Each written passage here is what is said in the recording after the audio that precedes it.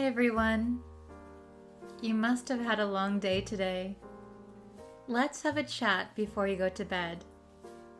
Were you busy today? I see. What did you do today?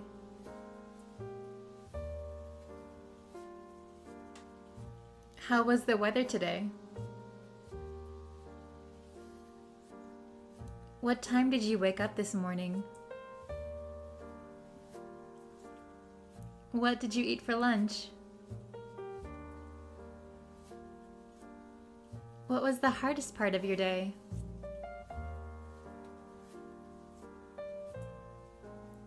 That must have been tough. What was the best part of your day then?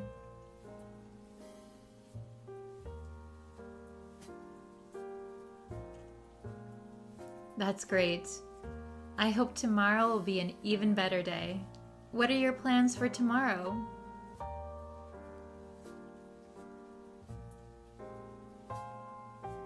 If you have some extra time, is there anything you'd like to do?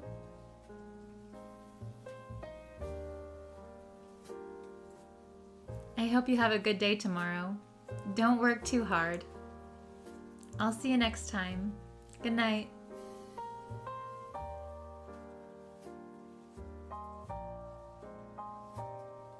Were you busy today? Yeah, I had a pretty hectic day. I see. What did you do today? Well, I had to work all day and I was quite busy. How was the weather today? It was a little cloudy in the morning and then it started to rain. What time did you wake up this morning? I woke up around 6:30 a.m. What did you eat for lunch? I had some beef curry for lunch. It was really good. What was the hardest part of your day? I made a mistake at work, and I had to spend a lot of time correcting it. That must have been tough. What was the best part of your day then? My coworkers praised me for a job well done after I fixed the problem. That's great. I hope tomorrow will be an even better day. What are your plans for tomorrow? Tomorrow I think I'll just stay home and relax. If you have some extra time, is there anything you'd like to do? I'd like to go to a cafe with my friends. It's been a while. I hope you have a good day tomorrow. Don't work too hard. I'll see you next time. Good night.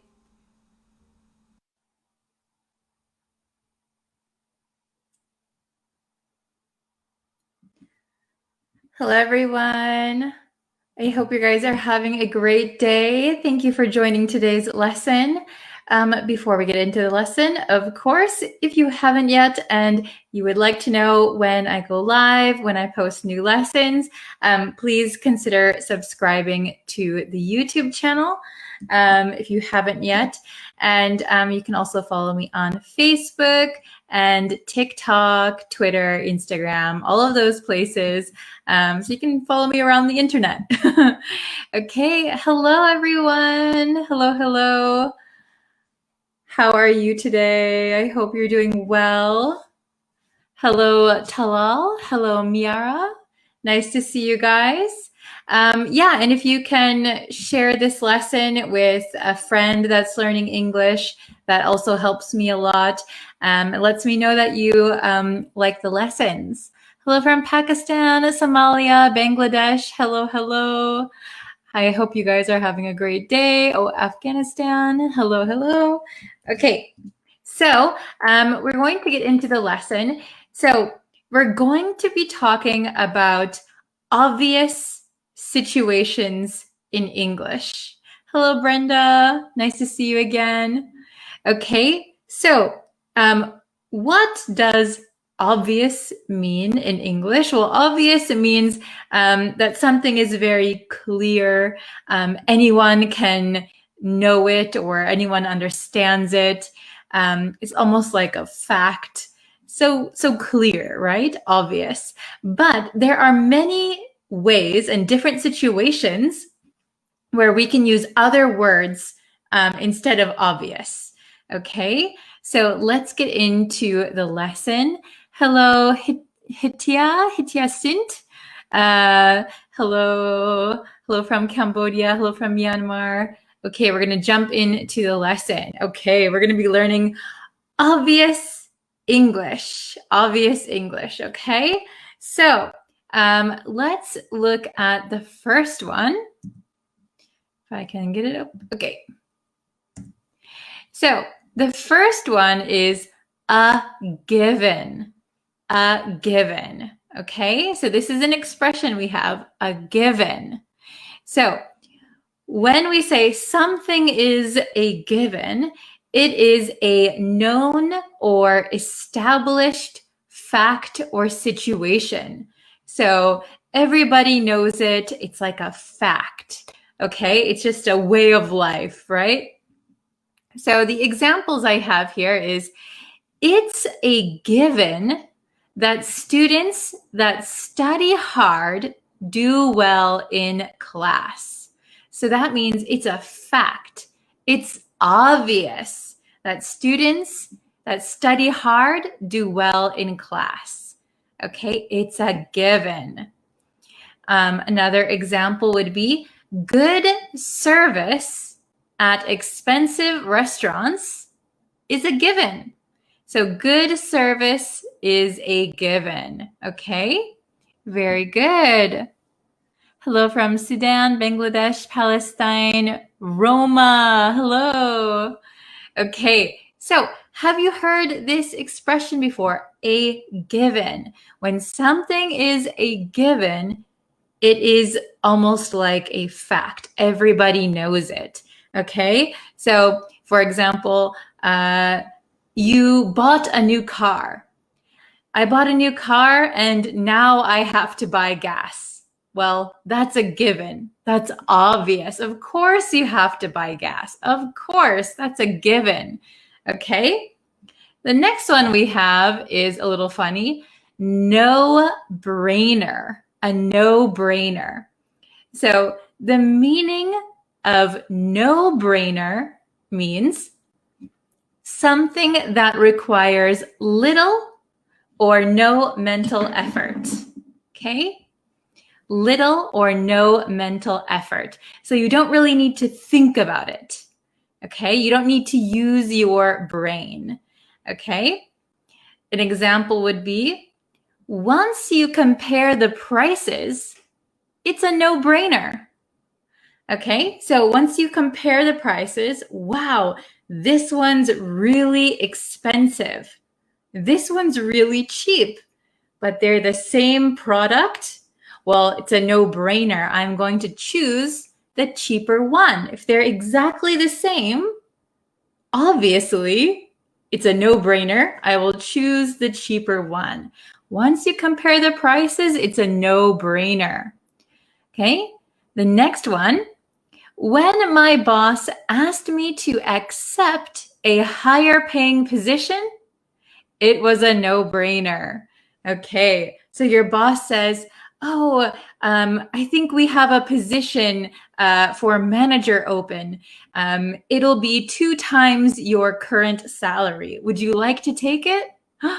That's a no-brainer. 2 times my current salary? Of course I will take it. So obviously, so here we could use a no-brainer.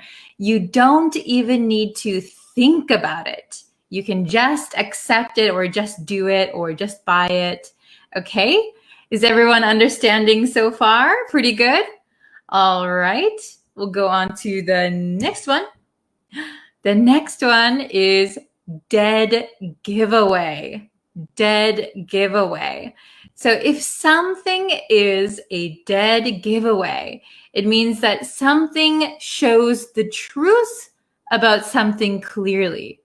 Okay, so maybe you're trying to hide something or something, you think something is not obvious, but then you show something that obviously tells the truth. Okay, let me show you some examples. It'll be easier to understand. His smirk was a dead giveaway that he was lying. Do you know what a smirk is? A smirk is like kind of a half smile, like So a smile is, on both sides. A smirk is just one side, goes up. Okay, I can't really smirk, but a smirk is like a one-sided smile. His smirk was a dead giveaway that he was lying. So maybe he thought, I'm lying, but nobody knows I'm lying. I'm a good liar. But maybe he gave a little smirk when he lied. So the other person, you're lying. I can see it. I can see that you're lying. Your smirk was a dead giveaway. Okay? Very good. Hello, everyone joining. Okay. The next one, your outfit is a dead giveaway that you're a tourist.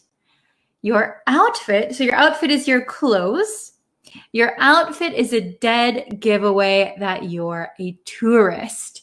So if you're not wearing clothes that the local people would wear, Americans, often their outfit is a dead giveaway when they're in other countries. Lots of Americans will travel abroad and wearing like no sleeves and shorts and a backpack and sunglasses.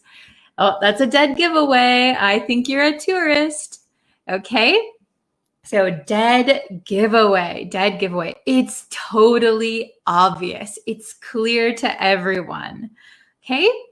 And we'll look at one more. The last one is the elephant in the room.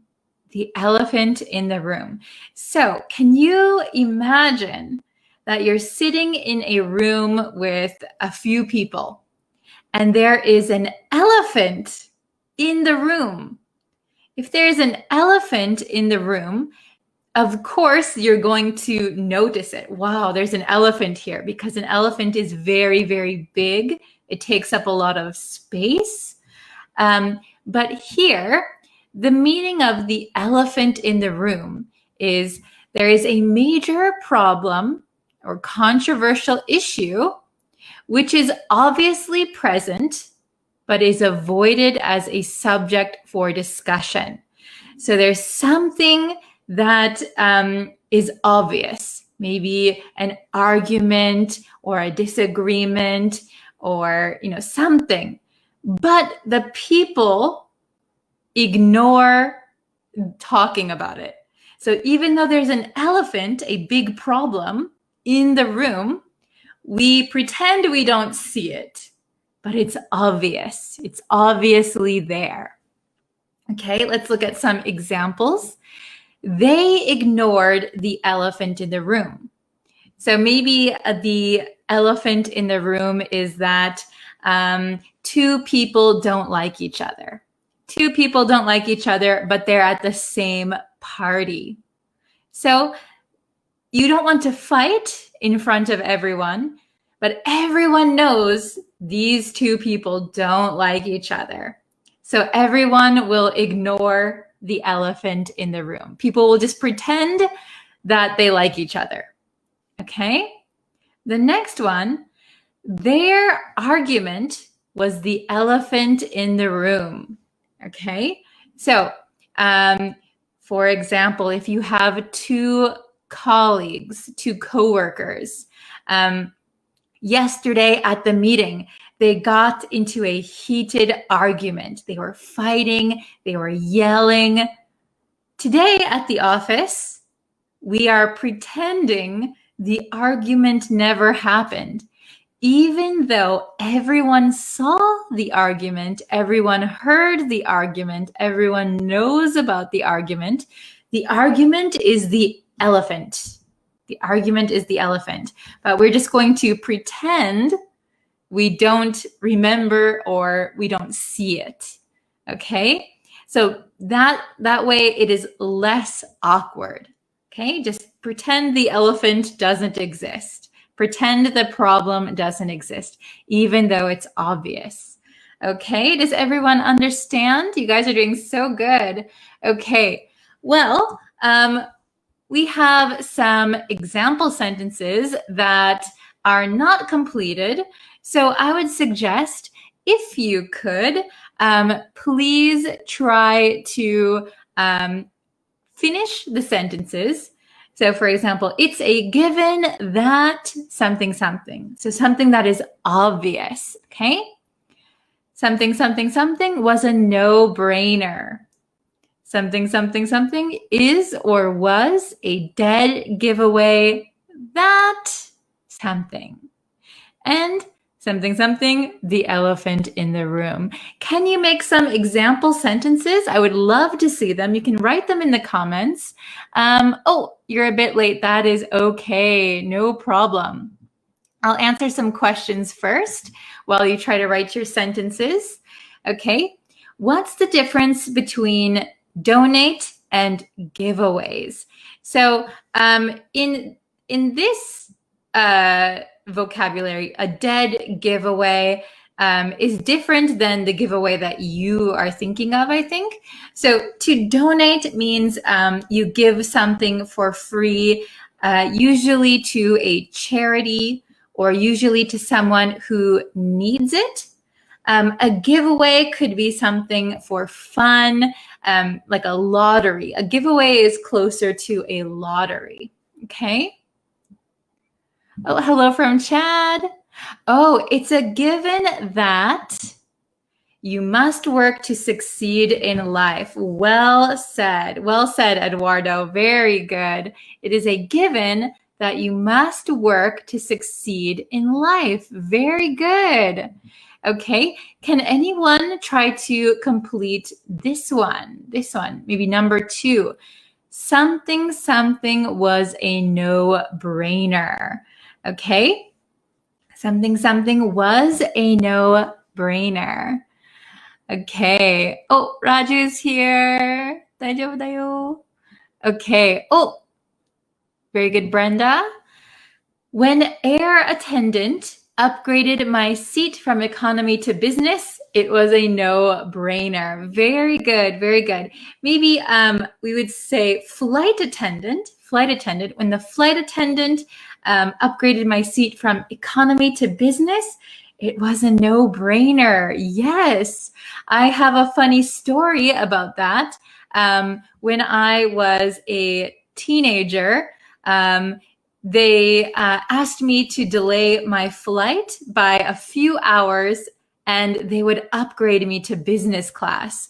But I didn't understand what business class meant because I was just a teenager and I kept saying, no, no, no. And my friend was there and he thought I was crazy because it's such a no-brainer, right? It's such a no-brainer. Of course you would choose a business class. So we ended up taking business class. Very good. Okay. Let's see. Oh, you're late today.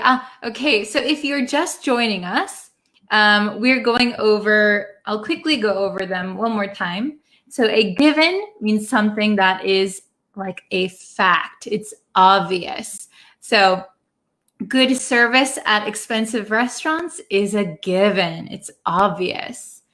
A no-brainer means you don't need to think about something. You don't need to think about something. The decision is easy. So once you compare the prices, it's a no-brainer. It's super easy. Of course, I will choose the cheaper one. Dead giveaway means that something shows the truth about something. So your outfit, your clothes is a dead giveaway that you are a tourist. And last one, the elephant in the room. You are ignoring something that is obvious. So their argument was the elephant in the room. Everyone knew about their argument, but we will just pretend we don't see it. It's the elephant in the room. We don't see the elephant. Okay, that was a quick recap. Okay. Traveling abroad as soon as the sanitary situation gets better is a no-brainer. Yes, very good. I hope we can all be traveling soon, right? Excellent. I need a job immediately, so I was a no-brained. Very good. Be careful that no-brainer is with an R, a no-brainer. I need a job immediately, so it was a no-brainer. So for example, if someone offered you a job, hey, I have a job available. Would you like to take it? And you say, yeah, I need a job. So it was a no-brainer. Very good. Okay. Oh, Tatatwin, hello. Welcome, welcome. Okay. What does smirk mean? Yes, we covered that a little bit earlier, but a smirk is like a half smile. So a smile is both sides go up, but a smirk is like, only one side. Okay. When you check a map at an attraction, it is a dead giveaway that you are new to here. Oh, very good. So when you check a map at an attraction, it is a dead giveaway that you are new. And then we wouldn't say to here. You are new there. You are new there or you are new here. Very good. Okay, but we wouldn't say to here or to there. Good job. Oh, I like this one. The way you speak is a dead giveaway that you're not from northern Myanmar. Great job. Yes. So remember, dead giveaway means it's obvious. It's obvious. The way you speak is a dead giveaway. It's obvious you're not from northern Myanmar. Very good. Okay. Let's see. It is a no-brainer. Remember, it is a no-brainer to purchase cottages during a sale. Yes, so if you purchase something during a sale, it's a no-brainer. Very good. Oh my goodness. Okay. Can anyone try to make a sentence with the last one? Something, something, the elephant in the room. So for example, the argument is the elephant in the room. There was an argument. Everyone knows about it, but we are pretending it doesn't exist. Okay? Very good. The word was clothes. Yes, yes, very good. If you buy clothes on sale, that is a no-brainer. Very good. Okay. As I had a scholarship, thinking about attending to that university was a no-brainer. Very good. As I had a scholarship, thinking about attending that university, maybe if you have attending, we don't need the word to. If you're thinking about attending that university, it was a no-brainer. Good job. Yesterday, me and my coworker were arguing each other. This morning, we're the elephant in the room. Very good, very good. So yesterday, I will just correct your grammar just a little bit. Yesterday, my coworker and I were arguing. So we have two people. We were. So we're arguing with each other. And then this morning, we're the elephant in the room. Yeah, maybe everyone is ignoring you. Very good, very good. Okay. COVID is the elephant in the room. Yeah, maybe in some places, some people are just, let's not talk about it. Everybody knows about it. Forget it. Very good. Okay. Very good. Oh, discussing about maybe loving each other is the elephant in the room.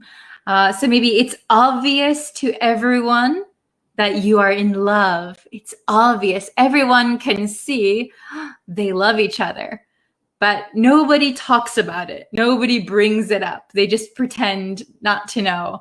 That would be the elephant in the room. Very good. Okay. Excellent job, everyone. So I know some of you guys are coming in late. So if you'd like to rewatch this lesson, feel free to do so. I will leave it up and you can watch it anytime. And yes, I'm so sorry for being a little bit late with the schedule. But yes, today's been so busy. It's been a hectic week so far. But yeah, I hope to see you guys in our lesson tomorrow. And please, if you could subscribe on YouTube, follow me on Facebook and TikTok. Thank you guys so much for watching, and I will see you in our next lesson. Thank you so much. Bye, everyone. Hello, students. So thank you for joining me for this live lesson.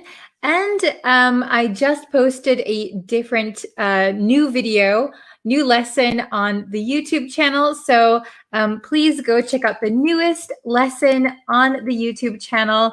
I hope you like it. And please subscribe if you can, and share my lessons with your friends who are also learning English so we can grow our community. Hello, how is everybody? Hello from Pakistan. Hello, Jalil. Philippines. Good morning. Hello, Anna. Hello, Tatawin. Hello, Mohammed. I'm doing well. How are you guys? Hello. So today we're going to learn a grammar lesson. Woohoo, grammar. I heard a lot of students wanted to study more grammar, so we're going to do that. Yes, and if you can subscribe to the YouTube channel and like this Facebook page, that really helps me out a lot. So yes, thank you very much. Hello from Iraq. Hello. Okay, so we're gonna get into it. Thank you guys for joining me today. Let's see. We're gonna talk about somebody.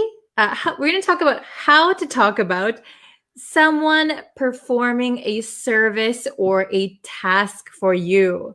Okay. Hello from Madagascar. Hello from El Salvador, Switzerland. Frederick, hello. Okay, so we're going to learn get/have something done for you, right? So somebody is going to do a service or perform a task for you, okay? Oh, thank you so much. Tetwin is a very good student. Before starting your live lesson, I studied your previous lessons. Thank you. That's a good way to study, going back and reviewing. Oh, Anna, Neck of the Woods is the YouTube lesson today. Yes, it is. Very good. Thank you for letting everyone know. Okay, so get or have something done. So when we use this grammar, we're going to use get or have. And have, I think, is a little bit more formal. And I think you're going to hear get more often in conversation. Get is more, I can't talk. Get is more commonly used, okay? I'm trying to read the comments and talk at the same time. Very difficult. Okay. So then we're going to use the object. So wherever we are having done or getting done, object, and then we're going to have the past participle, okay? So you need to know the past participle of whatever you're talking about, okay? So get or have plus an object plus the past participle, okay? So make someone do something conveys the same meaning. So this is a good question. So when you make someone do something, it sounds like you are kind of forcing them. Maybe they don't want to do it, but you are making them do it. However, get or have sounds like you are maybe paying someone to do something. It could also mean that you're just asking them to do something for you. Okay, but make someone do something is a little bit more forceful. Okay, hello to Sylvia, hello. Okay, so let's see.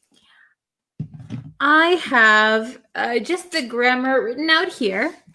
Okay, so we have 4 sentences where the person is doing the thing. We're going to change these to mean that somebody else is doing it for them. Okay, so get or have plus the object plus past participle. Okay, so we're going to change these sentences. We're going to write it 2 ways. We're going to write one sentence with get and one sentence with have.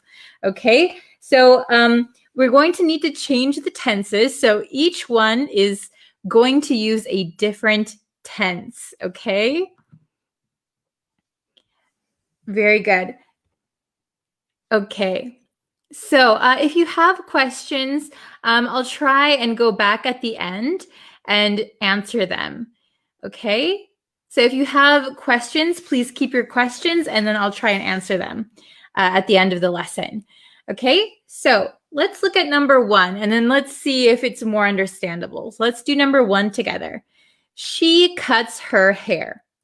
So if you say she cuts her hair, you're talking about she cuts her own hair. So she does it. But we want to say that she doesn't cut her own hair. She goes to a hair salon, or her mother does it for her. Somebody else cuts her hair. Okay? Oh, very good. I see Anna's answered it. Ali Amar, good job. Okay, so let's do get first and then we'll write the have, okay? So let's look at this sentence. Let's look at the tense, right? She cuts her hair. So we're going to change this to she. Oh, I see a lot of correct answers. Very good, Frederick. She gets. We're going to match our tense here. So she cuts, she gets. Then we need the object. What is the object? Her hair. She gets her hair. And then we need the past participle of cuts.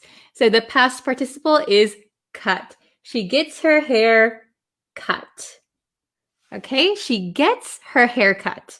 Then if we want to change this to use have, we're going to say she. I wonder if I can fit it all in one line. Let's try. Let's use a green marker for the have. She has, object is her hair. And then we need a past participle. We said cut. Okay, so it kind of fits. So can you see all that? Okay. Let me get on the screen too. She cuts her hair. So that means that she does it herself. But we want to say somebody else does it for her. She gets her hair cut. Or she has her hair cut. Okay, she has her hair cut or she gets her hair cut. Yes, very good, Anna. Good job. Okay, so let's try with number 2. Are you understanding it a little bit more? Number 2. He mowed the lawn. He mowed the lawn. Oh, very good job, Min. He mowed the lawn. So, mow, to mow means to cut grass. And the lawn is usually grass in front of your house or behind your house, like a yard. Oh, very good. I see Anna, Tatwin, good job. Okay, So he mowed the lawn with get, and then we'll do with have. So he asked somebody else to do it for him. Okay? So I'll try to write a little bit smaller so we can fit it on. He mowed is in the past tense. You can see past tense mowed. So we're going to change get to got. He got, object is the lawn. He got the lawn mowed. He got the lawn mowed. He got the lawn mowed. Okay? Awesome. Yes. Oh, very good. Okay. And with have, let's see. Who can get it right? Oh, DeSylvia, good job. Yes. So we're going to use have, and we need to change it to the past tense. So he had the lawn. Past participle of mow is mowed. Okay, good job, everybody. He got the lawn mowed and he had the lawn mowed. Both are correct. Good job. Oh, Anna, very good. Anna's on the number 3 already. Okay, the third one. They are cleaning the room. They are cleaning the room. So how can we change this? They are not doing it. Somebody else. They asked somebody else, or they hired someone. They are paying someone to do it for them. Oh, very good. Jyotika, Tatetwin, Aliawan, very good. Okay, so they are cleaning. We have are cleaning, right? So if we use get, they are cleaning, so getting the room, and past participle of clean is cleaned. Very good. Can you see that? My D looks a little bit not good. Okay, they are getting the room cleaned. They are getting the room cleaned. And if we use have, let's see. Oh my goodness, too many markers. They are, I didn't give myself enough space, I don't think. They are having the room cleaned. Okay, can you see all of that? They are cleaning the room means they are doing the action. They are getting the room cleaned, or they are having the room cleaned means they are hiring someone. They are paying someone, or they asked someone to do it for them. Okay, very good. And we'll do the last one together. Okay. Oh, very good. Prakbona, very good. Okay. He has fixed the TV. He has fixed the TV. Ooh, he has fixed the TV. Oh, Alialan, very good. Anna, good job. Okay. Yes. So maybe I will make it short here. I'll write it a little bit short. Oops, can you see?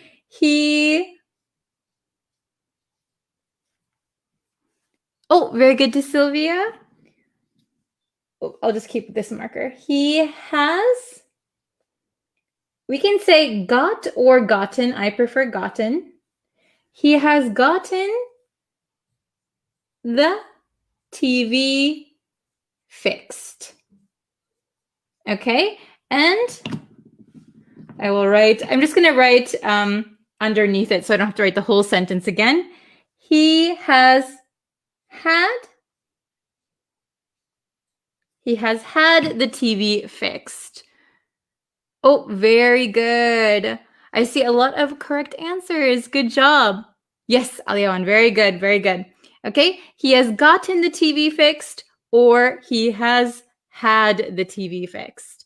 Very good. So just remember, this grammar is used to talk about someone else doing a service for you or for someone.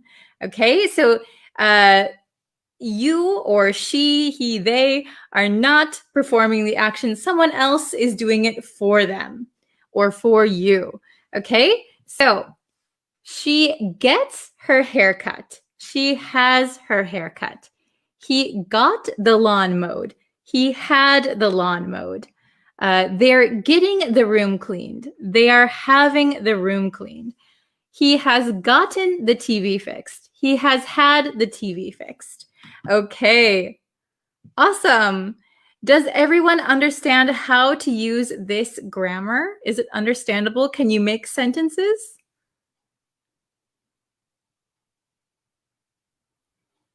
Okay, so remember, it doesn't change the meaning. Get or have, they both mean the same thing. Have is just a little bit more formal. And I think, in my opinion, that get is more commonly used in conversation. So you'll hear get more. Okay? Okay. So why did you write gotten, not got? So both are correct, actually. The past participle of get can be got or gotten. He has got the TV fixed. He has gotten the TV fixed. Both are okay.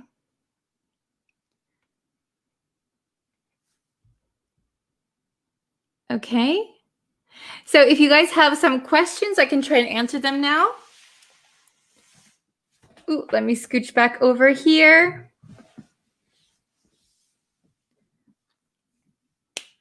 Okay. I have my motor cleaned. Yes, very good. So that means that you ask someone else to do it or you hire someone to do it. Very, very good. Okay. Oh, I'm glad, Mauricio. So Mauricio said, oops. Hello. Let's see. So sometimes when the chat goes, I click the wrong one. Thanks, Breeze. This is a new and good topic for me because I never studied this topic. Oh, I'm so glad. Yeah, so this is a useful one. So especially when we talk about getting our haircut, we get our haircut. Unless you do it yourself, we usually say, I'm getting my hair cut this week. Okay? Awesome. Good job. Let's see.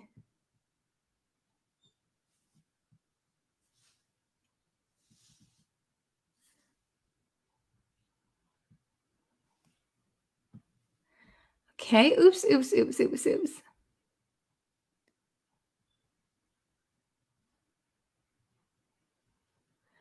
Oh, Abbas, I'm sorry I didn't mention your name. Good job. Okay. Yeah, this is a good example. I will get my hair cut next week. I will get my hair cut next week. Very good. Okay.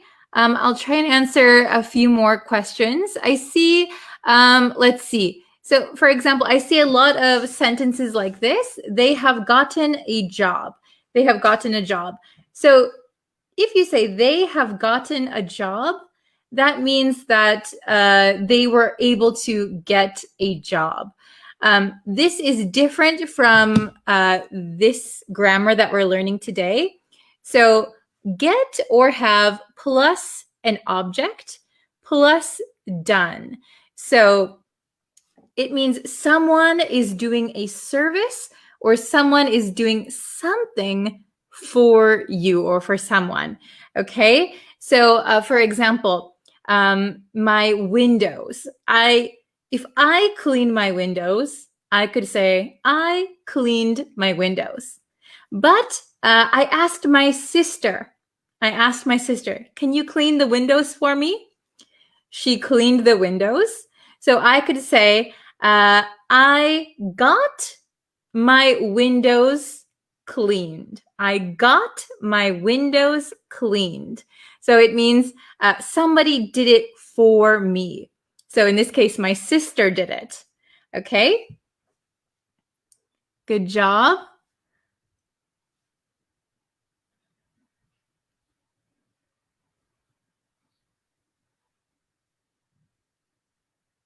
So again here, they have gotten a new car. So that just means that they received a new car. They have gotten a new car. They got a new car.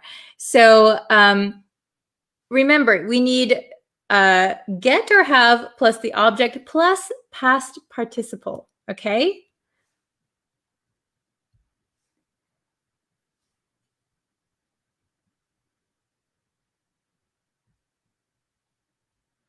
Cause and get something done. Are they the same? So, I'm so sorry about this light all of a sudden. Okay, cause, I think you're asking cause something to be done. So if you cause something to be done, that means the subject is the thing that caused it to be done. In this case, what we're talking about here, get something done means that there is a third party who did the task. Okay, I hope that makes sense. I hope that answered your question, Devashka. Okay, let's see.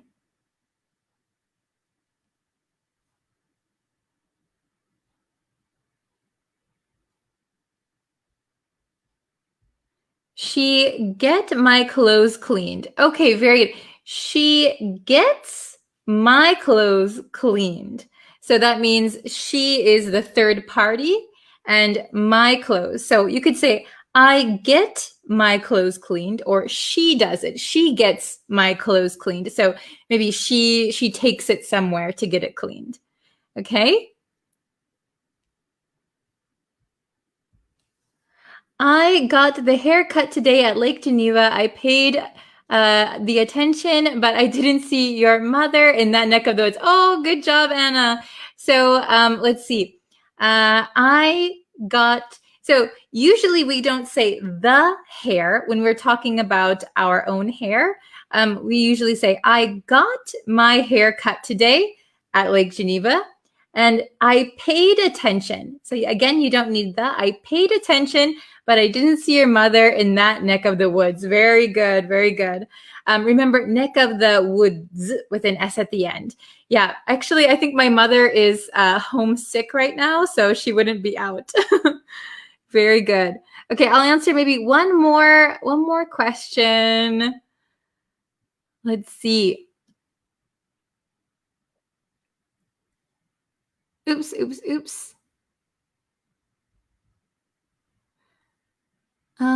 Let's see. Devashka asked cut mode. So they both mean the same when you're talking about grass. If you're asking about the meaning, so you could say I cut the grass or I mowed the grass. So it just means cut, but we wouldn't say I mowed my hair. Mowed is specifically for grass or the yard, lawn. Okay, let's see.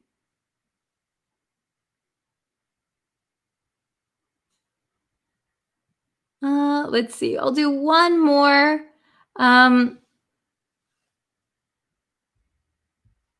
What's the difference between got and get?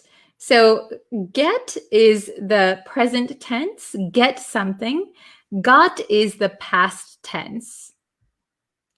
Oh, this is a good one. I get coffee made. I get coffee made. So somebody makes coffee for me. I get coffee made. Very, very good. Okay. Awesome. So please, if you are coming in late or you have extra questions, you can comment on this video or comment in general on the YouTube channel, and I can usually see it faster and I can try and answer it for you. Okay, thank you guys so much for watching. I'll block the sun with my head now. Okay. Thank you so much, and I will see you guys for our next lesson tomorrow. And if you haven't yet, go check out the last lesson on the YouTube channel. Yeah.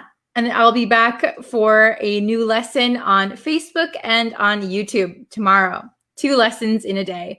All right, see you guys tomorrow. Thank you so much. Bye. Hello, everyone. This is going to be a very, very quick lesson because I only have a few minutes today. I was really, really busy. I'm so sorry about that. It's going to be a quick lesson, and this one was requested by Wanderlust on YouTube. So thank you so much for requesting this lesson. I hope you're watching today. We're going to learn how to use end up in English. End up. So what does end up mean? Well, end up means that you reach a place or a condition or a situation that was unexpected or unplanned. Good morning. Hello, hello. Hi, everyone. So we're going to learn how to use end up today, and it's going to be a very, very quick lesson. So if you know how to use end up, please feel free to make some example sentences. Hello, Karen. Hello, hello. Hi, everyone. Okay, so it's going to be a quick lesson. End up. So we have the definition here. Okay, end up.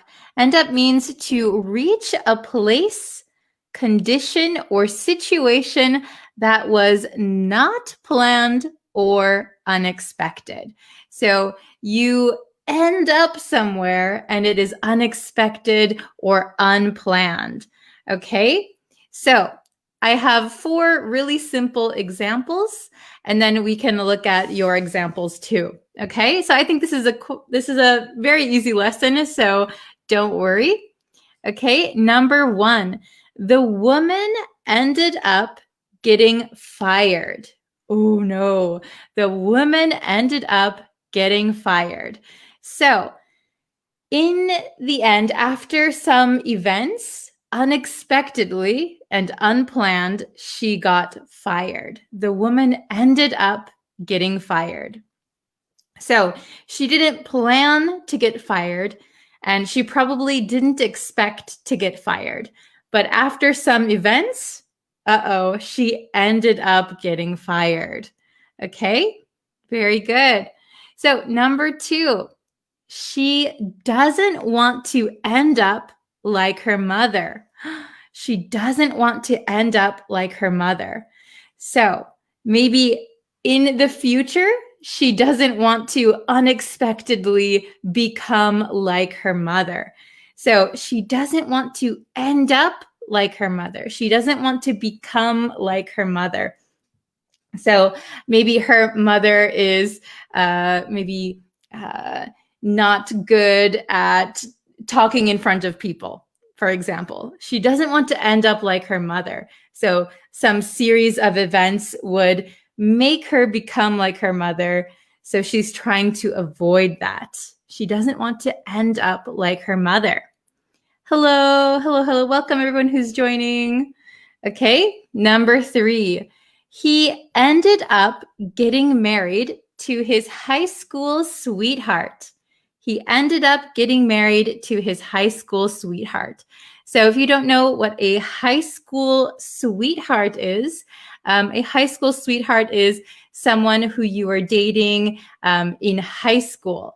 So usually people don't marry their high school sweethearts. Usually your high school sweetheart is your first love, and it's when you're very young, but you don't tend to see people marrying their high school sweethearts. So it's kind of unexpected. Wow, he ended up marrying his high school sweetheart. Wow. Okay. Very good. And number 4, the last one, it ended up being a great decision. So it was unplanned, but it was a great decision. It ended up being a great decision. So end up, remember, is to reach a place, condition, or situation that was not planned or expected. Okay, so the woman ended up getting fired. Ooh, so that is a situation That was unexpected, unplanned. She doesn't want to end up like her mother. End up like her mother, that would be a situation or maybe condition. He ended up getting married, wow, to his high school sweetheart. That is a unexpected but good maybe situation. It ended up being a great decision. It ended up being a great decision. Okay? That's a good question. So Ali, let's see if I can put it on the screen. Which one is correct? Get married to or get married with? So we say get married to someone. Get married to someone. We wouldn't say get married with someone. Okay, we date someone, we marry someone, we get married to someone. Okay, very good. So if you guys can make some example sentences with end up, I can put them up. I only have a few more minutes left, so it's a very, very short lesson today. Okay. Very good. So it ended up fluent at English. So usually we wouldn't say it, maybe a person. So I or he, she. So you could say, I ended up being fluent in English. Fluent in English. Very good. Okay. What is the exact meaning of end up? So end up, usually there are some there are some situations or events that happen first, and those result in an unexpected or unplanned result. So she ended up getting fired. That means she did something or something happened, and the unexpected result was getting fired. He dated his high school sweetheart, and maybe for other people, the unexpected result was they got married. Wow. Okay. Oh, this is a good one. I end up improving my English. Very good. So I end up maybe in the future, or you could say I ended up improving my English. Very good. I ended up my overthinking. So for this one, you could say, I ended up overthinking. I ended up overthinking. So I was thinking too much. Okay. So, oh my gosh, I almost have to go. I'll do one more. This is a good one. It ended up getting warmer today. So kind of unexpectedly, right? It ended up getting warmer today. We thought it would be cold all day, but it ended up getting warmer. Okay, so that's all the time I have today. I have another lesson. I was really busy today, so I'm so sorry. I will post a lesson later today on YouTube, so I hope you watch it. And thank you guys so much for joining. I will see you in a few hours over on YouTube. Thank you. Bye. Hi, everyone. Welcome. I'm just going to post the link to the YouTube channel in the chat. So if you aren't subscribed already, please subscribe to the YouTube channel. New lessons are going out every single day. And I just posted a new lesson. So I'll put that link also if you're watching on Facebook. Here you go. Hello, Khan. Hi, how are you? I hope everybody is doing well. Hello, Jaweed. Hello, Emily. Hello, Mahmoud. Hello, Jose. Tetetwin, hello. Jade. How is everybody? I hope you are all doing well. We're going to learn some new phrasal verbs again today. Okay. Hello. Nice to see you also. Hi, Joshua, Devashka. Hello from Ecuador. From Myanmar. Hi. Okay. I'm doing well. I hope you guys are too. So we're going to jump into the lesson. If you have time after this lesson, I posted another new lesson on YouTube. So if you want to check that out, please go ahead. Hi from Thailand, Sudan. Hello, hello. Oh, okay. Teta Win, I will check your comment. Okay, so we have more phrasal verbs using head today. Head. So yesterday we talked about head over and come over, right? Head over and come over. Both of them had over. Today we're going to focus on phrasal verbs using head. Head, okay? Hello, nice to see everyone. Wow. I will come back from China. Wow. Hello from Peru. Awesome. Morocco. See, we're all so international. That's amazing. Okay. So here are the 3 phrasal verbs that we're going to learn today. Okay. So we have head up, head down, and head out. So we're going to learn how to use these and in like what situations we can use these phrasal verbs, okay? So first, head up, head up. So head up has 2 main meanings. So the first one is head up could mean head up north, right?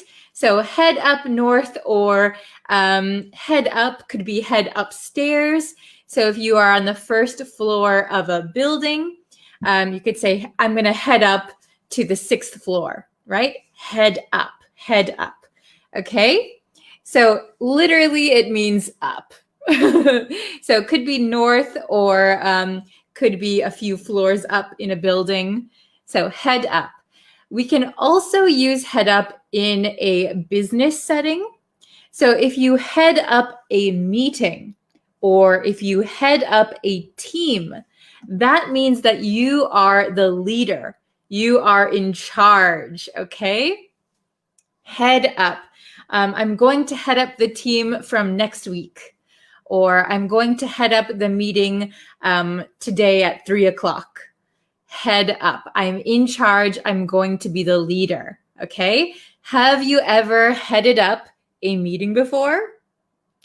I think I did. I think I headed up some meetings when I was in high school. It's a lot of hard work, right? A lot of pressure to head up. Okay. Next, we have head down. Head down. So this literally means down. So, for example, head down south. Head down south. We usually use it with the direction south.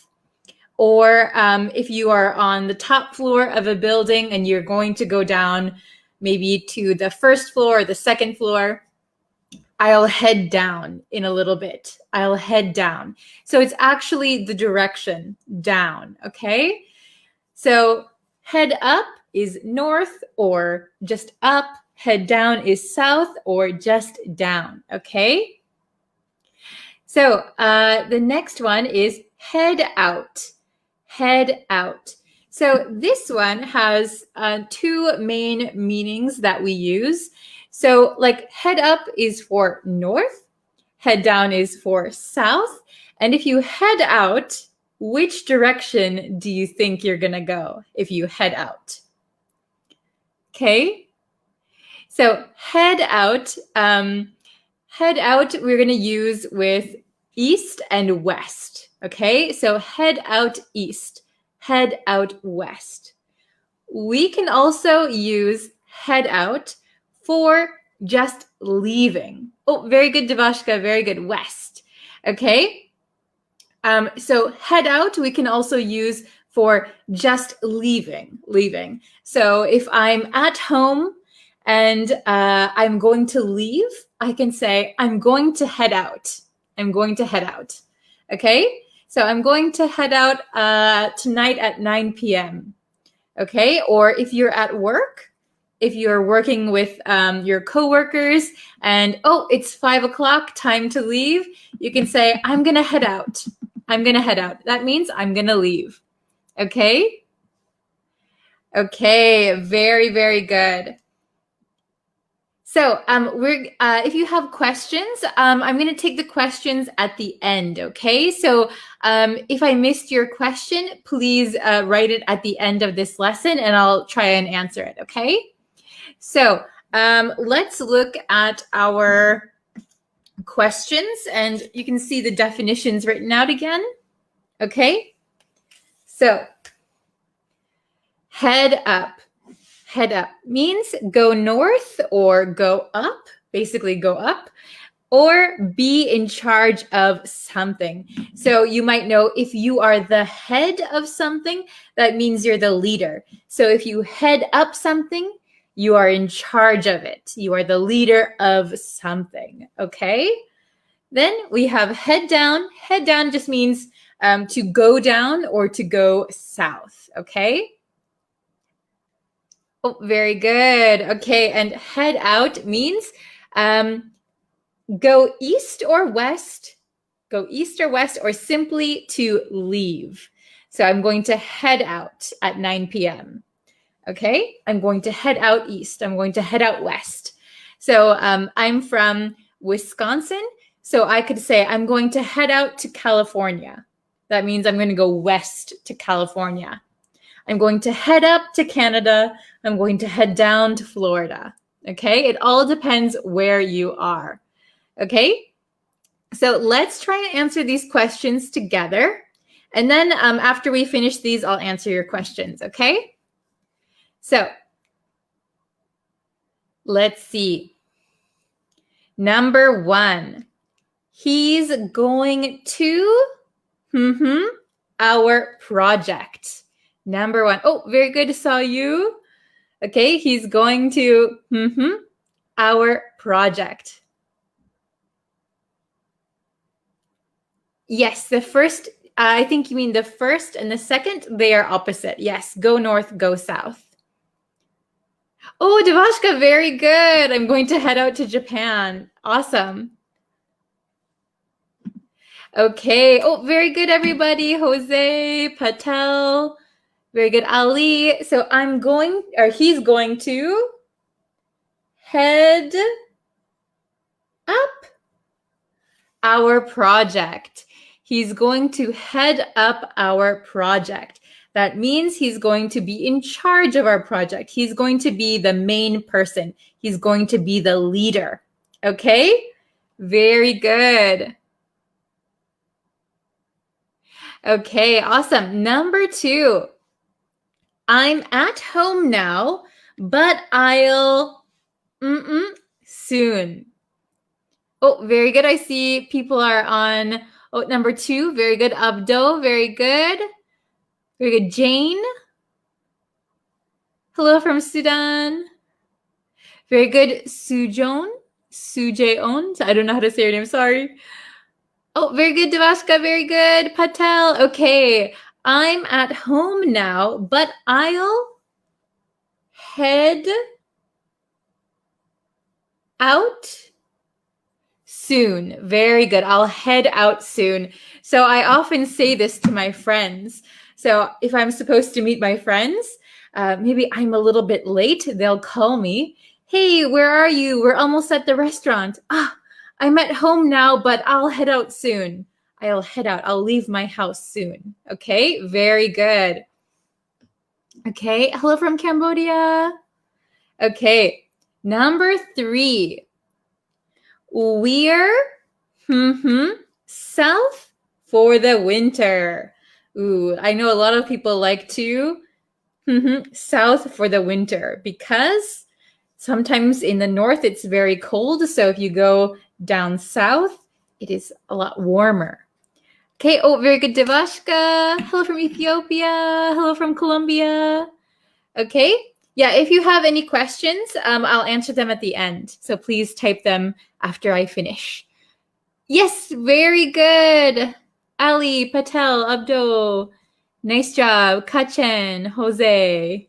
Yes, very good. we're, so we are. So if we are using we are, we're going to use we're heading. It's our future plan, or we're doing it now. We're heading down south for the winter. We're heading down south for the winter. Awesome. Very, very good. Okay. We're heading down for the winter. We're heading down south. So we could replace south with a place. So for example, if you are, for example, I'm from Wisconsin. So Wisconsin is very, very north of the US. And if I go anywhere, basically I'm heading down. So head down to Florida, head down to Texas, head down to, I don't know, Ohio, Chicago. Okay, head down. Okay, so it depends where you are, right? Number 4, I live in the US, but I sometimes to Canada to see my friends. Number 4, I live in the US, but I sometimes to Canada to see my friends. Okay, who can get number 4? Oh, very good. Devashka Ridonoe, Befekadu, very good. Jose Patel, good job. This is an easy one. If I'm in the US and I to Canada, I'm going to head up. So I live in the US, but I sometimes head up to Canada. I head up to Canada. Very good. Okay, and the last one, number 5, she west for a new job. She west for a new job. Okay, who can get number 5? So she west for a new job. Number 5. Oh, very good. How can I say your name? Befekadu?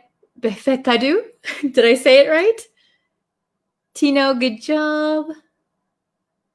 Patel, Kachen, Aliawan, Emily. Very good. Okay, Khan, very good.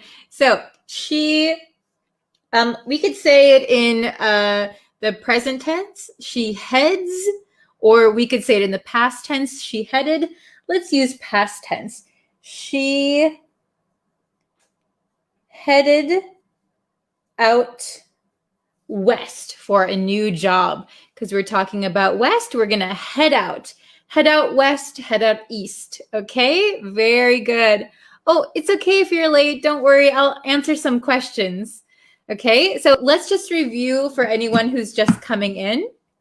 So head up means go north or be in charge of something.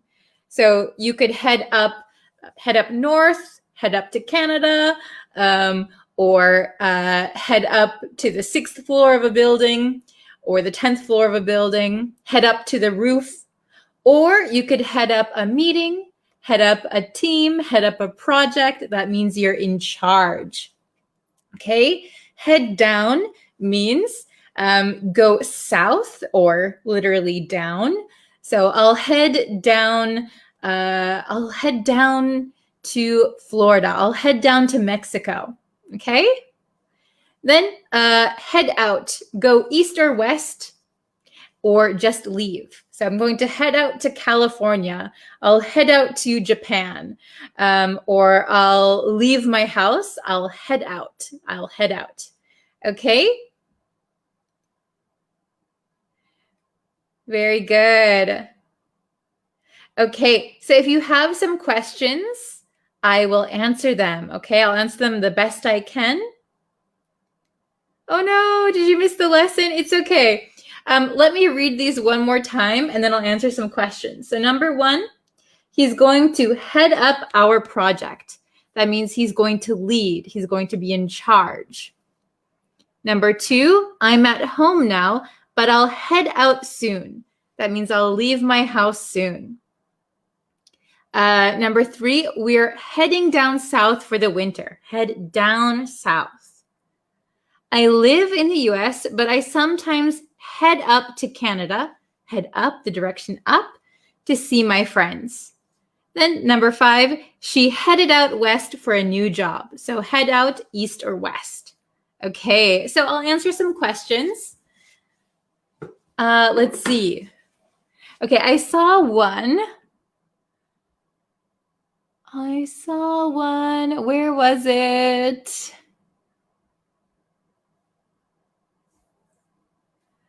Okay, I saw a question that I wanted to answer.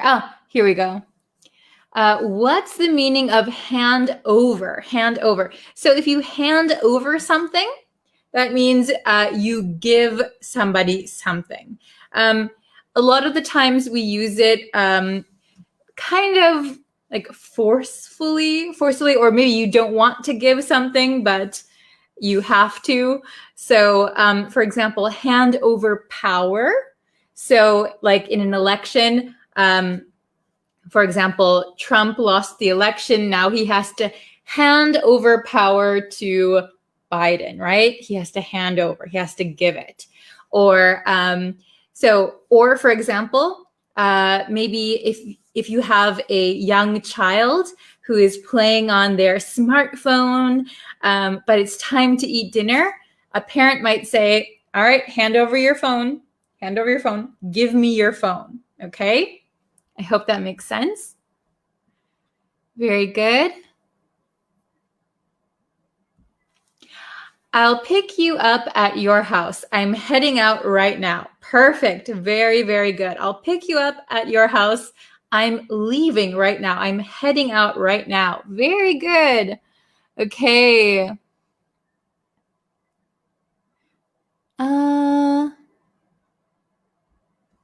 What does it mean? What is means head over? So what does head over mean? So head over. Oh, I think, yeah, that was from last lesson. Head over. We actually did it in our last lesson. Head over means to go somewhere. I'll head over to your house. I'll head over to the store. I will go somewhere. Okay? Okay, what does it mean pitch in? What does pitch in mean? Pitch in means help. So, for example, you should pitch in around the house. Means you should help around the house. Maybe help cleaning up. For paying for something, everybody pitch in $10. So that means everybody will give $10. Okay? I'm going to head up a new project. Very good. Very good. Okay? I'm heading up to the airport to work. Yes, very good. If the airport is in the north direction of you, you can say head up. Very good. So we also use it for example, I'm going to head up to the store. I'm going to head down to the gym. Okay, so if you kind of know where something is in the direction of you, if you know that the store is kind of north or your gym is south, you can use head up or head down. It's very useful. You'll hear a lot of Americans saying that. Sometimes it's not even the right direction, but they'll say it. Okay, very good. Let's see. I'm heading to your place right now. Very good. So right should be R-I-G-H-T, right now. I'm heading to your place right now. Yes. So you don't need to use heading out or heading over. You can just say, I'm heading to your place right now. That is also acceptable. Okay. Let's see. Oh, watching from Tennessee. Hello. Are you a native English speaker? What is the difference between heading to and head up? Oh, this is a good question. So heading to can be anywhere. I'm heading to California. I'm heading to Canada. I'm heading to Florida. I'm heading to your house. I'm heading to the store. Head up has to do with direction. So if you're going somewhere north, specifically north, right? So I'll head up to Canada, or I'll head up to the roof. I'll head up. So we just kind of use both of them. So head to a place is very general. Head up is more specifically in that direction. Okay? I'm heading out to buy some groceries. Yes, perfect. Very good. So that means you're going to leave your house and you're going to buy some groceries. Very, very good. My friend wants to head out me for a new job. My friend wants to head out me for a new job because she really wants to come over me to her job. Ah, I see. So usually head out is followed by a place. So head out west, or head out somewhere, right? Or what else did you say? Come over. We can just say head out and come over, but we usually don't put a person after head out or come over. So my friend wants to head out for a new job because she really wants to come over me to her job. I see. She wants me to come over to her job.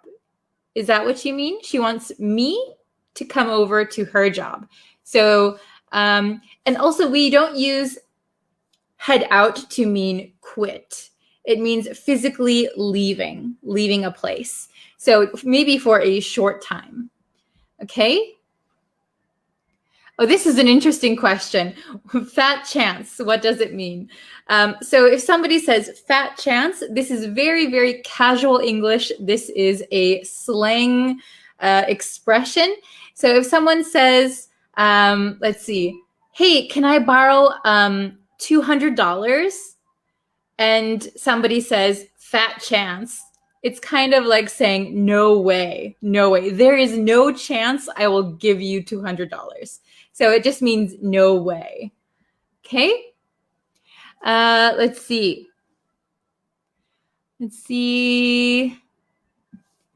I'm heading out to go office. Oh, very good. So you could just say, I'm heading out to the office. I'm heading out to the office. Or you could say, I'm heading out to go to the office.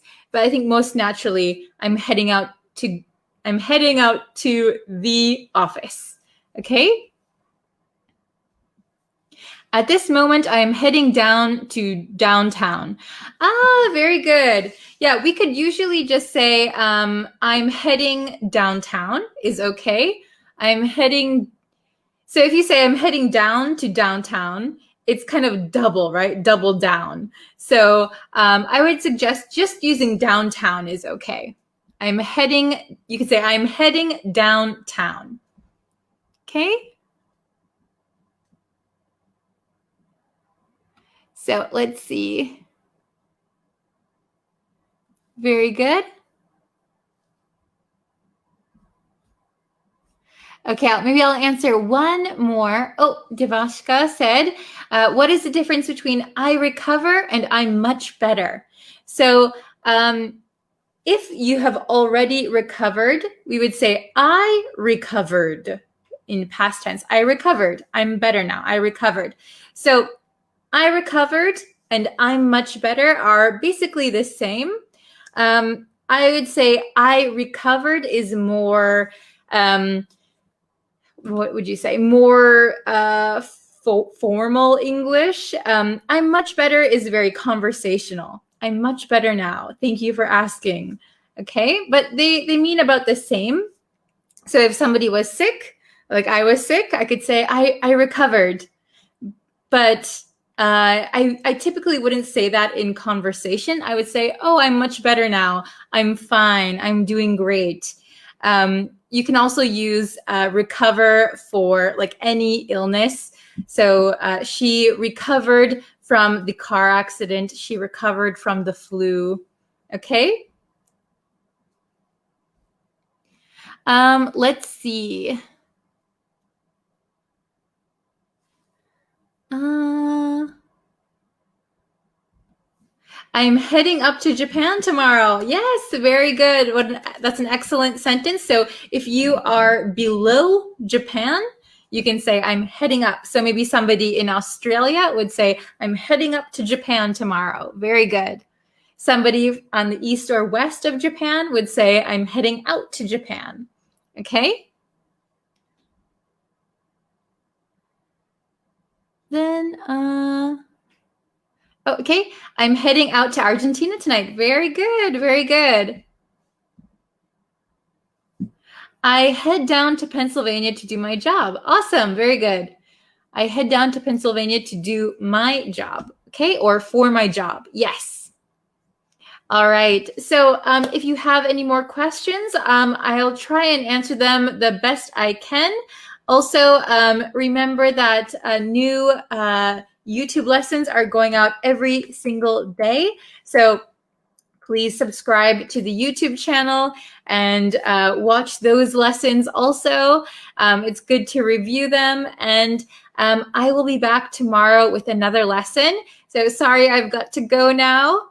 But yeah, if you have some questions, I'll do my best to answer them, or I'll make another video. Okay, so I'll be back tomorrow with a Facebook Live lesson and a YouTube lesson. Okay, so please subscribe to the YouTube channel, like the Facebook page, and I will see you again tomorrow.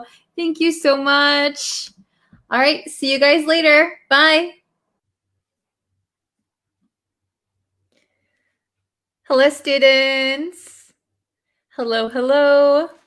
Today, we're going to look at some more advanced vocabulary. But first, before we get into today's lesson, please don't forget to subscribe to the YouTube channel. We've just reached 10,000 subscribers on YouTube. I can't thank you guys enough. Thank you so much for subscribing and sharing my lessons. I really appreciate it. You can also like the Facebook page.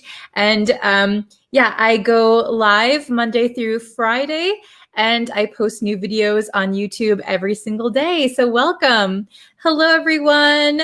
This is a live lesson, so I can talk to the chat while we are in the lesson. Hello, Tetetwin. Nice to see you. Hello, Mario. Okay, so yes, all right. Today, we're going to look at some more advanced vocabulary.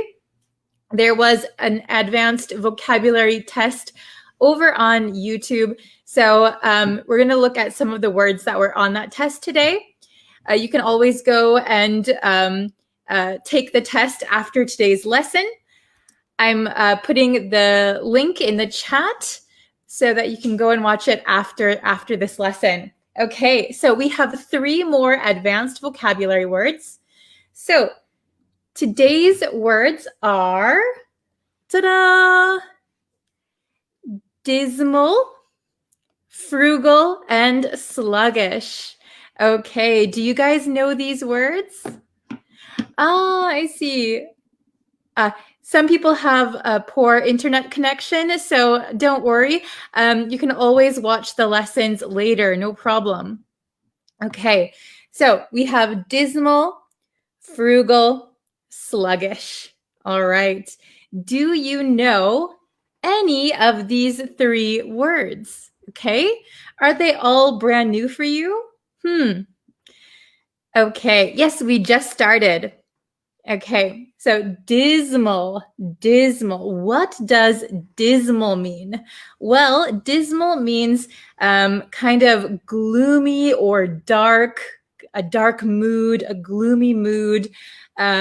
Or we can use it informally to mean very bad, very bad. The score of the soccer game was dismal. It was very bad. Today, I live in Japan. The weather outside is dismal. So it's raining and cloudy today. So the weather today is dismal. Okay. The next word is frugal. Frugal. Okay. The pronunciation is frugal. Frugal. So frugal means that you are careful with your money. You don't spend a lot of money on unnecessary things, okay? So frugal is a good thing to be. The negative word of frugal would be stingy. Stingy. We learned stingy a while ago. Stingy is you don't want to spend any money, or you don't want to share anything with anyone. Stingy is a negative word, but frugal is a positive word. It is good to be frugal with your money, to be careful with your money. Okay? The last word, sluggish. Sluggish. If you know what a slug is, a slug is kind of like a little, I don't know if you would say insect or bug. A slug is a very slow moving creature. Slug. So if someone is feeling sluggish, that means maybe they feel tired, they don't want to move, they feel very exhausted, maybe they are inactive, sluggish, okay?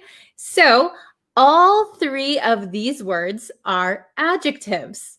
So something is dismal, somebody is frugal, somebody feels sluggish. These are all adjectives, okay? Very good. Yes, you should be frugal when it comes to money. You should be very careful with your money. Okay, so let's look at our big whiteboard. Okay, so, all right, we can see here. You can see here, dismal. So be careful with this S. It does sound like a Z. Dismal. Okay? Dismal means causing a mood of gloom or depression.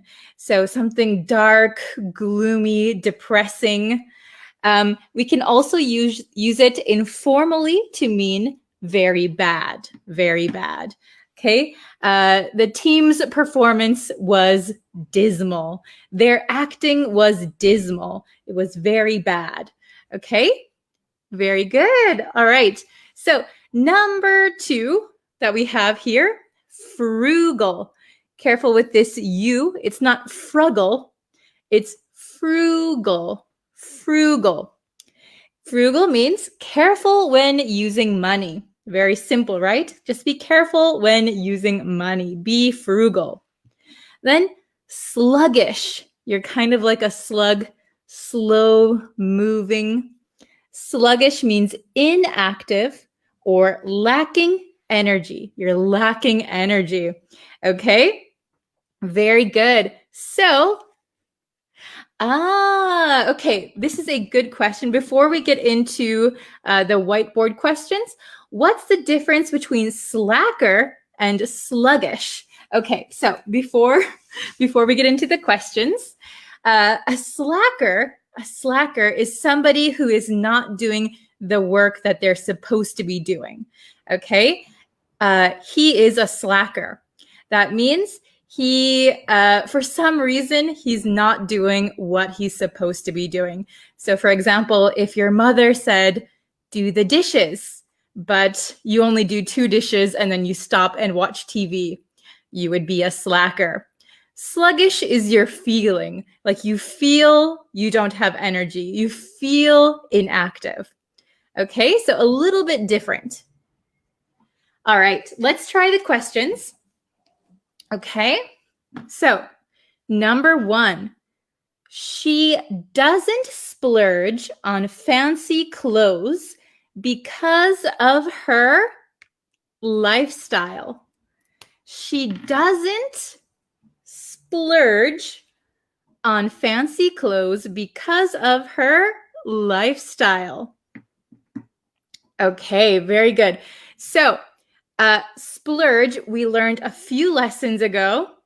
Splurge means to spend a lot of money on something that you want.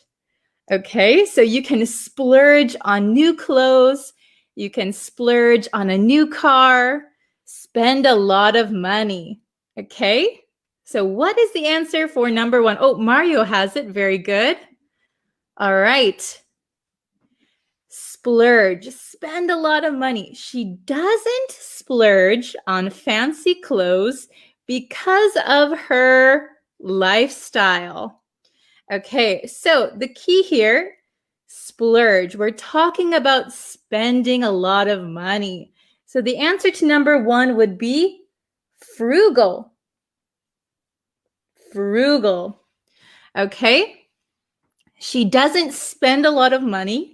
She doesn't splurge on fancy clothes because of her frugal lifestyle.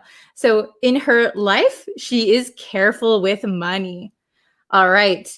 Number 2, I feel after eating a big meal. Number 2, I feel after eating a big meal. What do you think is the answer for number 2? Okay, so very good. Excellent. I feel sluggish. Sluggish after eating a big meal. So I saw Aliawan ask in the comments, does sluggish equal lethargic? Yes, lethargic is a synonym for sluggish. So I feel lacking energy. I feel tired after eating a big meal. Very good. So if you know, in America, in November, we have the holiday Thanksgiving, where we meet with our families and we eat a very big meal. We eat turkey and potatoes. And after eating that big meal, I feel sluggish. I want to take a nap. Okay, excellent. Very good.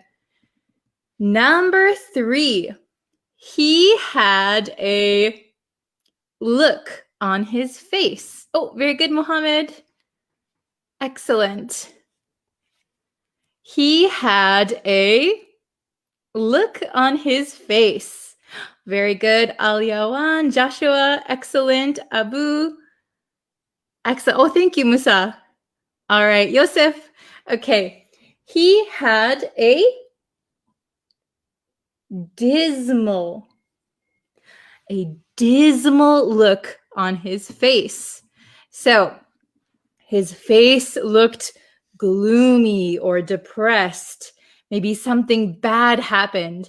He has bad news. He had a dismal look on his face. Okay, excellent. Everybody did a good job. All right, number 4, we have, oops, this is supposed to be one line. I think I erased it with my finger. That's all right. You know, it's one line. Okay, so 1, 2, 3. I'll just put the line here. Okay, so we have 3 answers for number 4. Let's see if you can get all 3 correct. Number 4, I'm not one to be overly something. I'm not one to be overly something. So overly means too much or too something, super something. I'm not one to be too overly, but I think the tickets were overpriced.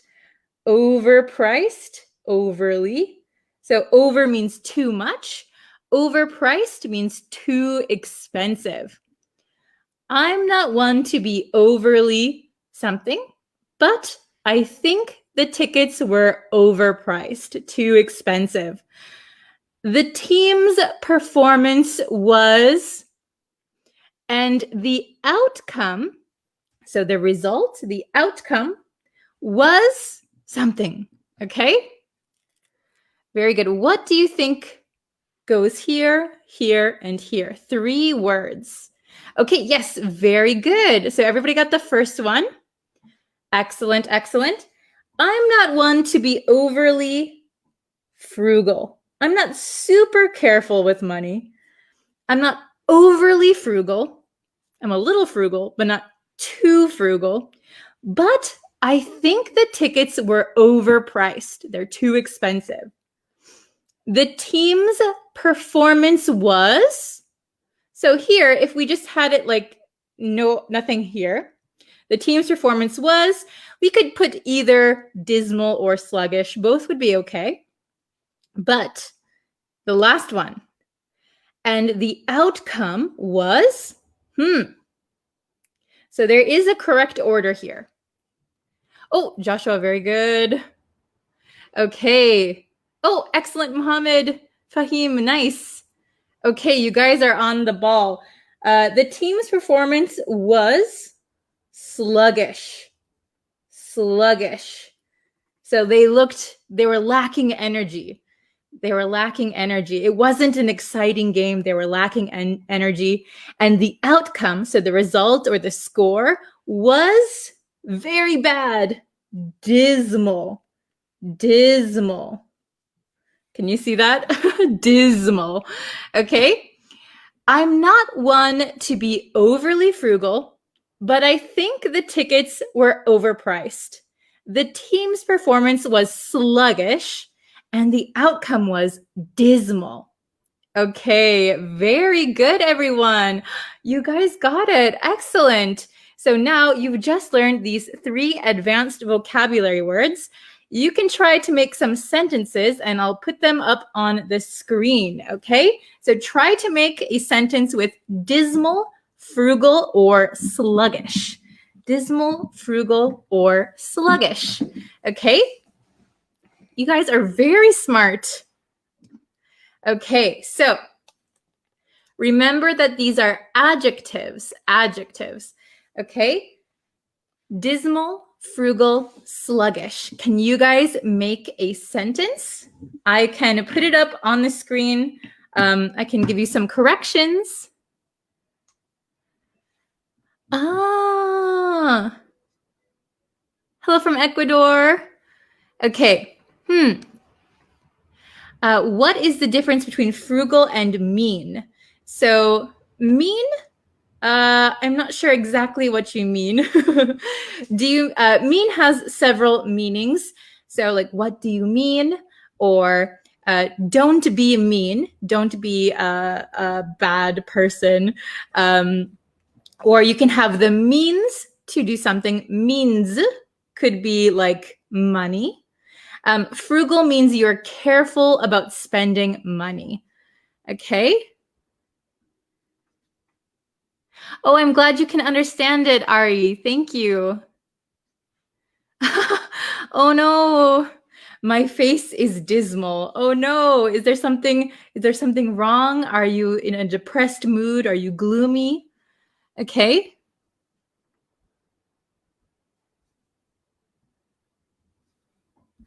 Could we use a positive answer for the second sentence? Because might be feel full, that person. Yeah, I mean, I think number 2, I feel sluggish after eating a big meal. Sure. So sluggish means you feel tired or lethargic, you lack energy. So maybe with a full stomach, you feel a little bit tired. But you could say a positive thing. I feel satisfied after eating a big meal. But that is a different meaning. But you could put a positive word here. Good question. Okay. I am frugal when it comes to spending money. Perfect. Yes. If you are frugal when it comes to spending money, that means you are good at saving money. Excellent. Okay.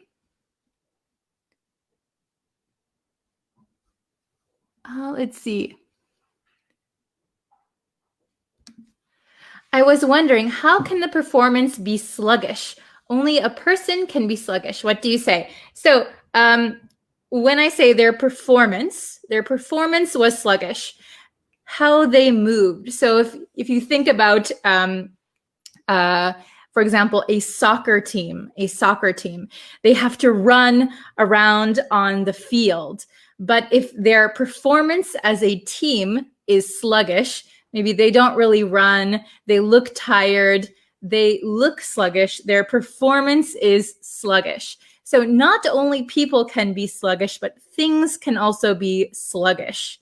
Okay, so when something is sluggish, it just means it's slow moving. Okay, let's see.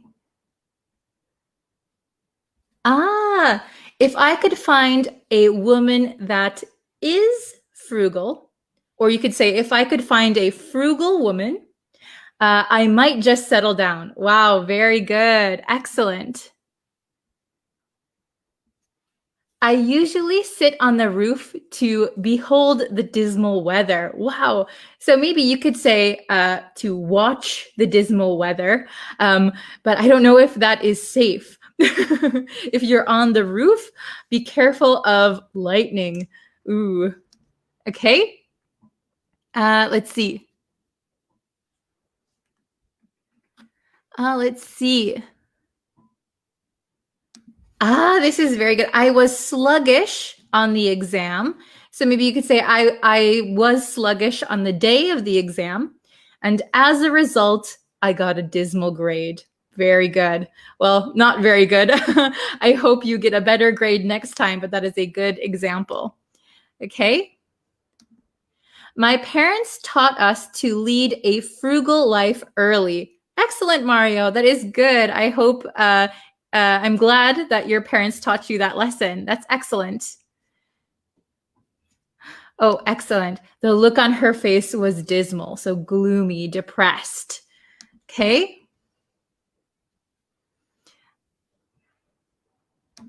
Oh, I'm a stickler to be frugal with time. So you could say I'm a stickler when it comes to being frugal with time. Very good.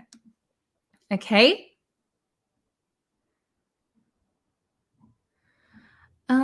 Let's see. Oh, did you watch this movie? Yeah, it is dismal because the main actor have a lackluster performance, even though he is handsome. Oh, very good. So I would just make one correction. You said, yeah, it is dismal. So maybe if you already watched the movie, you could put it in the past tense. Yeah, it was dismal because the main actor, so here you have a singular person, the main actor had, if we put it in the past tense, had a lackluster performance even though he is handsome, or even though he was handsome. Very good. Excellent. Using the vocabulary that we've already learned. Excellent. Okay. I've got to go swimming early in the morning, but I'll be sluggish since I won't have rested enough. Very good. Yes, excellent. Okay, we'll do one or two more. Let's see. I have to be frugal in my daily. So very good. So remember that frugal is an adjective. So we don't need if you're saying I have to be frugal. Okay, if there's no noun after frugal, we don't need okay, I have to be frugal in my daily life, maybe daily something, daily habits, daily life. Very good. Okay. All right, so let's see.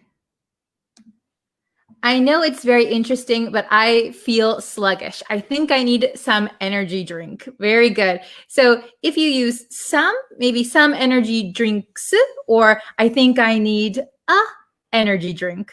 Very good. Excellent. Okay, so I'm going to leave the lesson here. You guys did a very, very good job. You can keep writing your sentences in the comments. I'll try and check them. But very good. I hope that you can use dismal, frugal, and sluggish in your daily life. try using it the next time you speak English if the situation comes up, okay? Very, very good. All right. So thank you guys so much for watching. You can always like the Facebook page, turn on notifications so you know when I go live, and you can subscribe to the YouTube channel. I post new lessons there every single day, so you can always watch them when you have free time, okay? And there is a test on the YouTube channel about advanced English vocabulary. So you can go, and these words, dismal, frugal, sluggish, are on that test. So you can try and get 100% on that test. All right. Thank you guys for watching. I will see you in our next lesson. Thank you so much. See you very soon. Bye, everyone. Hello, everyone. Hello, hello. Welcome to today's lesson. Let's get started. So before we jump into the lesson, before that, if you could, and you haven't yet already, please go and subscribe to the YouTube channel. You can also like the Facebook page. You can follow me there. I'm posting new lessons every single day, so I hope you're enjoying them. But yes, if you could do that, that really helps. And if you could like this lesson and share it with your friends, that also helps us a lot. It helps grow the community, and it's great for everyone to interact with each other. I'm still recovering from my cold, so I'm so sorry my voice sounds a little bit raspy today. Hello, everyone. Welcome, welcome. Thank you for joining. Yeah, don't forget to share this video, okay? Yes, we're going to look at the causative today. Excuse me, excuse my voice. Pardon me. Okay, so we're going to jump into the lesson. All right. Oh, Muhammad, hello, welcome. I'm still recovering from my cold, but I'm almost better now. Okay, so if you guys are ready to get into the lesson, we'll have a look. So we're going to look at have or get plus object plus past participle, okay? So this is very useful for everyday conversation. This will come up a lot, so it's really important to know and to get the hang of, okay? So we use this pattern when we're talking about, usually we are paying someone to do something for us. Not always paying, but for some reason, someone is going to do something for us. Usually we have to pay them, okay? So we're gonna look at some sentences of this. Okay, so really quick, you can see the definition up here that I wrote. So have or get, you can use either one, have or get, plus the object plus past participle. Remember, it has to be the past participle, okay? And it's used for when we pay someone to do something for us. And here's a special note. Get is less formal. Get is less formal. So when in doubt, you could use have, but when we're talking with our friends or our family, a lot of the times we use get in daily conversation. Okay, so what we're going to do here is I have a sentence. For example, I cut my hair by myself. I cut my hair. And in parentheses here, I have the word get. So we are going to change this sentence to this form, okay, the causative. So we're going to use get in this sentence. And then the next one, we're going to use have, get, have, okay? So we'll get a little of practice for both of them. Excuse me, pardon my voice. Okay, so the one thing I want to point out is that when we use this form, we don't really need to know who is performing the action. The who is not important, okay? That is why we use specifically this form, all right? So, have, get plus object plus past participle, okay? It's when you are paying someone to do something for you. Okay, let's try number 1 together and see if we understand this form, okay? Hello, hello. Okay, number 1, I cut my hair. So that means I, by myself, cut my hair. But what if I went to the hair salon?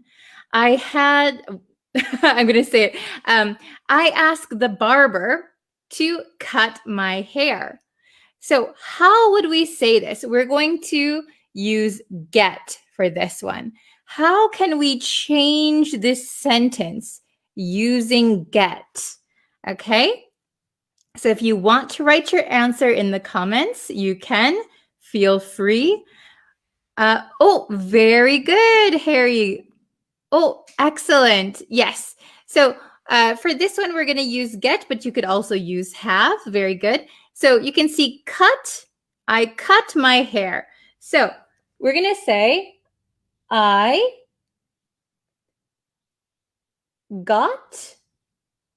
So we're going to change get to got, the past tense, because I'm using cut in the past. I got, and then what is the object? We need the object. The object is my hair. I got my hair.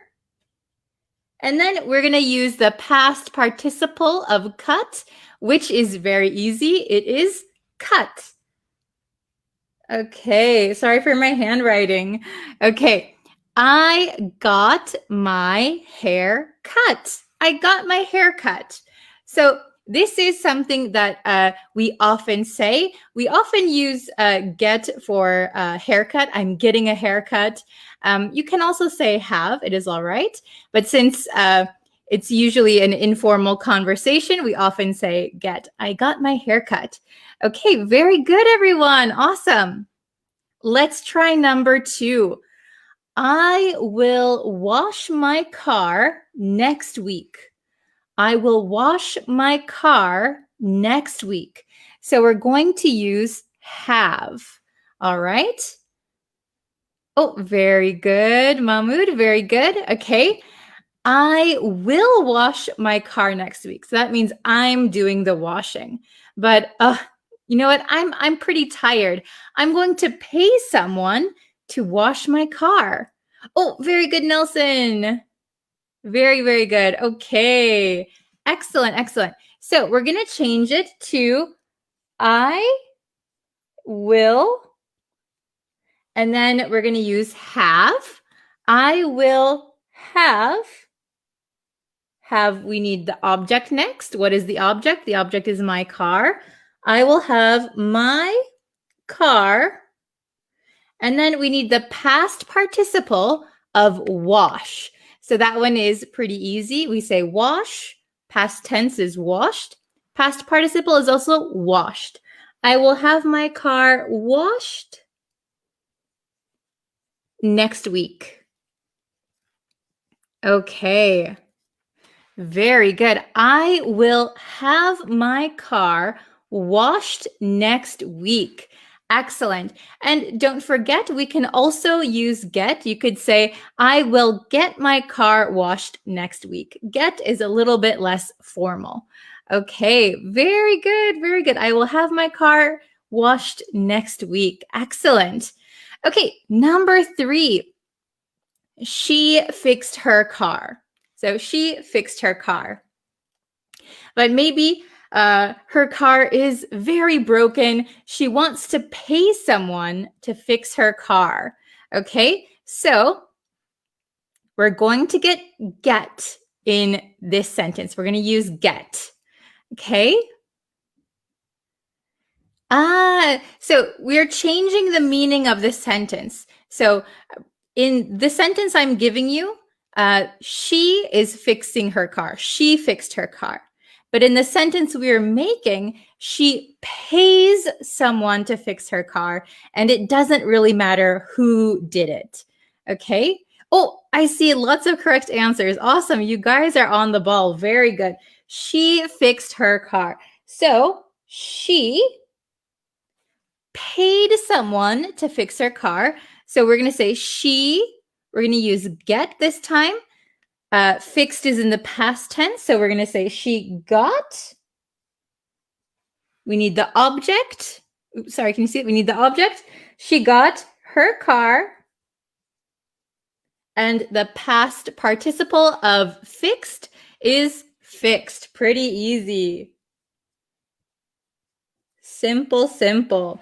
Okay, she got her car fixed. So in the first sentence, she herself is fixing her car. She fixed her car. However, the second sentence means she paid someone to fix her car. She got her car fixed. So she did not fix her car. Someone else did. Okay? Last one, number 4. He cleaned his house. We're going to use have, okay? He cleaned his house. So how about he pays someone to clean his house for him? How would we say that? Okay, let's try using have in this one. You can use get, it's okay. Very good, Ashraf, very good. Okay, so we're going to use have, but cleaned is in the past tense. So we're going to say he had, and then the object is his house. He had his house. And then the past participle of cleaned is cleaned. Easy peasy. Cleaned. Okay, so the sentence would be, he had his house cleaned. So he paid someone. We don't know who the person was. It's not important, but he had his house cleaned means he paid someone or he made someone clean his house. Okay, very good. So remember that get is less formal. So you can use have or get in any of these sentences. But please remember that when we use it, have, get plus object, and we need the past participle. So here, some of these are kind of easy. For example, wash, washed, washed, fix, fixed, fixed. But remember that some verbs, we have to change them quite a bit. So for example, do, did, done, eat, ate, eaten. Those kinds of verbs, you have to be a little bit careful, okay? Very, very good.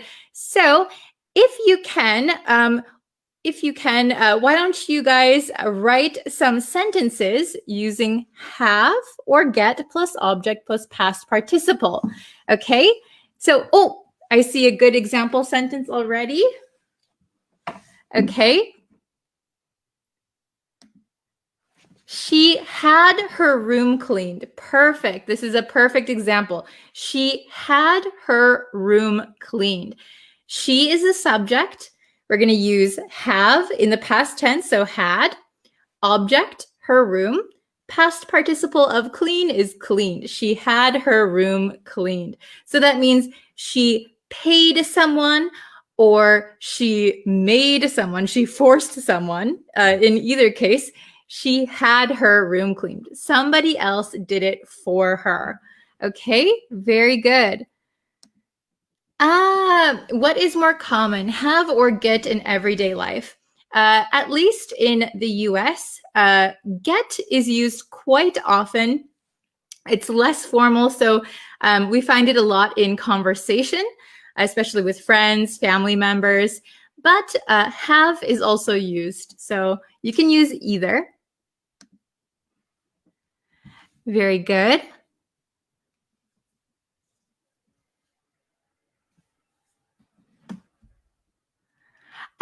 This is a good one. I gotta get my pants let out. I'd previously had them taken in, but now I've put on some pounds. Very good. Yes. So if you've had your pants taken in, that means that you had a seamstress make your pants a little bit smaller. So maybe if they were too big, you can have a seamstress make them a little bit smaller. But if you put on some weight, you might pay the same seamstress to let them out. So you can fit into them, make them bigger. Very good. Oh, very good. Okay. How do you put on pounds?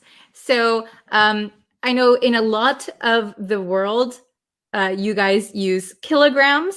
I live in Japan and we use kilograms here. Pounds is our way of measurement in the US. So you put on pounds by eating too much. So if you eat too much, you might gain weight. That means you put on pounds. Okay. Very good. Okay. So this one, I think it didn't come up in our examples today, but since you use she has jelly made. Very good. Or she gets jelly made. Okay. So be careful with he and she. Excellent. Okay. Oh, this is good. I got my car sold. I got my car sold. So if you maybe use I don't know, a broker or something, somebody sells your car for you. I got my car sold. Excellent. Okay. Oh, we have a new student. Hello, Imran. Hello, welcome. Thank you for joining. I hope you stick around. Okay. Oh, can we say, had she got her house cleaned or not? So if you say, had she got her house cleaned, that sounds like a question, not a statement. Okay. Let's see. I got my finger broken last year. I hope that's not true. Sounds very painful. Okay. Let's see. Oh, I don't have any more time left, so I'm so sorry. I have to go. But thank you all for watching today. I hope you leave some more examples in the comments and I will check them. All right. Thank you so much, everyone. I'll see you in a little bit over on YouTube again and on Facebook. Bye, everyone. Hello, everyone. Hello. Thank you for joining me for today's lesson. I hope you are all doing well. It's great to see you guys again. Today's lesson is actually one that my student requested on Facebook. So thank you very much, Aliawan. But first, before we get into the lesson, if you haven't yet and you want to know when I go live, when new lessons are available, please hit that red subscribe button. Once you are subscribed, you only have to do it once. Once you are subscribed, then you'll get notifications if you turn on the notification bell. So then you'll know when the new lessons are available. Okay, so today's lesson, which was requested by one of my students, is the difference and how to use which and that, okay? So these words are used every day, right? They're simple looking words, but they can actually be quite confusing. Okay, so which or that? We're gonna dive in and look at the difference today, okay? Do you guys understand the difference between which and that? Let me know in the comments. Okay, so I'm going to get the big whiteboard out first of all, so we can really take a look and see what we're looking at here.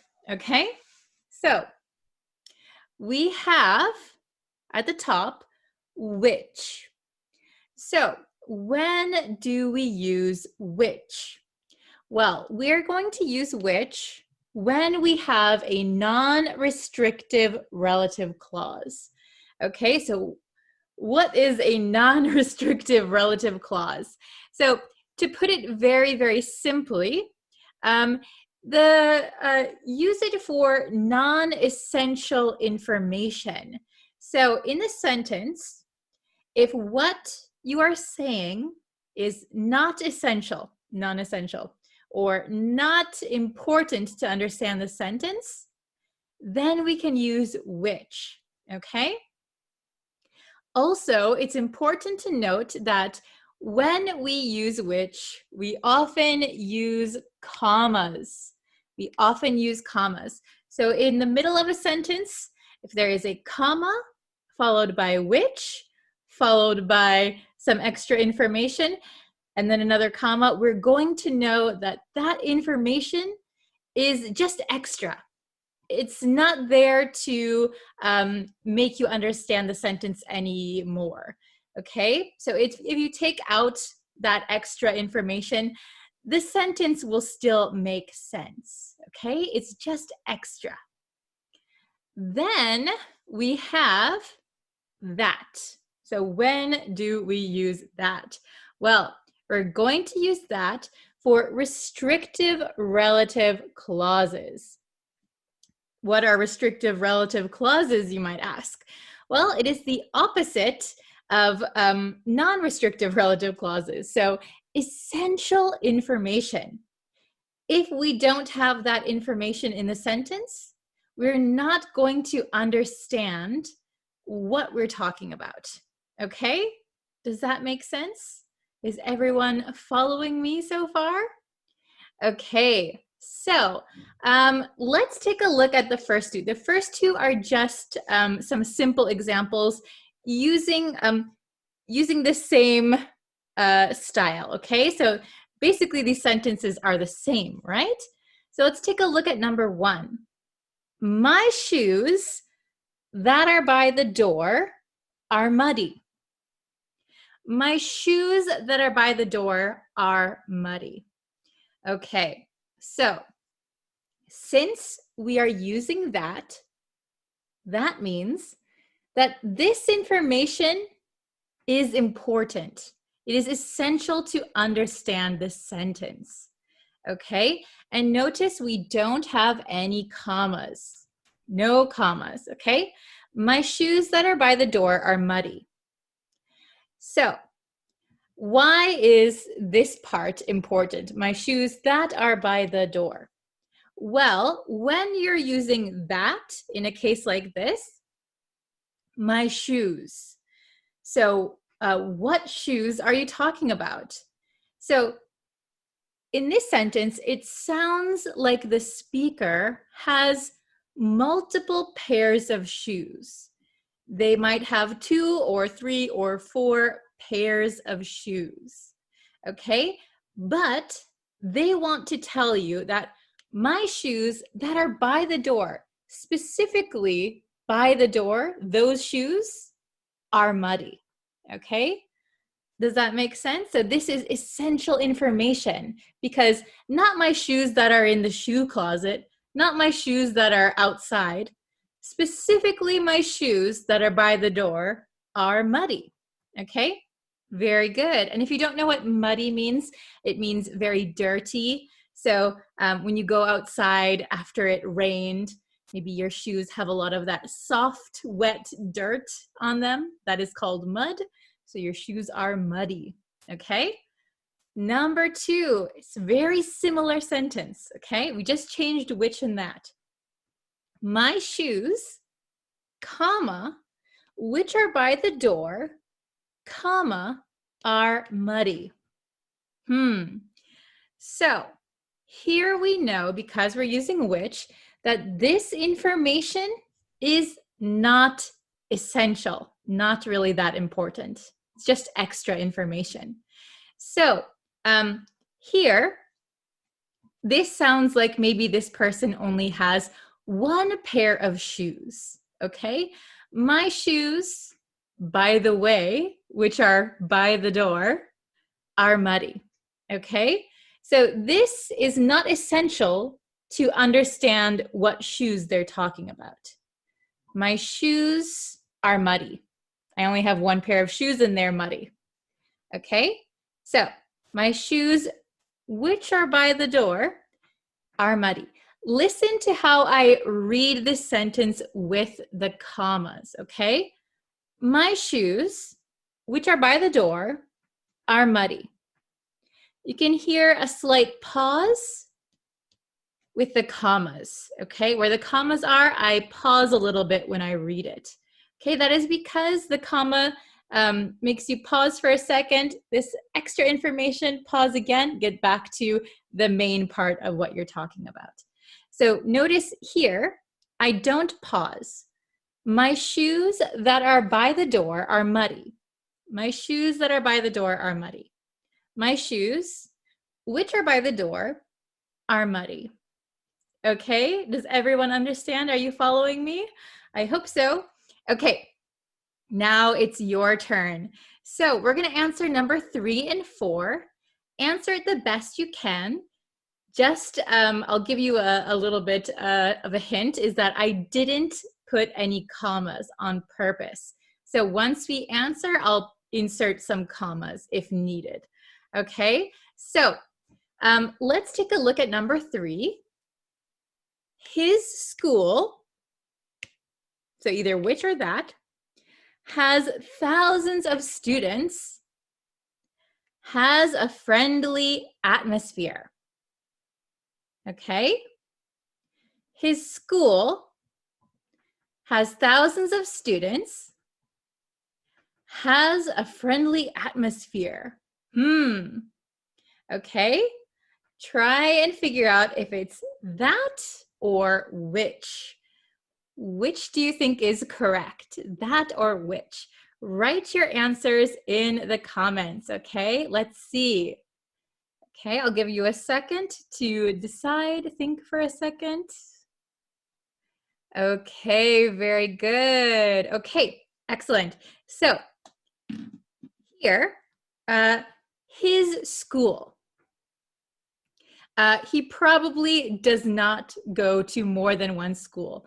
There's probably only one school that this person goes to, okay? So his school, which has thousands of students. Oops, I put my comma right here. Oops. Okay. His school, which has thousands of students, has a friendly atmosphere. Okay, so if you take out this part, that's just extra information. His school has a friendly atmosphere. We can totally understand that sentence because we know there's only one school that he goes to. We don't need to know a specific school, okay? His school, which has thousands of students, has a friendly atmosphere. Very good. Sorry, excuse me. Okay, number 4, the last one. Okay, I'll read it. The cup I use every day is missing. The cup I use every day is missing. Which one do you think is correct? Which or that? Give it a try. Write your answer in the comments. Let's see who can get it right. Okay, I'll give you a second to type. I hope you can see this. All right, so I would say that, okay, that. The cup that I use every day is missing. So if we take out this extra part, well, not extra, this necessary part, the cup is missing. So what cup are you talking about? Which cup are you talking about? The cup. I don't know what you're talking about. So the cup that I use every day is missing. So we need this information to understand what the speaker is talking about. The cup? What cup? I don't know what you're talking about. The cup that I use every day is missing. Okay, probably this person has lots of cups, right? There might be 5, 10, 20 cups. But the cup that I use every day is missing. All right. Do you understand how to use which and that now? If you want, if you have time, please write an example sentence for each one, okay? I would love to see your sentences. Don't forget that when we use which, we generally need to use commas. When we use that, we don't need to use commas, okay? Very good. So I look forward to seeing your sentences. Please write them in the comments and I will try and comment back to you, okay? Very good. Thank you guys so much for watching. Thank you again to Ali Awan who requested this lesson. If you have any lesson requests, please let me know. I'm always thinking of new lessons, so that would be great. Very helpful. Okay, thank you guys so much, and I will see you again tomorrow for another lesson. Bye, everyone.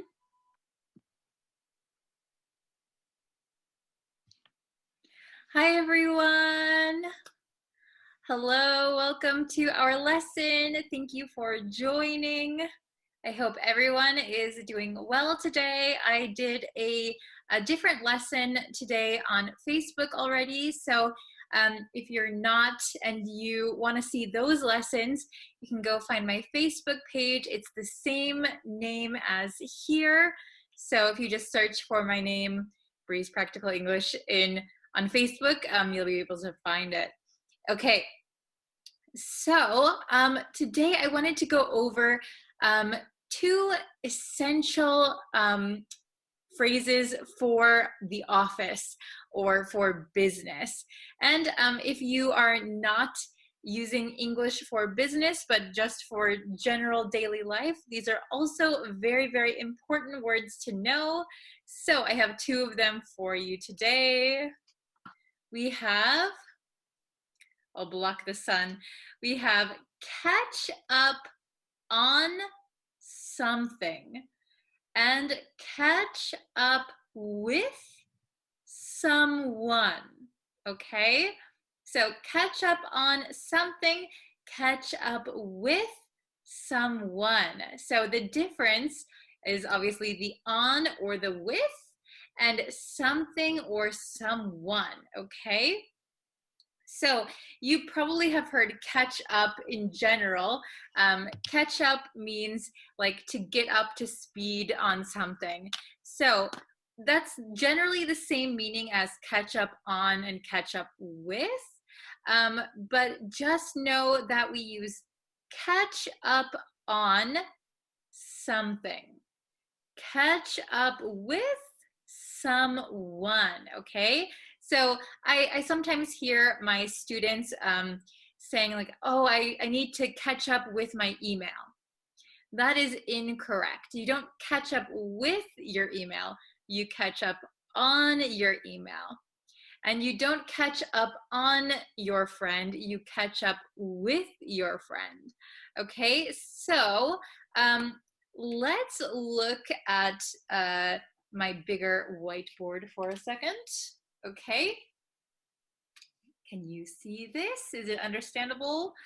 Okay, I think they're pretty easy, but it's good to review anyway.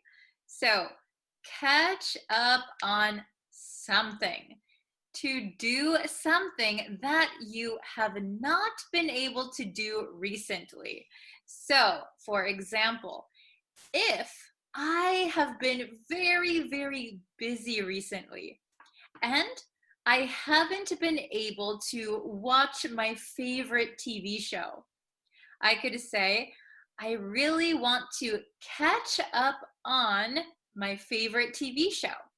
So that is an example that you can use in everyday life, not necessarily in business, but catch up on my favorite TV show. Okay, so my favorite TV show is something, right? Okay, let's look here. Catch up with someone. So get updates or exchange information, right? So if you haven't seen your friend in a very long time, you could say, I'd love to catch up with Tom, okay? Or I really need to catch up with you. All right, so should be pretty simple because it just depends on what we're talking about, which one we're gonna use, okay? But try and remember which one is correct for which situation. They're easily confusing, I know, like people can confuse them all the time. So please write your answers in the chat or in the comments, okay? So we have four questions. I think they're pretty easy, but if you have any questions, let me know. I'll try to answer them, okay? So, okay. So number one, I missed the meeting, but I'll, Kevin. I missed the meeting, but I'll, Kevin. Okay, so are we going to catch up on Kevin or catch up with Kevin? Which one do you think is correct? What is the correct answer? Okay, you can write it down, write it in the comments. Okay, and I'll write the answer. I missed the meeting, but I'll catch up with. Okay, so we catch up with someone. So who? Kevin. I missed the meeting, but I'll catch up with Kevin. Kevin will give me the updates. Kevin will tell me what I missed, okay? Very, very useful, right? Very, very easy. Okay, number two. I was out of the office all day and need to emails. I was out of the office all day and need to emails. What goes here? What do you think? Catch up on, catch up with. Okay? Da-da-da-da. All right, the correct answer is, ooh, I erased part of it, sorry. I was out of the office all day and need to catch up on emails. Catch up on emails. So emails is a something, right? It's not a someone. Even though you might be replying to someone, emails is your is a thing, right? So it's a task you need to do because you haven't been able to do it. So catch up on emails, okay? Very, very good. Number three, let's see.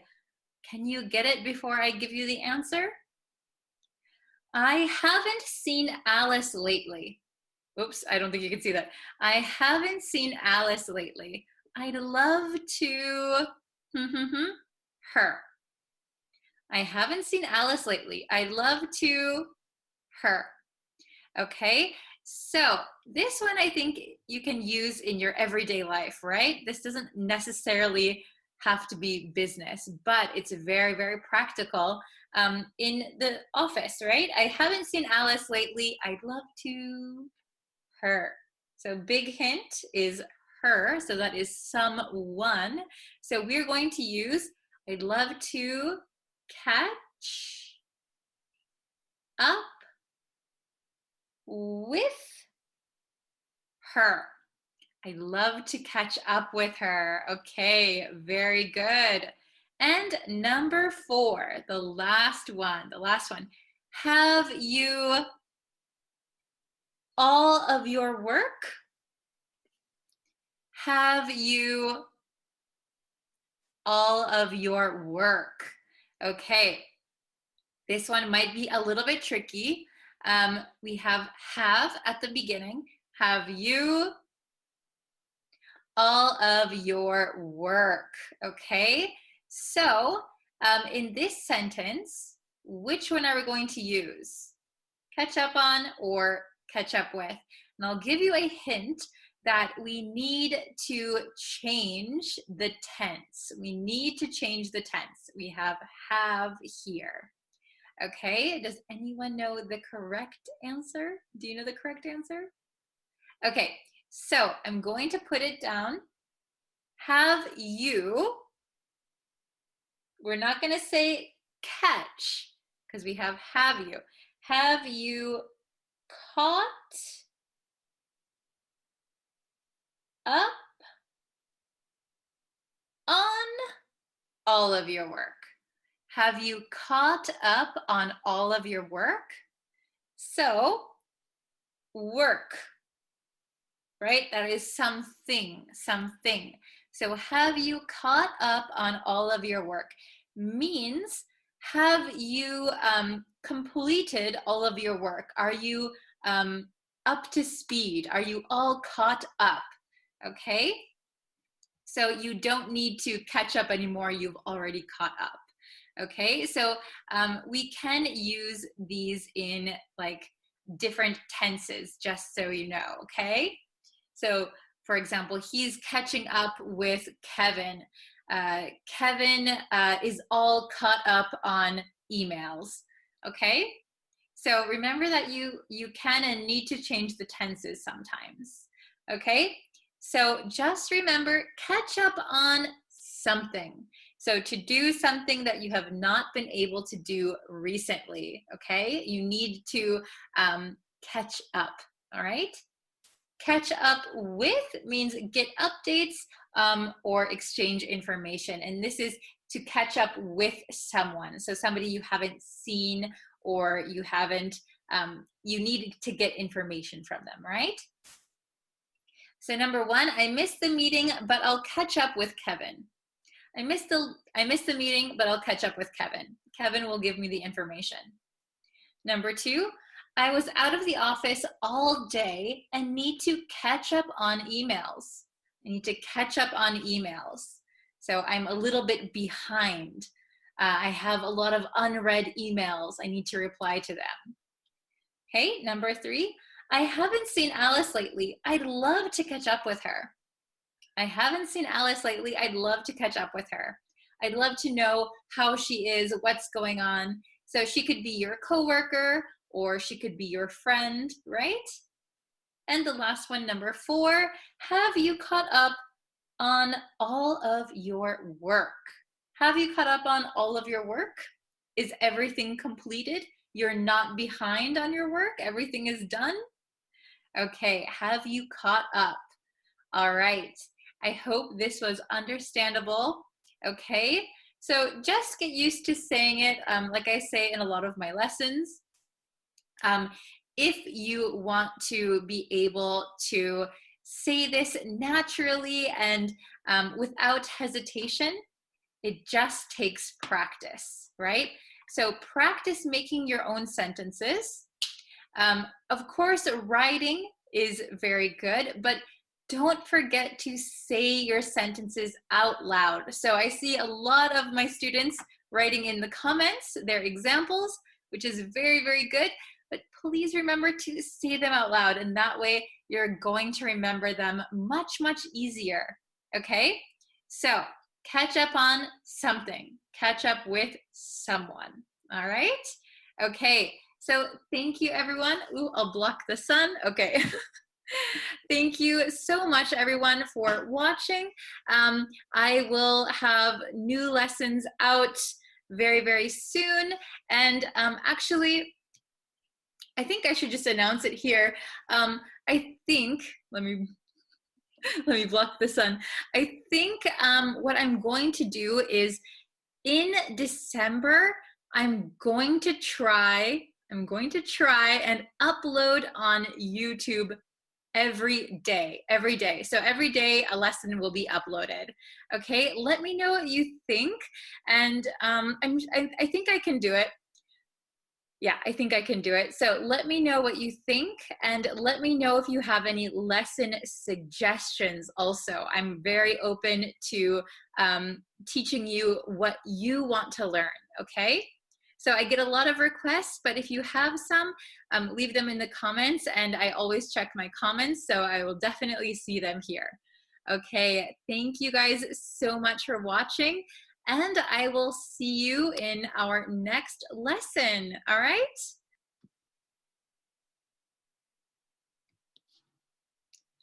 Hello, everyone. Hello. Welcome to another lesson. So again, sorry, my microphone for some reason does not work with what I'm using right now. And I'm sorry if the audio is a little bit difficult to hear. Please leave in the comments if it is difficult. Can you hear me? Is it okay? We're gonna try our best today. Okay, so today I wanted to go over a phrasal verb, which is actually two phrasal verbs, but they mean exactly the same thing, okay? So we're gonna go over these together. And let's see, does anyone know these phrasal verbs? Have you heard these before? So we have to breeze through something and to sail through something. To breeze through something and to sail through something. So these phrasal verbs mean the same exact thing, okay? And the meaning of these is that to breeze through, to sail through something means you easily do something well, or you easily succeed at something, okay? So we also have a another expression. Maybe you have heard it. So we can say, the test was a breeze. The test was a breeze. So breeze means easy. It was easy. So I breezed through the test, or I sailed through the test. So when you use these phrasal verbs, remember that it means that it was so easy, no problem, okay? So if you breeze through a test, if you sail through a class, that means you must be very smart, right? It was so easy, it was not a problem, okay? To breeze through, to sail through. Okay, we're gonna look at my other whiteboard, and we're gonna see some exercises that we can do together. Well, together, but actually I already wrote the answers, because to breeze through and to sail through mean the exact same thing, so we don't really have to ask any questions, right? So, okay, we'll do these, we'll look at these together, and we're gonna pay attention to pronunciation also. So this is really to get used to saying these, to get used to using these phrasal verbs, right? Because you could learn all day long phrasal verbs, but if you don't use them, if you don't actually say them out loud, you're probably going to forget, okay? So I want you to say these with me when we review them, okay? But first, let's look at this again. So to breeze or to sail through something, it means to do something successfully and easily. Successfully and easily, okay? So think of what you can do successfully and easily. So for example, if you work on cars, for example, if you've been working on cars for 20 years, right? Working on cars, it's a breeze. It's a breeze. I breeze through working on 10 cars a day, right? Oh, I can sail through 10 cars in an hour. Okay, I'm not sure how you would do that. That's pretty good. Okay, but let's look at some of these examples. All right. So number one, she never studied. She never studied and just breezed through high school. Wow, she's very, very smart, right? She's very intelligent. Excuse my voice. She never studied and just breezed through high school. She just breezed through it. High school was a breeze. It was very easy for her. So for a lot of people, high school is difficult. You need to study. You really need to hit the books. But for her, she just breezed through it. She never did her homework, but it was super easy. Okay? So let's look at number two. He sailed through the interview. He sailed through the interview. So maybe he went to an interview for a new job. But if he sailed through the interview, it means he did it very well. It was very easy. So he successfully and easily did the interview. Okay?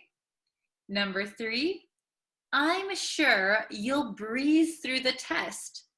I'm sure you'll breeze through the test. Okay? It'll be a breeze. I'm sure you'll breeze through the test. Breeze through. Okay? I'm sure it will be easy for you. And number four, Tim sailed through the course while I was struggling.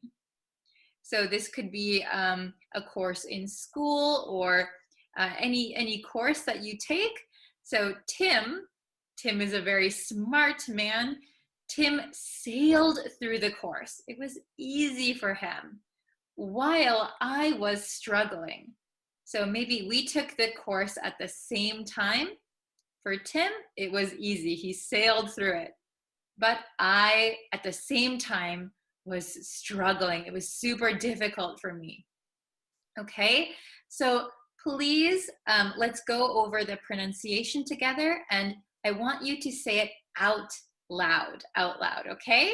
So can you say breeze through, breeze through, breeze through, breeze through, and sail through, sail through, sail through. Okay? Now I'm going to say number one, and I want you to read it after me. Okay? So I'm going to say it one more time, and I'll pause, and you can read it out loud. Okay? She never studied and just breezed through high school.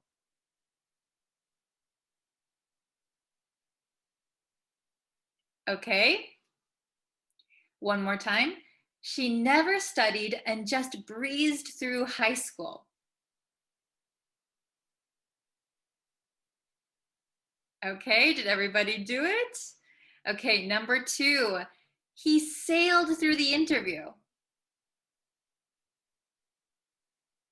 Again, he sailed through the interview. Okay, number three. I'm sure you'll breeze through the test.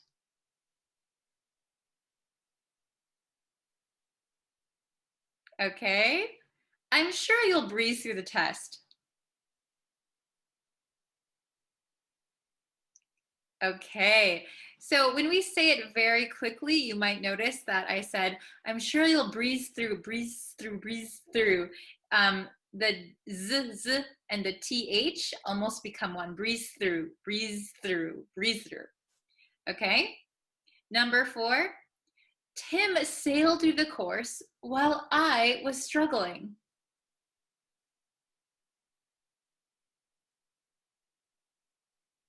Okay, I'll say it one more time. Tim sailed through the course while I was struggling.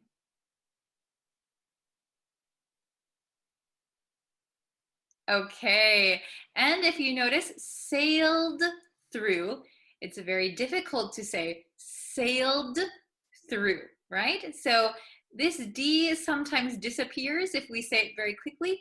Sailed through, sailed through, sailed through, breeze through, breeze through, breeze through, sailed through. Okay, very good. I hope this was an understandable lesson on these phrasal verbs. So please try and use them when something is very, very easy. So if I give you a lesson and you thought it was easy and you understood it, oh, I breezed through your lesson, okay? I sailed through your lesson, okay? Very, very good. So please try and use it as much as you can so that you can remember it, all right? Okay, and if you have any questions, please feel free to put them in the comments. I'm always checking my comments and I try to reply to people's questions as often as I can, okay? So thank you guys so much for watching this lesson.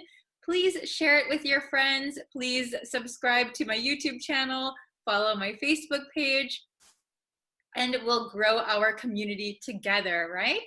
So I know that a lot of students help each other out in the comments, which is wonderful.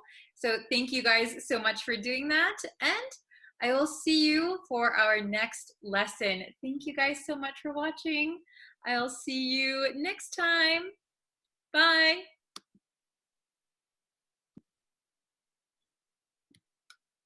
Oh, hello. Hello, everyone. Excuse my voice again, always. I think because I'm teaching every day, all day, my voice sometimes disappears, so I apologize for that. But anyway, if you are just joining now, please go ahead and subscribe to this YouTube channel. If you would like to know when I post new lessons and live lessons, so if you subscribe and if you turn on the bell notification, that will let you know when I post new lessons here, which is why you're here, I think, right? To learn English. And if you are new, hello, my name is Bree. I teach American English. So I'm from the United States. So my accent is an American accent. So we learn American English here, okay? So I wanted to get into two confusing phrasal verbs, that a student actually requested me to make a video about. So here it goes, okay? So we have these two. Oh my goodness. Have you heard of these before? So we have run into, and come across, Does anyone know either of these phrasal verbs, to run into or to come across? Okay, so they both are very, very similar, and we can even use them interchangeably sometimes. However, there is a big difference, which I'm going to explain. Okay, so when you run into someone, right? We say run into someone. It means you meet someone by chance, right? We can also say to run into a problem, to run into difficulties. So we often use run into when we meet people by chance, excuse me again, when we meet someone by chance, or when we find or we experience difficulties or problems, right? If you say run into something, for example, I ran into the door. that means you physically hit the door, right? You ran into it. Okay, so it's a very different meaning. That is the literal meaning. You ran into the door, right? You accidentally hurt yourself. Or I ran into, I don't know, I ran into the window. I thought the window was open, but I ran into the window, right? Has that ever happened to you? If the window is very, very clear, very, very see-through, you might think there's no window and you just run into the window. Okay, so the next one is come across. Come across. So come across can mean the same thing as run into. So we can come across a person, we can come across people. You could say, I came across a problem today. I came across a problem at work. The same as I ran into a problem at work, right?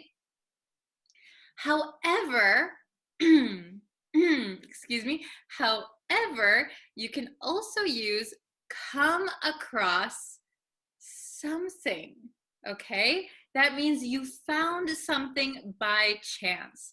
So I was reading a magazine and I came across your picture. I didn't know you were a model, right? I came across your picture. I would not say I ran into your picture. That sounds like you physically hit someone's picture, right? I ran into your picture. So come across something means to find something by chance. We cannot use it for run into, right? Run into a person by chance or run into a problem. We can come across a person, we can come across a problem, and we can come across something by chance, okay? Are you following me? Okay, let's look at my bigger whiteboard. Oops, oops, oops, oops. Excuse me. Okay, I don't know why I was singing just now. It's a long day. Okay. Oh, wow, we have a lot. Okay, I'll scooch over here. So run into, run into. Run into means meet someone by chance, or it could mean experience a problem or difficulty. Okay, does everyone understand so far? Okay, good. Then we have come across. So come across means meet or find someone or something by chance, a little bit different, and appear or sound in a specified way, give a specified impression. Okay, so this one I haven't explained yet. So come across could mean to meet someone or find someone or something by chance, right? But we can also use come across for when someone appears or sounds in a specified way, or someone gives a specified impression. For example, when I saw him, he came across drunk, right? So he appeared to be drunk. He sounded drunk, right? That was my impression. Okay, he came across as very intelligent. He came across very intelligent. That means he appeared to be, or he sounded like he was very, very smart, very, very intelligent. Okay, so let's keep those differences in mind while we look at these examples, okay? So I have 5 examples for you. Okay, so let's look at number 1. I ran into my coworker at the gym. I ran into my coworker at the gym. That means I met my coworker by chance. I was not expecting to see or meet my coworker at the gym. So it was a coincidence. I ran into my coworker at the gym. Okay, let's look at number 2. He came across as a decent person. he came across as a decent person. So that means he looked like or he sounded like a decent person. So a decent person maybe is a kind, normal person, okay? He came across as a decent person. Number 3, the team ran into a problem with the new system. Okay, so maybe this is a team at work. Maybe you sometimes work in a team.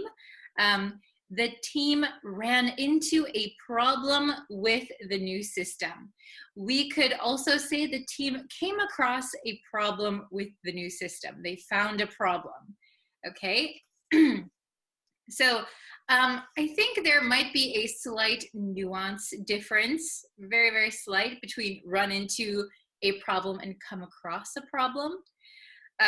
When I hear come across a problem, it sounds like you found a problem. If you ran into a problem, it sounds like you experienced a problem. But maybe that is a very slight nuance that you don't really need to pay attention to here. It basically means the same thing. So let's see number 4. Number 4, yes, number 4. So she came across this old newspaper article. She came across this old newspaper article. So here we cannot say she ran into this old newspaper article. We cannot say that. So when you find something by chance, please use come across, okay? Not run into. And number 5, we came across an adorable elderly couple in the park. We came across an adorable elderly couple in the park. So that means you found them or you saw them by chance, okay? So you could say we ran into an adorable elderly couple in the park. We came across an adorable elderly couple in the park. Okay? Is it understandable so far? Let me just go over them one more time. So, run into. So if people are just coming in now, run into means meet someone by chance. Experience a problem or difficulty. So we can use run into in 2 different ways. Come across. Meet or find someone or something by chance, or appear or sound in a specified way, give a specified impression. So something looks or sounds like something, comes across as something. That is the impression that I get. Okay? So let's go over them one more time really, really quick. Please listen to my pronunciation and intonation. Okay? If my voice comes back. Okay, number 1, I ran into my coworker at the gym. I ran into my coworker at the gym. Number 2, he came across as a decent person. He came across as a decent person. That means he was a nice guy. Number 3, the team ran into a problem with the new system. The team ran into a problem with the new system.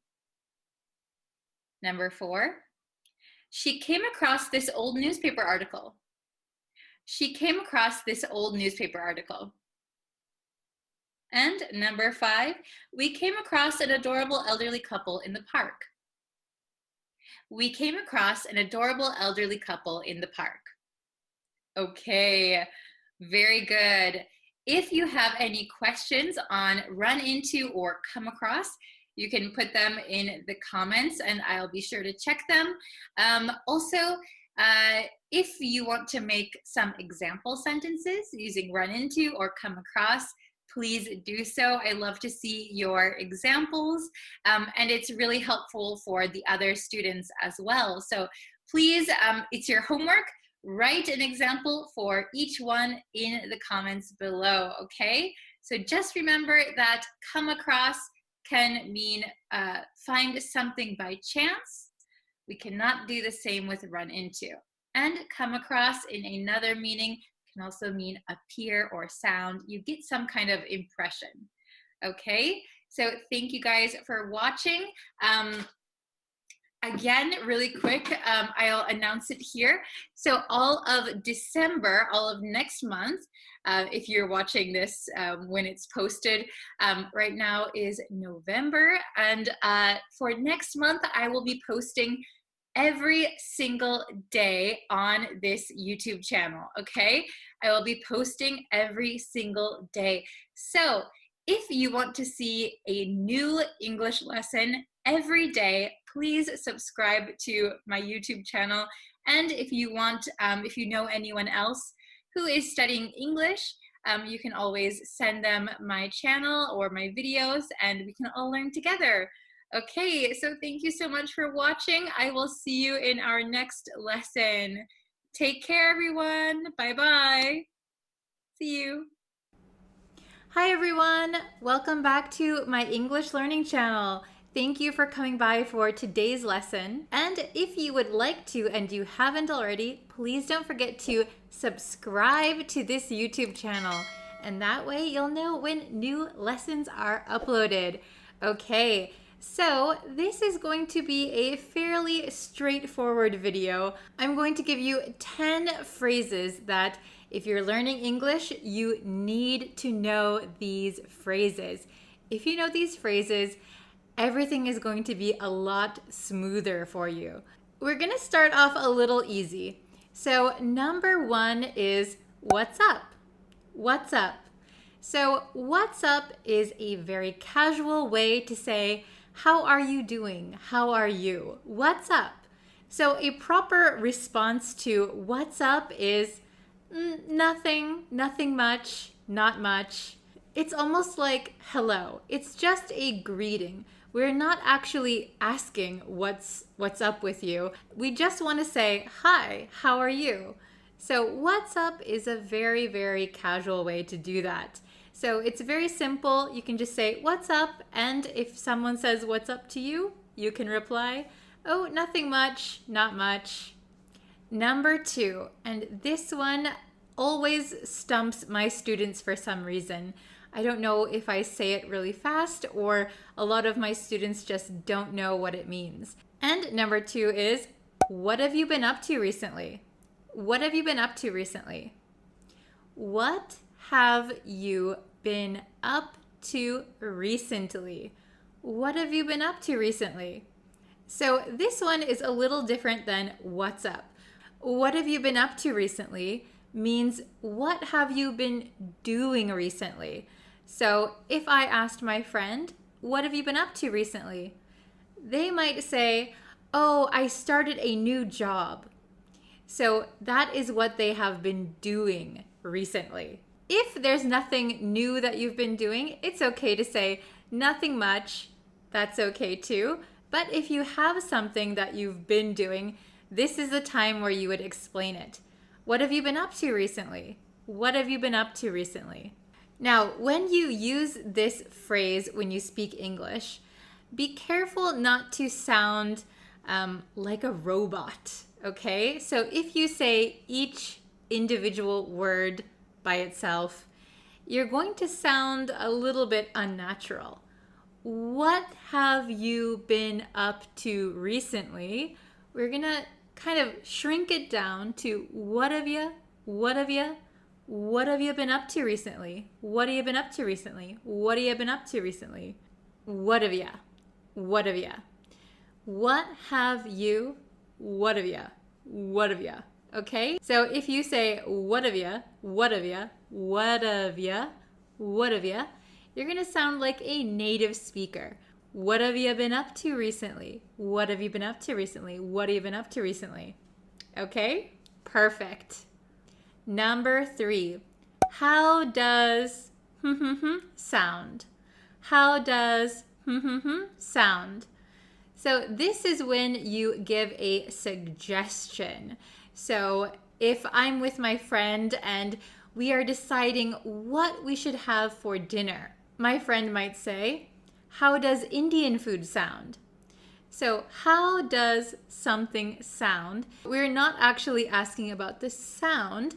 It means how about Indian food? How does Indian food sound? We want to know how our suggestion sounds to the other person? Do you think it's a good idea? How does waking up early sound?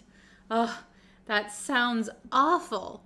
So when you want to give your suggestion and you want to see what the other person thinks of it, you can say, how does sound? How does a movie sound? Means, how about watching a movie? Let's watch a movie. How does 5 o'clock sound? Means, how about meeting at 5 o'clock? Is 5 o'clock okay for you? How does 5 o'clock sound? Number 4 is the response to how does something sound. So if someone says, how does 5 o'clock sound? If we think it's a good time to meet, we could say, sounds great or sounds good. Sounds something. Sounds something. So if it is a bad idea, for example, if someone says, how does waking up at 4 a.m. sound? If that doesn't sound appealing, or if you don't really like that idea, you could say, that sounds awful. That sounds awful. That is a strong way to kind of reject that person's idea. That sounds awful.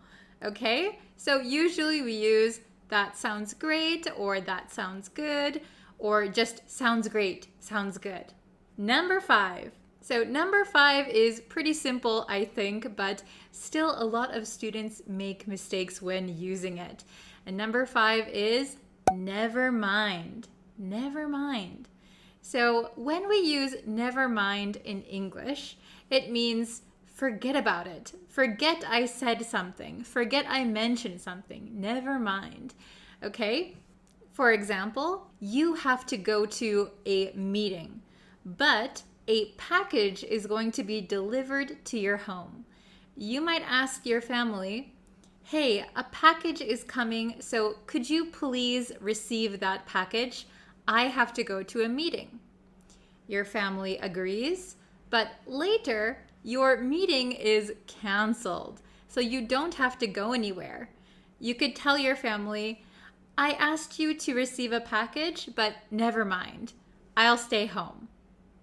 So that means forget I asked you. Never mind. Number 6. This one is used a lot when you meet people for the first time.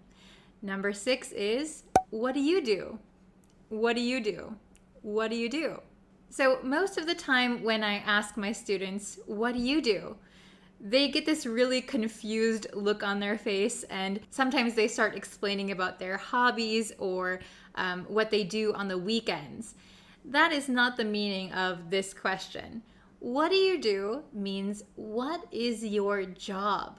Or what do you do for a living? What do you do? So if I go to a party and meet someone, they might ask me, what do you do? I could say, I'm an English teacher. So for you guys, I want you to leave in the comments what you do. Leave your job in the comments. I'd be very interested to see what all of you are doing for a living. Okay, number 7. Number 7 is actually. So native speakers of English often say actually. Actually. We love to say actually. Do you know how to use actually in a sentence? So a lot of the times we use it when we disagree with someone. So if someone said, let's meet at Starbucks, you could say, actually, I thought we could meet at McDonald's. So you are disagreeing with someone, but it's kind of a kinder way to disagree with someone. It's not that strong. Actually, I was thinking we could meet at McDonald's. We can also use this when we want to reject something in a kind of kind way. So for example, if someone said, hey, did you eat lunch already? We could go to a restaurant. And if you already ate, you could say, actually, I've already eaten, sorry. Actually, okay? Please try it the next chance you get. Number 8. Number 8 is also used for suggesting something. Number 8 is why not? Why not? Why not? So I was teaching this to a student a few months ago, and he was really confused about this expression, why not? He thought it sounded very strong and asking the reason why not to do something. But this is a very kind way to suggest something. So if somebody was telling me, Bree, I really want to improve my English, what should I do? I could reply, why not take an English class online? Why not take an English class online? This is a very light suggestion. Why not try this? Why not try that? Okay? It is not a strong suggestion. If I looked outside and said, it looks like it's gonna rain, maybe my friend could say, why not bring an umbrella just in case? Why not bring an umbrella just in case? So try using this expression the next time you want to suggest something. Number 9. Number 9 is about to.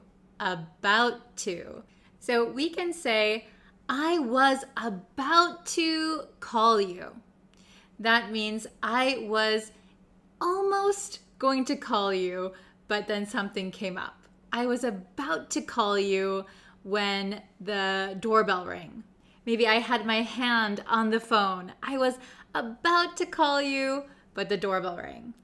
So this is a very convenient phrase when you want to tell a story or give a reason that you didn't do something yet. So I know when I was a child, my parents would ask me, did you do your homework yet? And I would always say, I was just about to. I was just about to. It means I was getting ready to, and I was going to do it now, but you just asked me. I was just about to do my homework. It was kind of a lie, though. I was never just about to do my homework. So this is very useful when you want to tell a story or give a reason or an excuse for something. I was just about to. I was about to watch TV when I remembered I had to take an English lesson with Bree.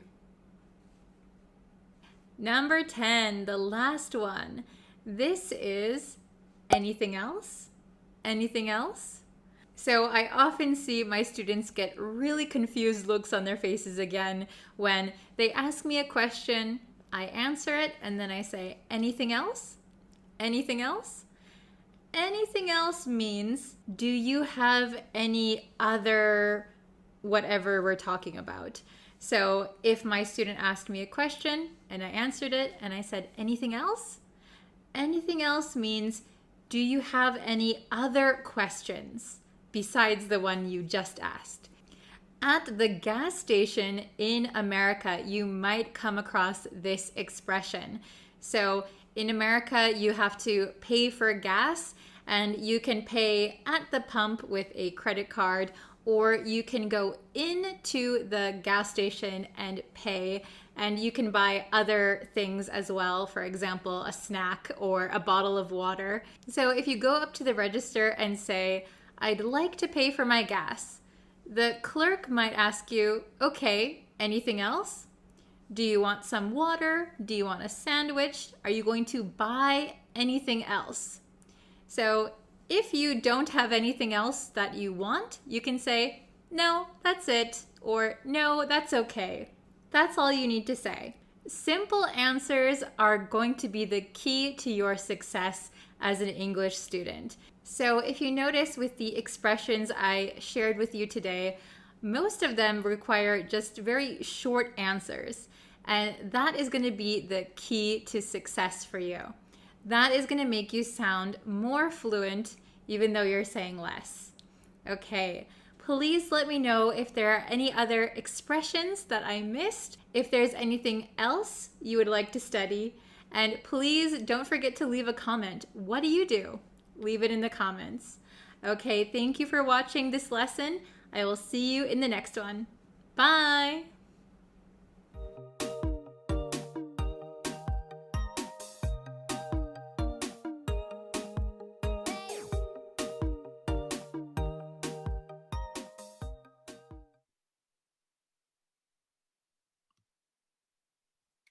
Hello, everyone. Hello, students. I hope you're having a great day. How is everybody today? Okay, so today I wanted to go over one specific idiom that I realized we say a lot in America, and I'm not sure about in other parts of the world, like in England or anything, but we do often say it in America, and I just realized it's probably very confusing for non-native speakers who are maybe in America or talk with Americans. So this one I think is very, very useful, and I think it's really hard to understand if you don't learn what it means. Okay, so we're going to learn the idiom.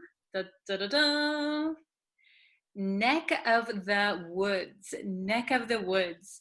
So I just say this naturally in English, neck of the woods, but I never thought about why we say it or what it means actually. So I did a quick Google search and I found that neck means like a strip of land. I think they used it in Britain, and so a strip of land maybe surrounded by water. But when people went over to America, they used neck to mean an area by the woods.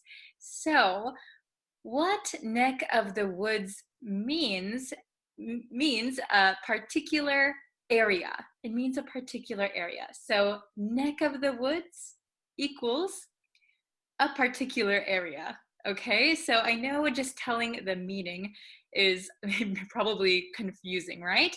So let's get into it, and I have some example sentences to share with you. Things that we would often say naturally while speaking with other native speakers.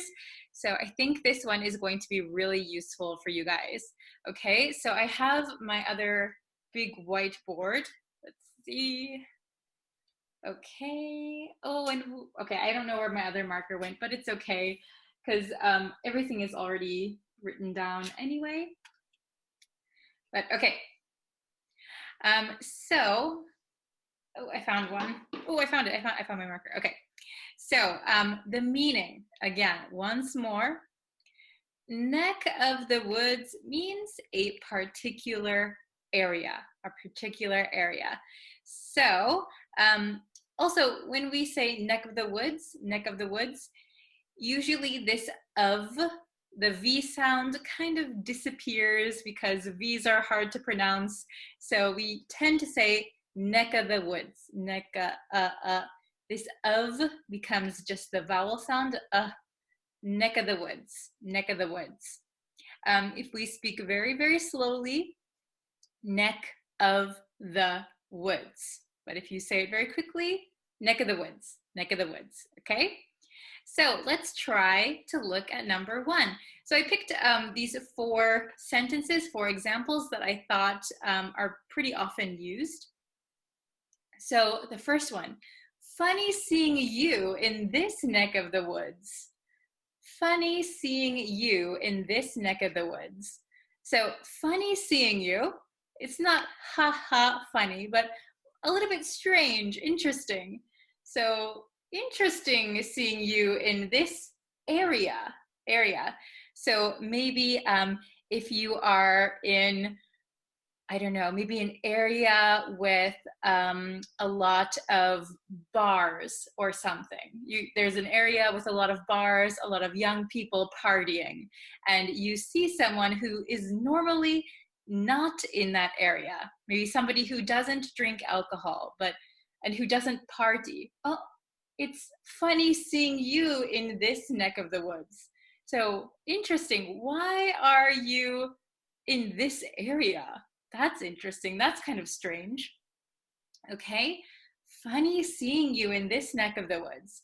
So it's unusual to see this person in this area, this particular area. Okay, let's try number 2. Number 2. It's a 2-hour drive to your neck of the woods. It's a 2-hour drive to your neck of the woods. So from maybe my house or where I am, it is a 2-hour drive to your neighborhood, to your area, to your neck of the woods. Okay? And I know sometimes it's confusing why we say a 2-hour drive. So this 2-hour, notice it doesn't have 2 hours. 2-hour becomes an adjective for this kind of drive. What kind of drive is it? It's a 2-hour drive. Okay, so we're gonna put a and 2-hour with no S. Okay, it's a 2-hour drive to your neck of the woods. So it is a 2-hour drive to your area, to your neighborhood, to your neck of the woods. Okay, are you following me so far? I hope it's a little bit easy. It's a very simple meaning, right? Just a particular area, okay? Let's look at number 3. I'll be near your neck of the woods this weekend. Why don't we have lunch together? I'll be near your neck of the woods this weekend. Why don't we have lunch together? So what does this mean? It means I'll be near your neighborhood, or I'll be near where you work, wherever the other person is, right? Their area. I'll be near your neighborhood, your area, this weekend. Why don't we have lunch together? Okay? So instead of saying your area or your neighborhood, we generally say your neck of the woods. Okay? So how about number 4? This is the last example that I have. Let's see. If you're ever in our neck of the woods, make sure you stop by to say hello. So if you are ever in our neighborhood, if you're ever near our house, make sure, so certainly make sure you stop by our house to say hello. Okay? If you're ever in our neck of the woods, make sure to stop by and say hello. Okay? Is it understandable so far? If you have any questions, please leave them in the comments. You can always leave them in the comments. I will try and answer as many as I can. Okay, so let's just go over this. Oh, I erased the exclamation point, but it's okay. Let's go over this one more time. So if you're just joining us, neck of the woods means a particular area, So listen to how I pronounce things. And if you can, try and read the sentence after me, okay? Funny seeing you in this neck of the woods. Okay, I'm gonna say it one more time. Funny seeing you in this neck of the woods. Okay, let's try number 2. It's a 2-hour drive to your neck of the woods.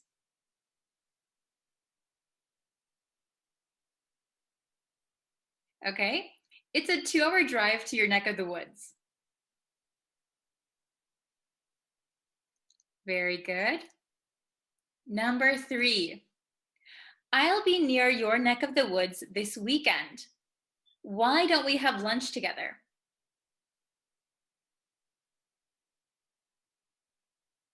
Okay, this is a very long sentence. The last 2 are pretty long, but that's good. It's always good to practice longer sentences, right? So let's try it one more time. I'll say it, and then please repeat it if you can, okay? I'll be near your neck of the woods this weekend. Why don't we have lunch together?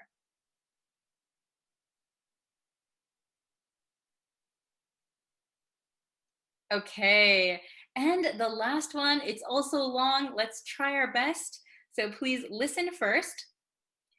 If you're ever in our neck of the woods, make sure you stop by to say hello.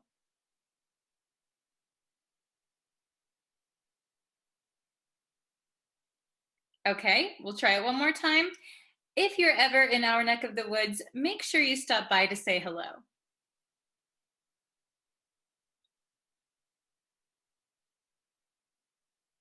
Okay, could you do it?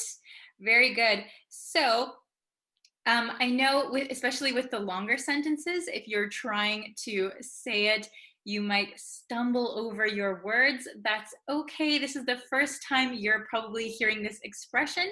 So if you want to master this expression, this idiom, I would suggest saying it over and over, right? Neck of the woods, neck of the woods, neck of the woods, neck of the woods. So the more times you say it, the more your muscle memory will remember how to say it, remember how to form these words. So it will become natural, okay? So remember that practice and repetition are the best ways to mastering a language, okay? So I hope this is helpful, especially those of you who are living abroad. You might often hear people say this, and it might be confusing at first, but I hope this will help you. Okay, so thank you everybody for watching today's lesson. I'll be back probably tomorrow with another lesson. And again, if you have any questions, please leave them in the comments below. Thank you guys so much, and I will see you for our next lesson. Okay, bye.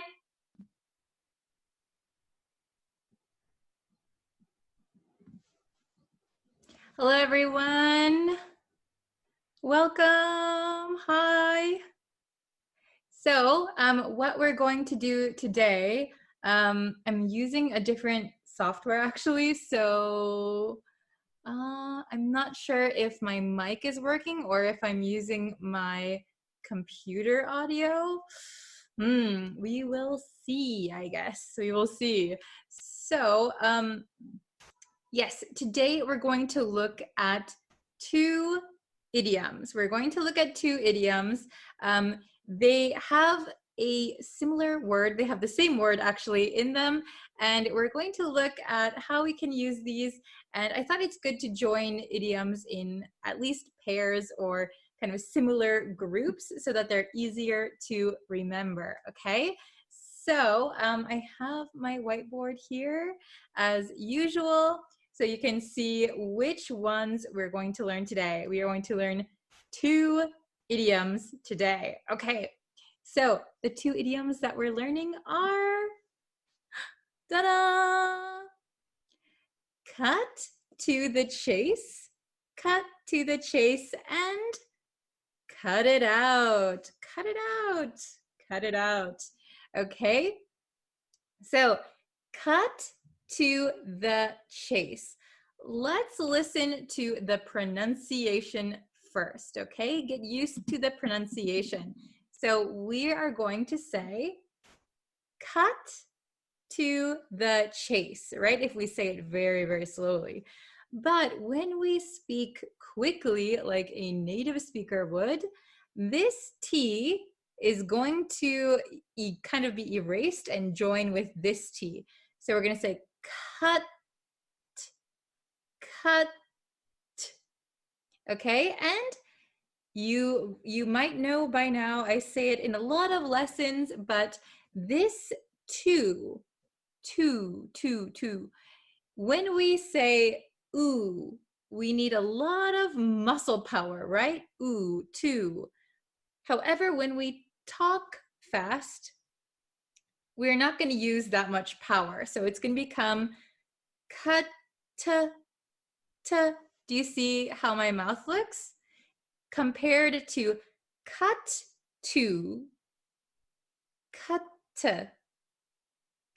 to the chase. See how my mouth barely opens, right?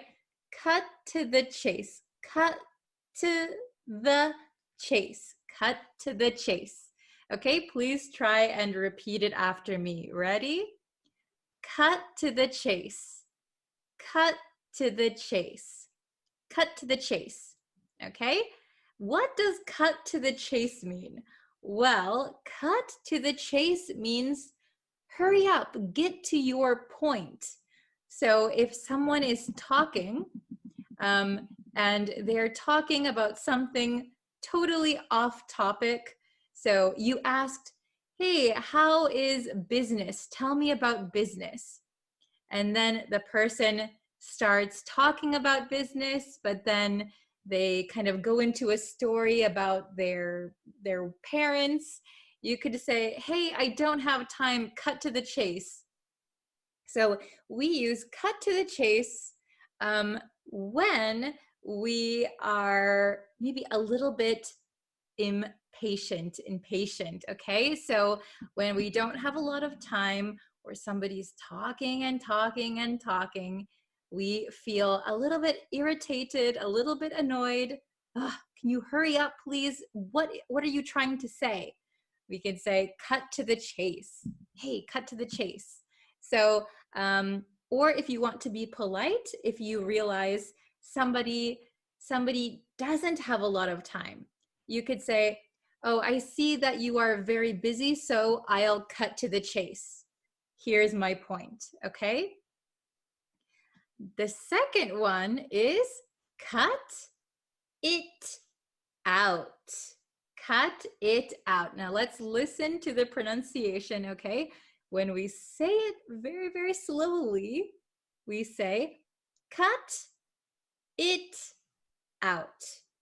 But if you're listening to a native speaker, they are not going to say cut it out, right?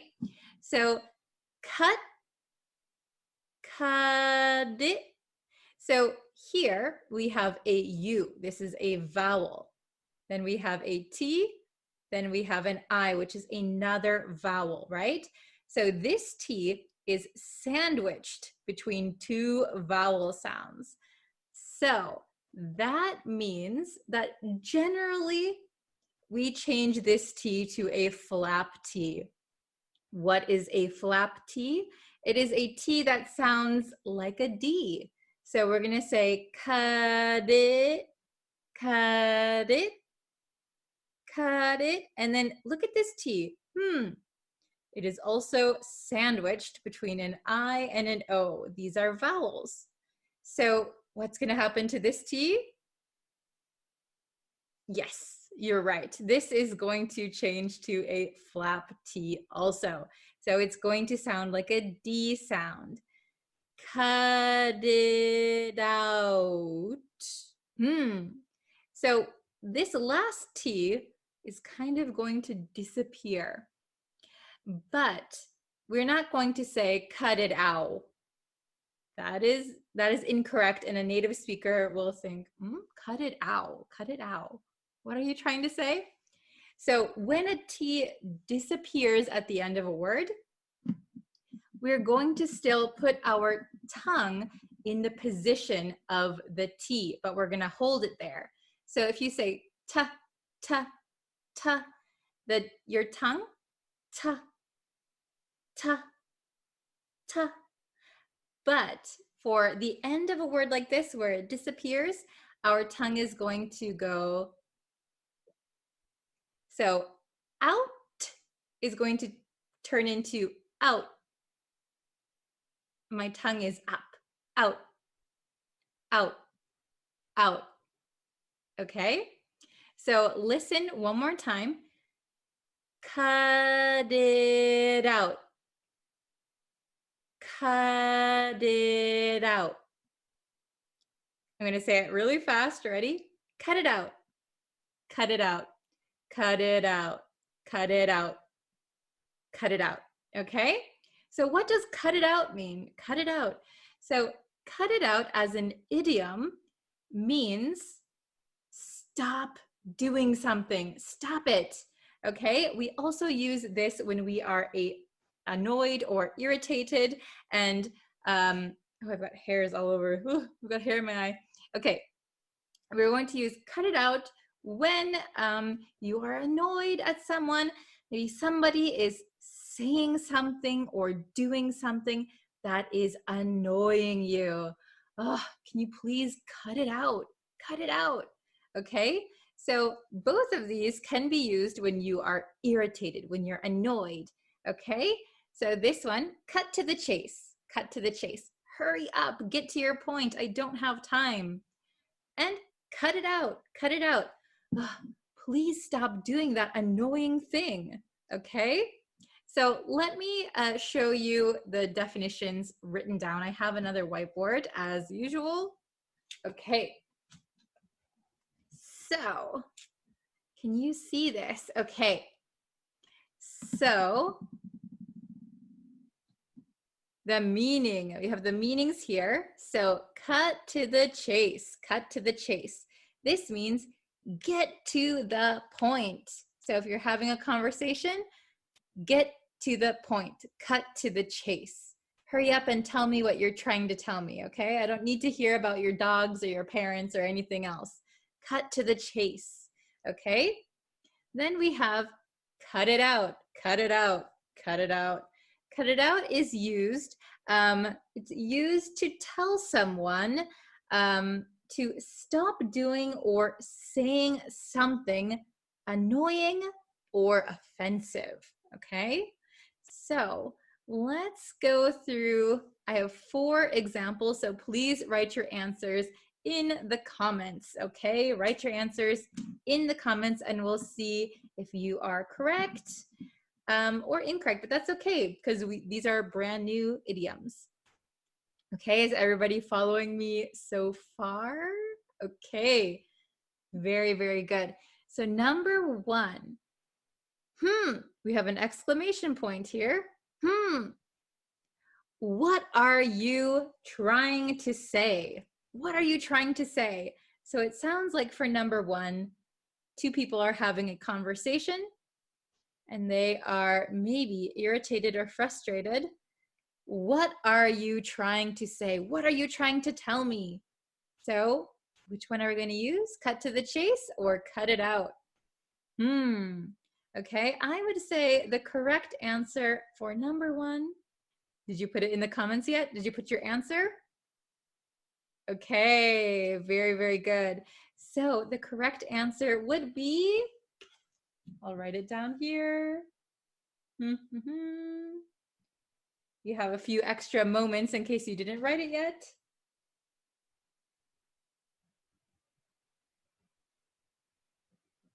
Okay, the correct answer is going to be cut to the chase. Cut to the chase. What are you trying to say?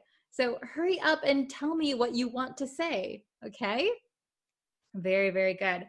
Number 2, another exclamation point. So we're saying it as kind of an expletive. I don't want to listen to you fight. I don't want to listen to you fight. What is the correct answer? Cut to the chase or cut it out? So I'll give you a few minutes. Please put your answer in the chat, in the comments. Oh, very good. Okay, okay. So the correct answer is going to be cut it out. Cut it out, okay? Cut it out. I don't want to listen to you fight. So maybe, not maybe, actually, my mother used to say this all the time to me and my little sister. So if we were in the back seat of my mother's car, maybe my sister and I would start fighting. Hey, she took my toy. My mother would say, cut it out. So stop fighting, right? Stop fighting. You're annoying me. You're being too noisy. Cut it out. Stop it. I don't want to listen to you fight. Okay. Very good. Very good. Let's try number 3 together, okay? I'm sick of your jokes. I'm sick of your jokes. So sick of something doesn't mean sick. Sick of your jokes means I'm tired of your jokes. I don't like your jokes. They're not funny. I'm sick of your jokes. Okay. Number 3, I'm sick of your jokes. Okay. What is the correct answer? Okay, please write it down. You guys are doing very, very well so far, so good job. I'm sick of your... okay. The correct answer is... cut it out. Cut it out. Cut it out. Cut it out. Cut it out. I'm sick of your jokes. Cut it out, okay? Stop telling me your jokes. I don't like them. They're not funny. Sounds very, very annoyed, irritated. Cut it out, okay? You might also, if you've ever watched Full House, it's an American TV show from the 90s. I used to watch it growing up. There's a character, Joey, who says, cut it out. So that's kind of his catchphrase. If you ever watched Full House, you might know cut it out, okay? Last one, number 4. I know you don't have time. I know you don't have time, so I'll... I know you don't have time, so I'll... In this case, nobody is irritated, nobody is annoyed, but the speaker, I know that you are busy. I know that you don't have a lot of time. So I'm going to be polite and... Okay, did you write your answer? Okay, the correct answer is... I know you don't have time, so I'll... cut... Both words have cut. Cut to the chase. Okay, very good. I know you don't have time, so I'll cut to the chase. Very good. Okay, is it easy? Are you guys understanding it? Feel free to ask questions in the comments. Okay, so let's go over these one more time. Okay, so listening to the pronunciation. Cut to the chase. To the. Cut to the chase. Cut to the chase. So that means get to the point. Get to the point. Hurry up. Cut it out. Cut it out. Cut it out means, so stop saying something annoying or doing something annoying or offensive, right? Stop saying or doing something annoying or offensive, okay? So number 1, cut to the chase. What are you trying to say? Cut to the chase. What are you trying to say? Okay, number 2, cut it out. Cut it out. I don't want to listen to your fight. To you fight. Cut it out. I don't want to listen to you fight. Number 3, I'm sick of your jokes. Cut it out, okay? Number 4, I know you don't have time, so I'll cut to the chase. This one is kind of polite. Okay, very good. Does everybody understand how to use cut to the chase and cut it out? Okay, so if you have any questions, please leave them in the comments and I always check them. So thank you guys so much for watching and I will see you in our next lesson very, very soon. Should be a good one. Okay, so if you haven't already, please subscribe to the YouTube channel. I'm posting videos all the time. So yeah, I will see you for our next lesson. Bye!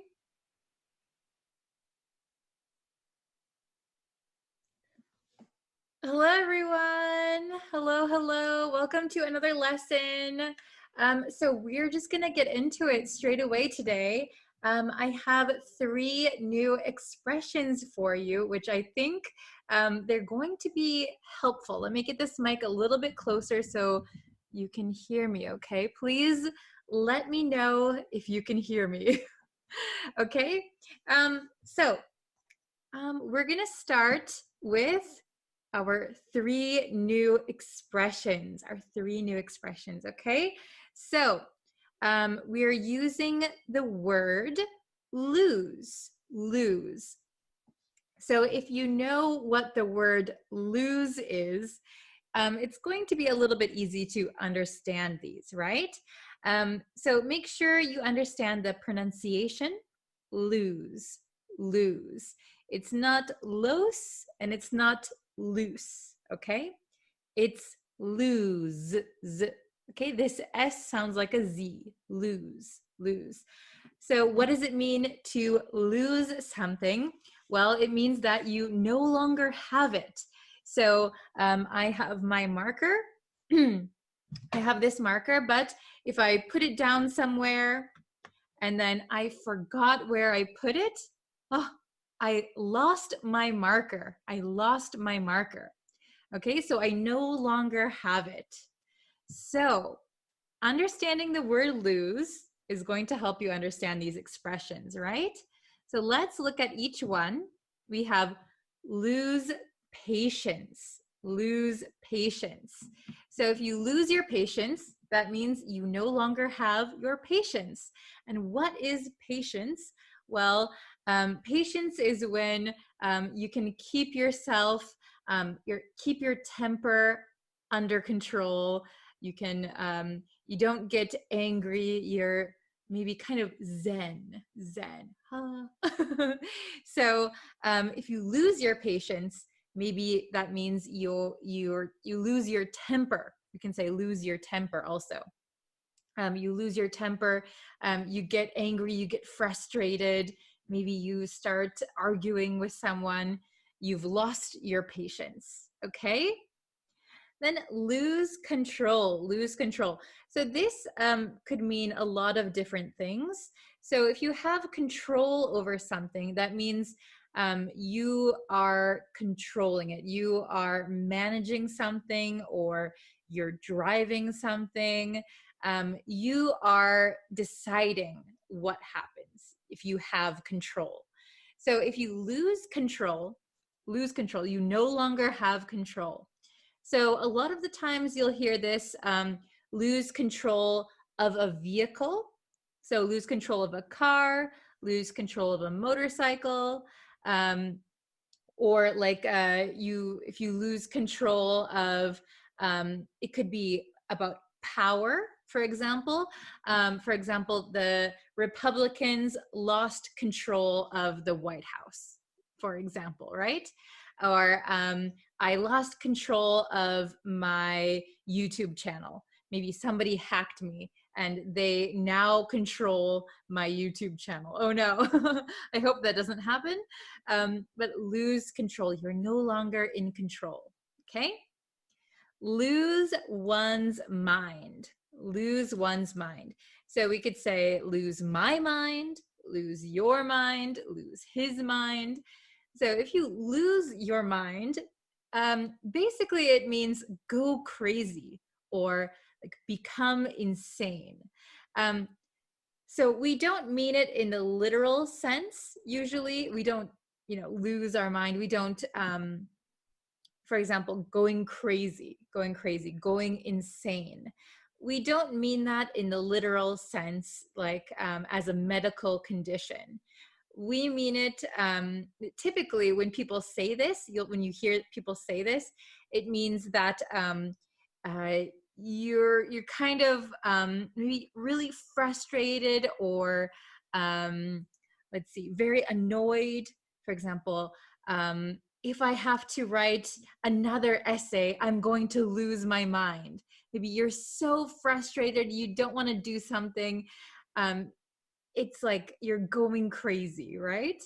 So it doesn't mean it literally, but it means that maybe you don't like something or something is really annoying you.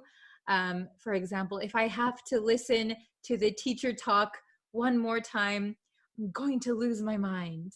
So you're very annoyed, right? Okay, so once again, lose patience, lose control, lose one's mind. All right, let's take a look at some examples, okay? We'll do this pretty quick. Da-da-da-da. Lose patience. This is the definition. Become unable to keep one's temper. So you're unable to keep your temper. You show your emotion if you lose patience. Oh, why don't you listen to me? Okay, you lost your patience. Okay, lose control, lose control. no longer able to control something. Like we talked about, it could be anything. It could be a vehicle. It could be power, lose control of something. Okay, lose one's mind. That means to become crazy, to go insane. You lose your mind. So maybe like you lose. What is it? What am I thinking of? Well, basically, you're kind of. We say here's another expression for you. We say at your wits' end. At your wits' end, you're going crazy. You're losing your mind. Maybe something is very frustrating or something is very annoying. Okay, so let's look. We have 6 today. We have 6 questions. So let's go through these and see if by answering them you're able to understand a little bit more. Okay, she with the young boy.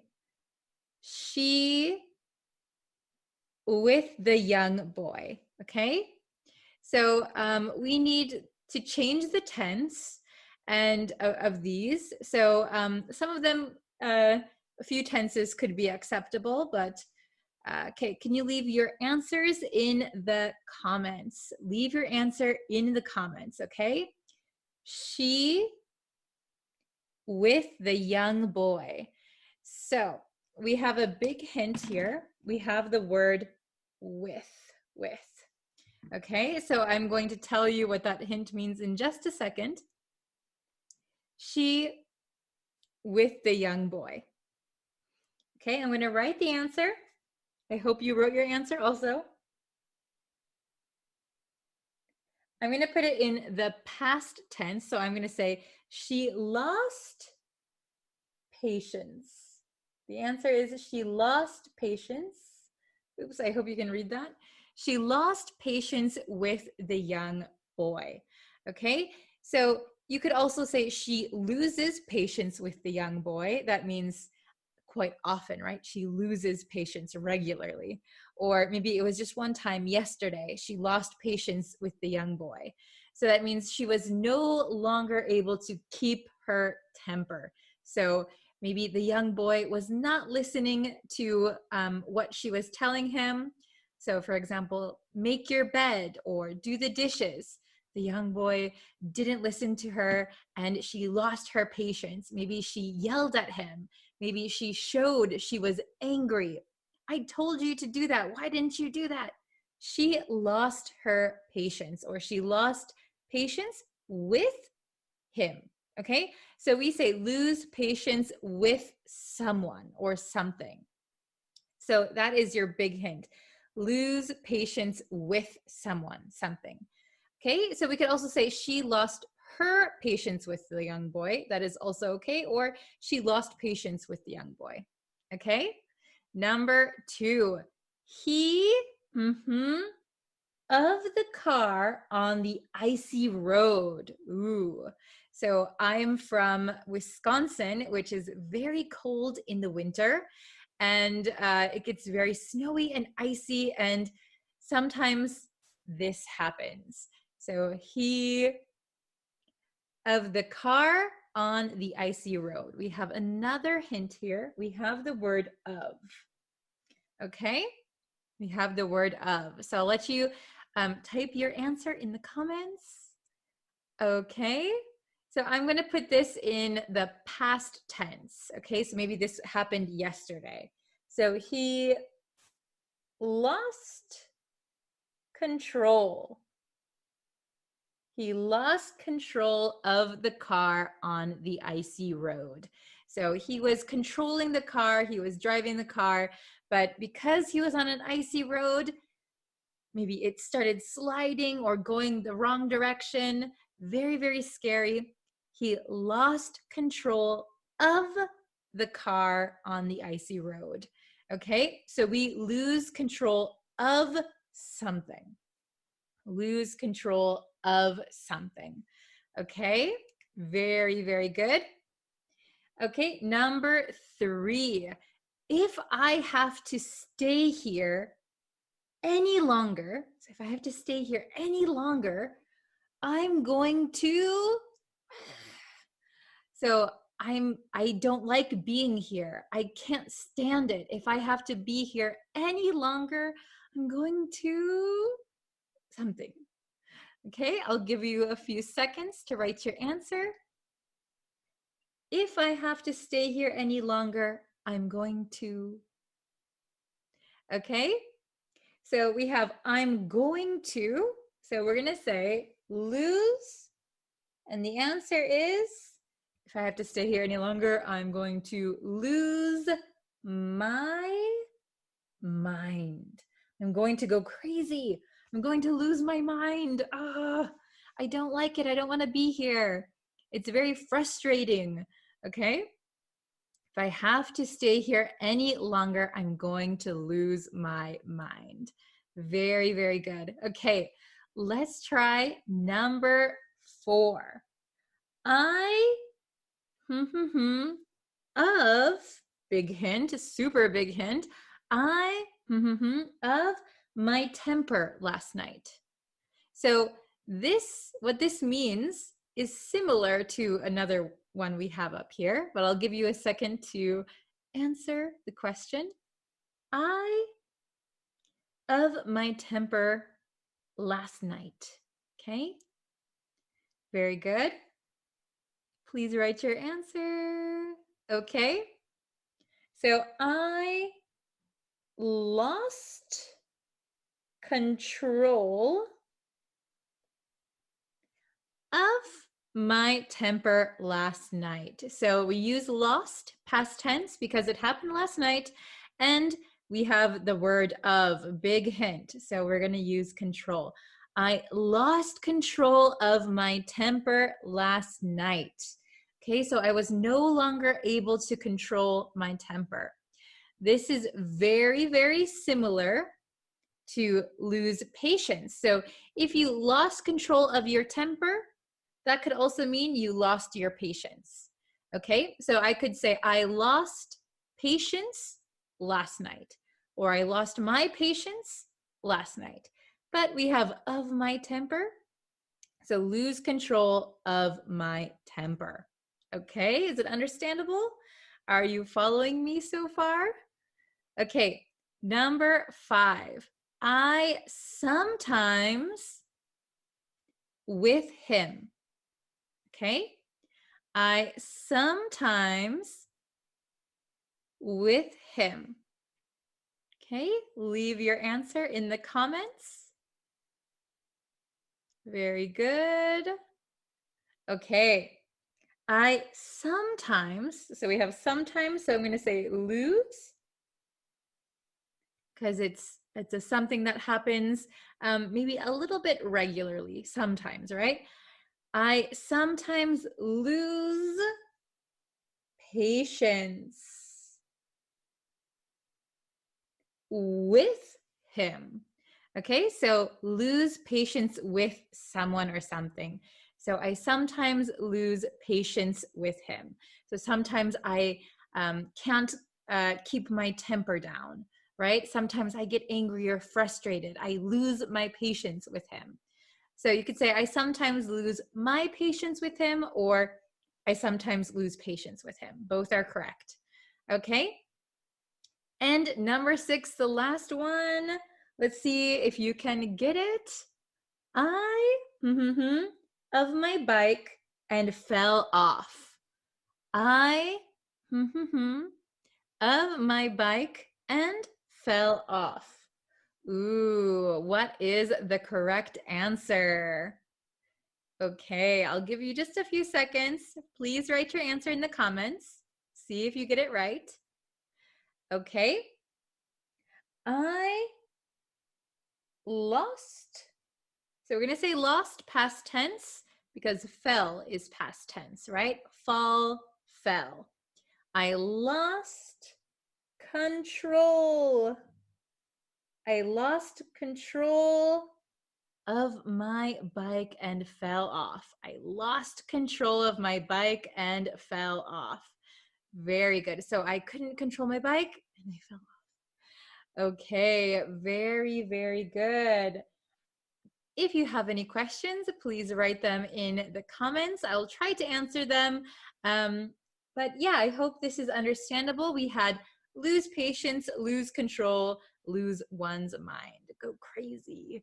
Okay, very good, everyone. So I'm going to end the lesson here. Please, if you have any questions or you want to make some example sentences, feel free to leave them in the comments and I'll do my best to check them. Okay, thank you everybody for watching. Please subscribe and hit the notification bell. That way you'll know when new lessons are uploaded. I'm uploading quite a lot, so if you turn on notifications, you'll know when new videos are available and when I go live. Okay, so thank you very much for watching, and I will see you guys for our next lesson. Bye! Hi everyone! Welcome back to my English learning channel. Today I want to teach you 2 phrases that are very useful for when you remember something. Okay? Imagine you are driving in a car. Your friend is sitting next to you in the passenger seat. Your friend says, "Can we stop at a gas station? I want to buy some snacks." The conversation from your friend triggers something in your mind. You remember that you need to get gas. So you can say, "That reminds me, I have to get gas." That reminds me. That reminds me I have to get gas. We use this phrase when something in the conversation triggers a memory or reminds you of something. So that reminds me, I need to get some gas. I'll give you one more example. I was talking on the phone with my mother. She told me that it was my cousin's birthday. Her conversation of my cousin's birthday triggered a memory. That reminds me, I have to buy a present for my friend's birthday next week. So my mother was talking about my cousin's birthday, but it sparked a memory in me that I'm going to a birthday party next week and oh yeah, I need to buy a present. So something in the conversation, something someone says reminds me of something. The second phrase that is very similar is come to think of it. Come to think of it. Come to think of it. Say, for example, you go out with your friends. You are ready to pay the bill. You reach for your wallet, but you don't have it. You start thinking, and you realize you haven't seen your wallet since you left your house. You can say, come to think of it, I forgot my wallet at home. Come to think of it, I forgot my wallet at home. Come to think of it is used when you realize something. You realize there is a problem, you realize there is a question, you realize something. So that reminds me and come to think of it are similar, but they're not the same. So that reminds me, something someone did or said reminds you. It triggers a memory. But come to think of it could be your own realization. I'll give you one more example. Someone asks you, have you ever been to America? You might say, yes, I've been to America, but only one time. Come to think of it, I haven't traveled much recently. You are having a conversation with someone and they ask about your travel experience. You reply and you realize, oh, I haven't traveled so much recently. Come to think of it, I haven't traveled so much recently. Sometimes that reminds me and come to think of it can be used interchangeably. For example, someone might ask you, was Tony at the party last night? No, he wasn't there. That reminds me, I haven't seen him in a month. Or you could say, no, he wasn't there. Come to think of it, I haven't seen him in a month. In this situation, the conversation triggers a realization. That reminds me, I haven't seen him in a month. Come to think of it, I haven't seen him in a month. But be careful, sometimes they're not interchangeable. So if we think about forgetting your wallet at home, you want to pay the bill? Oh, where's my wallet? You probably wouldn't say, that reminds me, I left my wallet at home. That reminds me sounds like you already had that idea, so you are reminded again. Come to think of it sounds like you are thinking about it for the first time. So the nuance is a little bit different. That reminds me means you've already thought about something before. I need to buy gas, but I forgot. That reminds me, I need to buy gas. But forgetting your wallet, you probably didn't already know you forgot your wallet. So it is happening for the first time. You are realizing something for the first time. Come to think of it, I forgot my wallet. Shoot. Okay, let's try a little quiz. So I will give a situation. Please think of which expression to use. That reminds me, come to think of it, or either. Okay, first question. You're riding the train and you put your heavy bag on the seat next to you. You arrive at your destination. You are in a hurry to get off the train and you forget your bag. What expression would you use when you realize you forgot your bag? Would you say, that reminds me, I must have left my bag on the train? Or would you say, come to think of it, I must have left my bag on the train?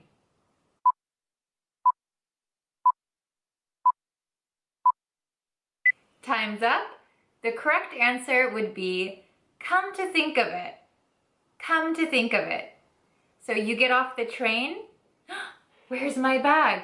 Oh, come to think of it, I must have left it on the train. Okay? Question number 2. Your friend is looking for a new job. They ask you, do you know anyone who is hiring? What would you say? Which expression would you use? Come to think of it, I know someone who's hiring. Or, that reminds me, I know someone who's hiring. I think you can get this one.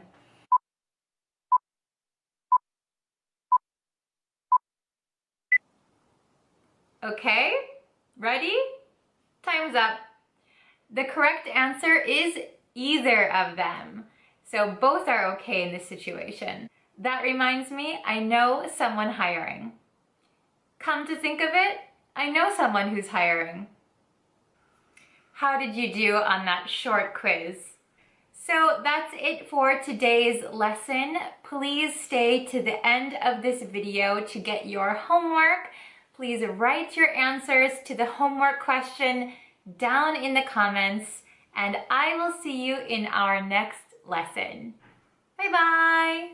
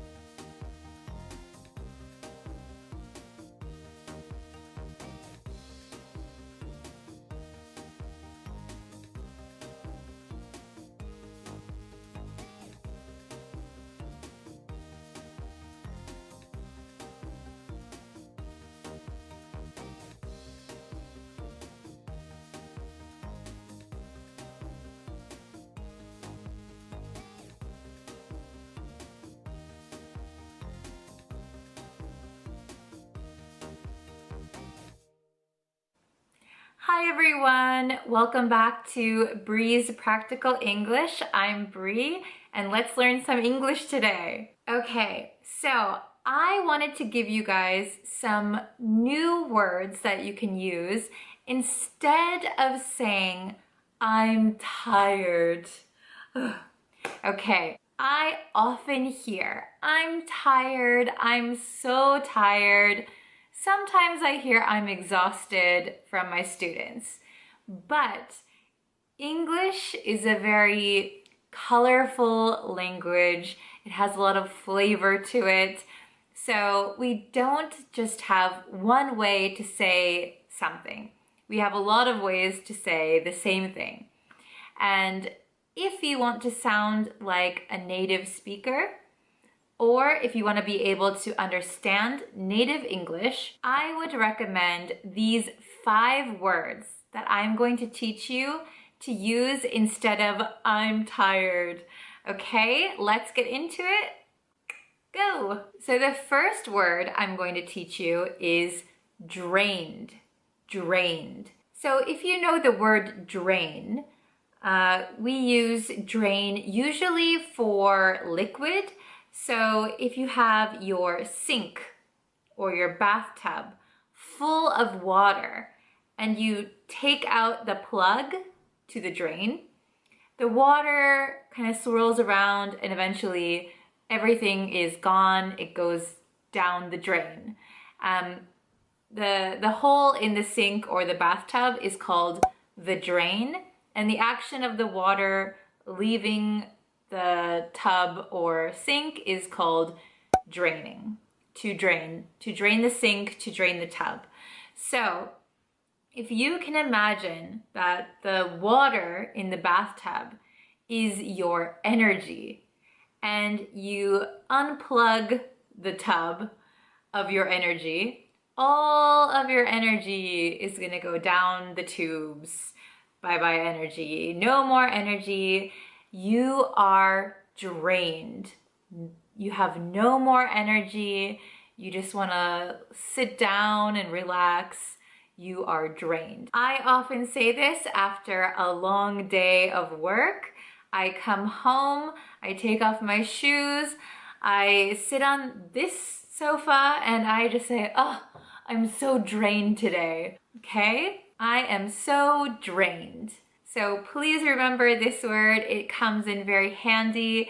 I think a lot of my friends back in the US use this word. And I think it's nice to say this instead of I'm tired or exhausted. Sometimes you can say I'm drained. Okay, the next word I have for you is actually 2 words. So worn out. Worn out. So we can use worn out when we talk about something that we've used for a long time and maybe it's not as in perfect condition as it once was. For example, this sweater, if I wore this sweater a lot, maybe I would wear some holes into my elbows.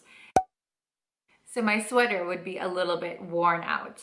Or if you have a nice pair of shoes, but you do a lot of walking, maybe the bottom or the soles of your shoes might get worn out. So it means you've used it a lot, now there might be a hole.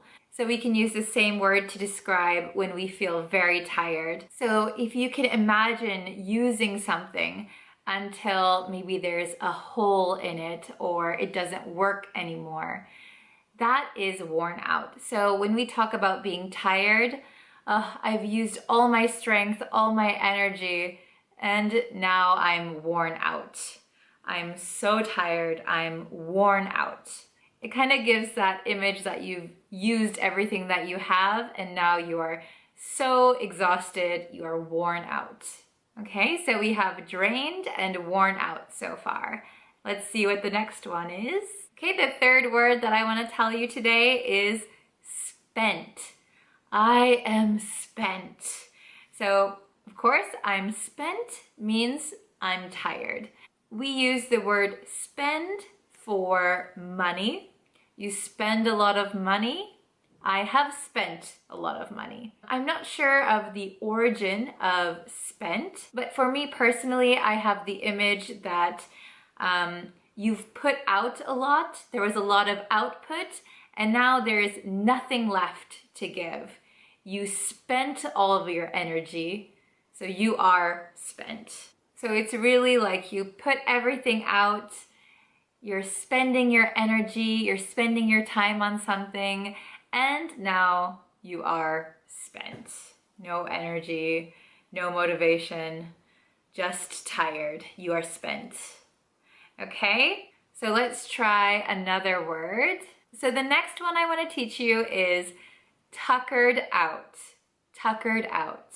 I don't really have a good way for you to remember tuckered out, but maybe in my imagination, I think tuckered out is kind of a little bit of a cute way to say that you're tired. That might not be the case for everyone, but that's just my personal imagination. I think I would use tuckered out more for children or pets. Oh, look at that dog. He was chasing the ball and he's all tuckered out now. Or look at little Johnny over there. He's been playing with his friends all day. He must be tuckered out. So tuckered out for me at least sounds a little bit cute. I probably wouldn't use it for like other adults, or I might not even use it for myself, but maybe a small child or a pet, they are tuckered out. So after a quick Google image search, I found that most of the pictures for tuckered out are of cute little tired animals. So I don't think I'm alone on this one. I think it's usually reserved for pets or small children. Okay, and the last one, number 5, sounds a little bit funny, but I assure you this is a word that we use, and it's I'm pooped. I am pooped. So again, I don't know why we say I'm pooped, but yes, we say that. And I'm not gonna give you a visualization of it. I don't really think I need to. So saying I'm pooped is a little bit of a casual way. It's not rude at all, so you don't need to worry about that. You can say it to pretty much anyone, but it is a pretty casual way to say that you're tired. Okay, do you remember all 5 words? I'm gonna go ahead and give you another example for each, but of course they all mean the same thing, that you're tired. Okay, drained. I worked a lot of overtime this week and now I'm drained. I worked a lot of overtime this week and now I'm drained. Worn out. I'd love to go hiking this weekend, but I'm so worn out from work. I'd love to go hiking this weekend, but I'm so worn out from work. Spent. You've been working on that project all day. You must be spent. You've been working on that project all day. You must be spent. Tuckered out. I was playing frisbee in the park with my dog, and now he's pretty tuckered out. I was playing frisbee in the park with my dog, and now he's pretty tuckered out. Pooped. It's been such a long day. I'm pooped. I'm going home early. It's been such a long day. I'm pooped. I'm going home early. Okay, I hope these new words and phrases were helpful for you, and I hope that you can try and use them in your everyday life when you're speaking English. So your homework for today is in the comments.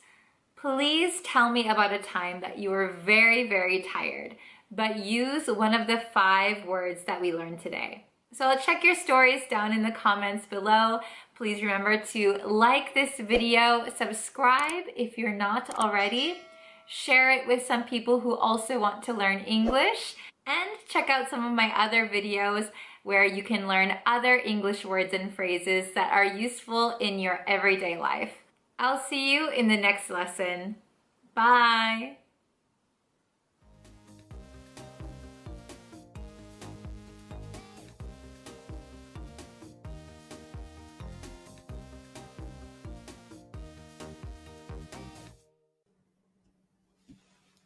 Hi, everyone. Hi, guys. Hello. Welcome to another lesson. Are we ready? So this week, I think I've taught you several idioms. And today we're going to do the same. And I'm thinking that on Friday, oops, I dropped my phone.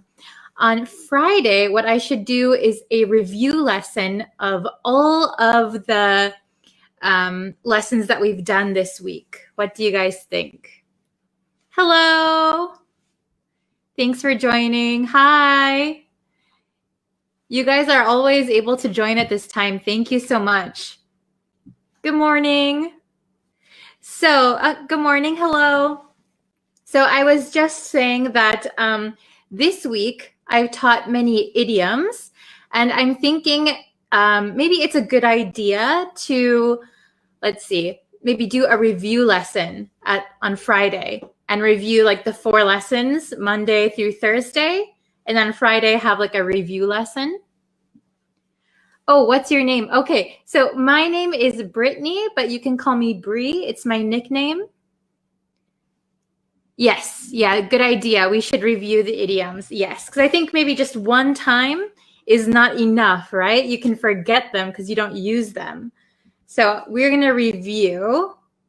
So I'm going to show you the idioms. We're learning 3 idioms today. And I just accidentally erased it with my hand.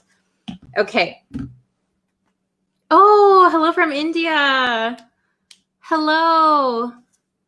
Wow. Okay. Oh, hello from Colombia. Very nice. Okay, so today we are learning 3 idioms, and all of the idioms relate to age. So we're talking about age with these idioms. Okay? So let's see. We have these 3 idioms today. Okay? Do you guys know these? Oh, you listen every day. Thank you so much. Okay, so we have the first one is over the hill. Over the hill. Does anyone know what over the hill means? Over the hill. Remember, we're talking about age. So if you know that we're talking about age, can you guess what over the hill means? So if you think of life as a hill, right? So, I should have had another whiteboard ready. I only have 2 whiteboards. So over the hill, I'll use these markers as an example. So this is life. Okay, can you see this? So on this side, you're young and you are going up the hill. You have a lot of energy, up, up, up, up, up. Then you kind of reach your maybe peak, the best point in your life. And then you start to go down. So, oh, very good. Anna with the correct answer. So over the hill means old. So you've already passed the prime of your life, and now you are on the way down. So it's a little bit, I guess, sad way to say somebody's old, but it's a very casual way. Oh, you're over the hill. You've turned 56 or something. I don't think 56 is that old anymore. Okay, over the hill means old, maybe past the prime of your life, past the best point of your life. Over the hill, okay? Yes, very good, means old, okay? Oh, you're welcome for the subtitles. I hope they help. Okay, and the next one, I wasn't born yesterday. I wasn't born yesterday. So if you are an adult, not a baby, I don't think any of us here were born yesterday. So this means, this is maybe a hard one to understand, but I wasn't born yesterday means I'm not stupid. I'm not foolish. You can't fool me. I wasn't born yesterday. So this kind of comes from the image that young people are less experienced, have less knowledge. So a baby has the least amount of experience or knowledge, and you can kind of fool children, right? But if we are an adult and somebody tries to trick us, if somebody tries to fool us, we could say, hey, I wasn't born yesterday. You can't fool me, okay? You can't fool me. I wasn't born yesterday. Yes, I'm not a kid, okay? I'm an adult and I am smart. I wasn't born yesterday. So if somebody says, for example, if I said, hey, did you guys see the sky today? Today, the sky is bright purple. All day, the sky is bright purple. Maybe that is very hard to believe, right? So you could say, I wasn't born yesterday. I don't believe what you're telling me. I wasn't born yesterday. Okay? And the very last one, maybe the easiest one of them all, this is young at heart. Young at heart. So when we say it very quickly, young at heart, young at heart, young at heart. Okay? Does anyone know what young at heart means? Does anyone know? Oh, hello from Bangladesh. Yes, very good. Good examples. Okay, so young at heart means, yes, very good, Anna, very good. It means youthful. That's true. So young at heart means that you are physically, you are older. So you are an adult or you're in your 50s, 60s, 80s, 90s. Okay. So young at heart means that you are older, but in your heart, you have a youthful spirit. Okay, you are young at heart. So maybe an old person who likes to play jokes. Maybe they're young at heart. Or an older person who likes to play games. Young at heart. Okay, very youthful, very bright. Okay, so alive. Yes, young at heart. So it just means youthful spirit. Not an old spirit. Even though you're older, you like to have fun, you like to joke, you're young at heart. Okay, so one more time. Over the hill, I wasn't born yesterday, young at heart. Okay, so let's go to my next whiteboard where we have the, let's see, the questions. Okay. Ooh, I wrote it this way today because I thought I could fit more on it, but I guess it doesn't really fit on the screen that well. Okay, let's look at the definitions one more time. So over the hill means old and past one's best. Past one's best. So you're over the peak of your life. Okay? I wasn't born yesterday means you can't fool me. You can't fool me. And young at heart means having a youthful outlook in spite of one's age. Okay, I'll put that up here really quick. Can you see? Okay, so now that we understand the meanings, let's try the exercises, all right? So we have 3 exercises, okay? So number 1, let's do it together. I'll read it. He tried to overcharge me. Oops. He tried to overcharge me, but he tried to overcharge me, but so if you don't know, overcharge means charge too much. So if I go to the store and I want to buy bread, and the bread says it's $1.50, $1.50. But the store clerk says, that'll be $3. I could say, hey, you're trying to overcharge me. It's too much money. Oh, very good. We have some answers. Tanvir and Anna, very good. I wasn't born yesterday. Very good. So I'll write that one here. I wasn't born, this is a long one, yesterday. It's kind of going off of my line, but that's okay. Okay, so he tried to overcharge me, but I wasn't born yesterday. So he couldn't trick me. He couldn't fool me. I said, hey, that's too much money. I know how much it costs. I wasn't born yesterday.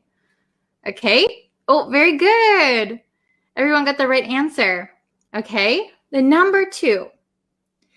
You say that you're, but you're still as strong as ever. You say that you're, but you're still as strong as ever. So which one do you think it could be? So over the hill, I wasn't born yesterday, young at heart. You say that you're, but you're still as strong as ever. Oh, very good. Anna is very good.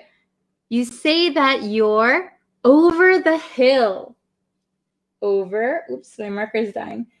Over the hill.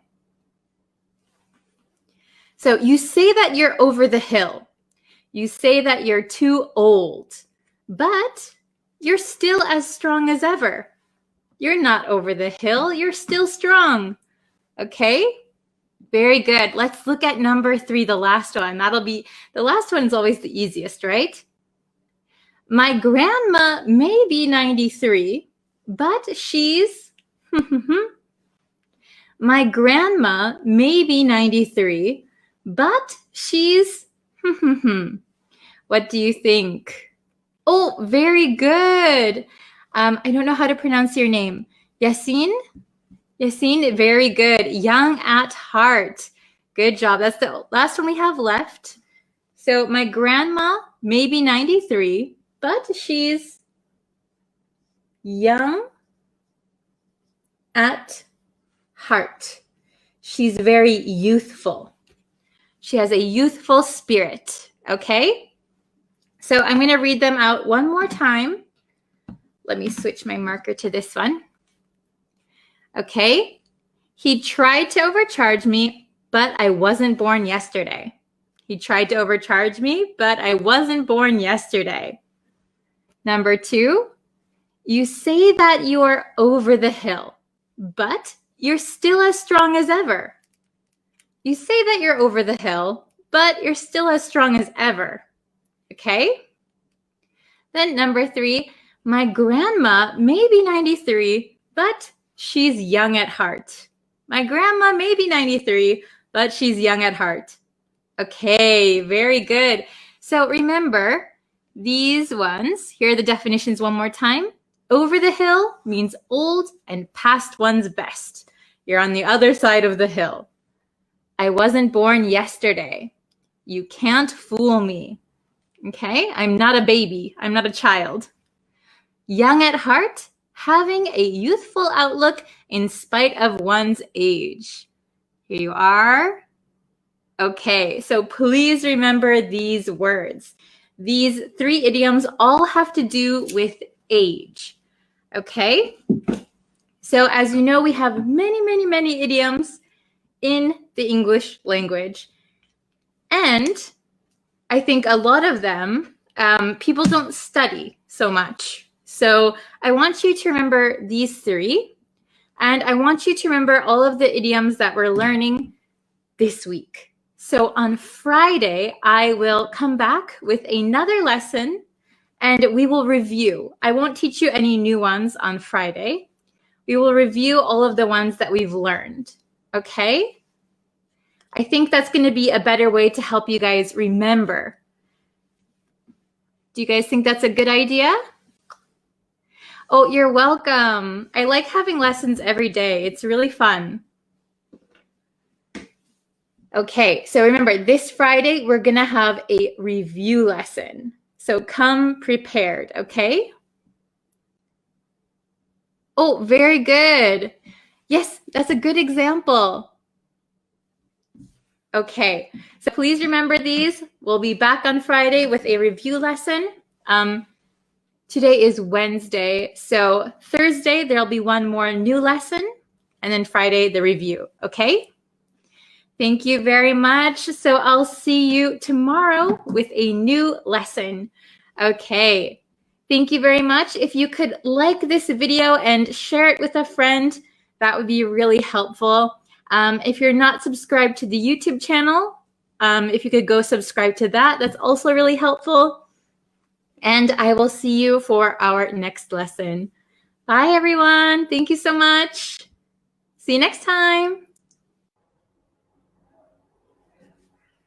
Hello, everyone. Hello, hello. Let's see.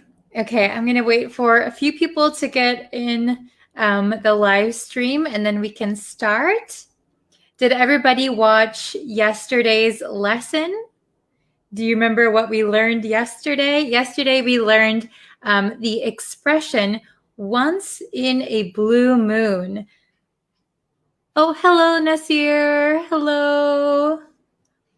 So yesterday we learned once in a blue moon. So once in a blue moon means once in a very, very long time, right? So very rarely. Hello, Mahmoud. Nice to see you. Hello, Angel. Hello, Nur Islam. Keep you, hello. Sandy, hello. Raz, hello. I hope everyone is doing well. Hello, Jerulo. Nice. Nice to see you all today. Oh, hello, Fozzie. Very good. Hello, Rogina. Nice to see you. Hello, Ali. Okay, so I was just explaining that yesterday we learned the expression once in a blue moon. So if you haven't seen that lesson yet, please watch it. But actually, I was really surprised how many people were in the live stream yesterday. That was amazing. I think on Facebook, the video has almost 10,000 views already, which is crazy. Thank you so much for sharing and liking the videos. That really helps me out, and I'm so happy that you guys like the lessons. Oh, hello from the Philippines. Hello, hello. So yes, so yesterday we learned about once in a blue moon. So if you can kind of guess what theme we're going for this week, we're talking about expressions with moon, okay? So because it's getting to be the fall season, I thought that would be a good time to talk about these expressions. Hello from Afghanistan. Oh, thank you so much, Sandy. Yeah, I'm doing pretty good. Today's a good day. I feel fine now. Hello, Lamia? Oh gosh, I think I never pronounce a lot of your names correctly, so I'm so sorry about that. Okay. Oh, thank you.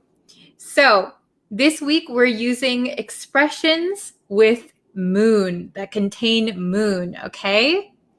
So today, and I actually saw somebody comment this yesterday, so I was so surprised. I was like, oh, that's tomorrow's lesson. So Today, we're going to learn what to moonlight means. To moonlight, okay?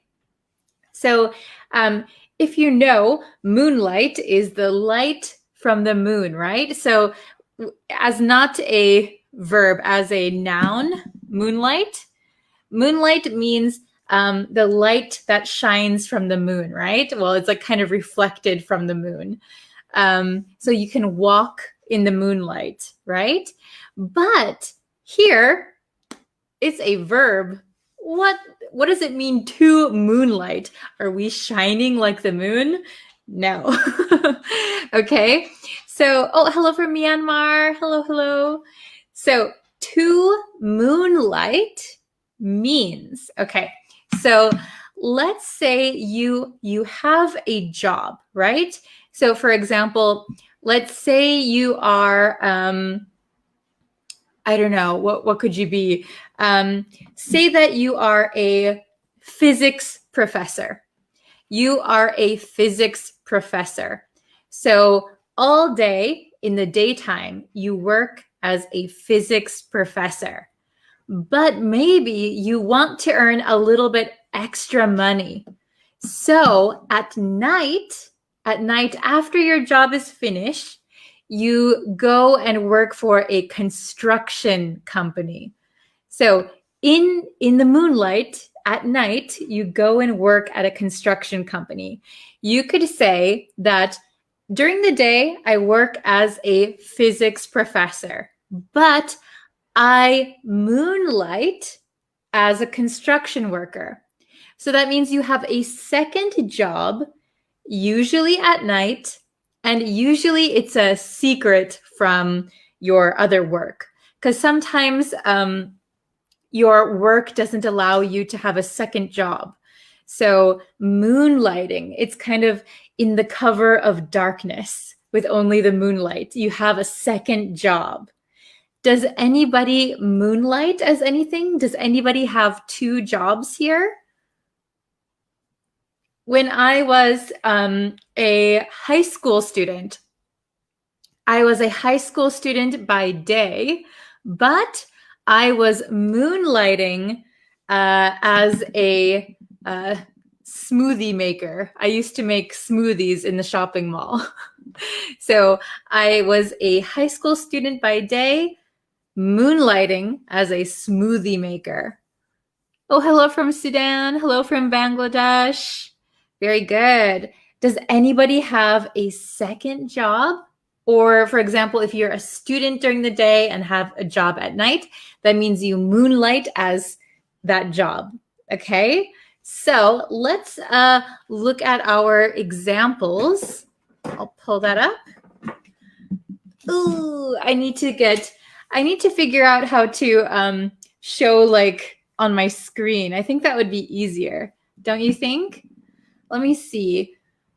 Oh, there's a share screen button. I'll have to figure out something. Okay, but for now we have my whiteboard. So let's see. I'll move over a little bit. Okay. So the meaning of to moonlight means to have a second job, typically secretly, and at night, in addition to one's regular employment.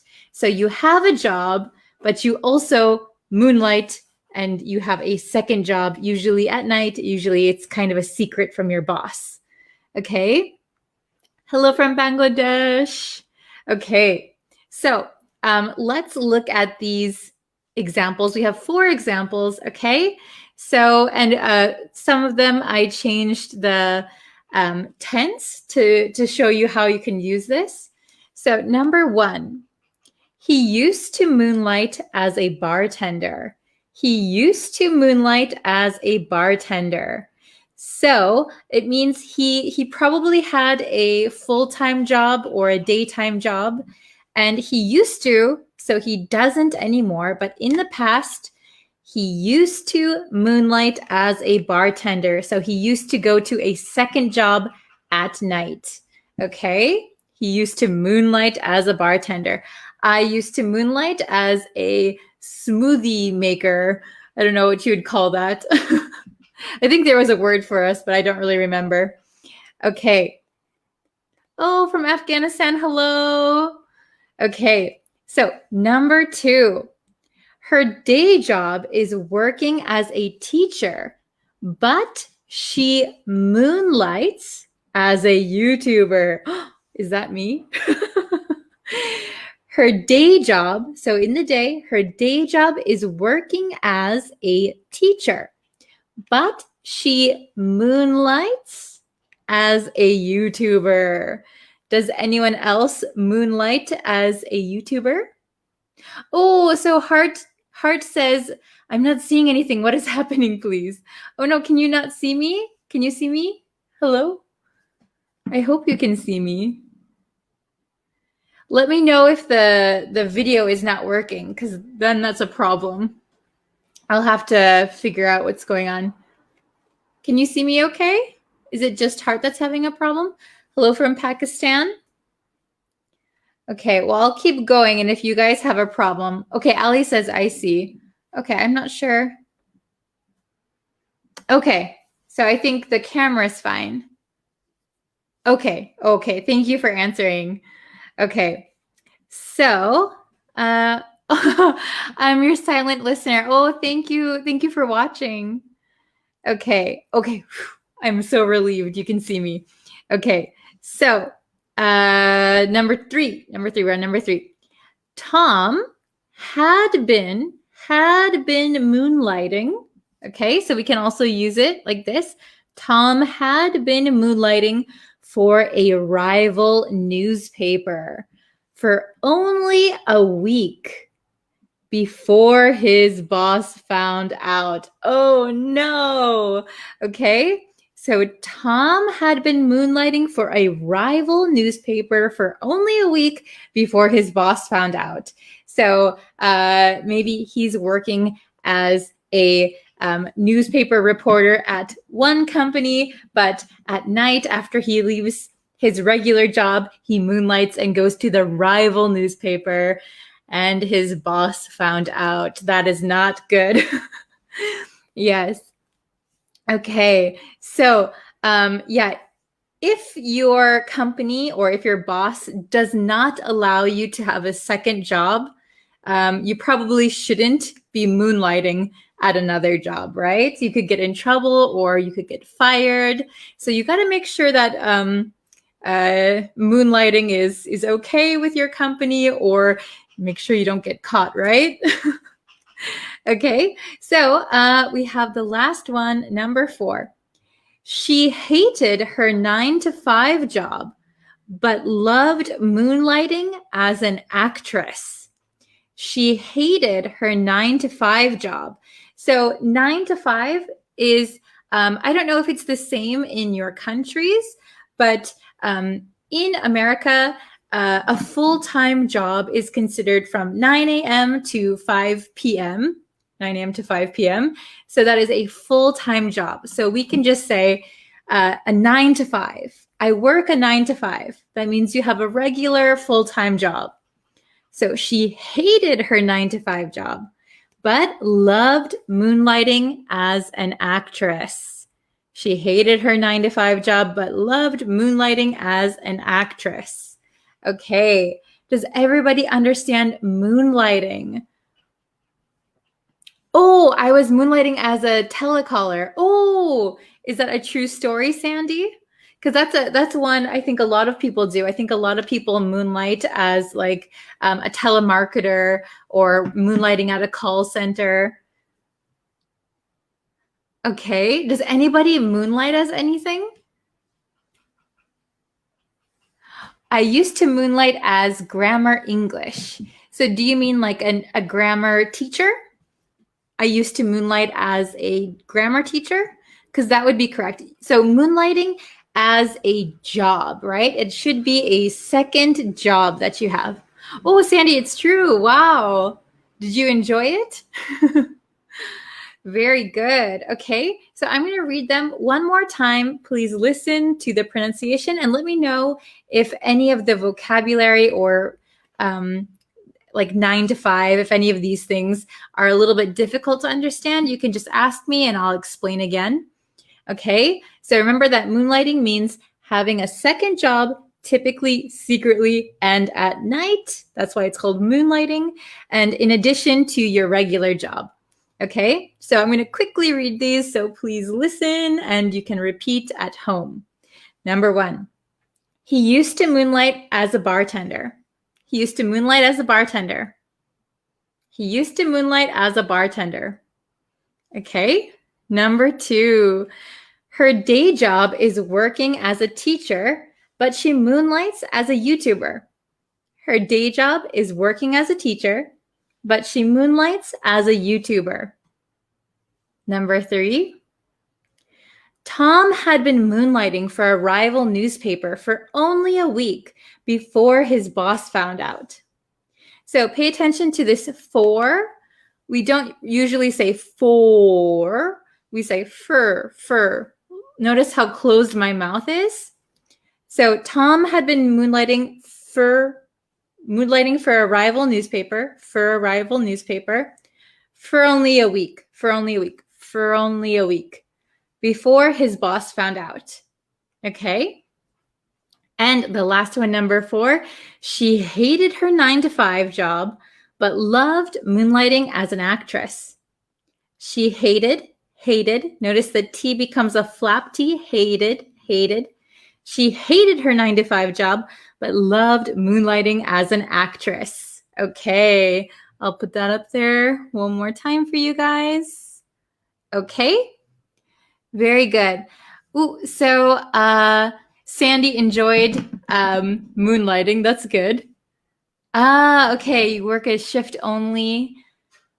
I moonlighted as a security guard. Oh, very good, Ahmed.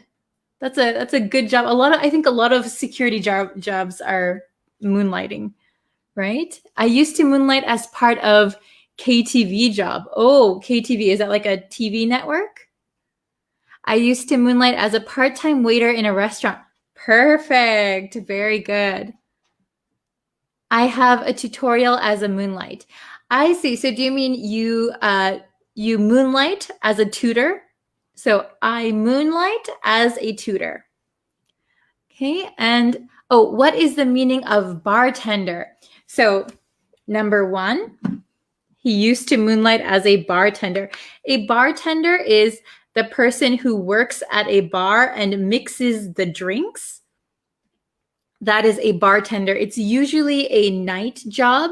That's why a lot of people moonlight as a bartender. They might have a full-time regular job and then go to a bar and work as a bartender at night.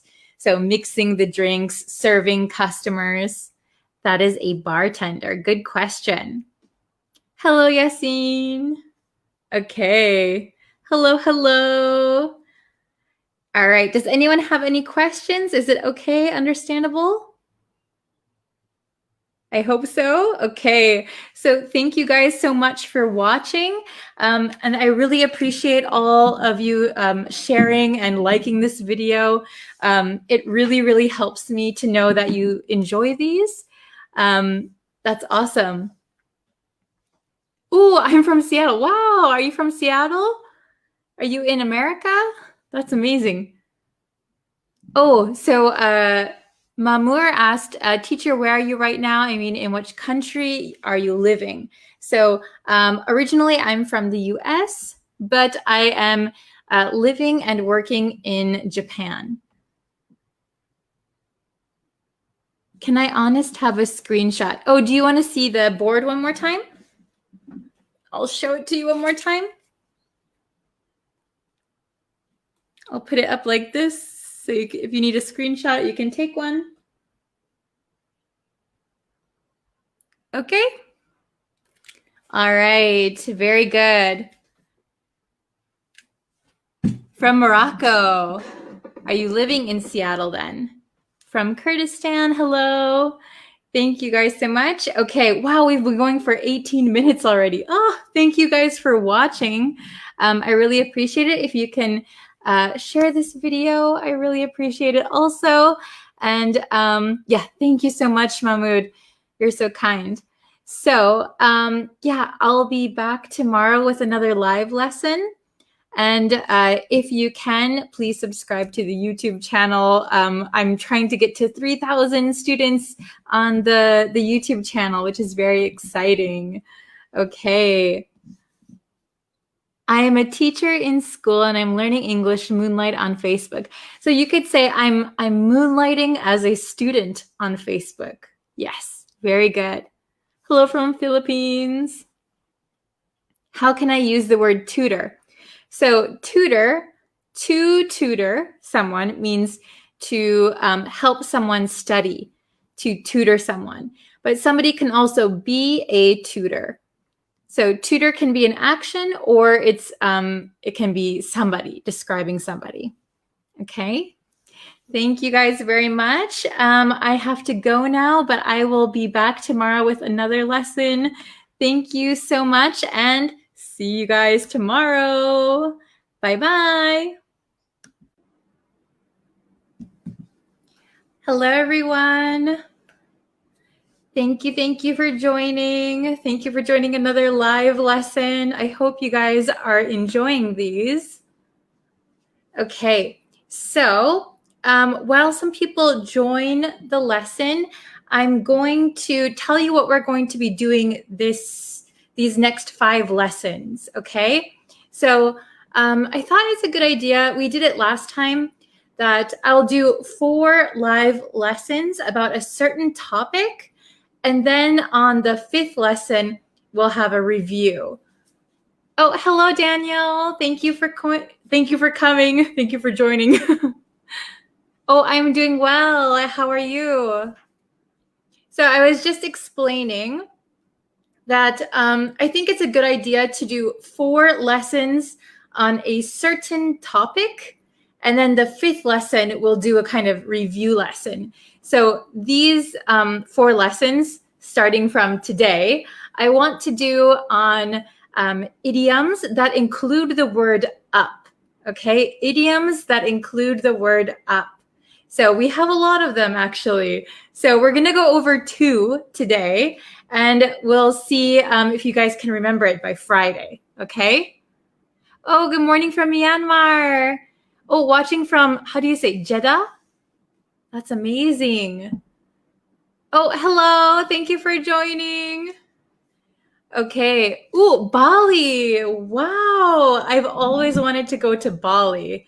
That is one of my dream vacations. Hopefully, I can go there soon. Oh, hello from India. I'd also like to visit India. Okay. So our 2 up idioms for today are we have these. Does anyone know these? We have toss up and up in the air. Have you heard these before? Hello from Myanmar, Bangladesh, Iraq. Very nice. Thank you guys. Hello. So we are learning idioms that include the word up. And today we're doing on decision making. Okay? So toss up, if you have never heard this expression before, a toss up is, if you have a coin and you throw the coin up in the air, and if it's heads, it's one decision. If it's tails, it's another decision. Oh, hello, Simon. Thank you for joining. Okay. Oh, hello from Pakistan. Very nice. So a toss-up is when you can't decide something and there is a choice between 2 things, or 2 things that will happen, or 2 choices. So a toss-up. You're not sure. So if I said,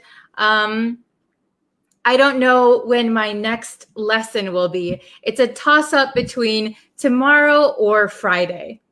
It's a toss-up, usually between 2 things. okay? And then we have up in the air, up in the air. So up in the air means that your decision or whatever you are going to do has not been decided, has not been settled yet.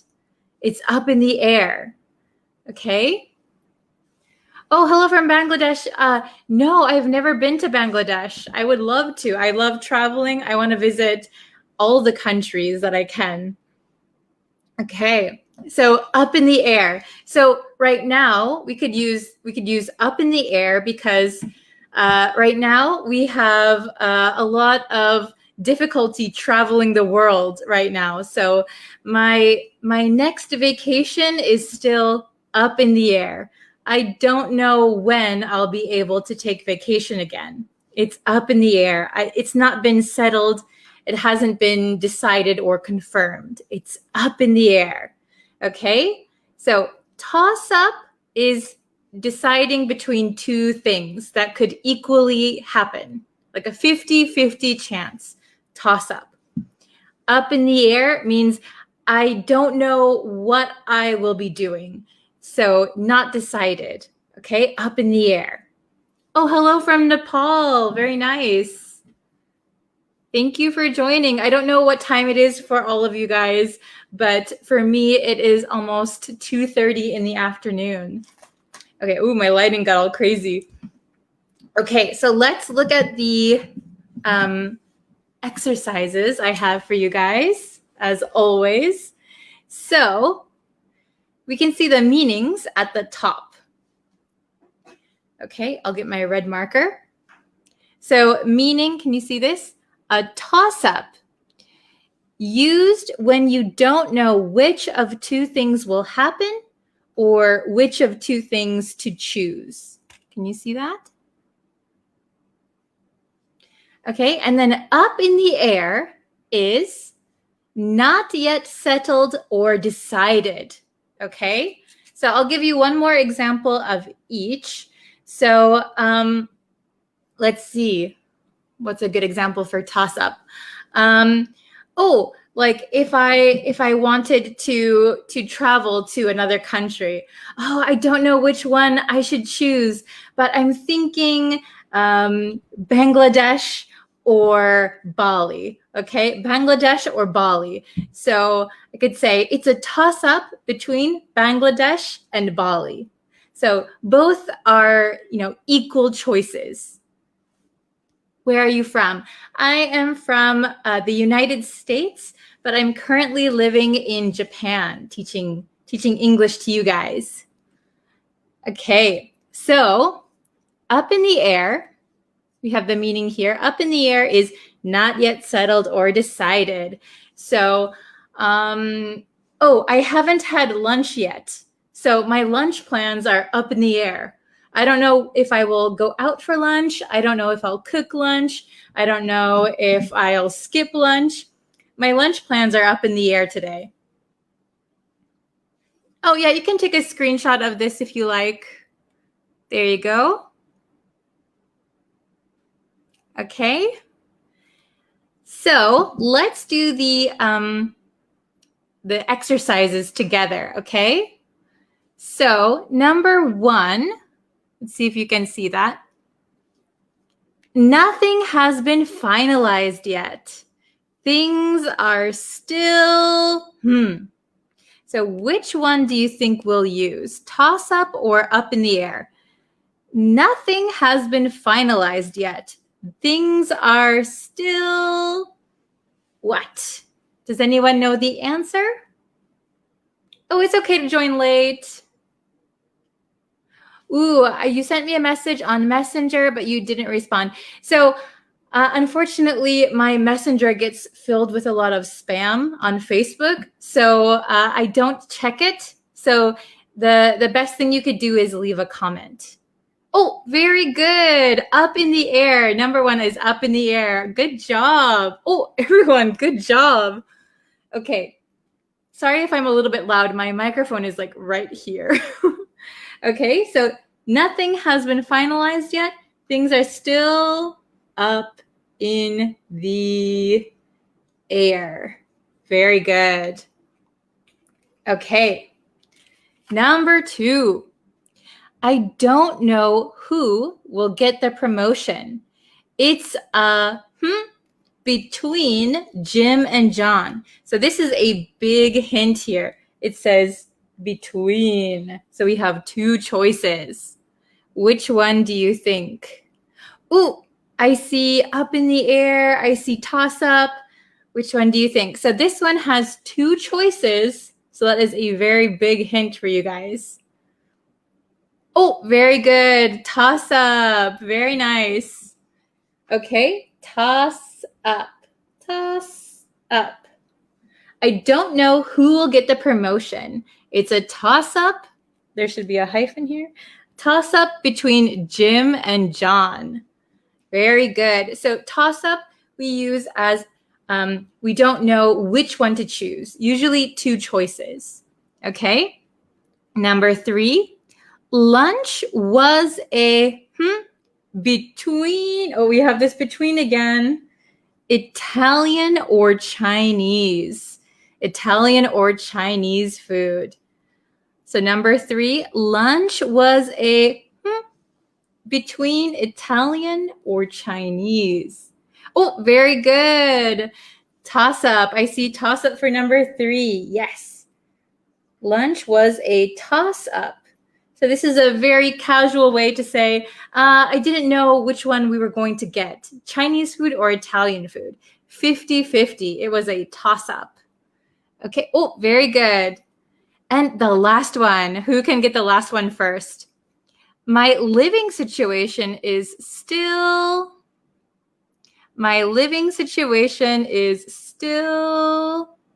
Which one do you think for number 4? Who can be the first one to get it?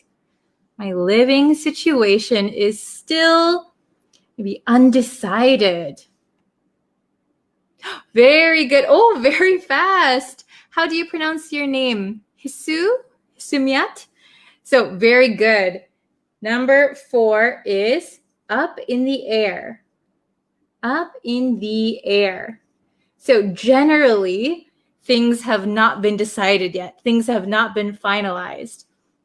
So remember, these are very similar, toss up and up in the air. Toss up is between 2 choices. So usually you'll see this word between, and that way you know, okay, we should use toss up. And then up in the air is generally things have not been decided.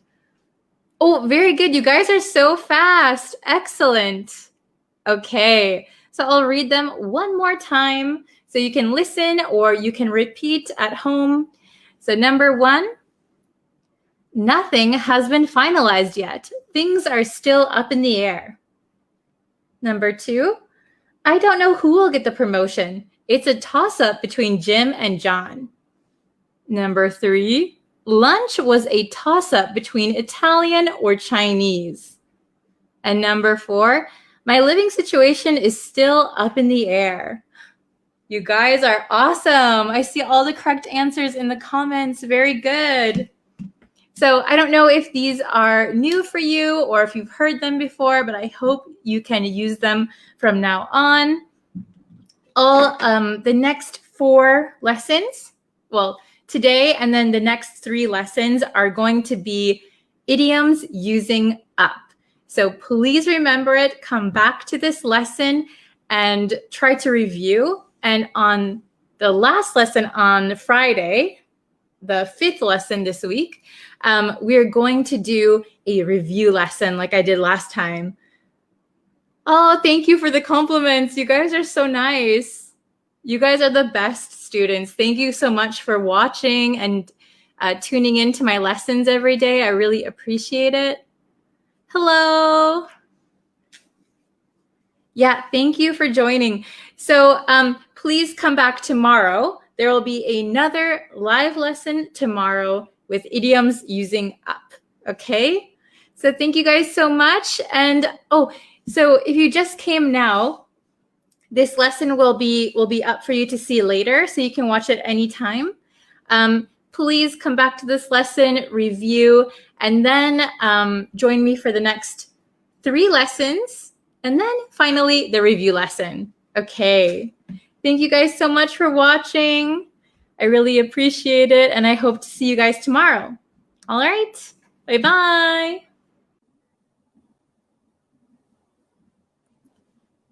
Hello, students. Hello, everyone. Welcome to our lesson today.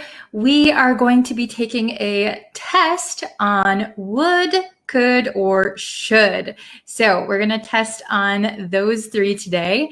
If you need to review before you take the test, you can go over to the would, could, should grammar lesson. It is on YouTube, so I'm putting it in the chat if you can find it.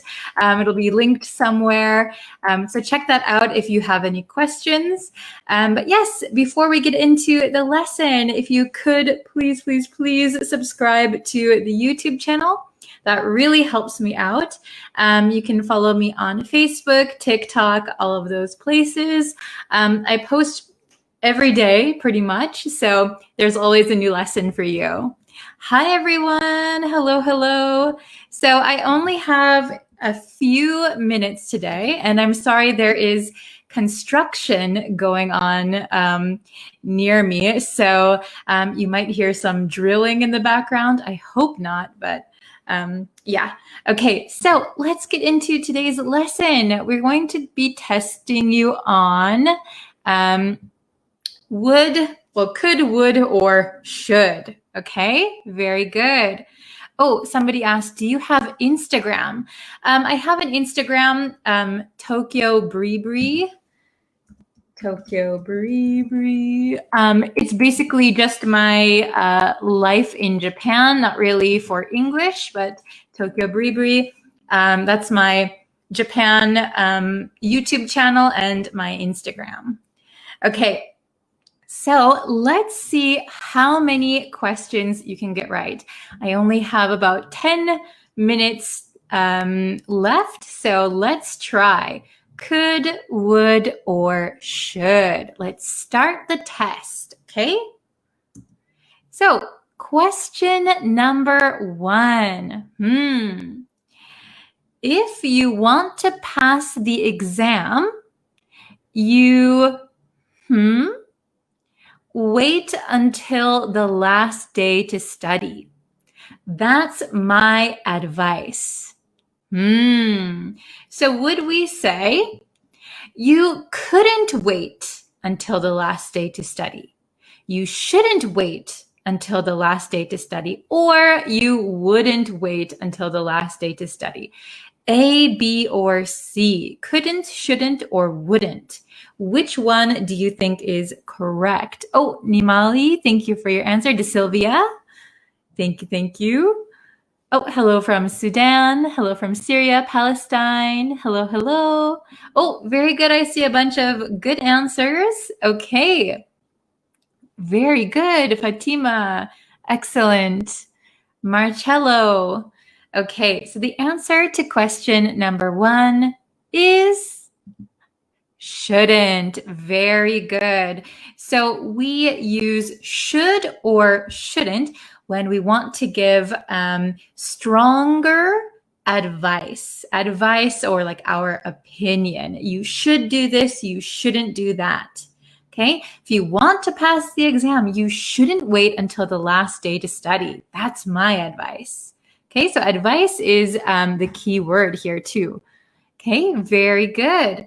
All right, question number 2. When I was a kid, I go fishing with my dad every summer. I think this one might be a little bit tricky, okay? When I was a kid, I could go fishing with my dad every summer. I should go fishing with my dad every summer. Or I would go fishing with my dad every summer. Okay, very good. So I see a lot of answers. So this one, when I was a kid, maybe if we would change this, if we didn't use could, should, would, we might say, When I was a kid, I used to go fishing with my dad every summer. That's a big hint. I used to go fishing with my dad every summer. This was our summer routine every summer. Okay? So the correct answer, the best answer is would. When I was a kid, I would go fishing with my dad every summer. So if you got that one right, congratulations. That was a really, really tricky one. Okay, so when I was a kid, I would go fishing. So we can use would similarly to how we use used to. Okay, so when we're talking about things we did in the past, kind of regularly, we can use would. So here, when I was a kid, I would go fishing with my dad every summer. Very good. Question number 3. Okay, again, we have, when I was a kid, I do cartwheels, but I don't think I can do them now. When I was a kid, I do cartwheels. Do you know what cartwheels are? So it's kind of like a little bit of a gymnastics because you can maybe get a running start and flip over. Your hands are on the ground and then you're on your feet again. You look kind of like a windmill.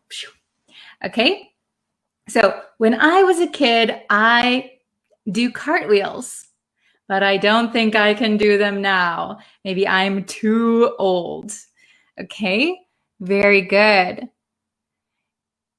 Okay, let's see. The answer to number 3 is could. Very good. When I was a kid, I could do cartwheels.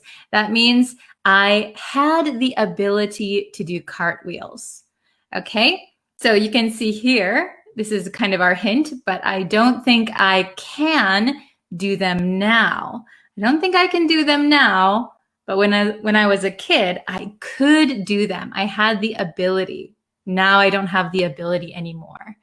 Okay, so there's one question I want to point out. Why not should? Because I feel from the sentence that it is kind of an obligation. So I think you're referring to question number 2. When I was a kid, I should go fishing with my dad every summer. So should means something that you are supposed to do, like an obligation. That is true. But when we use should, we're talking about things in the present or in the near future. You should study every day. You should do this. But here, when I was a kid, so it's talking about the past. So we wouldn't use should in this case. So the correct answer would be would. Very good. Okay, let's look at question number 4. Excuse me. You help me with my assignment? Excuse me. You help me with my assignment? Do you think the answer is could you help me? Should you help me? Or would you help me? Which one is the best answer? Let's see in the comments. Oh, very good. Oh, you're welcome, Tima. Okay, so, oops, I think I didn't turn off your comment. Sorry. Okay. Oh, hello from Egypt. Very good. So I see lots of different answers. Oh, Tetewin, hello. Valdemar, very good. Okay, so I see a lot of people saying could, some people saying would. The correct answer is, there are 2 correct answers. Very good. So, excuse me, could you help me with my assignment? Or, excuse me, would you help me with my assignment? Both of these are acceptable. Both of these are good answers. So could you help me? Would you help me? These are both polite And they're about the same nuance. Could you help me? Would you help me? So we can also say, if we're closer to someone, can you help me? Will you help me? That's a little bit more informal. But if you want to be polite, could you help me? Would you help me? Both answers. Very good. Okay, let's look at the last question. Oh, I only have a few minutes. Okay. Don't let children play with matches. So matches are those, you go, and then you can light a candle. You can light something. It has fire, right? So don't let children play with matches. They start a fire. Okay? Don't let children play with matches. They start a fire. They could start a fire. They should start a fire. They would start a fire. Which one do you think is the best answer? Really quick, I'll answer a question while I wait for you to write your answers. How do you pronounce excuse me, excuse me, excuse me? Okay, that's how we pronounce it, excuse me. Very good. Okay, so the last one, the correct answer is, thank you for writing in the chat, could. Don't let children play with matches. They could start a fire. So this means there is a possibility to start a fire. Okay? So if you say they should start a fire, it means you want them to start a fire. They should start a fire. Well, then why are we saying don't let children play with matches? So it doesn't make sense. They would start a fire sounds very certain. So maybe it's 50-50 or 70-30. So could would be the best answer. There is a possibility. It's not 100%. They would start a fire, but there is a possibility. They could start a fire, so it is dangerous. So don't let them play with matches. Very good. Very good, everyone. So if you have any questions on would, could, or should, please check out my video. I'm leaving it in the comments. So if you go on to the my YouTube homepage, and you type in could, would, or should, you should be able to find it. Okay. Thank you so much for watching today. I hope you share this video, like it, and subscribe, turn on notifications. That really, really helps me out. I'm so sorry I have to go, but I will see you very, very soon. I'll post another video on YouTube later today. All right. Thank you guys so much and see you very soon. Bye, everyone.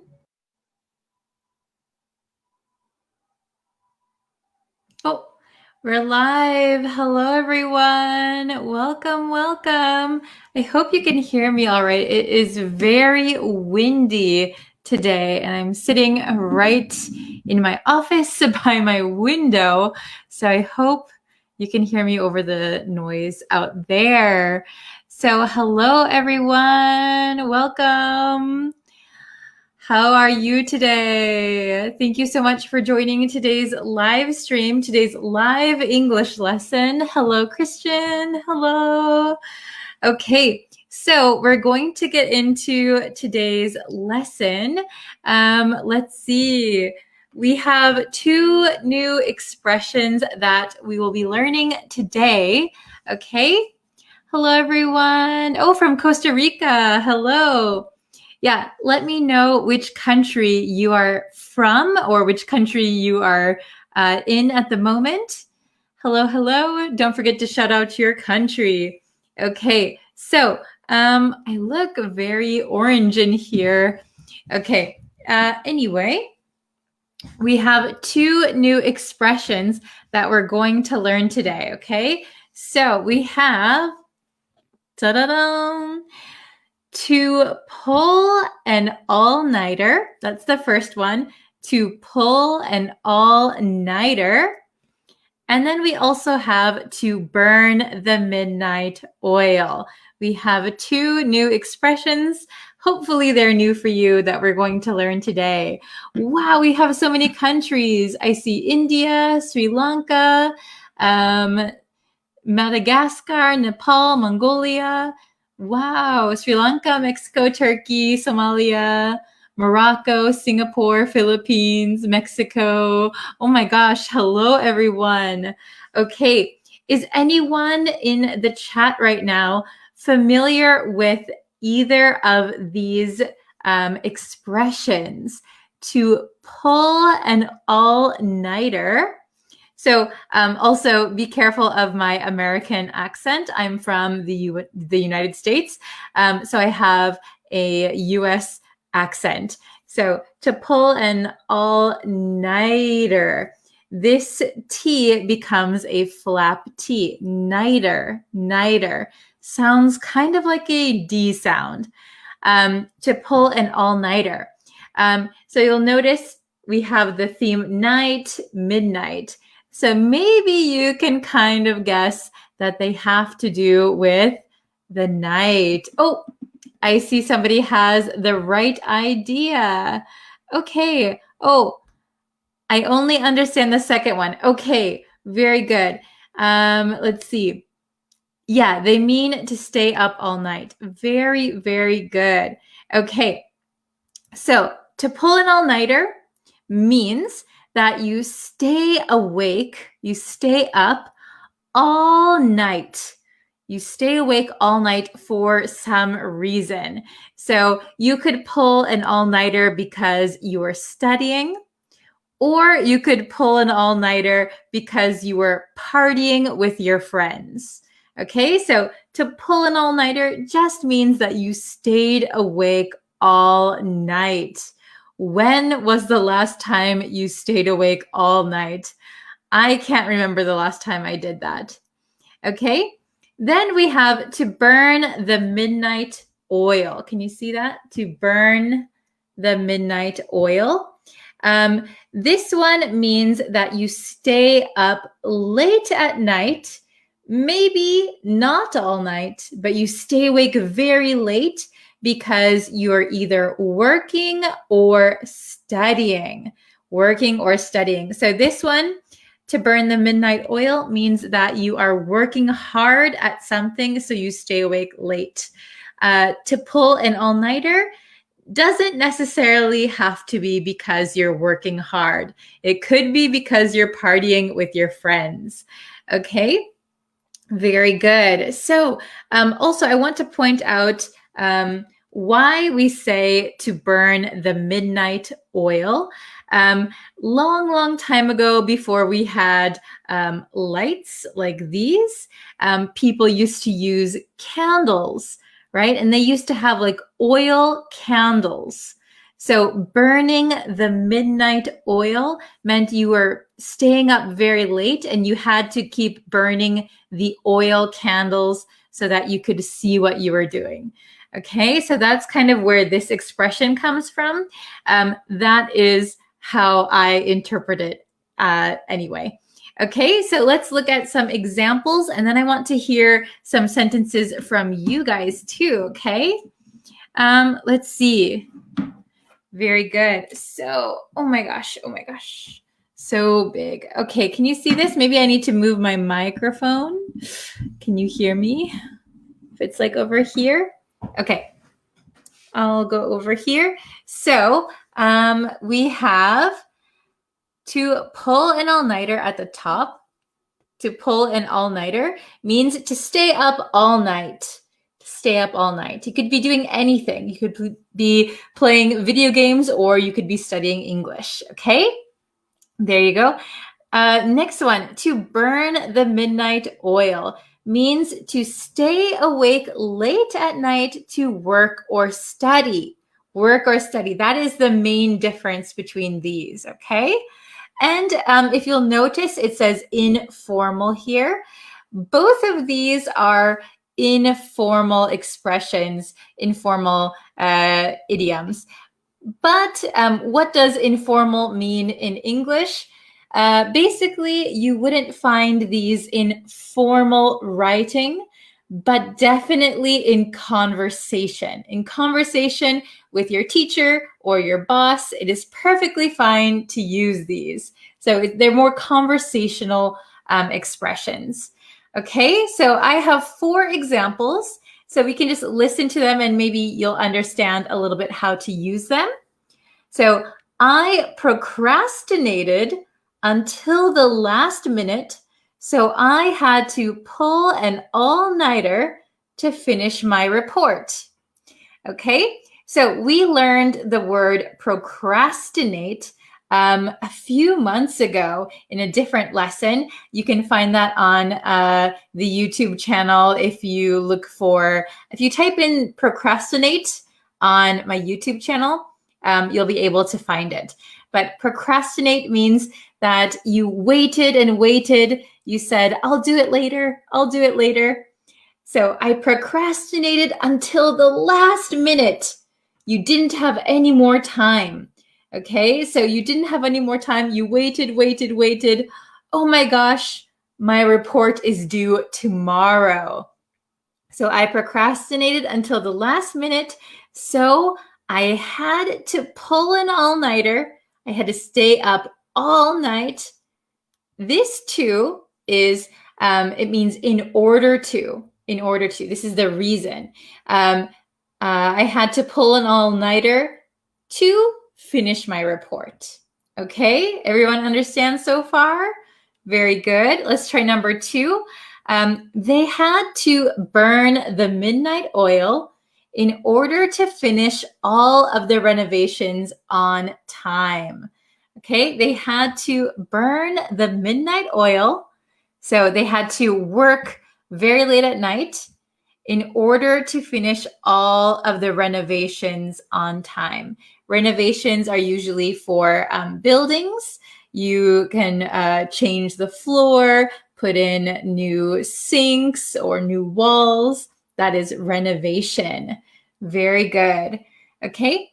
Number 3, I used to be able to pull all-nighters. So notice here, pull and all-nighter is 1.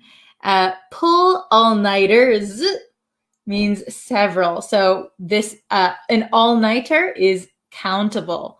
Okay, so I used to be able to pull all-nighters when I was younger, but not anymore.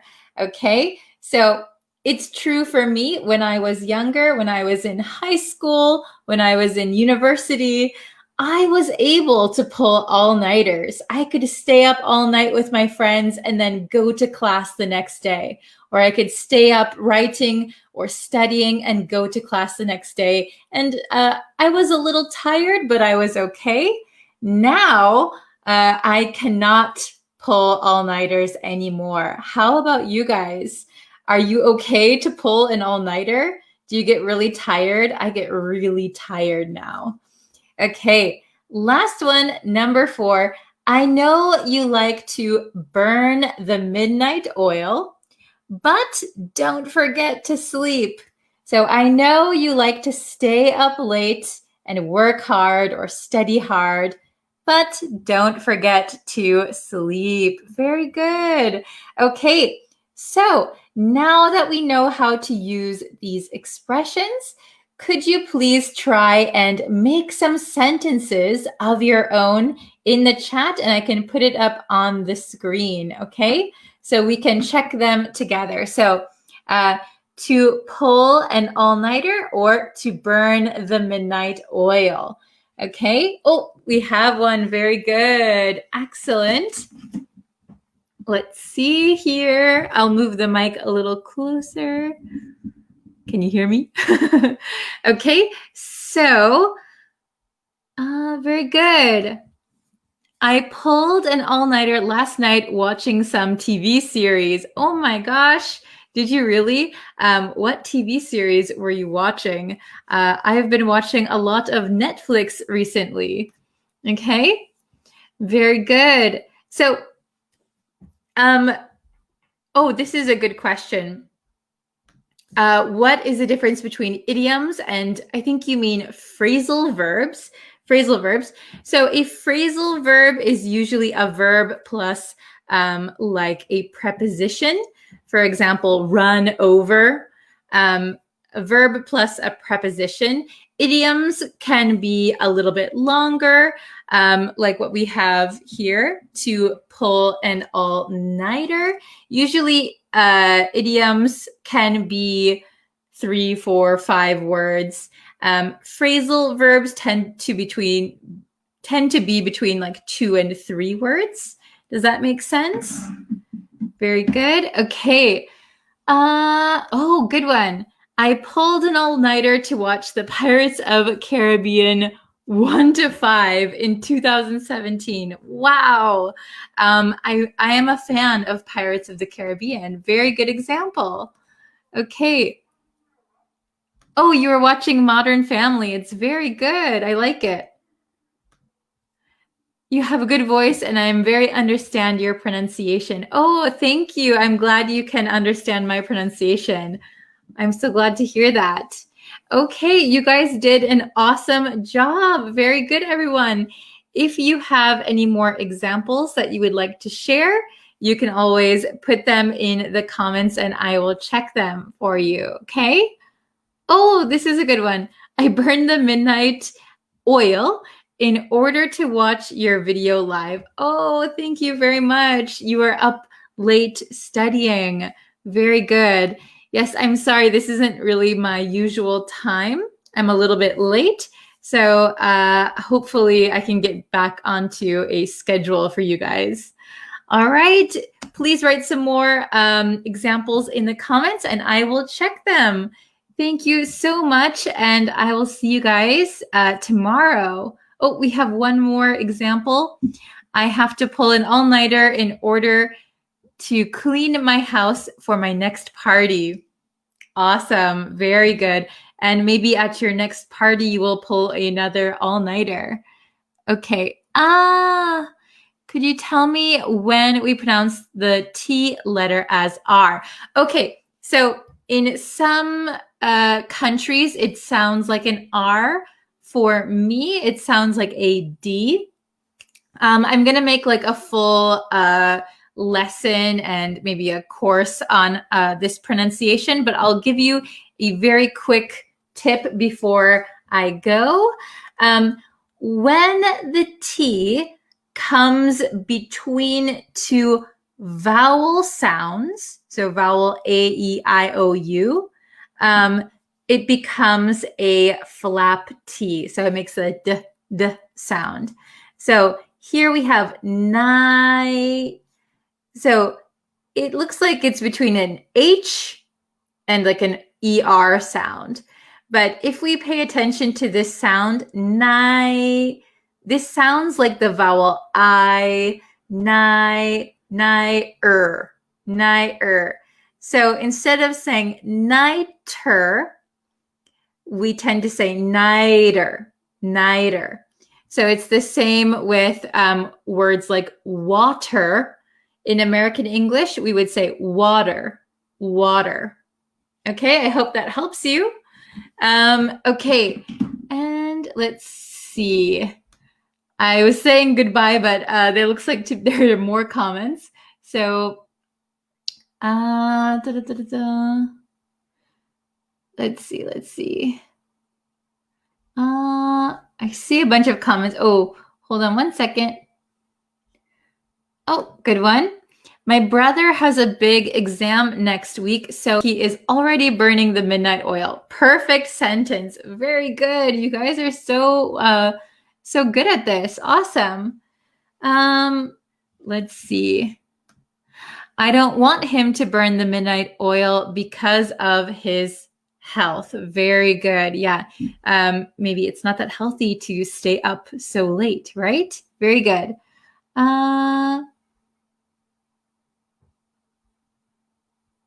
Let's see. Okay, very good.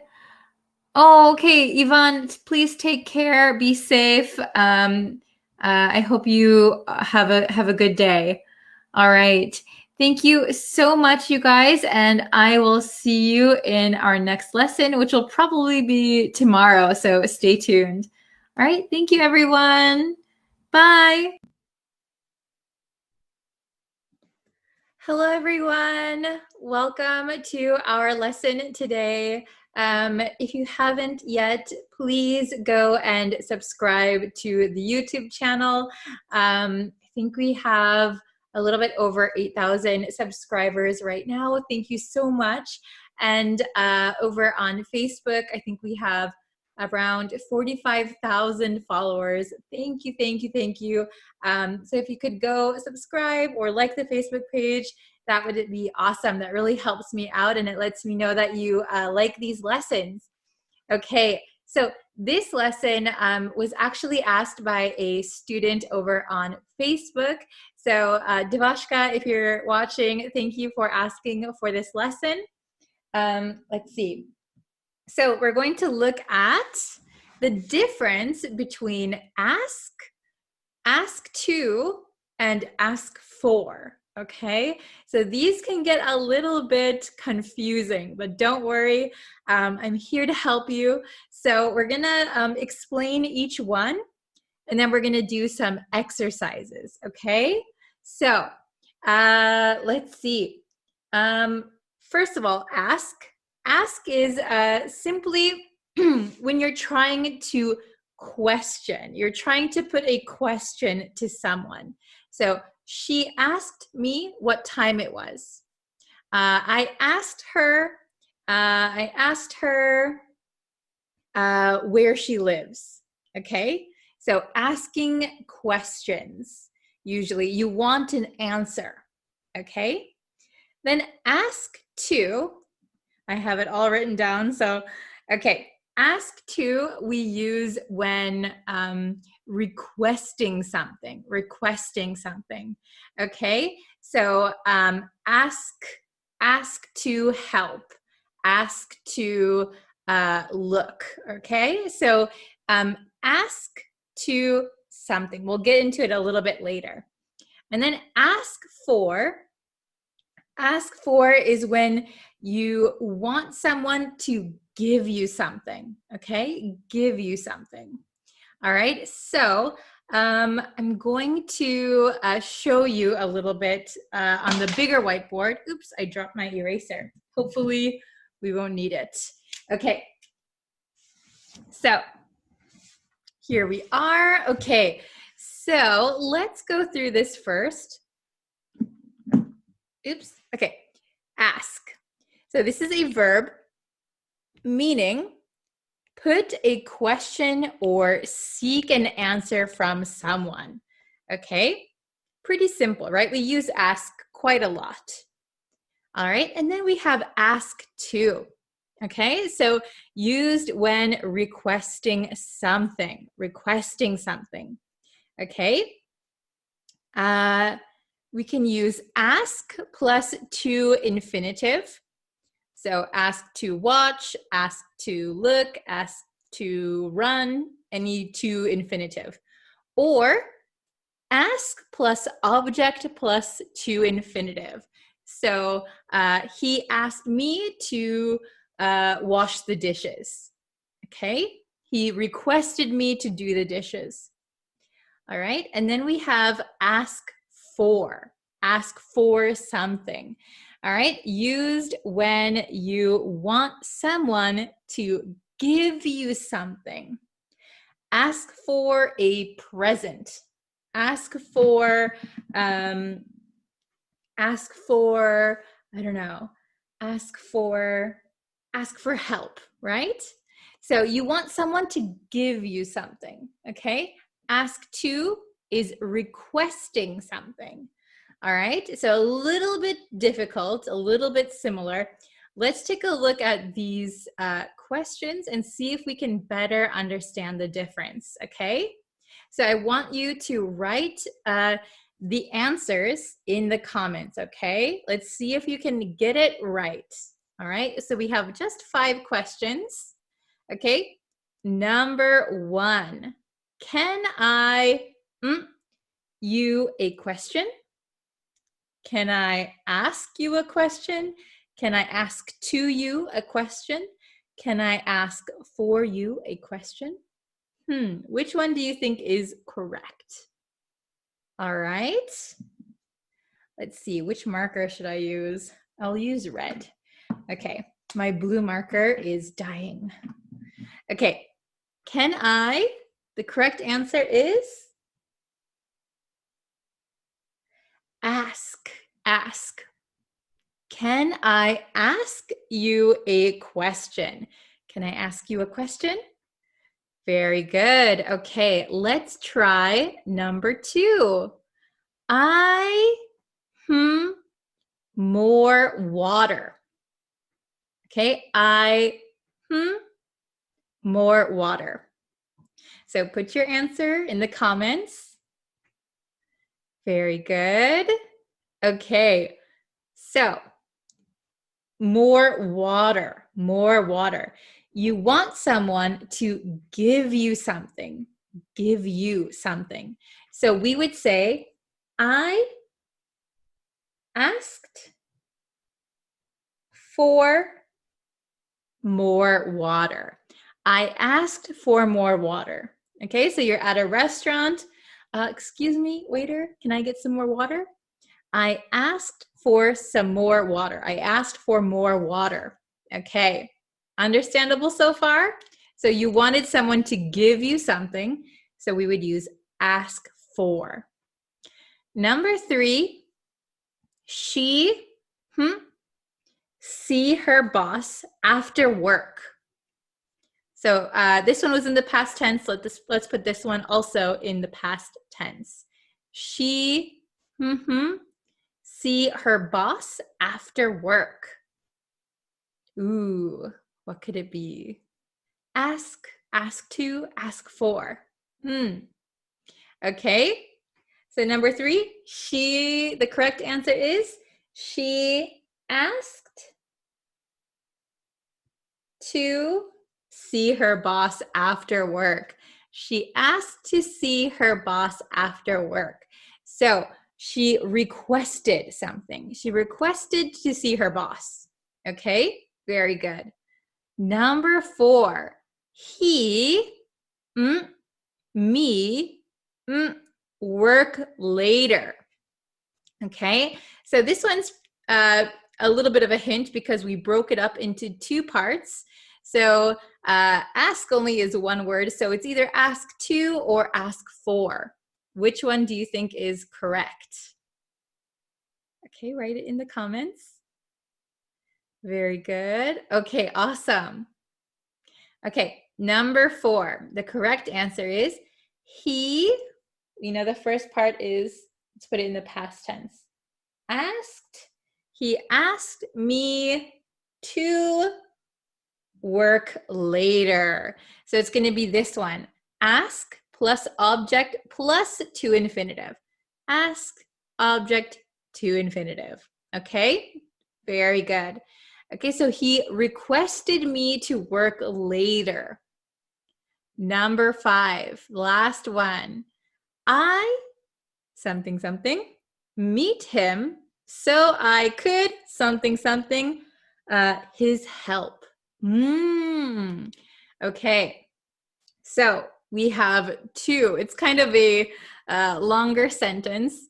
I, something, meet him so I could, blah, blah, blah, his help. So which two answers do you think are correct? Please write them in the comments. I'll give you a second to write. Okay, because there's 2 answers. I meet him so I could his help. Okay, very good. So number 5, the correct answer, I asked to meet him. I asked to meet him, so I requested to meet him. So to plus infinitive, right? So I could ask to his help or ask for his help or ask his help. So I think the best one, you want someone to give you something.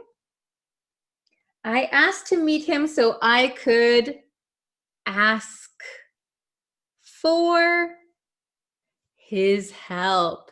Please give me your help. Give me your help. Okay. I asked to meet him so I could ask for his help. Very good. Oh, so I could ask for his help. Yep, that's correct. Okay, very good. So really quick, ask is usually when you put it as, when you're putting a question out there, you want an answer, right? So let's see. I asked what time it was. I asked what food she likes. Okay, can I ask you a question? Ask to, so there's two patterns, ask plus to infinitive or ask object to infinitive. So we use this when we're requesting something, requesting to meet someone, requesting to do something, okay? Then ask for, used when you want someone to give you something, okay? So I'll read these again really quick. Number 1, can I ask you a question? Can I ask you a question? Number 2, I asked for more water.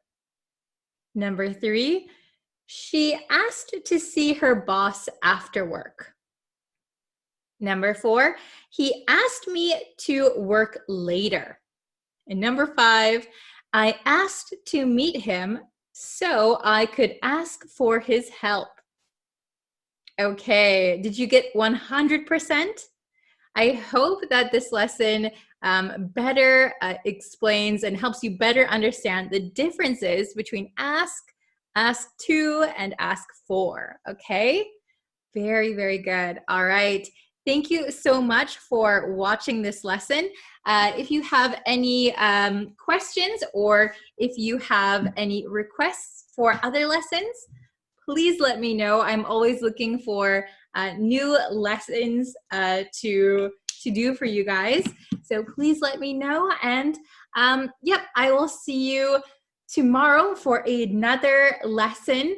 Yeah, so subscribe if you haven't. Like the Facebook page. So new lessons every day on YouTube and lessons Monday through Friday over on Facebook. So I've been sick recently, so I'm sorry that I haven't been able to go live so much, but I appreciate your patience. So thank you so much. Yeah, but I'll see you guys tomorrow for a brand new lesson. And try to make some example sentences, your homework. If you watched this far, try to make some example sentences in the comments with ask to, and ask for. Okay, very good. Thank you guys so much for watching. See you tomorrow. Bye.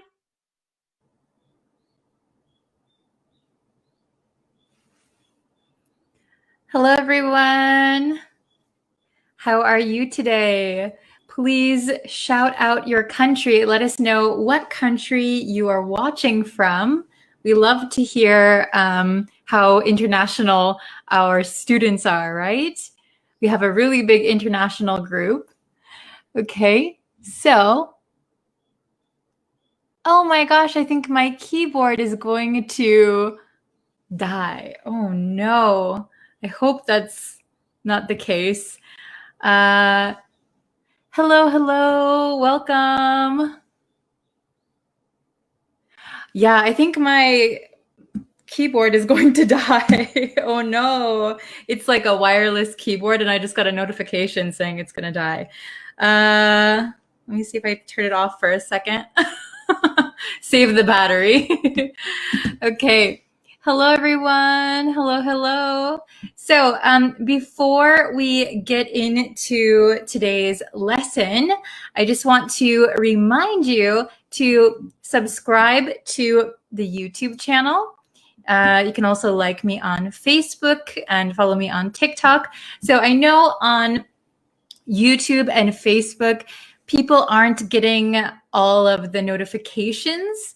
So if you want to know when I go live and when I'm posting a new lesson, please turn on the notifications. There should be a notification button on YouTube. It's like a bell. I'm not sure on Facebook what it looks like, but if you can turn on notifications, that way you'll be notified, hopefully, when I go live or something like that.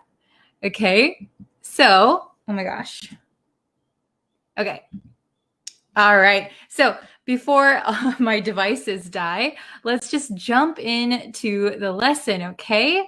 So we're going to be talking about 5 ways to express excitement in English. Okay, so we're going to be talking about exciting things. Oh, hello from Sri Lanka, India, Peru. Very nice. Tanzania. Hello, hello. Okay. Welcome, everyone.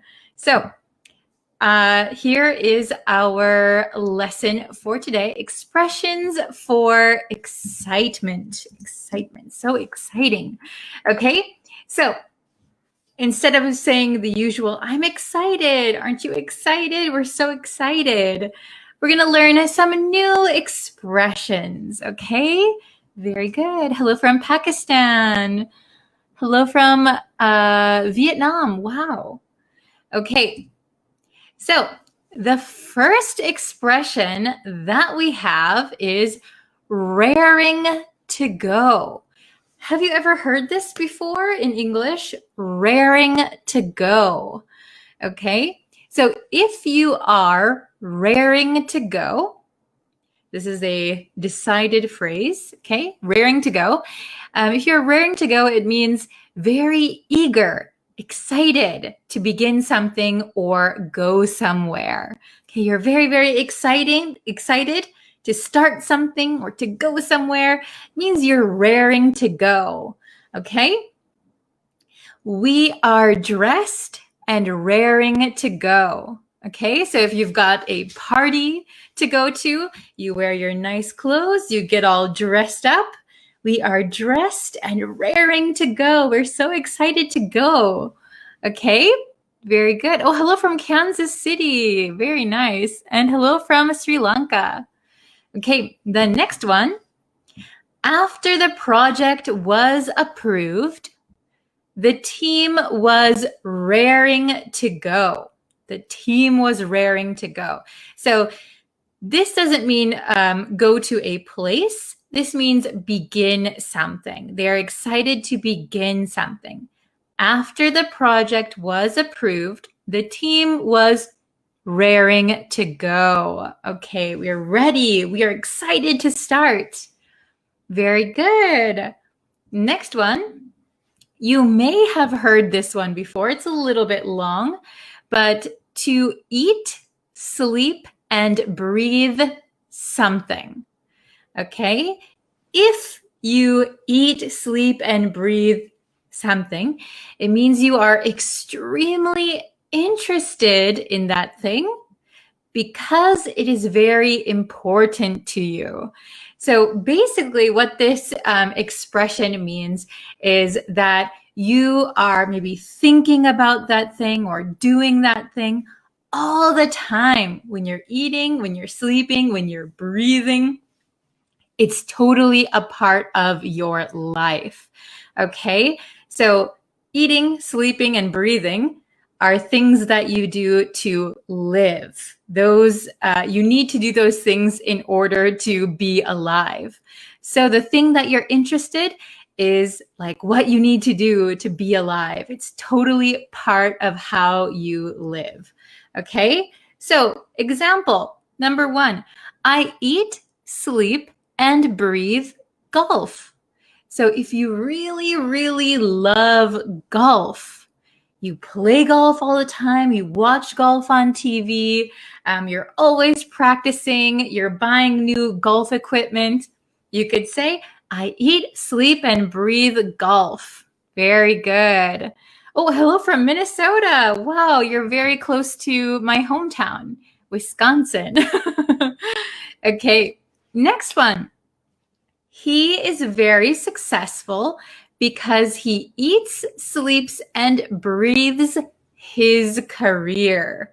Okay, so why is he so successful? Because he loves his career. He's excited to work. He really, really enjoys it. He eats, sleeps, and breathes his career or his job. Okay, it's a part of him. Very good. Oh, hello from Nicaragua. Very good. Okay, what is something that you eat, sleep, and breathe? Let me know in the comments. For me, maybe I eat, sleep, and breathe English. I love teaching. I love teaching English in particular, so I'm doing that all the time. I'm always thinking of new lessons. So I eat, sleep, and breathe teaching, maybe. Okay, next one, fever pitch. Fever pitch. Okay, so the meaning is a state of extreme excitement. Extreme excitement. So when I hear a fever pitch, what I imagine, so if you know like a fever, oh, I have a fever, I'm so hot. So fever, like we can say feverish is like very hot. So it could mean like excited, right? You're so excited. And then maybe pitch is, I always think of like a tent. It reaches like the maximum like this, a fever pitch. Okay. Oh, Win, hello. It's okay if you're late. We just started. We're halfway through, but we just started. Okay. I like this one. I eat, sleep, and breathe learning English. Very good. I eat, sleep, and breathe teaching English. Okay. Very good. So, fever pitch. A fever pitch is a state of extreme excitement. Maybe you're excited, really, really excited. It's kind of like the peak of excitement. Okay, so examples. Excitement in the stands had reached a fever pitch. So we often use the word reach with fever pitch.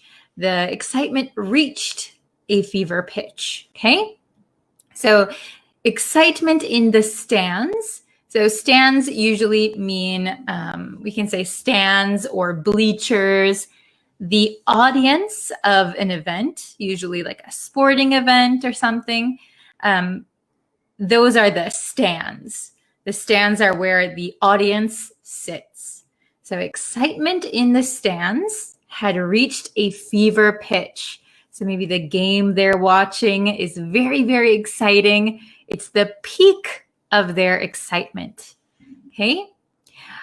We could also say the political campaign was at a fever pitch. So we can also use was at or is at a fever pitch. Okay, the political campaign, maybe it starts off and it ramps up slow. Well, not that slowly, but it ramps up and then it's at the max excitement, maybe just before an election, for example. The political campaign reached a fever pitch. Okay. The next one, on the edge of one's seat. Okay, on the edge of one's seat. Have you heard this expression before? It's very, very useful. We use it a lot, I think. So the meaning is very excited and giving one's full attention to something. So if you have ever watched a very interesting movie, for example, a movie that has lots of twists and turns, a very entertaining movie, maybe you feel yourself getting closer to the screen. You get on the edge of your seat. Oh, what's going on? Or if you're at like a baseball game or soccer game, football game, you get closer and closer, as close as you can. And then you're on the edge of your seat because you're so excited. Okay? So the example I have here is the football game went into overtime. So the football game, if the score is tied, if they have the same score, they have to go into overtime, which is like extra time. And everyone was on the edge of their seats. So we can change this to the plural. Everyone was on the edge of their seats. Okay? Very good. The next one, the movie kept me on the edge of my seat. The movie was so interesting. It kept my attention. It had my full attention. I was so excited. Okay, very good. Next one. This is kind of the opposite of excitement. I thought I would add this in here because it is really practical to use. So dial it back. Dial it back. So if you have like a central heating system or cooling system at your house, sometimes it can be a dial like this. So if you dial it up, it's very, very hot or very, very cold. If you dial it back or dial it down, we can say either dial it back or dial it down, it loses the intensity. It becomes cooler or warmer depending on the season. Okay. So, Aliawan is here. Hello. The announcement of the presidential election kept me on the edge of my seat. Me too. That's a great example. Very good. Okay. Ooh, I like this one too, really quick. I eat, sleep, and breathe traveling. Very good. Okay. I am on the edge of your seat to attend your session. Oh, very good. So when we're talking about our own excitement, I'm on the edge of my seat. Okay, nice job. All right. So dial it back. Dial it back. Reduce the intensity of something. Okay. So if you're really, really excited, maybe your voice goes up in pitch, you get a little louder, you're very, very excited. Okay, we understand you're excited. Dial it back, okay? So if you're in a situation where you shouldn't really show your excitement so much, we should dial it back, okay? So I'll read my examples. I can see that you're excited, but I think you should dial it back a bit. Okay, so dial it back just a little bit. Okay, very good. So I can see that you're excited, but maybe this is not the time or the place to show your excitement. So I think you should dial it back a little bit. Calm down. Okay. This one is really important. This is what my father taught me when I was growing up. When negotiating prices or anything, you should dial back your excitement so that they don't think you are desperate. Okay? So here you can see that we have dial it back, but we can rearrange it, dial back your excitement, dial back something or dial something back. Okay? So, for example, my father always taught me, like when you are house hunting, for example, you see a house that you really like. I want to buy this house. But if you show your excitement, wow, this is the perfect house for me. I need this house. Oh my gosh. Then the people who you are dealing with, they might overcharge you. You love this house, so I will maybe $1,000 extra. Okay, that is not good. So we should dial back our excitement. Like, oh, it's nice, but I don't know. Okay, very good. So those were all of them. So I want you to practice writing your own sentences. So we have raring to go. That means you're very excited to go somewhere or start something. We have to eat, sleep, and breathe something. This means that you are completely consumed with that thing. You love it so much. You're so interested in it that it's part of your life, okay? Fever pitch is the peak of your excitement. The highest point of excitement is a fever pitch. On the edge of one's seat it means you're very interested in something. It keeps your attention. You're leaning in. Oh, what's going to happen next? Oh my gosh. And then dial it back or dial back something. Okay. So this means to reduce the intensity. Okay. So in this case, we're talking about excitement. Dial back your excitement. Calm down. Okay, very good. So if you can write some sentences in the comments, let's share some of them. All right. Thank you for the suggestion. Please do a session on congratulations and other occasion wishes and greetings.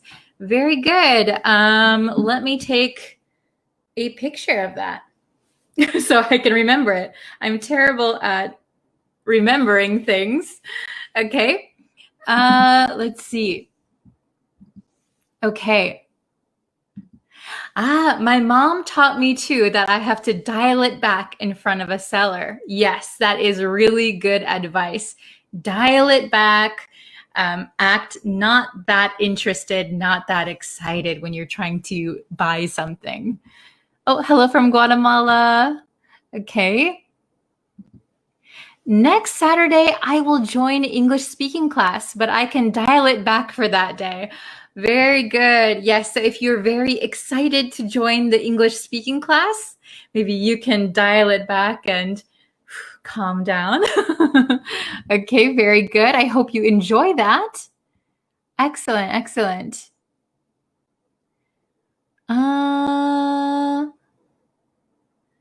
Let's see. Oh, hello, hello. Welcome.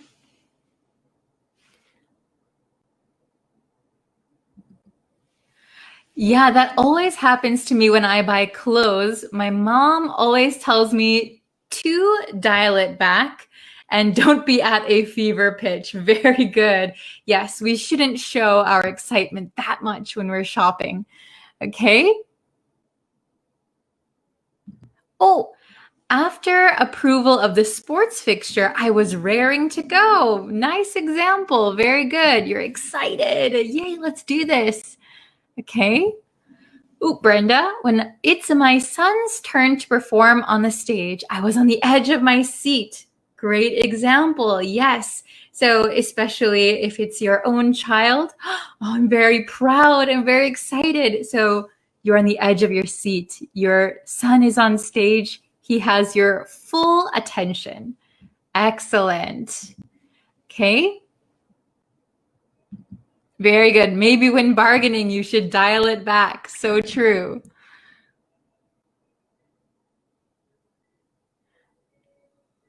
Okay.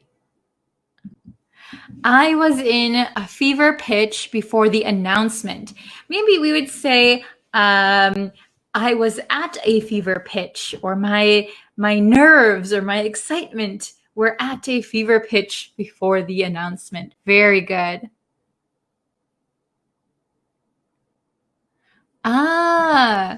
Please do a session on speaking about the past, especially using would, have had, etc.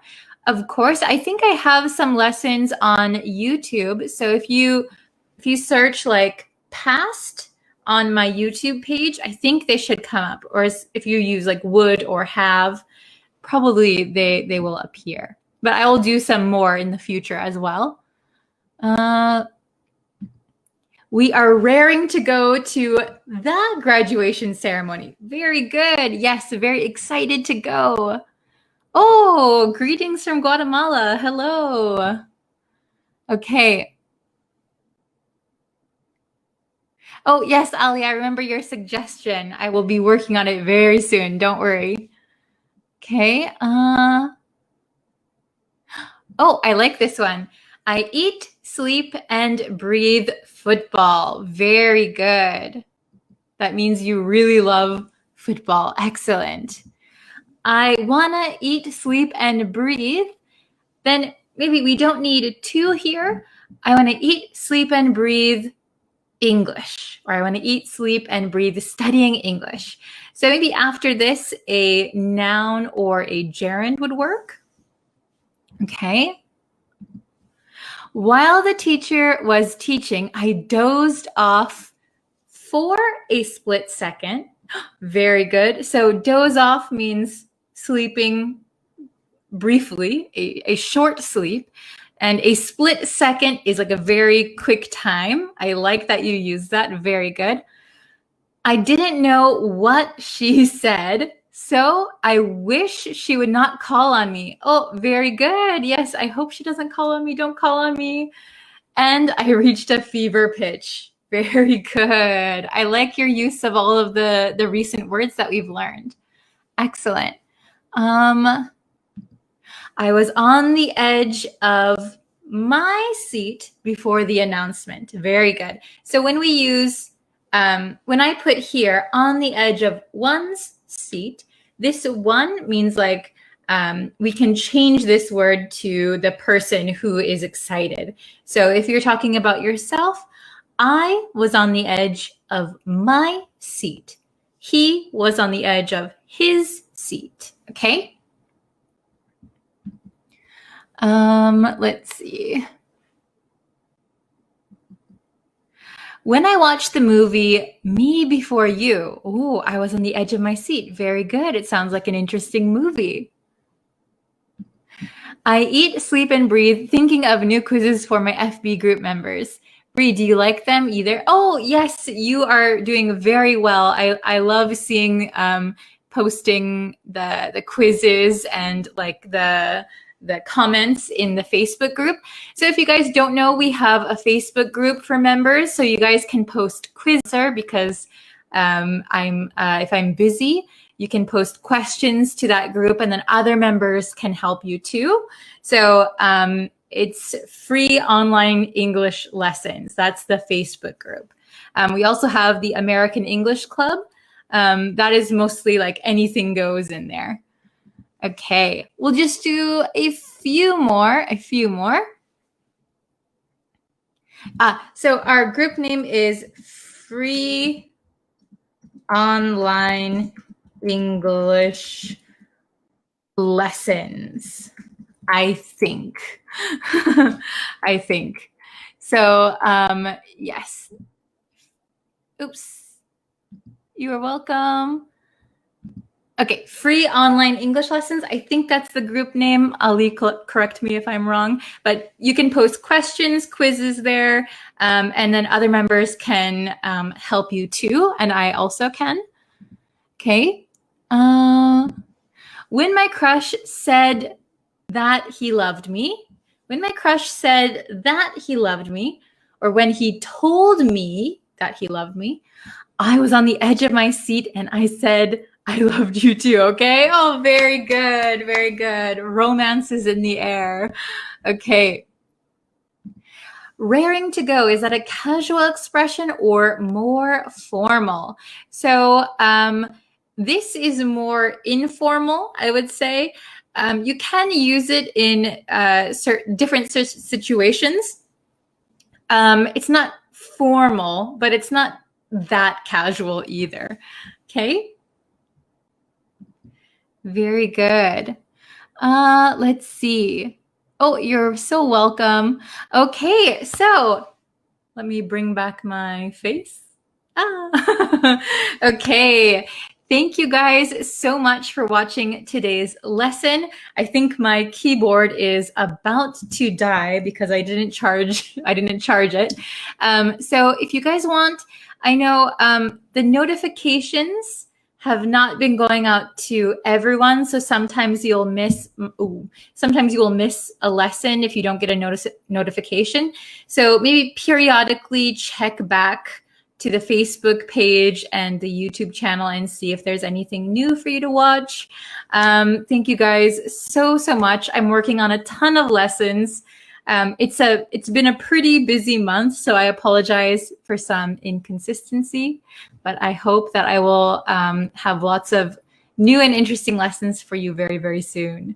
Okay, very good. Really quick, short of and run out of, are they the same? So if you have a shortage of something, it means you don't have enough. Run out means you are slowly losing something, right? Like my pen is running out of ink, or my pen ran out of ink. So run out in the past tense, I ran out of something. That means there is nothing left. But if you're short on something or have a shortage of something, it means you have a little bit, but maybe not enough. Okay, so a little bit different depending on the context. Okay, so thank you guys so much for watching. I hope that you can subscribe to the YouTube channel and like the Facebook page, follow me on TikTok. I promise I will post consistently. Okay, thank you very much, and I will see you very soon. Bye, everyone. Thank you. Hello, everyone. I hope you're having a good day. Let me post a link in the comments for you guys. By the way, I didn't have a lesson yesterday on Facebook. I actually I had a fever yesterday, so I'm really sorry about that. But I've been uploading every single day on YouTube. So if you haven't seen the YouTube videos yet, I recommend you go and watch them. Hello, Patel. How are you? Hello. How is everybody? I'm so sorry that I didn't have a lesson yesterday. I suddenly had a fever. I'm still trying to get over my sickness, I guess. I have a cold or something. So yeah, oh my goodness. Okay, so today we're going to learn some intermediate vocabulary words. And I'm sorry if I look really sleepy. I took some medicine and it makes me really sleepy. So hello from Mexico, Bangladesh, Afghanistan. Yeah, I'm trying to get better. Yes, hello. Okay, so we're going to learn two intermediate vocabulary words. They are both adverbs, and they frequently appear on English tests. Okay, so like TOEIC, right? So we're going to learn some words today. So we have these two words. We have accordingly and attentively, okay? And these are both adverbs, all right? Oh, thank you for the kind words, everyone. Thank you very much. Hello from Myanmar. Okay, so you might see these words a lot on English tests and in some texts, right? So accordingly, attentively. So we're going to learn how to use each of these today. All right. So accordingly means appropriately. So let's see. Let me bring up my other window so I can just see everything clearly. Oopsie. So accordingly means like in a way that is appropriate to the particular circumstance, okay? So the synonym would be like correspondingly or appropriately, suitably, okay? And it has a second meaning, which is as a result or therefore. Oh, you do. Anna sees the word all the time. Yes. So these words often pop up in maybe your English class or in literature, in English tests. Okay, so accordingly, appropriately or as a result. It has two meanings, okay? And then we have the word attentively. Do you guys know what attentively means? Attentively. So this one also has two meanings. So it means while giving attention or observing. And it also means while thoughtfully attending to others or politely or courteously. Okay? Very good. Okay, so let me show you the written explanations here, and we can try and go over them. So I had a fever since yesterday, so I'm a little bit out of it. So I'm sorry if I seem a little bit slower today. Okay, so accordingly, in a way that is appropriate to the particular circumstances. So that might seem hard to understand, right? But it just means there is a circumstance and there is an appropriate way to react or an appropriate action. So you act accordingly or you do something accordingly, okay? And the second meaning is as a result, okay? So something happens, accordingly, something else happens, okay? As a result, okay? Oh, very good. In an attentive manner. Yes, in an attentive manner. Very good. Yes, pay attention. Very good, Anna. Yes, I'm okay. I'm just a little bit feverish still today, so. Okay, very good. Then we have attentively, while giving attention or thoughtfully attending to someone or something, right? So this one has kind of two meanings, while giving attention or paying attention, but also it can mean like while thoughtfully attending to others or politely attending to others, courteously attending to others, okay? Very good. Okay, so if you guys have some questions, I'll try and answer them at the end, all right? Okay, so number one, let's try and do these all together then, okay? Number one, our event was organized by our coach. That says coach there, okay? Our event was organized by our coach. So what makes more sense? It was appropriately to the particular circumstance or as a result, or giving attention or thoughtfully. Which one do you think is correct?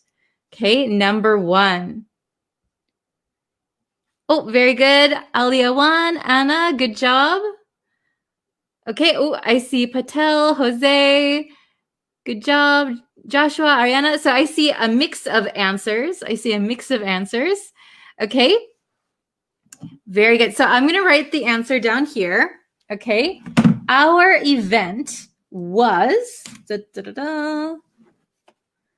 I would say the best answer would be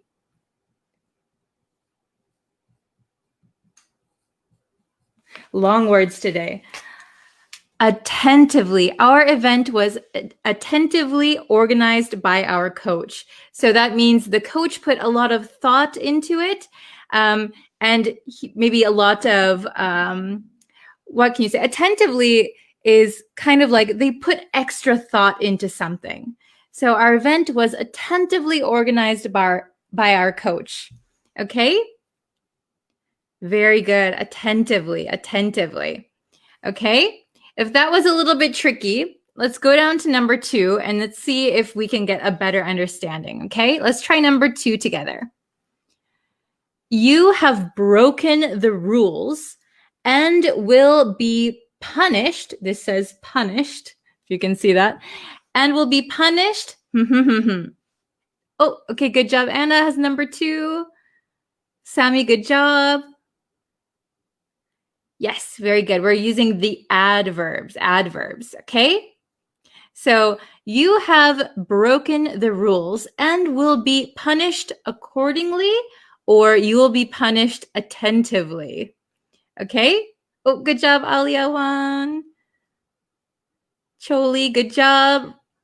Rahar, awesome. Okay, so you have broken the rules and will be punished accordingly.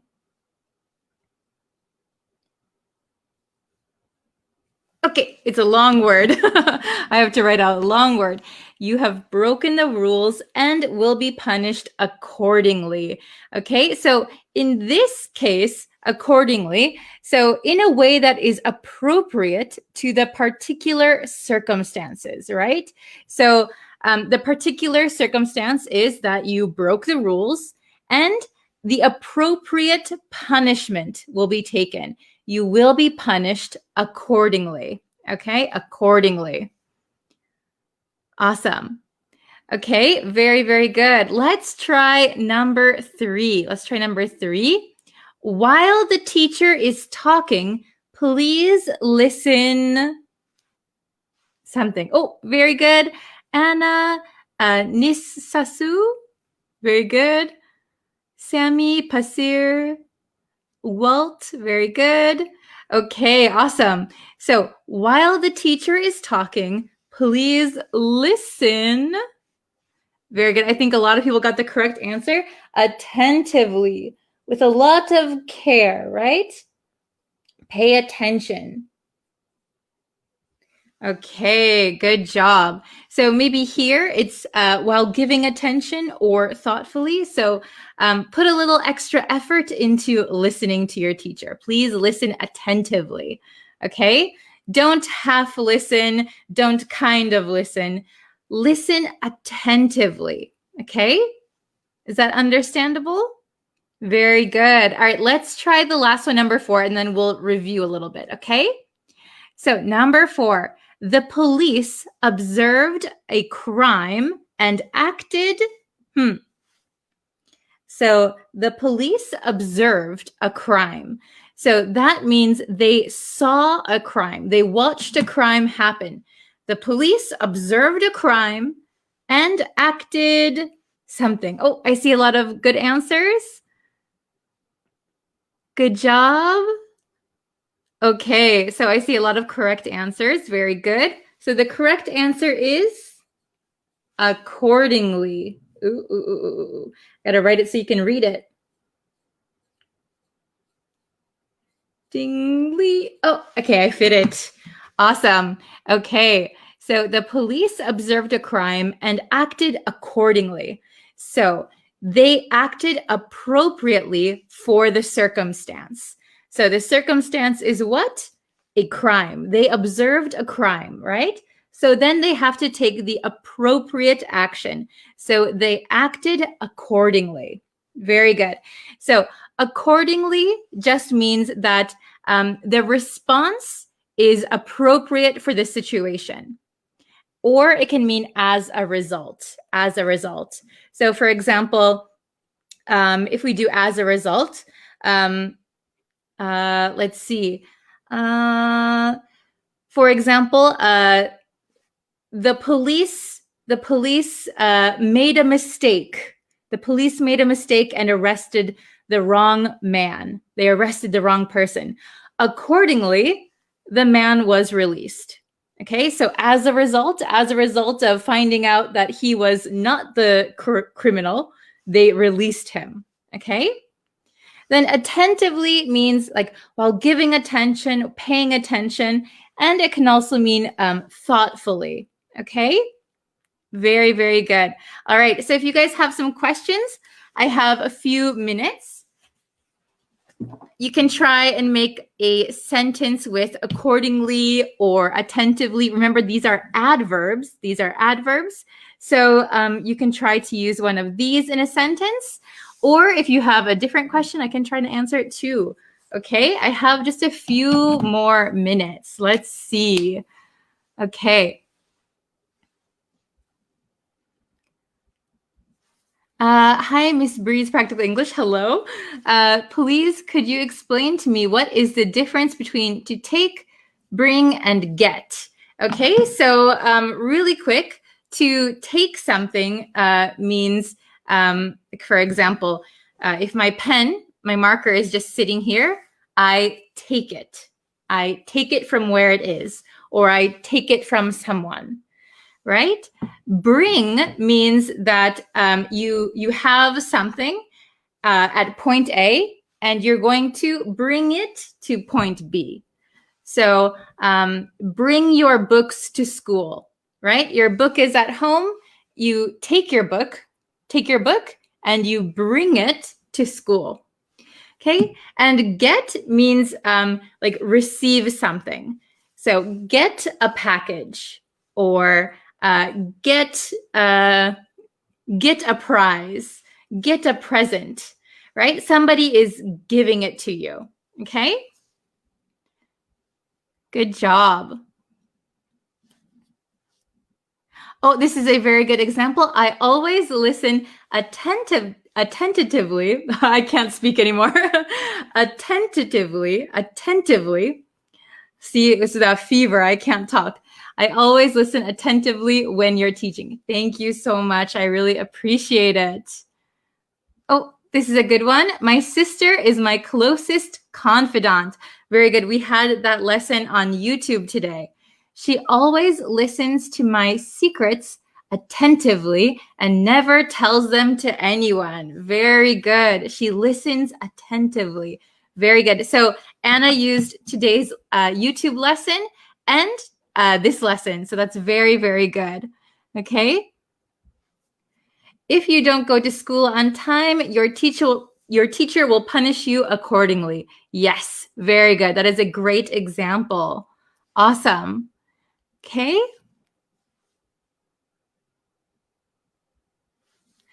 I writed a report that the manager said accordingly. Okay, so maybe in this one, past tense of to write is wrote, W-R-O-T-E. So I wrote a report that the manager said accordingly. So maybe you could say, maybe that means your manager asked you to write a report. I wrote a report. I wrote a report that my manager had asked me to accordingly. Maybe that could be a good sentence. All right. Today the teacher teach me accordingly her knowledge are. Okay, this is good. So a little bit of grammar mistakes, but it's okay. So today the teacher taught me. So if it's already happened, we're going to say taught, T-A-U-G-H-T. Today the teacher taught me accordingly. Okay, very good. Okay, awesome. I read attentively. See, I can't talk anymore today. Oh, my fever. I read attentively your sentences accordingly to your explanation. Okay, so very good. So, attentively and accordingly are both adverbs. So you could say, I attentively read your sentences accordingly. So if you say according to your explanation, it makes more sense. According to your explanation. Okay, very good. Okay, so I think I have to go now, but I will try and answer your questions.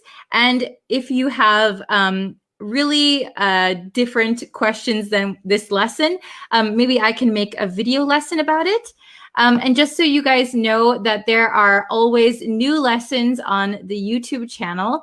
So let me find the link for you I can share. Okay, I'm so sorry that I'm kind of out of it today. I've been sleeping all day since yesterday and I'm just, okay. So here are some lessons that you can watch until the next lesson. There will be new lessons every day on the YouTube channel, so please subscribe. And then also, please like the Facebook page, share the lessons with your friends, and I'll be back for another lesson. Oh, thank you. Yes. Oh, this is a really good one from Anna. Please take a good rest. Miss Bree, thank you so much. If not, you might get more serious with the fever accordingly. Yes, my fever might spike accordingly. Very good. Okay, so thank you everybody so much for watching, and I'll be back with another lesson very, very soon. See you guys tomorrow. Bye. Hello, students. Oh my gosh, it's been a little bit. Sorry to keep you waiting. Sorry to not have a new live lesson in a few days. So sorry about that. I've been really, really busy recently, so I hope you can understand. But I'm back. I'm ready to have some good lessons with you guys. Okay. So thank you so much for joining today's lesson. I'm really excited to have you here. And we're going to be talking about emotions and feelings today. Emotions and feelings. Hello, Jalil from Philippines. So nice to see you. Oh my gosh. Oh, Gerardo, hello. MD, Hisar. Jahangir, hello. Ali Ahmed, hello. How is everybody? Hello, Jose. Hello, Kong. Hello, Rabul, Umar. Hello, hello. Oh, hello from Mexico. Hi, hello from Madagascar, Bangladesh. Okay. Hello, Haku. Nice to have you. Hello from East Africa. Hello, Sumlut? Sorry if I can't pronounce your name. I'm so sorry. Hello from Myanmar. Hello, hello. Okay, so everyone, I am so happy to see you all here today. Thank you for joining me. Hello, David from China. Hello from Egypt.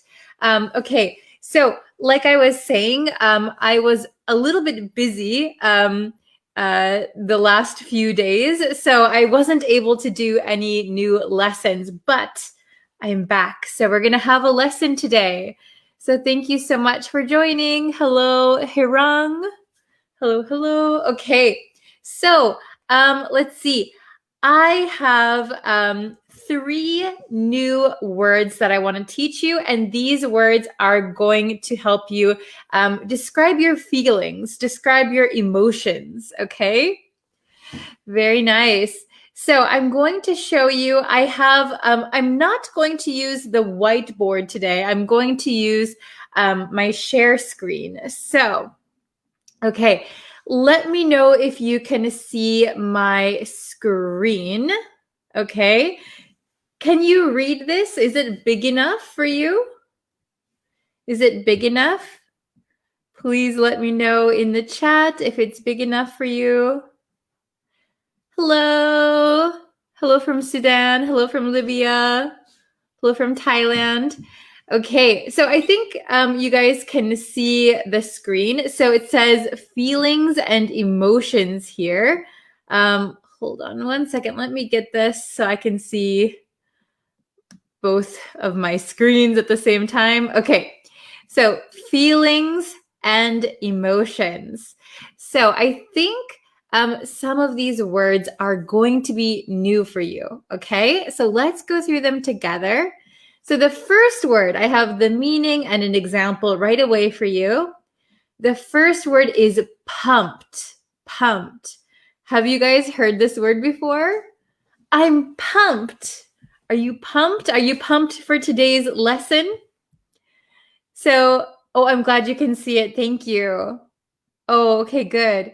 So, pumped.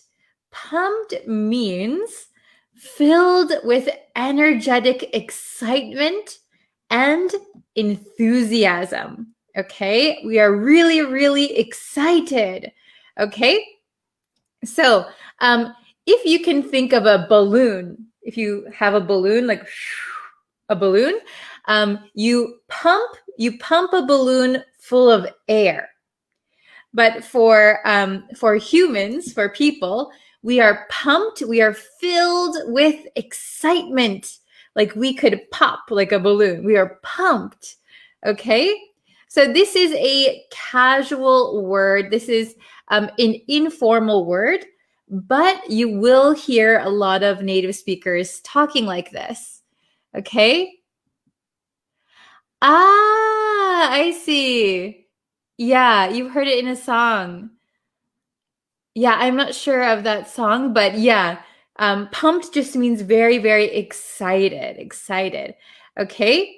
So the example we have here is, I'm pumped for the tennis match. I'm pumped for the tennis match. So this means I am so excited for the tennis match, okay? So I'm pumped, I'm excited. All right, does everyone understand pumped? Okay? Hello, Jalil. Hello, Matana. Okay, so we are learning pumped, filled with excitement. Okay, let's look at the next word. So I have 3 words for you today. This is the first one. The next one is stumped. Stumped. Have you heard this word before? I'm stumped. He's stumped. You're stumped. We're all stumped. Okay, so the meaning of stumped is confused or puzzled. So I don't understand. I'm so confused. Usually we use stumped when we're trying to think of the answer to something. Oh, I can't figure out this question. I'm stumped. Okay. Hello from Jordan. Oh, very good. I am pumped. I am pumped for the new job. Awesome. I'm pumped for my new job. I hope you're pumped. Very good. Okay. So we have an example here. Even the teachers were stumped by the difficult math problem. Even the teachers were stumped by the difficult math problem. Okay? So stumped means confused, puzzled. So even the teachers who should know the answers to most of the questions were confused. They were puzzled. They were stumped. They were stumped by the difficult math problem. Okay? Very good. Let's go to the last word that we're learning today. The last one is irk. Now, this doesn't even look like English, right? It's a very strange word, irk. I-R-K, only 3 letters, irk. So what does irk mean? What does irk mean? Irk means to irritate or annoy. Irritate or annoy. So we use it in the same way. Something annoys me. Something irks me. Okay? So let's see. The example here is, it irks me when people eat with their mouths open. It irks me when people eat with their mouths open. Okay?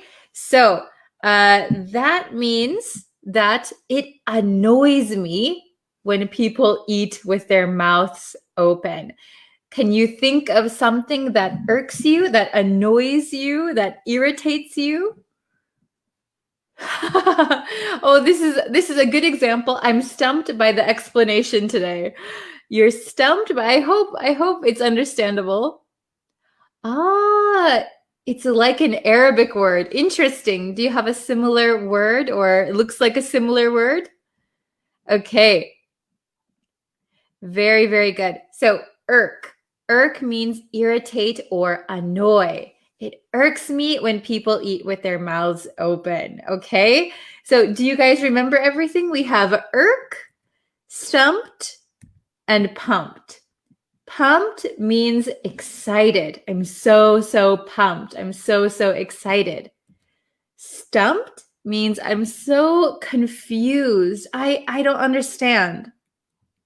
And irk means irritate or annoy. Okay? So let's try to do some questions, and you can see how they're used in sentences a little bit more. Okay? So we have 5 sentences, 5 questions. Let's try to do number 1 together. Okay? So number 1, it, me, when I find spelling errors. What do you think? Oh, this is a good example. I'm stumped to go on vacation. Maybe you would be pumped to go on vacation. You'd be excited. I am pumped for this Spanish exam. Oh, interesting. So you're very excited for the test. Okay? Very good. So number 1, it, me, when I find spelling errors. Who can answer number 1? Ooh, Ariana, very good. Oh, Devaska's in the chat. Hello. Josette, Suhana, very good. Okay, Ariana, Hitet, very good. Okay, so the answer to number 1, it irks me when I find spelling errors. So it really annoys me. It kind of frustrates me. It irks me when I find spelling errors. I don't like it, okay? So this person doesn't like when they find spelling errors. It annoys them. It irritates them. It irks them, okay? Let's try number 2.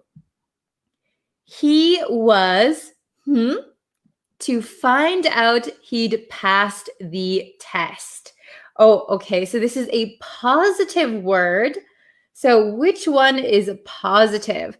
He was so happy, so excited to find out he'd passed the test. Who can get number 2?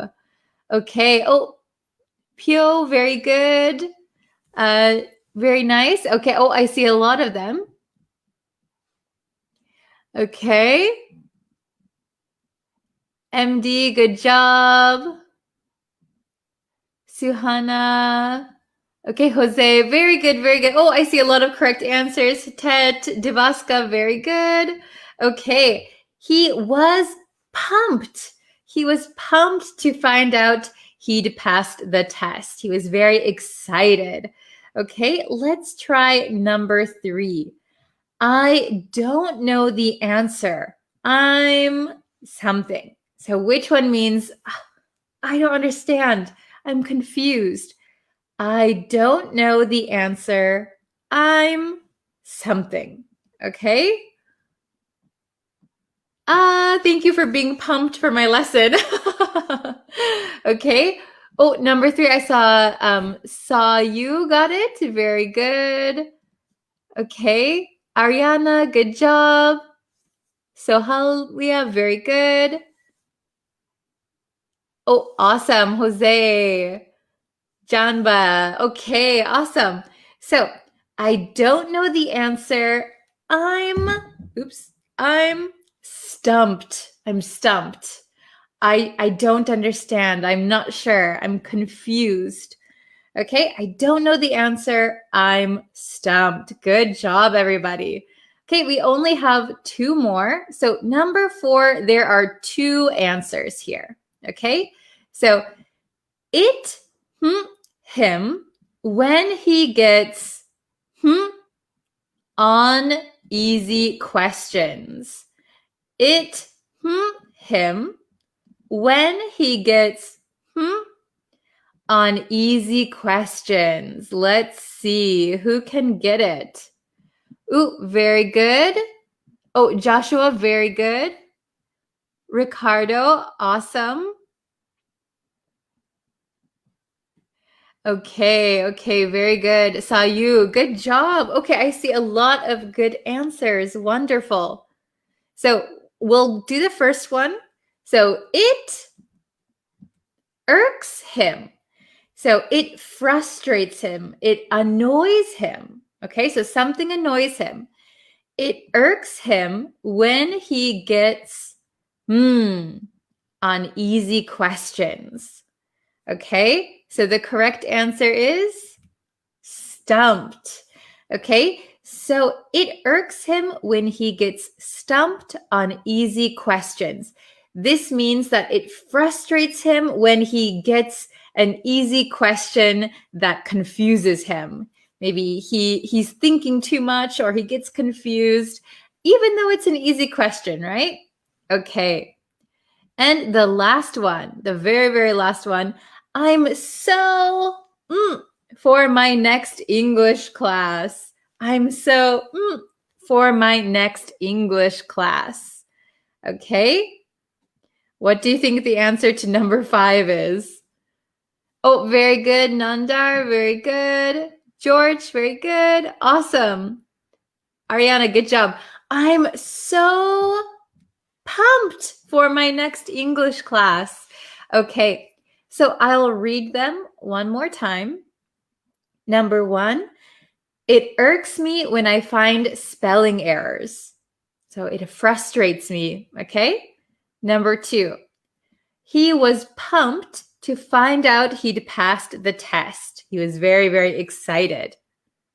Number 3, I don't know the answer. I'm stumped. I'm very confused. Number 4, it irks him when he gets stumped on easy questions. So it annoys him when he gets confused on easy questions, even though they're easy, right? And the last one, I'm so pumped for my next English class. I'm so excited.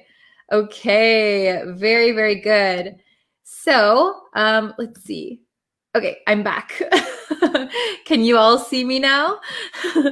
Hello, hello. Okay. So let me make my screen a little bit bigger. Okay. So if you want to make your own examples, I can quickly correct them for you. Okay. Let's see. Okay. So does anyone have any question or you want to make a sentence? Let's see. Okay. Can you give a sentence example for the word irk in past tense? Very good. So yeah, you can just add ed for irk. You can say, I was irked by the way he talked. For example, I was irked by the way he talked. Irked just means annoyed. So we use it in the same way. I was annoyed. He annoyed me. I was irked. He irked me. That irked me. Okay? You can just add ed. Can you explain more about irk? Good question. Okay. So irk just means like annoy, irritate, frustrate. So when something bothers you, it irks you. It irks you. Okay? So for example, it irks me when I get a question wrong. Or it irked me how he talked about someone. Okay? It annoyed me. I didn't like it. Let's see. Devaska, what is the difference between I'm stumped and I stumped? So this is a good question. So when you say I'm stumped, it means that you don't know something. You're confused. But if you say I stumped, the next word should be someone. I stumped someone on a question. Okay, so if I gave you a quiz and you were my student, but you didn't know the answer, I could say, I stumped Devaska on the quiz. I confused you. Okay, but I'm stumped means that I am confused. Okay. Oh, this is a good one, Miguel. I'm pumped when I'm going to speak with a native English speaker. Yes. You can say, I'm pumped to speak with a native English speaker. Very good. Okay. Let's see. Okay, stumped. Yeah. Can you explain a bit of stumped? So stumped means confused, or if you know the word puzzled. So maybe you have a question or a problem and you're trying to figure it out, but you can't get an answer. That means you are stumped. I can't figure it out. I can't understand something. Okay, I'm stumped. Okay, very, very good. Let's see. Okay. Jose, I am pumped that you are my new teacher. Oh, thank you. I'm so glad. Okay. Let's see. Ooh, I am pumped when the exam is near. Are you a very good student? Do you like exams? For me, I get very nervous when the exam is near. When I have an exam coming up, I get very nervous, but you get pumped. That's pretty good. Okay.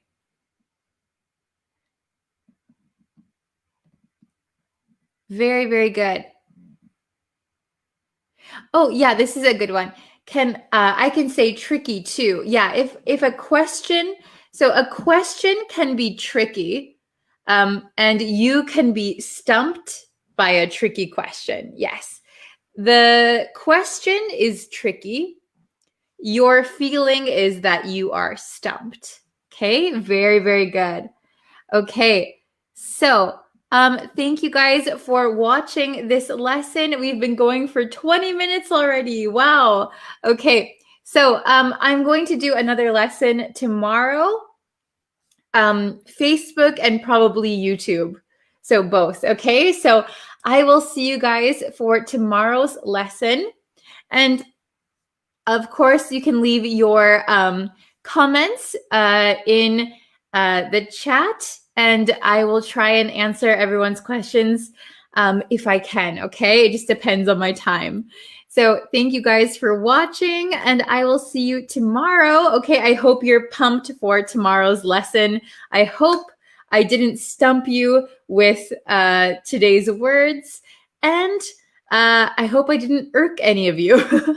Okay, thank you so much, and see you guys next time. Hello, everyone. I hope you're having a great day. Before we get into today's lesson, if you could subscribe to the YouTube channel, that would be really, really helpful. I post new lessons every single day, so I hope you are enjoying all of those lessons. I also go live Monday through Friday on Facebook, so if you like the Facebook page, turn on notifications. You'll be able to see when those lessons are available too. Okay, so hello everyone, welcome. I hope you're having a great day. Hello from Peru, hello, hello. Okay, so we're going to look at words today that begin with the prefix re, R-E, okay? Oh, if you're just joining now, you are not late. We've just started, okay? So we're going to look at words with the prefix.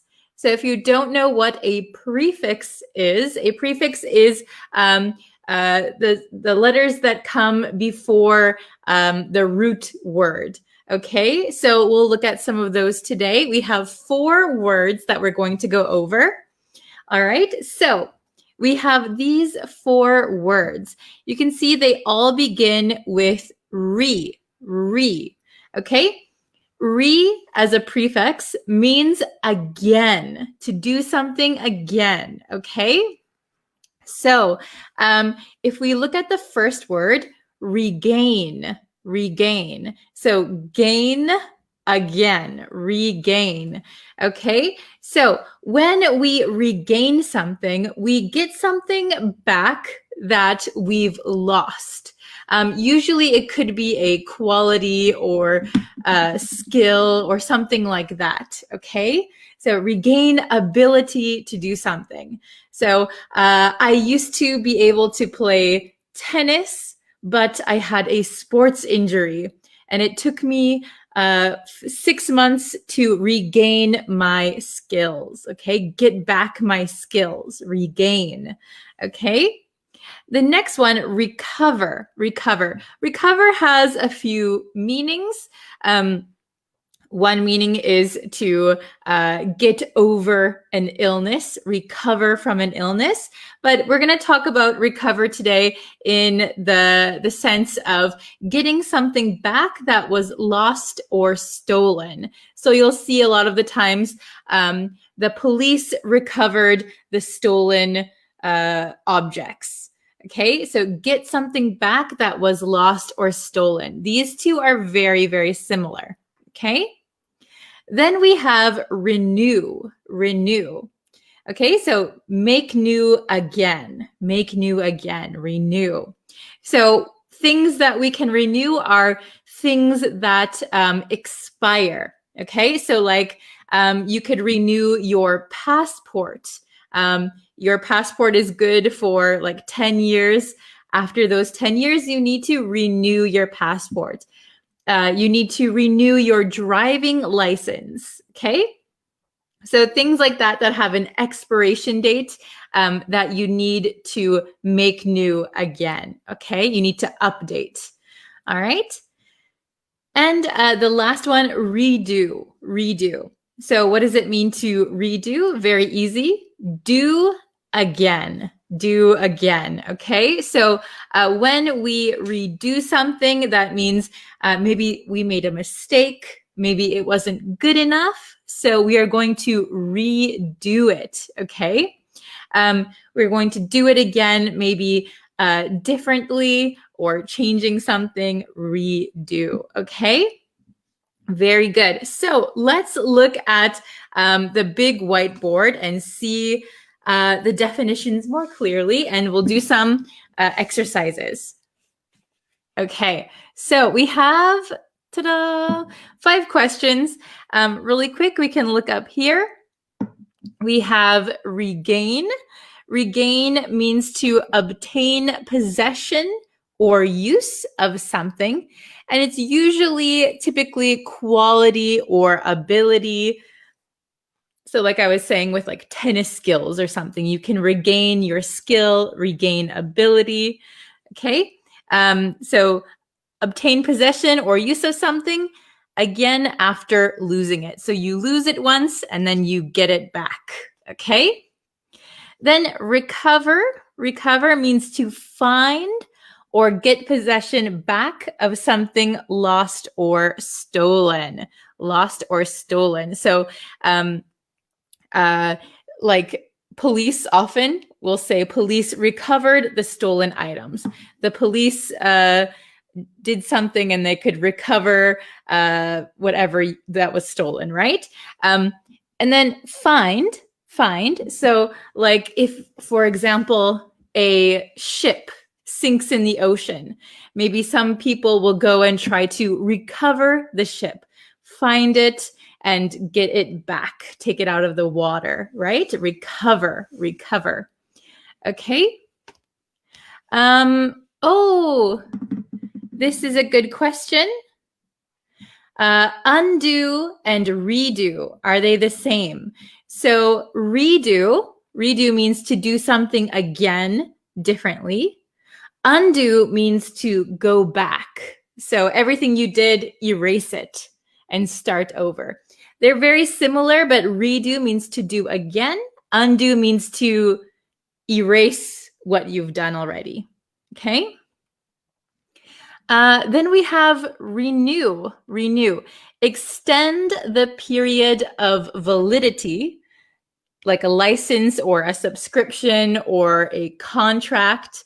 If you have a contract with your company, you might need to renew it after a year. Okay. Then redo, we just talked about do something again or differently. Okay. So like the question with undo. Redo means do again. Undo means erasing something. And so you have nothing. You're starting over. Okay? Let's see.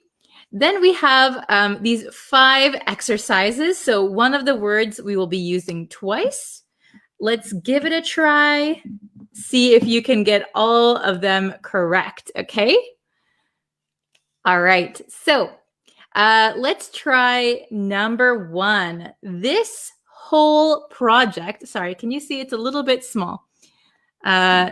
This whole project needs to be, so here we might need to change the verb to fit the sentence, right? Needs to be something. This whole project needs to be something. Oh, Mario, very fast. Okay. This whole project needs to be something. Okay. So, project, this whole project. Maybe we've made a mistake or we've changed our mind. So we need to scrap this project and we need to redo it. So this whole project needs to be, we're going to change the form of the verb to redone. Okay, it needs to be redone. Very good. So the correct word is redo, and we're going to change it. It needs to be redone. Very good. Okay.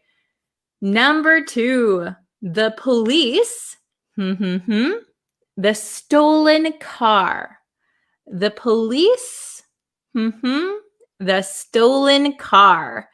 We have regain, recover, renew, redo. Which one do you think it is? Very good. Oh, I think, Mario has already answered the first 3. Okay. Oh, very nice. Yes. The police recovered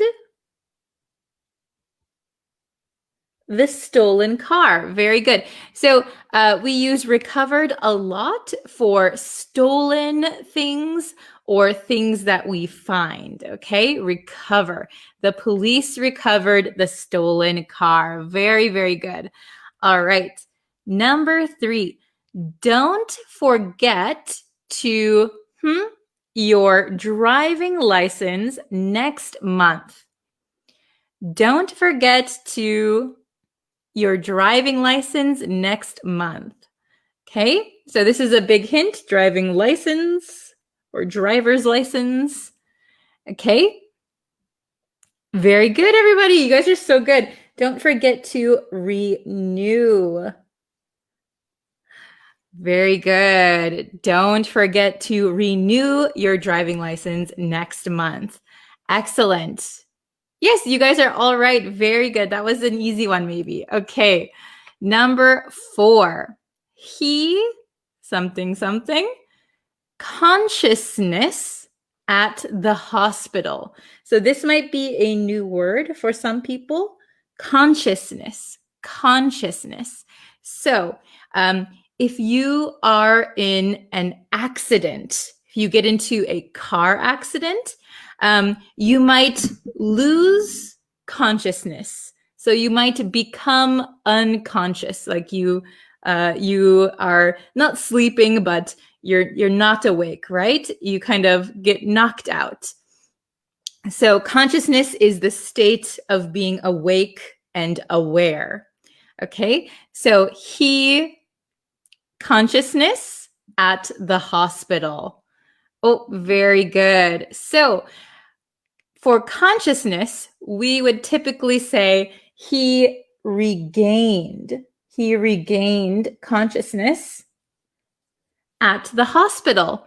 So remember, we use regain for something like quality or ability, consciousness, things that aren't physical, we often use for regain. Okay, he regained consciousness at the hospital. Excellent. Very good. Okay, number 5, the last one. I'd like to my assignment. I'd like to my assignment. So, I think my assignment was not good. I'd like to my assignment. Oh, very good. Let's see. Oh, excellent. I'd like to my assignment. Okay. So I'd like to, the correct answer is redo. I'd like to redo my assignment. So maybe you could ask your teacher if you could redo your assignment. Usually they don't let you redo your assignment. They only want you to do it the one time. Okay, so very good. So again, I'll just quickly explain. Regain, obtain possession or use of something. So typically, quality or ability, something not physical. We can often use regain for that.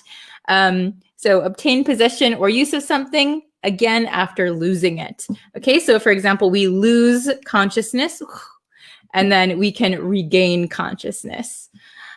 Recover. We often use recover for something that we find or get possession back of. Something that was lost or stolen, okay? So like, for example, when you find something that was lost, for example, the Titanic, people went deep into the ocean and they found the Titanic and maybe they recovered some items that were on the Titanic, for example, like jewelry or dishes, things like that, you could recover, okay? Then renew, extend the period of validity, usually like a license, subscription, contract, passport, things like that.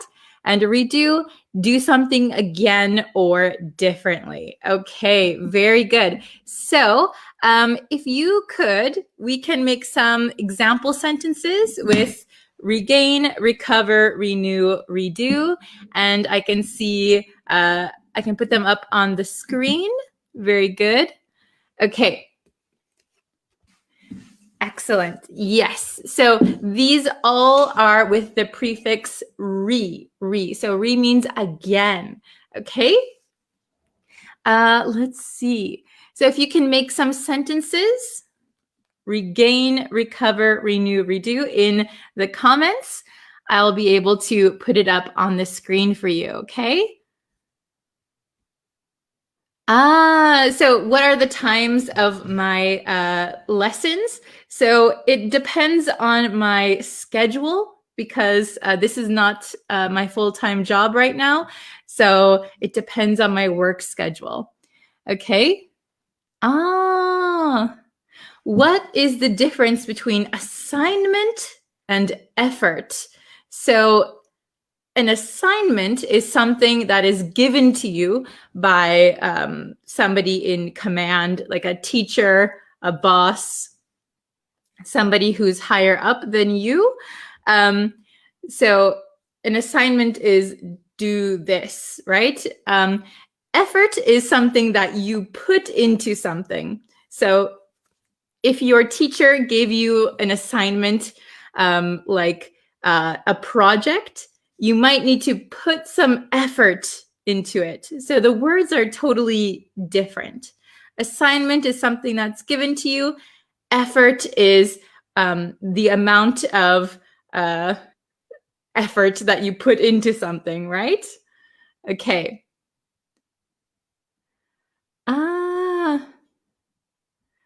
If you don't want to redo this project, don't be sluggish. Very good, very good. So if we remember, sluggish means like really slow moving, kind of maybe lazy a little bit, sluggish. If you don't want to redo this project, don't be sluggish. Excellent. Don't procrastinate. Okay. Oh, I regained the weight I lost last month. Very good. I regained the weight I lost this month. Okay. Let's see.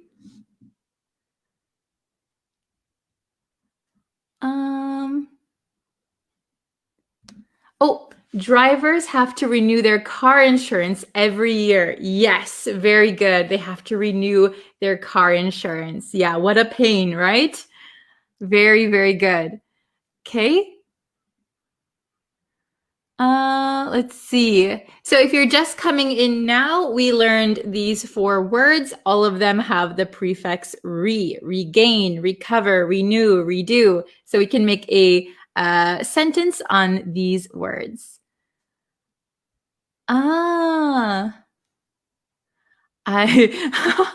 This one's quite funny. He wants to renew his old wife. Oh my goodness. So probably we wouldn't use renew for people because people don't really have like validity, like an expiration date or something. So usually we don't use renew for people. If he wanted to do something for her, maybe he could renew her subscription to like a beauty channel or something like that. But we don't use renew for people. Okay.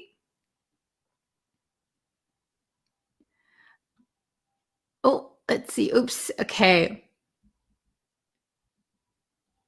The scientists are always trying to recover the things from ancient cities. Very good. So the scientists are always trying to, with ing, trying to, always trying, always doing, always trying to recover.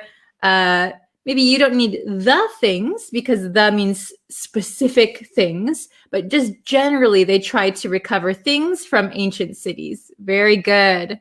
Okay, let's see. Oh, yesterday I lost my wallet, but I recovered it when I think back at home. I see. So maybe you could say, yesterday I lost my wallet. So we wouldn't have I have, right? Yesterday I lost my wallet, but I recovered it after thinking back at home. Very good. Okay.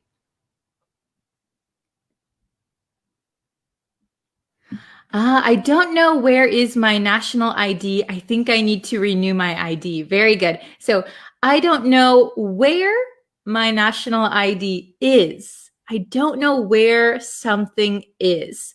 Okay. I think I need to renew my ID. Very good. This is excellent. I regained strength after some time of rest. Very good. So here you don't need sometime.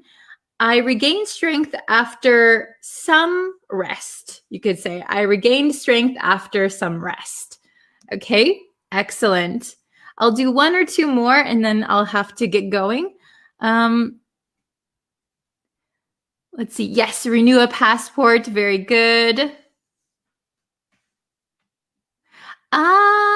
Is recover equal to fix?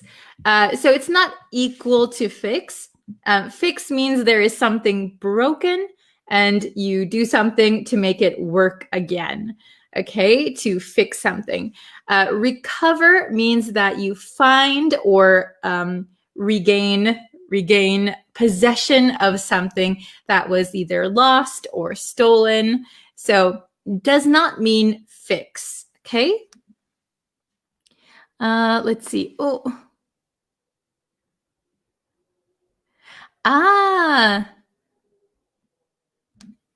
My students did extra homework so as to recover points. Yes. So we could recover points.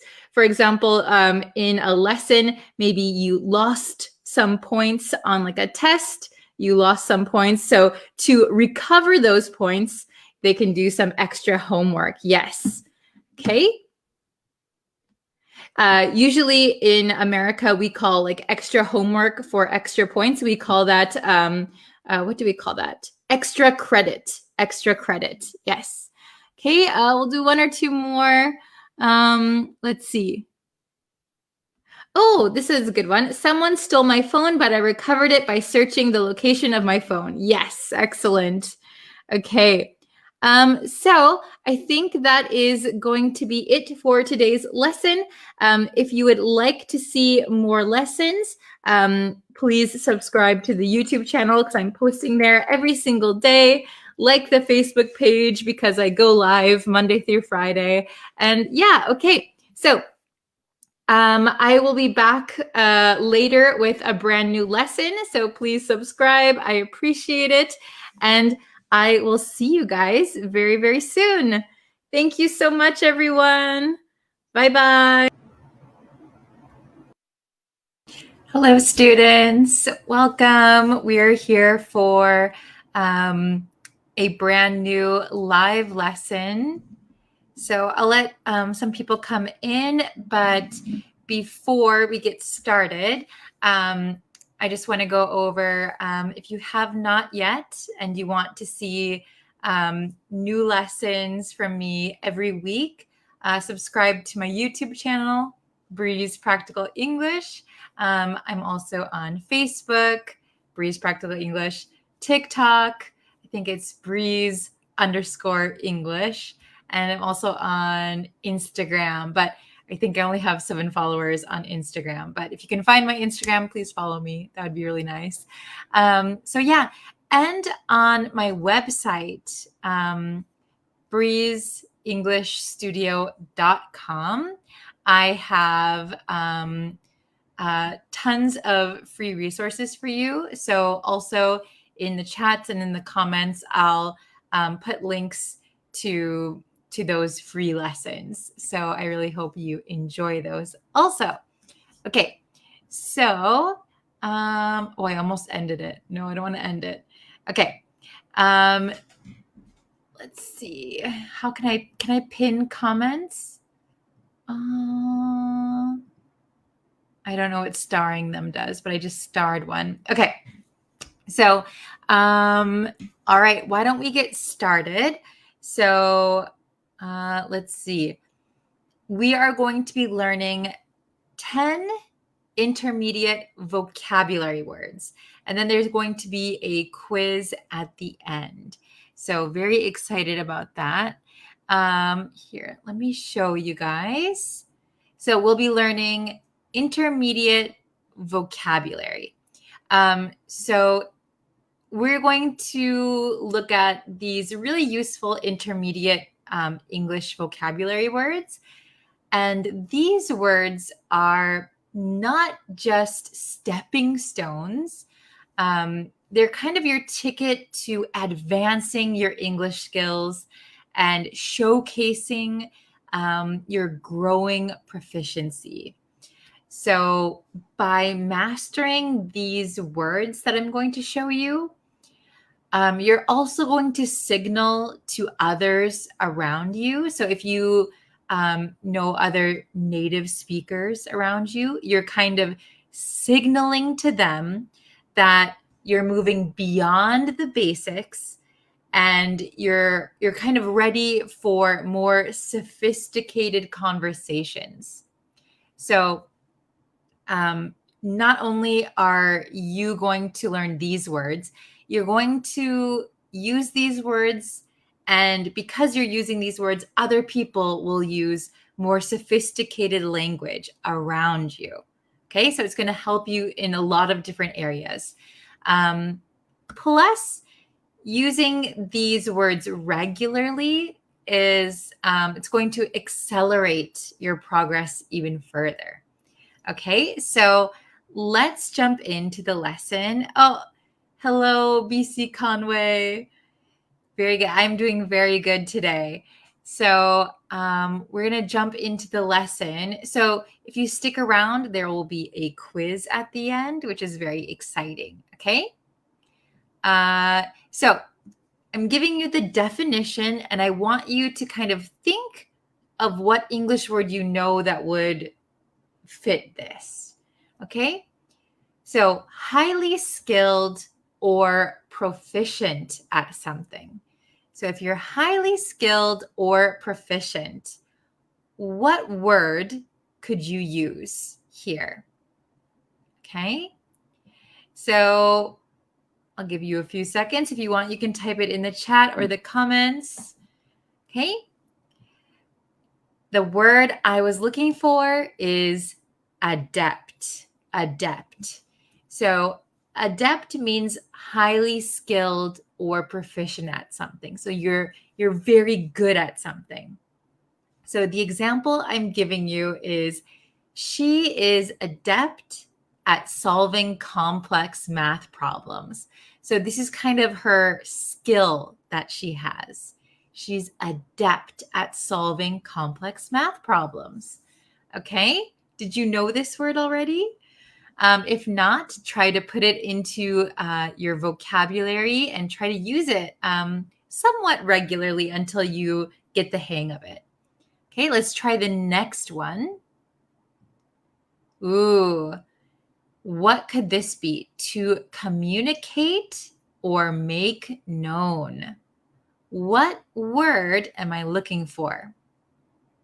Okay, any guesses? You can put your guesses in the chat.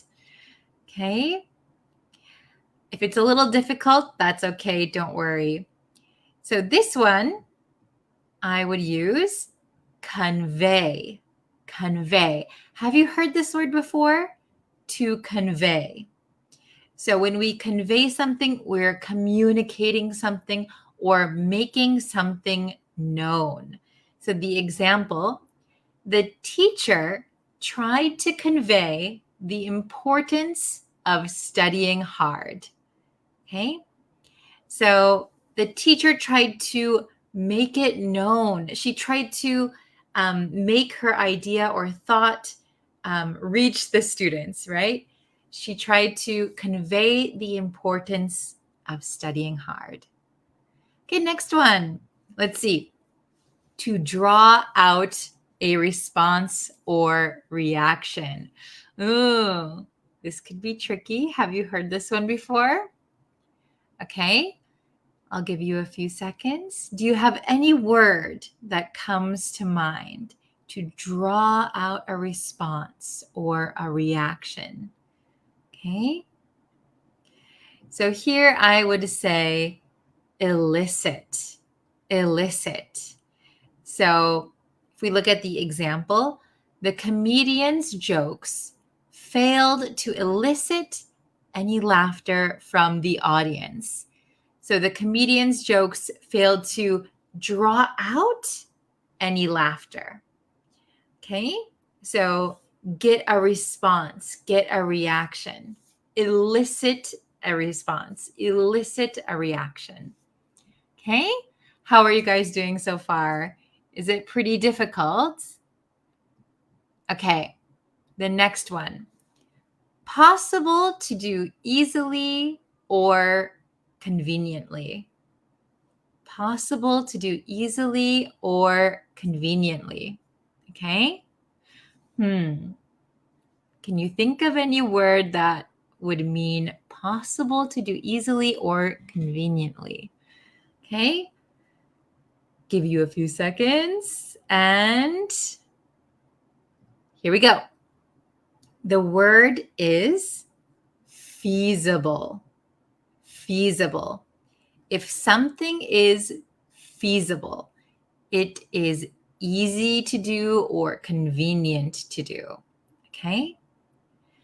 The project seemed feasible given the resources available. So we have resources. That's why the project seemed easy to do. It seemed possible, feasible. Okay? It's possible to do easily or conveniently. Okay? I love this word, feasible. Okay? Next one. About to happen. Impending. So impending might also be a new word for you, depending on your level. So something is about to happen. Something is impending. What word could we use here? So for example, if something is about to happen, impending, I live in Japan. So we're all waiting for the impending eruption of Mount Fuji. It's going to erupt someday, but we just don't know when. Okay? The word here is imminent. Imminent. It's about to happen. It's impending. Okay, if we look at the example, the dark clouds signaled that a storm was imminent. Okay, imminent. That it's about to happen. A storm is on the way. A storm is coming. So, of course, you could say, a storm is coming. A storm is about to come. A storm is about to happen. But if you say the storm was imminent, then you've just signaled to other people that you've moved beyond basic English and you are ready for more difficult conversations. Okay. Is everybody doing okay? Very good. Okay. The next one, lacking interest or excitement. Dull. Okay. This party is so dull. What intermediate word could we put here? Okay, let's see. Very good. Mundane. Mundane. So if something is mundane, it's not exciting, it's dull. So if we look at the example, he found his office job mundane and unfulfilling. So it sounds like he doesn't like his office job. It's very boring. It's very dull. Okay. I love the word mundane because even though something is boring or dull, mundane kind of spices up your vocabulary. Okay. Then we have famous or well-known, typically for some bad quality or deed. So someone or something is famous, but not for a good reason, a bad quality, a bad deed. Does anyone know this word? I'll give you a few seconds. Conway, do you know this word? Let's see. They're pretty tricky. Okay. This word is notorious. Notorious. Okay.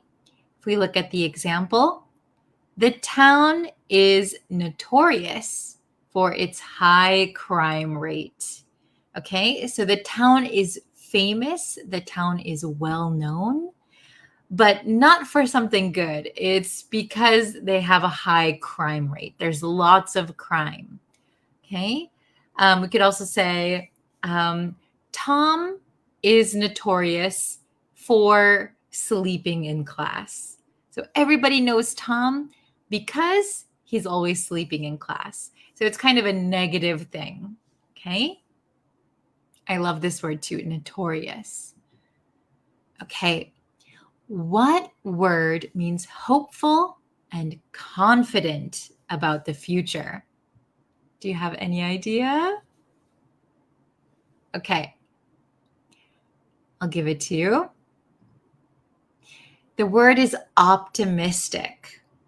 Have you heard this word before? Optimistic. The opposite is pessimistic, not hopeful, not confident. But optimistic is hopeful and confident about the future. It's very positive. You are thinking positively.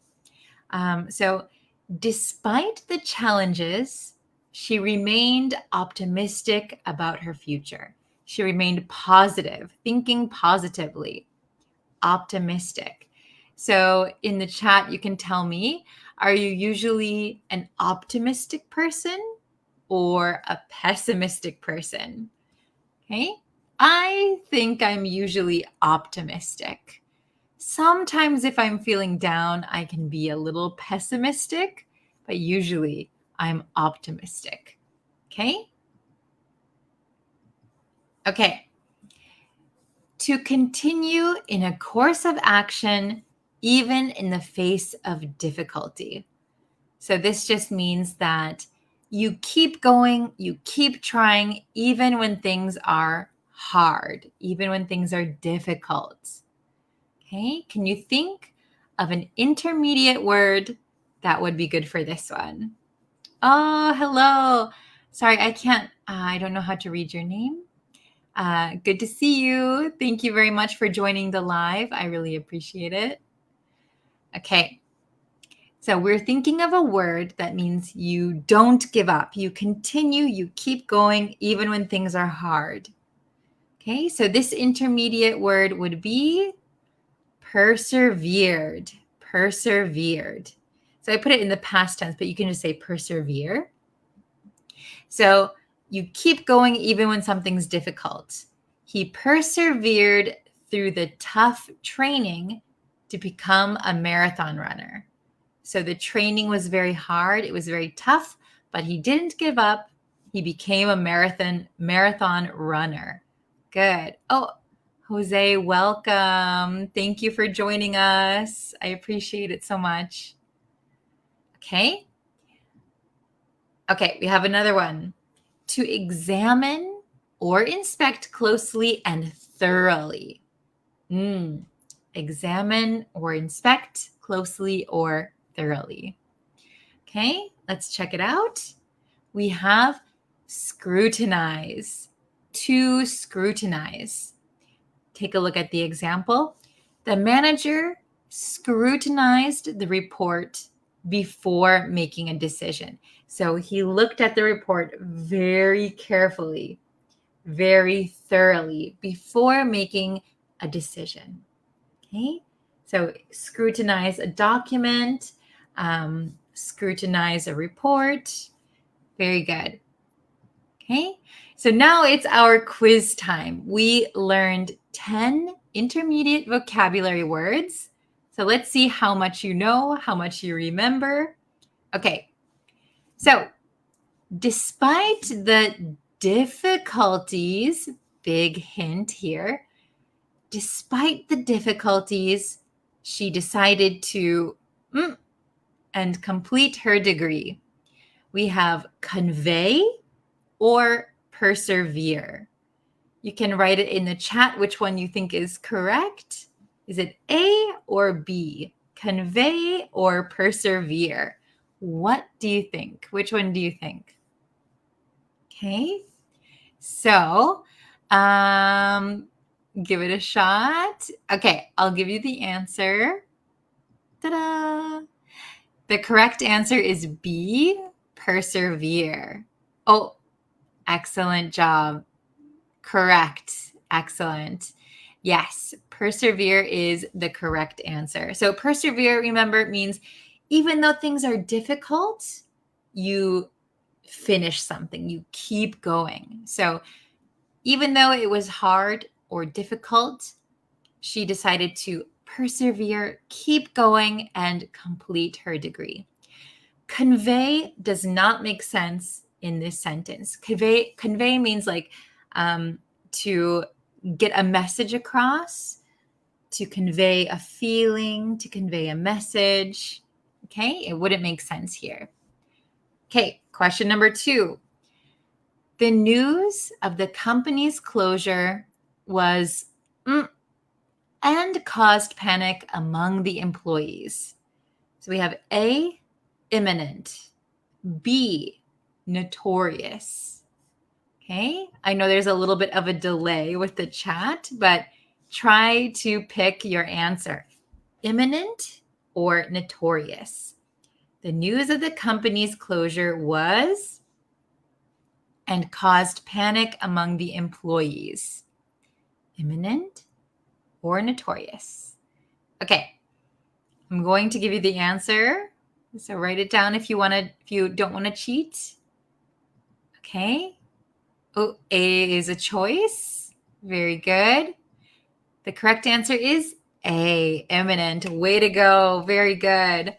So imminent means that something is about to happen. The news of the company's closure was imminent. So they were going to tell the company is closing. It's coming. So it caused panic.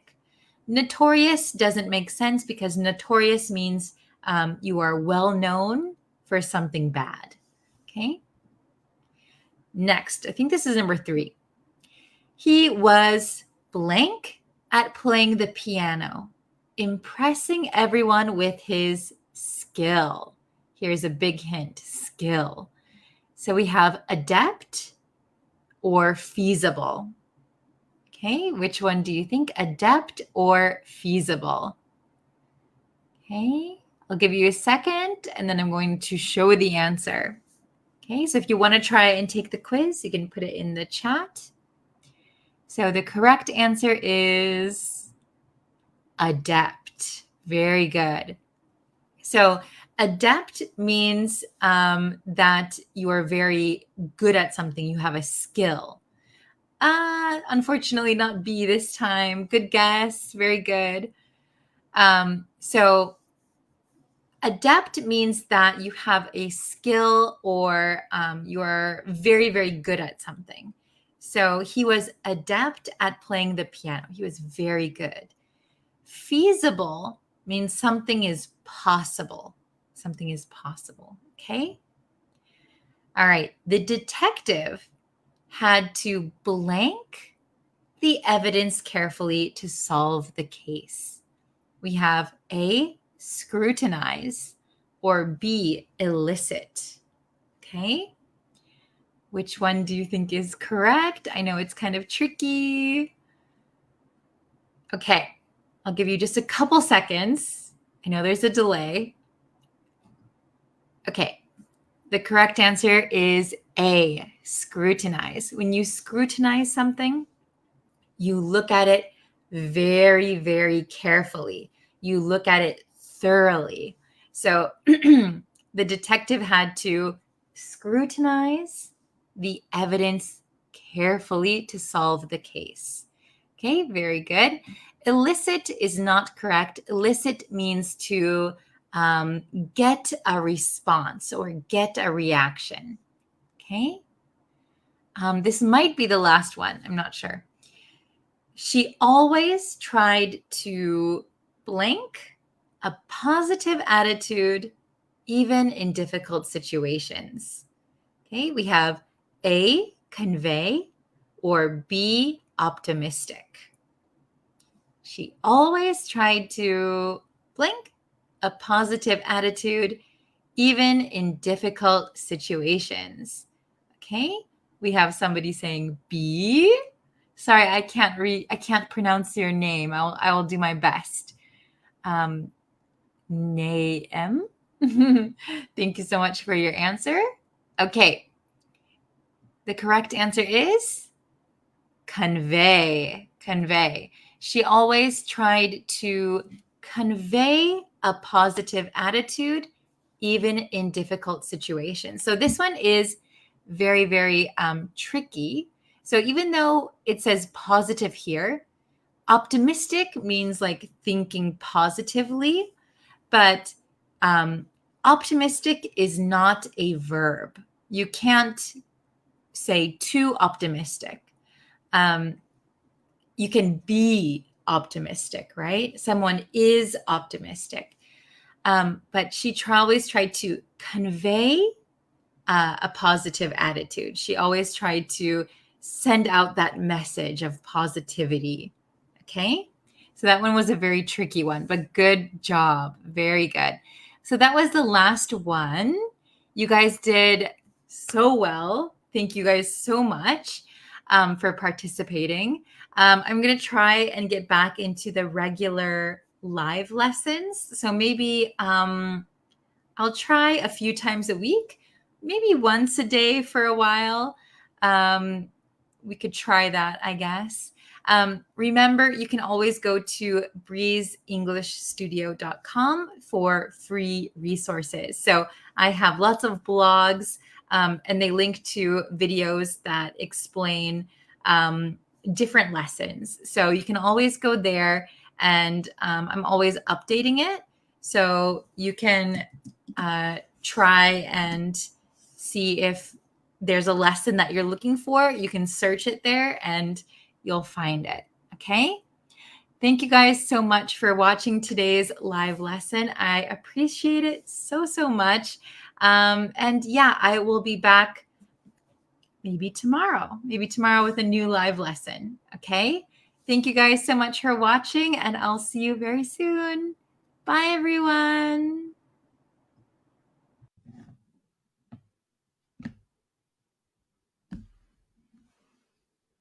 Hello, everyone. Hello, students.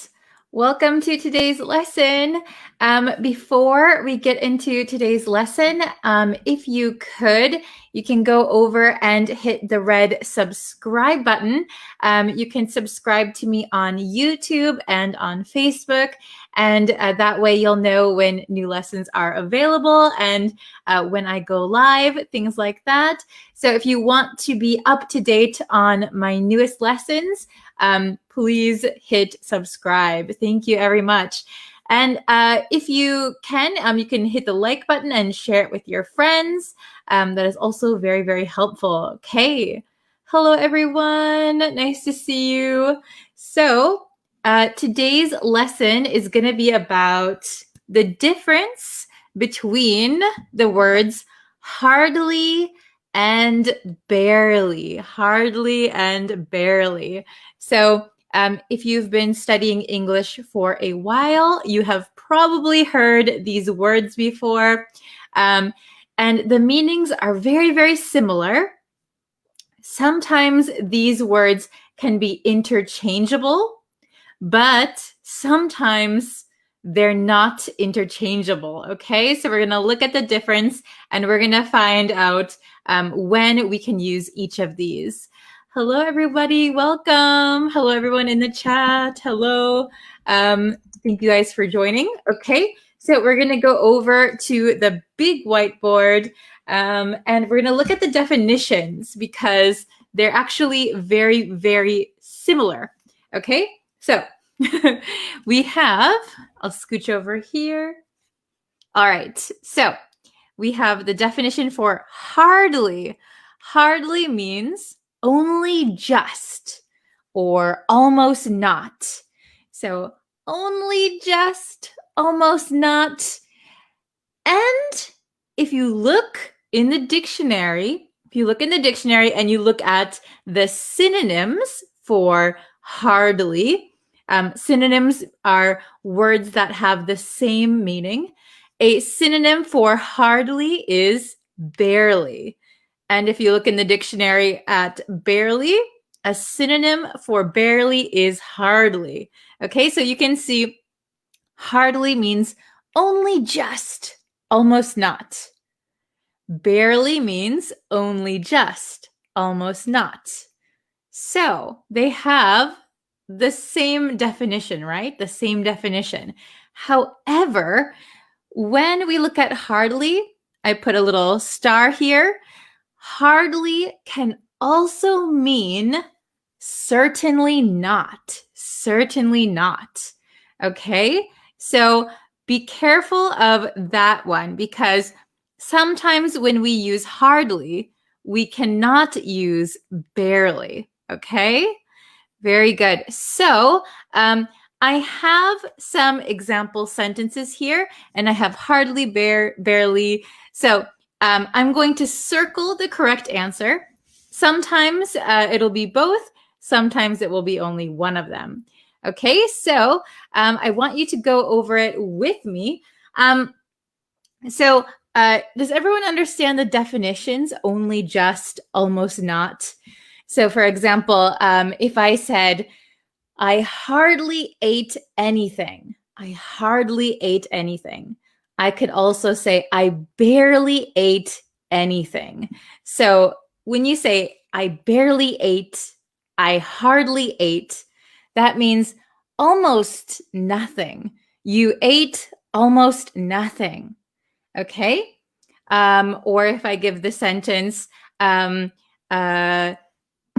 we barely arrived when it started to rain. We barely arrived. We hardly arrived when it started to rain. So only just. We were only there for a short period of time, and then it started to rain. Okay, very good. So we'll go over these together. And once I go over them, we can, if you have any questions, please ask me, okay? Very good. So number one, I hardly or barely got any sleep last night. I hardly or barely got any sleep last night. Oh, very good. Do you think hardly or barely? Oh, very good. I see somebody said both. Excellent. Awesome. Oh, hello from Guatemala. Hello, hello. Okay, so, oh, very good. Somebody said hardly. Okay, good job. Okay, so hardly or barely. The answer for number one is both. Both are correct. So this means I almost didn't get any sleep last night. I almost didn't get any sleep last night.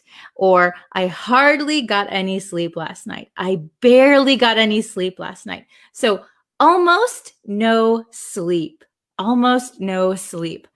They both mean the same thing in this sentence. Very good. Okay. How about number two? Number two.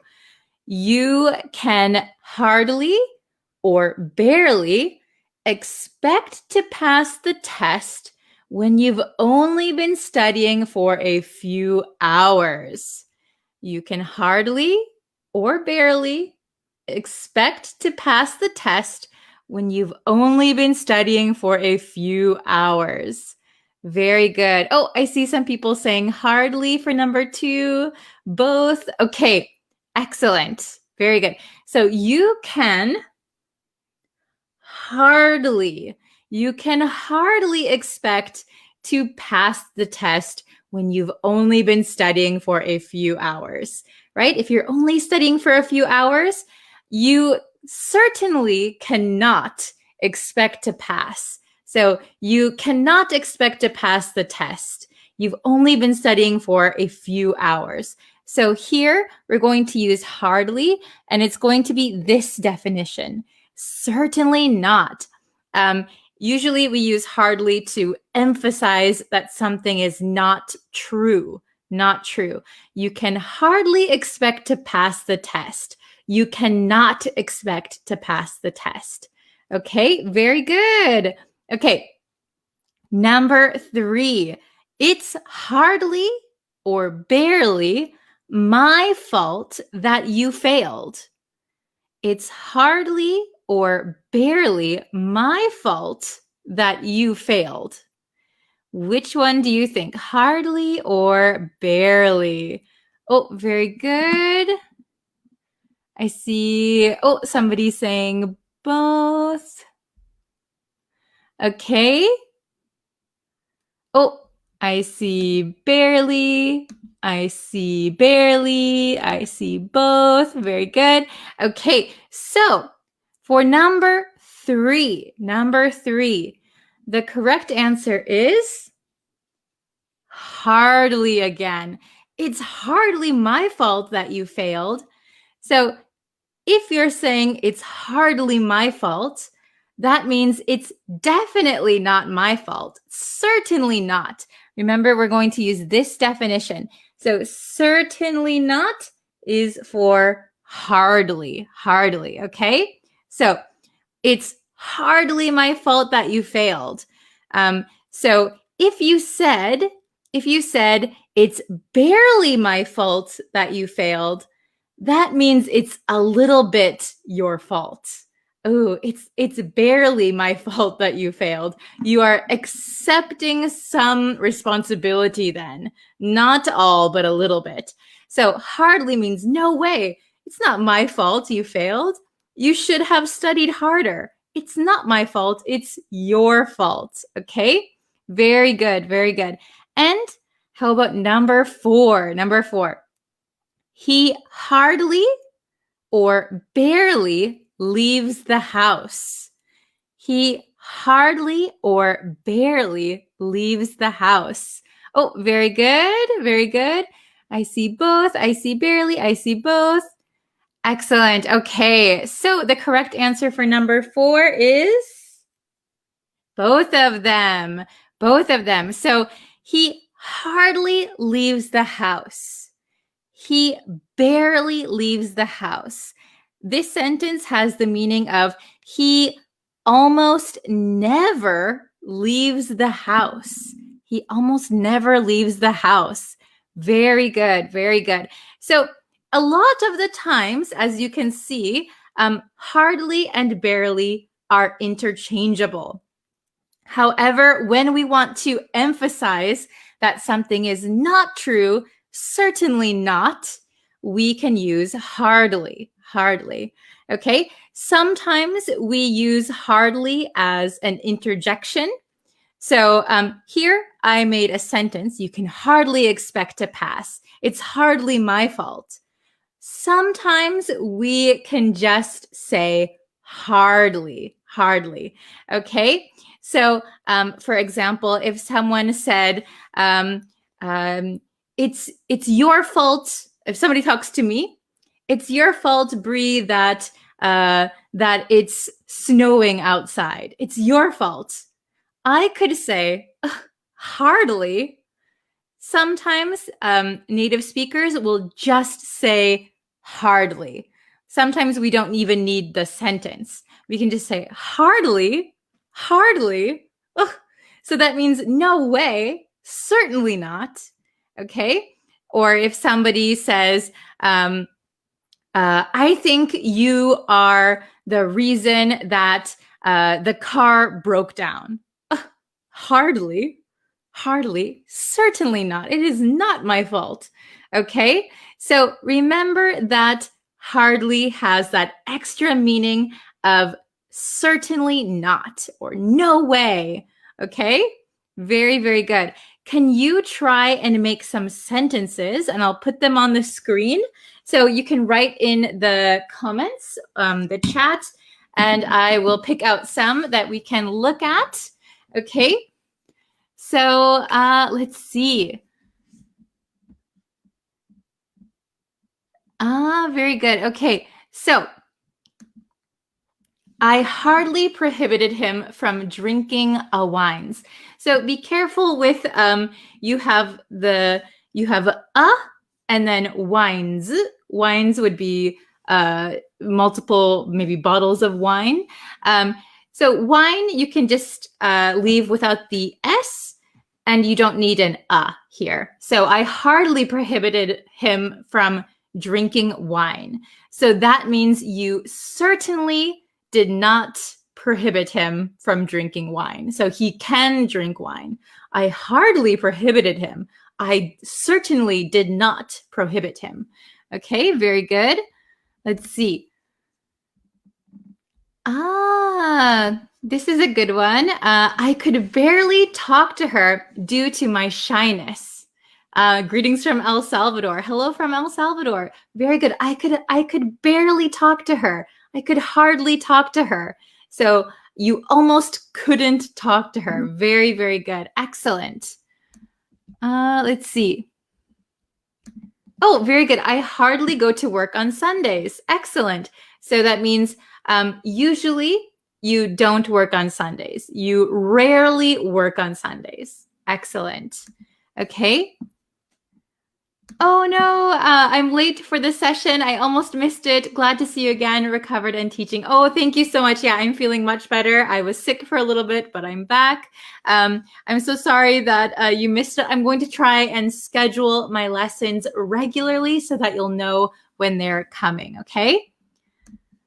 I hardly force my children to do what they don't like. Excellent, very good. So it means that I certainly do not force my children to do what they don't like. I hardly force my children. Very good. Everyone hardly take medication every day in their house. Okay. So if you say everyone hardly takes medication every day in their house, maybe you mean like not many people take medication in their house. Is that what you mean? Very good. Let's see. Oh, this is a good one. I hardly know Chinese. Very good. So maybe you know very, very little. I hardly know Chinese. I barely can speak French, for example. Good. And remember that hardly and barely are both adverbs. Very good. Oh, this is a good one. I hardly leave my house on Friday. Excellent, excellent. You could also say, I barely leave my house on Friday. Good. Okay. Let's see. Oh, okay. Let me get this one. Oh no, my brother struggles to breathe due to his asthma. Oh no.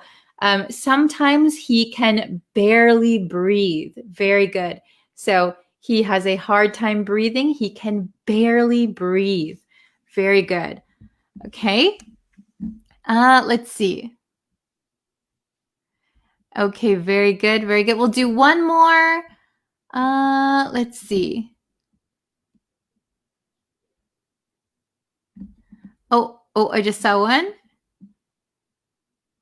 Okay, this one. Dear teacher, you hardly give me a reply. Sorry, just a joke. Very good. Okay, so you hardly reply to me. You barely reply to me means you don't reply very often. Okay, very good. We'll do one more. I hardly send emails to colleagues on the weekend. Very good. Excellent. A lot of the times with hardly and barely, we can also put ever. I hardly ever send emails, or I barely ever leave my house. So a lot of the times we use ever or any.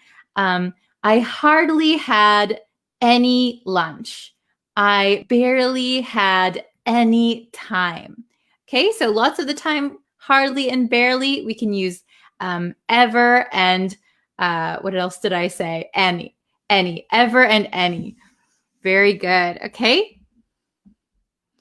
Very good. Okay, so I think I'll leave the lesson here then for today. Thank you guys so much.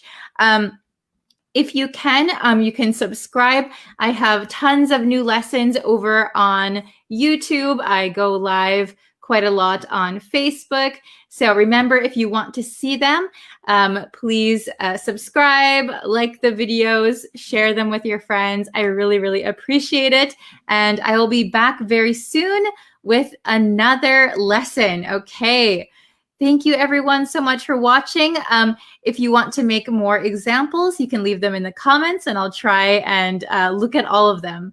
Okay, thank you so much everyone, and I'll see you very soon. Bye.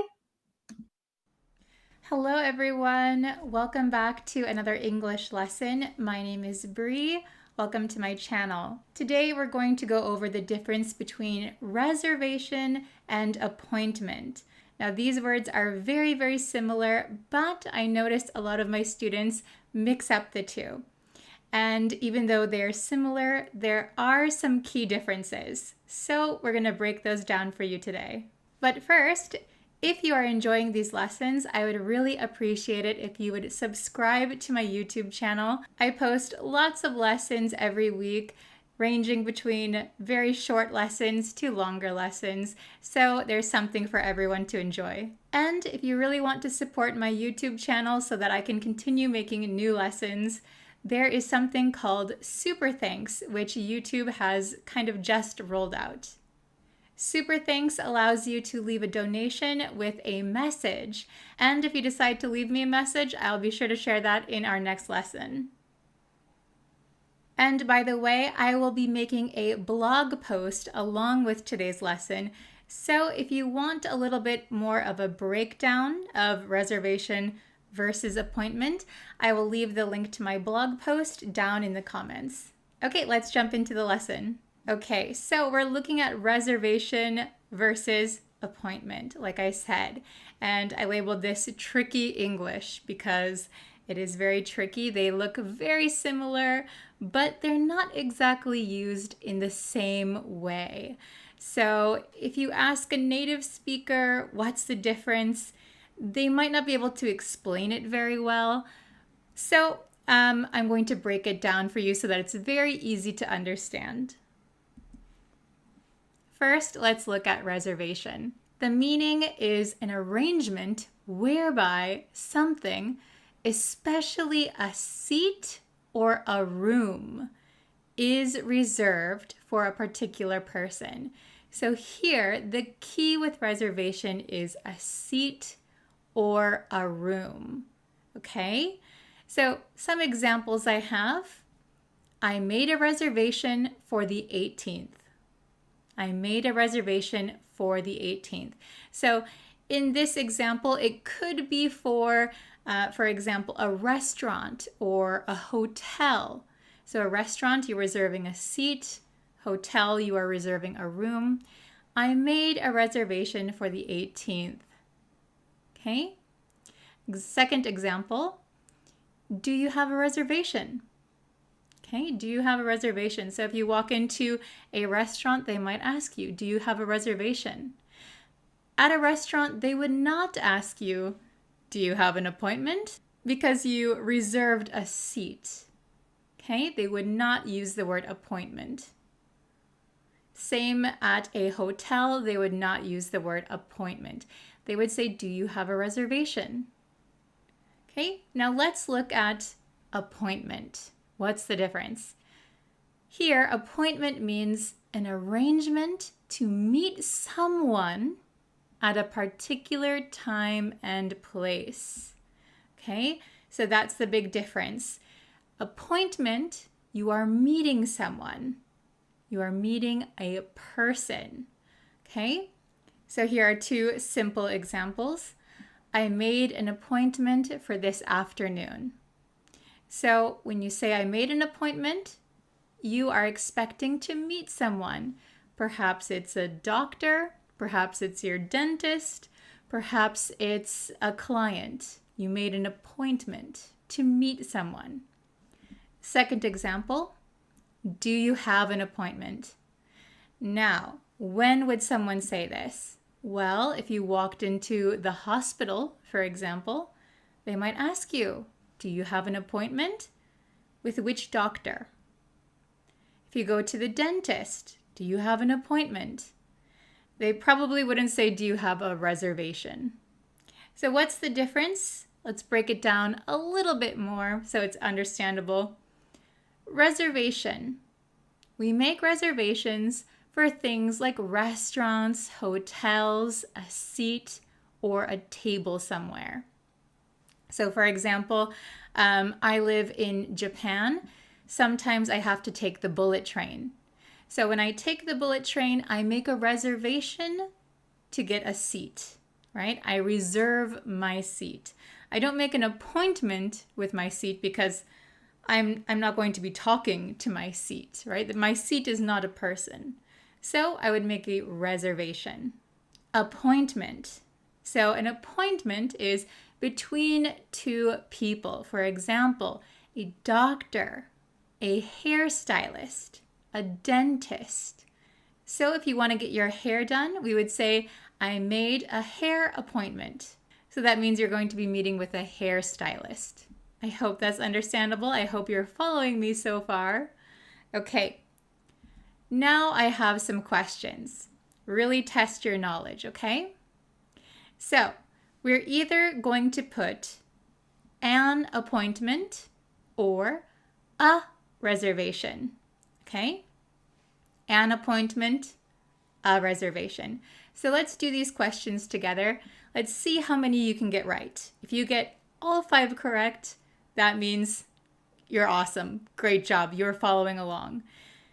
If you got some wrong, that's okay. Maybe you can watch the lesson one more time, or you can go check out my blog and I have more examples written there.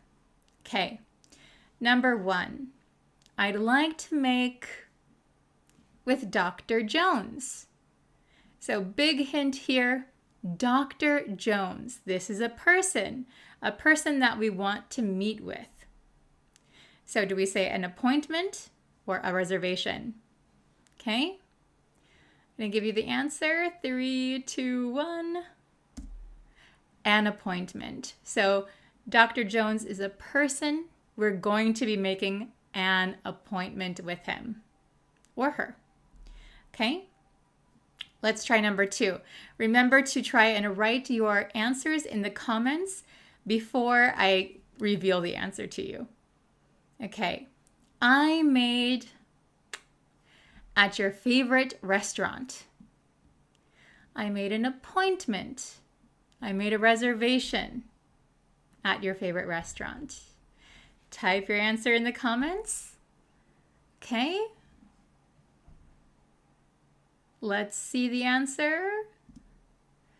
A reservation. So at a restaurant, you are probably reserving a seat or a table. So you would make a reservation. Okay, number 3. I'm sorry, I can't come to your party because I have a dentist something. Okay, did you write down your answer? The correct answer is appointment. Because when you go to the dentist office, you expect to see a dentist, a person. Okay, so we're going to make a dentist appointment. Number 4, I have blank with my professor at 10 a.m.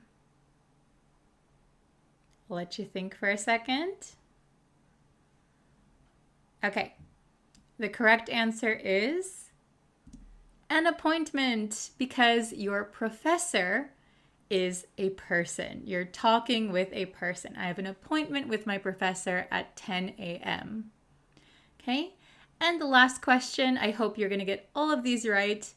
Number 5, I couldn't make because the hotel had no vacancies. I couldn't make because the hotel had no vacancies. All right, leave your answer in the comments. Let's see if you can get this one correct. Okay, I couldn't make a reservation because the hotel had no vacancies. Hotel, you're reserving a room, right? So we're going to use reservation. You're going to reserve a room at a hotel. Okay, was this an easy lesson for you? Do you understand the difference between a reservation and an appointment? I hope so. So please stay tuned for my next lesson. I'm sure it will be up probably next week. So if you wouldn't mind, please subscribe. You can also check out my website, breezeenglishstudio.com. There I post lots of blog entries, and I also have some courses for paying members. All right, I'll see you in our next lesson. Thank you so much for watching. Take care. Bye.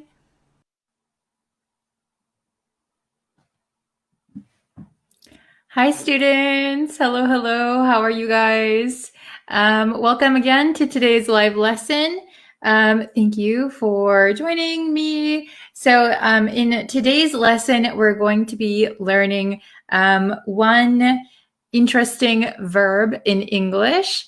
But before we get into the lesson, if you guys haven't yet and you would like to know when I post new lessons, when I go live, you can subscribe to me on YouTube. That is super helpful. You can like the Facebook page, of course, like this lesson and share it with somebody you know. Those are all really good things to help grow our community. So if you haven't done that yet, please do so. Thank you so much. Okay, hello everyone. Welcome. How's it going? Hello, Adriana, Joshua, Site, Navu, Davis, Nathaniel, Sumyat. Hope I'm pronouncing that right. Kosai from Myanmar. Hello from Nepal. How are you? Hello from Syria, Myanmar. Okay, hello everyone.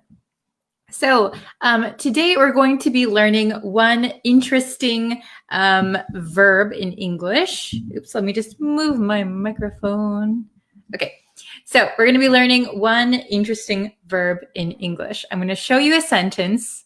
I'm curious if you know what it means.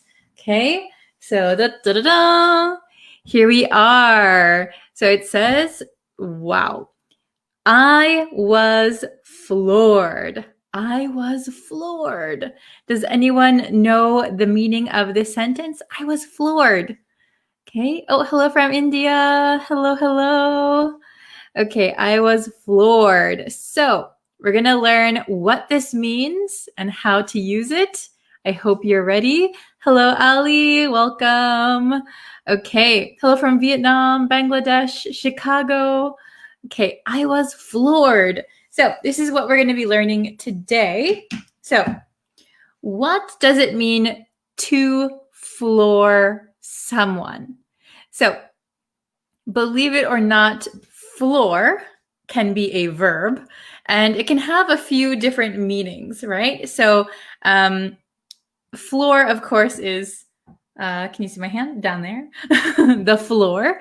So when you are floored, that means you are either so surprised, so shocked, or so confused that you don't really know what to do next. You can't really talk. So, you're floored. What? So you hit the floor because you are shocked. I'm floored. Okay? So that is the meaning to floor someone or to be floored. Okay? So I have some example sentences for you. All right. So to floor means to surprise or confuse. Now this is informal. Excuse my microphone. I'm probably touching it so much. Okay. So to surprise or confuse, to shock, to be shocked. It is informal, but you'll often hear people use it when they are really surprised. Okay, so number one, can you see this? The audience was floored when they heard her sing for the first time. The audience was floored when they heard her sing for the first time. So that means maybe they didn't expect her to sing so well, but she surprised everyone and sang extremely well. So everyone was floored. The audience was floored. Wow, she's so good. She's so amazing. I'm so surprised. Okay. How about number two? I was completely floored when they announced their divorce. Can you see this? I'll put it, oof. I'm sorry for my microphone. Okay.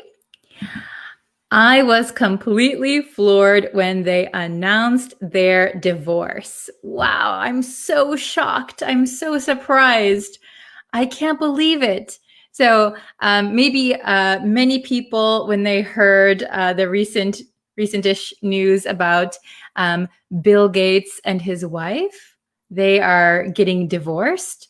I was completely floored when they announced their divorce. Very shocking, very sad. Okay. Number three, you're going to floor your parents when they see your tattoo. You're going to floor your parents when they see your tattoo. So you're going to shock your parents. Your parents will be like, oh, my daughter, my son has a tattoo. Oh my gosh. So you're going to floor them. So it could either be a good thing or a bad thing, right? So like number one, the audience was floored when they heard her sing for the first time. This is probably a good thing. So they were really surprised. Wow, she's so good. She floored the audience. Maybe number two, I was completely floored when they announced their divorce. That is more like shocking, confused. Oh my gosh, what's happening? Oh my gosh. Okay. So number four says, I was floored when blah, blah, blah. Okay. So let's think of some sentences together. Okay. So I was floored when da, da, da. Okay, I was floored when something happened.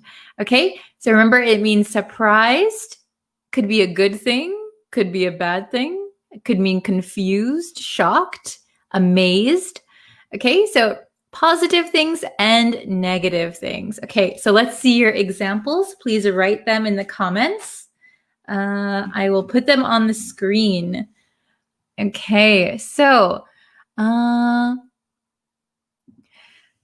was floored when the government implemented lockdowns for the first time amid COVID-19 first wave. Yes, very good. I would just correct this sentence. I was floored when the government implemented, you could say a lockdown or lockdowns, depending on what you're talking about, for the first time amid the first wave of COVID-19. Amid the first wave of COVID-19. Yes, I was also floored. I remember when the schools were shut down. Oh, we have another one.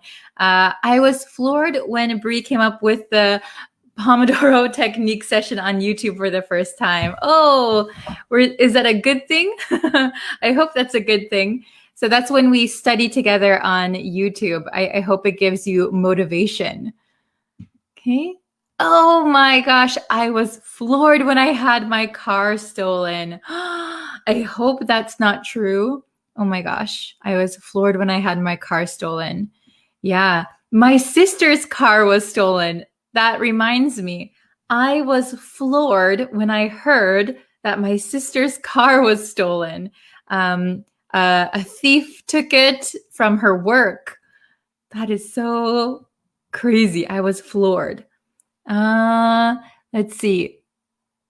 Oh, I was floored when he cheated on me. Yes. So this is a negative thing. You're very shocked. You're very surprised. How could he do that? What do I do now? I'm speechless. I was floored. Yes. So you didn't see it coming. You were floored. Very good. Let's see. Oh, hello from Bangladesh. Very good. Oh, hello from Kurdistan. Okay, let's see. I was completely floored when my wife sent me a divorce letter. Oh my gosh, that is crazy. That would floor anyone, right? Let's see. I was floored. So remember, if you're going to use it as to be floored, you're going to have an ed at the end. I was floored when my friends sent me a present. Oh, this is very good. Yes. So if you weren't expecting anything, if you weren't expecting a present, you might be floored. Excellent. Very good. Okay. We'll do just a few more. Oh, I was floored when the elevator stopped inside. So does that mean that you were inside the elevator and it stopped? That would floor me too. So you could say, I was floored when the elevator stopped while I was inside. While I was inside. I was still inside, you could say. Very good. Okay, maybe one or two more. Oh, will there be a Pomodoro session on YouTube today? I will do my best. I have some quite a few private lessons today, so if I can, it will be a little bit later today. I will try. I'm glad that you like them. I really hope you guys enjoy those lessons. Well, not lessons, those study sessions. Okay. Could you please a sentence on the future? So using floor for the future. Here's a good one on here. You're going to floor your parents when they see your tattoo. So it hasn't happened yet, but you have a tattoo, and when your parents see it, They will be surprised. So you're going to floor your parents. Okay? Very good. Let's see.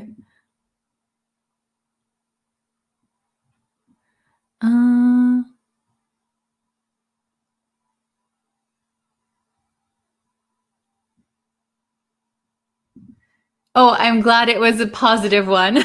Thank you so much, Ali. Okay, very good. Okay, so I think we're going to call it a day for today's lesson. Thank you guys so much for watching. I hope that the next time you are surprised or confused or shocked, you will use floored. I was floored. I am floored. Okay. Very good. So you can continue to make some example lessons in the comments and I will check them for you. And yes, I will see you very, very soon. We'll have another lesson on YouTube later and the next Facebook live stream will be on Monday. Okay, so thank you guys so much for watching. I really appreciate it. Don't forget to subscribe, like, share, all that stuff. And I will see you guys tomorrow or later today, actually, later today. Okay, thank you guys. Bye, everyone. Hi, everyone. Welcome. Thank you for joining today's lesson.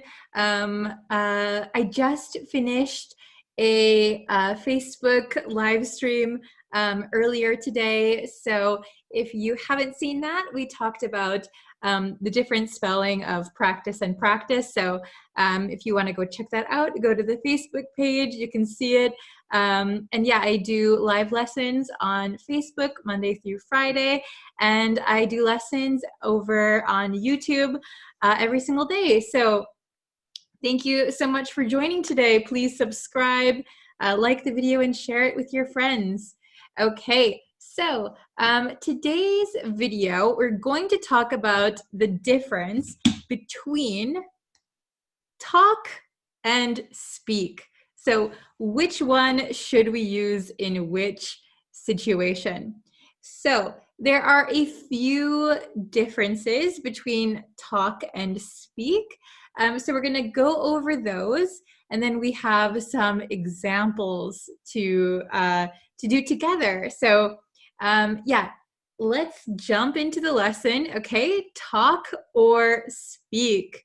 So I have it written out, so let's go and take a look. I think it's always easier for you guys to see what I'm talking about. Okay, so okay. So first, let's go over speak. Speak tends to sound a little more formal. So if you are in a formal situation, if you are in a meeting, if you are at work, or maybe you don't know the person so well, you might use speak. Also, if you have something like very important to talk about, you also might use speak. Okay, so it's a little bit more formal than talk. All right, and then we use it for languages. So I see some students getting a little bit confused, like, how many languages do you talk? Or I talk English and French. Okay, so for languages, foreign languages, we're going to use speak. How many languages do you speak? I speak English and Japanese and French. Okay, how many languages do you speak? So remember, speak is for languages. Okay. Also, speak usually focuses on the speaker, and we'll get into that a little bit down here, okay? But speak can be kind of one-sided. It usually focuses on the speaker, okay? So then we have talk. Again, talk is more informal. So you can talk with your friends, you can talk with your family, you can talk with your classmates. Talk, talk, talk, talk. Okay, so we use talk a lot in everyday conversations.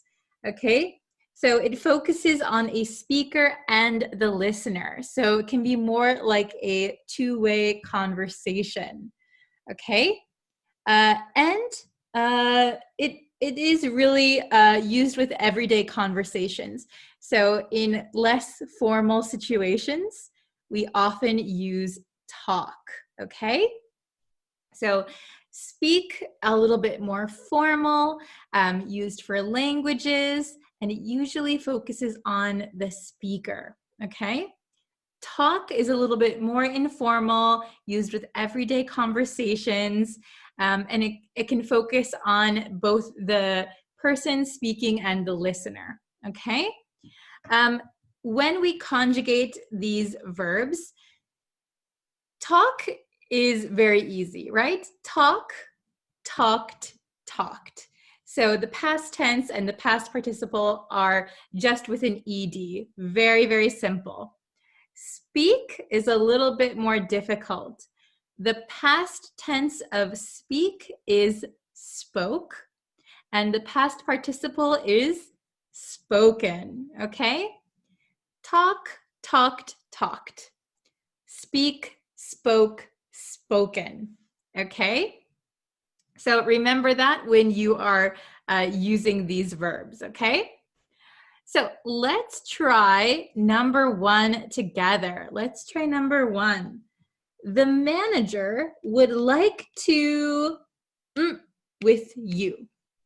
Okay, the manager would like to with you. Please write your answers in the comments. Let's see if you can get this one correct. So let's break it down a little bit. The manager, so somebody, usually your boss at work, someone ahead of you, right? The manager would like to with you. So in this situation, it sounds a little bit more formal, right? So the manager would like to, the best answer I would say is speak with you. The manager would like to speak with you. It sounds a little bit more formal, okay? And here, notice that we used with. The manager would like to speak with you. Both with speak and talk, we can use with or to. With or to. So there's a very small nuance difference, I think, between them. For me, speaking to someone or talking to someone could sound like it's just from one person. More like the speaker has more to say, or it's more of a one-sided conversation. Speak with and talk with sounds a little bit more like a conversation or a discussion, but you know, it's very, very small difference, like barely noticeable. I think you could get away with using either, actually. Okay, so we could say the manager would like to speak with you. The manager would like to talk with you. Oh, sorry, I said talk. The manager would like to speak to you. So speak to or speak with, maybe either is kind of okay. If you are very good friends with your manager, you could say the manager would like to talk with you or talk to you. That could be okay, but generally speaking at work, it's probably going to be more formal, so maybe stick to speak, okay? Number two, he, something, something, about the dangers of climate change. He, about the dangers of climate change. Please write your answer in the comments. And we're going to conjugate this and put it in the past tense, okay? Let's say this happened last night, okay? About the dangers of climate change. All right, do you have your answer? I hope so. Okay, I'm going to write it down. Let's use the past tense.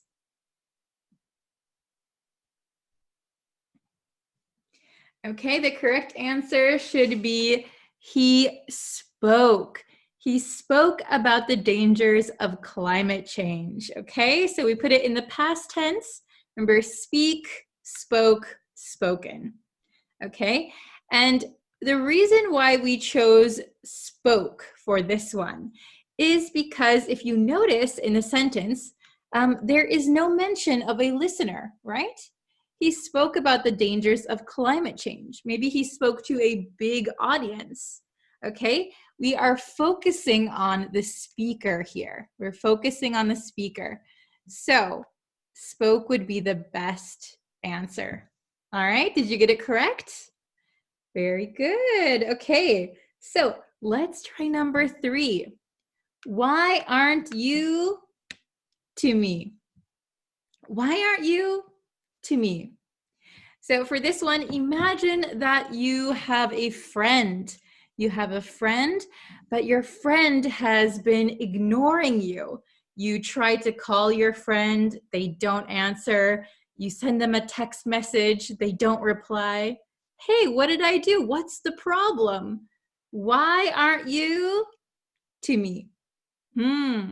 Okay, write your answer. Why aren't you to me?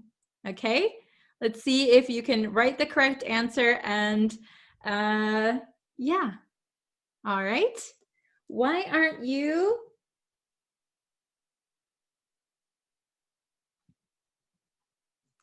talking to me? Why aren't you talking to me?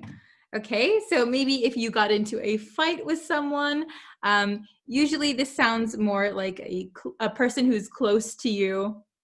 Hey, why aren't you talking to me? Oh, I'm getting confused. Why aren't you talking to me? All right, very good. So a little bit more informal, right? Why aren't you talking to me? Okay, very good. Oops. Okay, number 4. Are you going to at the conference? Are you going to at the conference? Okay. Let's see if you can get number 4 right. All right, I'll give you a few more seconds. Okay, are you going to, the best answer would be speak. Are you going to speak at the conference? Okay, so a conference maybe already sounds a little bit more formal. And notice that we are not talking about any listener, right? Are you going to speak at the conference? Okay, so it could be a little bit more one-sided, right?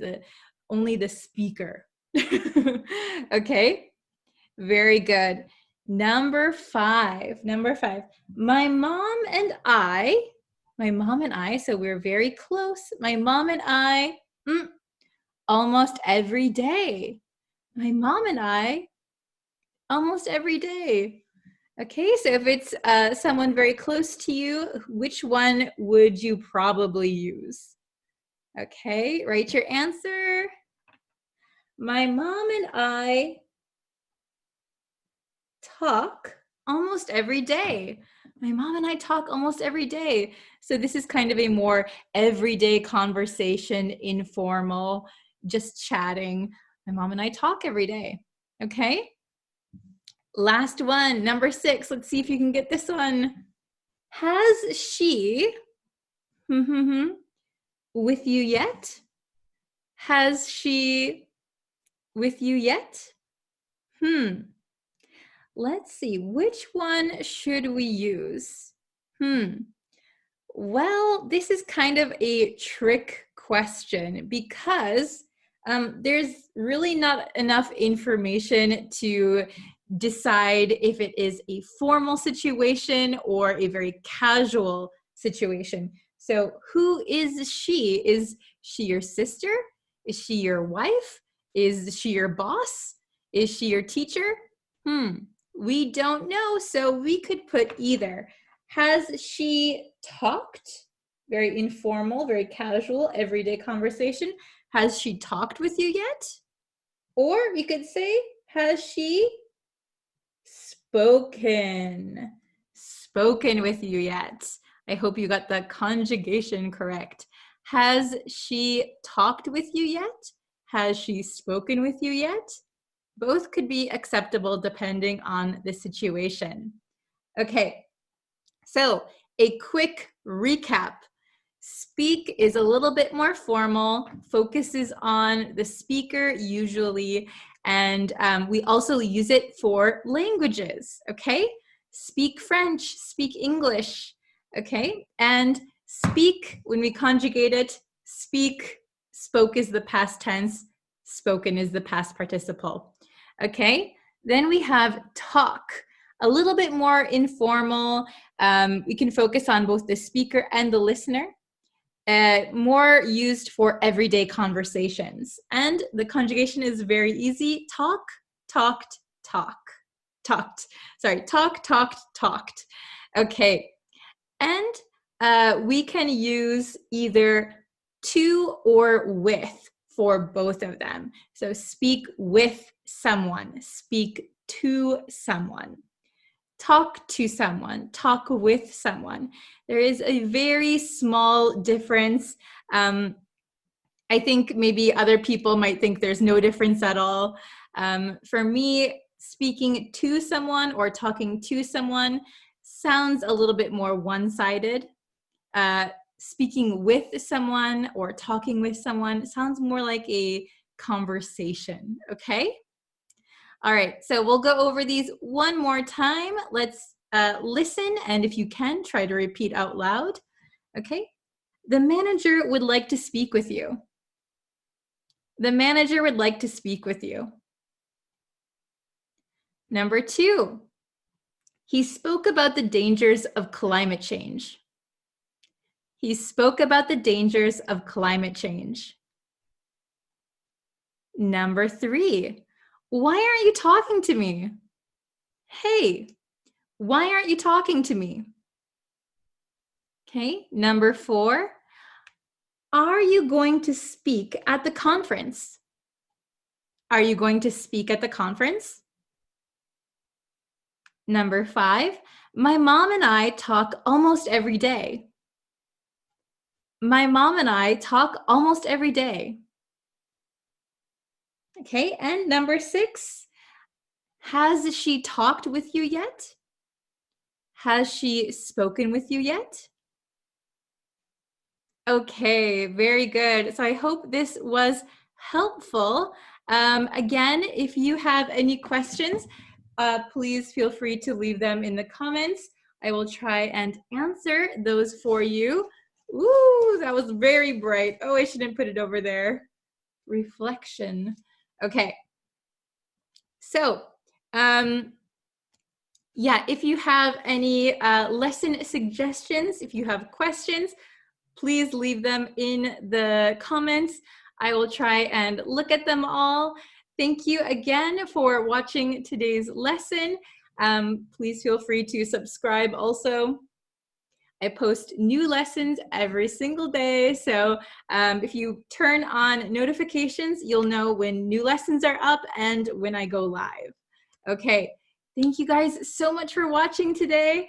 And yeah, I'll see you again tomorrow with another lesson. Thank you so much. Bye, everyone. Hi, everyone. So I think we're live. Hello, hello. Okay, so today we're going to go over 2 words that are very, very similar and have the same pronunciation, different spelling, and different meanings. And these words are often confused even with native English speakers. So don't worry if it's a little bit confusing. I'm going to help you out, okay? So first of all, let's see the words. Also, please tell me in the chat where you're from. What time is it for you guys? It is the afternoon for me. I'm here in Japan. So yeah, what country are you guys in? Let me know. Okay, so today we're gonna look at these two words. We have capital versus capital. So don't worry, you're not hearing things strangely. They are the same pronunciation, right? Capital and capital. So this one has an A and this one has an O. So I'm just gonna highlight that. Highlight the A, highlight the O. That is the only spelling difference, right? And just so we can go over pronunciation one more time, we have a T here. However, we do not pronounce it in American English like a true T sound, like t, t, t. We're not going to say capital. We rarely talk like that in American English. So when you see a T like this, sandwiched between two vowels, usually it's going to become something called a flap T, which sounds like a soft D in American English, okay? So we have capital, capital, capital, capital, capital, capital, okay? So what is the difference between these two words? You might be seeing these words pop up a lot if you watch or read American news. These words are going to be seen a lot recently. Okay, so we're gonna go over the difference. Not that hard, not that hard, okay? So, ta-da! All right, so we have capital with an A, capital. So when we use this word capital, we're talking about uppercase letters, so like capital A, capital B, capital H, okay? Then we're going to talk about wealth. So businesses need capital, for example. So that means businesses need money, money. We often hear this word being used as money, okay? And it also, I just put city, but when a city is a capital, it means it's the head of a state or country's government. Okay, so for example, in my home state of Wisconsin, the capital is Madison. Okay, that would be the capital. That's the capital city. That is where, like every state in the US has a capital. Okay, capital with an O, capital with an O. This one has just one meaning, only one meaning. When we use capital with an O, we are talking about a building in which the legislative body of government meets, okay? So capital with an O is a building. So recently in the news, there was a riot at the Capitol. So we sometimes call the US Capitol the Capitol building. And you'll see it, you'll see the C be a capital C for capital, Capitol building. It is the name of the building itself, okay? So I have some examples here. Let's just go through them real quick. Number one, Washington, D.C. is the capital, with an A, of the United States. So Washington, D.C., the area, is the capital, the head of the government of the United States. Okay, so in my hometown, Madison is the capital of Wisconsin. Washington, D.C. is the capital of the United States. All right, is that pretty easy? What is the capital of your country? Write it in the comments. Let's see the capital of your country. Okay. Number two. Oh, very good. Okay. Number two. What did I write? The company, the company had difficulty raising capital. The company had difficulty raising capital. This is an A. So this is the first one, capital. So if a company is having difficulty raising capital, that means they're having a hard time raising money, or maybe they need some money for maybe some business venture, some project, investment. But in this case, the company had difficulty raising capital. This capital is talking about money. Okay. Number three. Congress will meet in the Capitol building. So you'll see this is an O, and this C is capitalized, big C. So Capitol building. Congress is a part of government in the US. Congress will meet in the Capitol building. So this is talking about the actual building, okay? So the Capitol building is located in the capital of the United States. And okay, let's see the last one. Number 4, please write in capital letters. Please write in capital letters. So capital with an A, that's gonna be, let me just write it for you.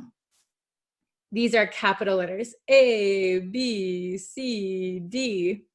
Okay, those are capital letters. Okay, so let's just do a quick review. So both of these are pronounced the same, capital and capital.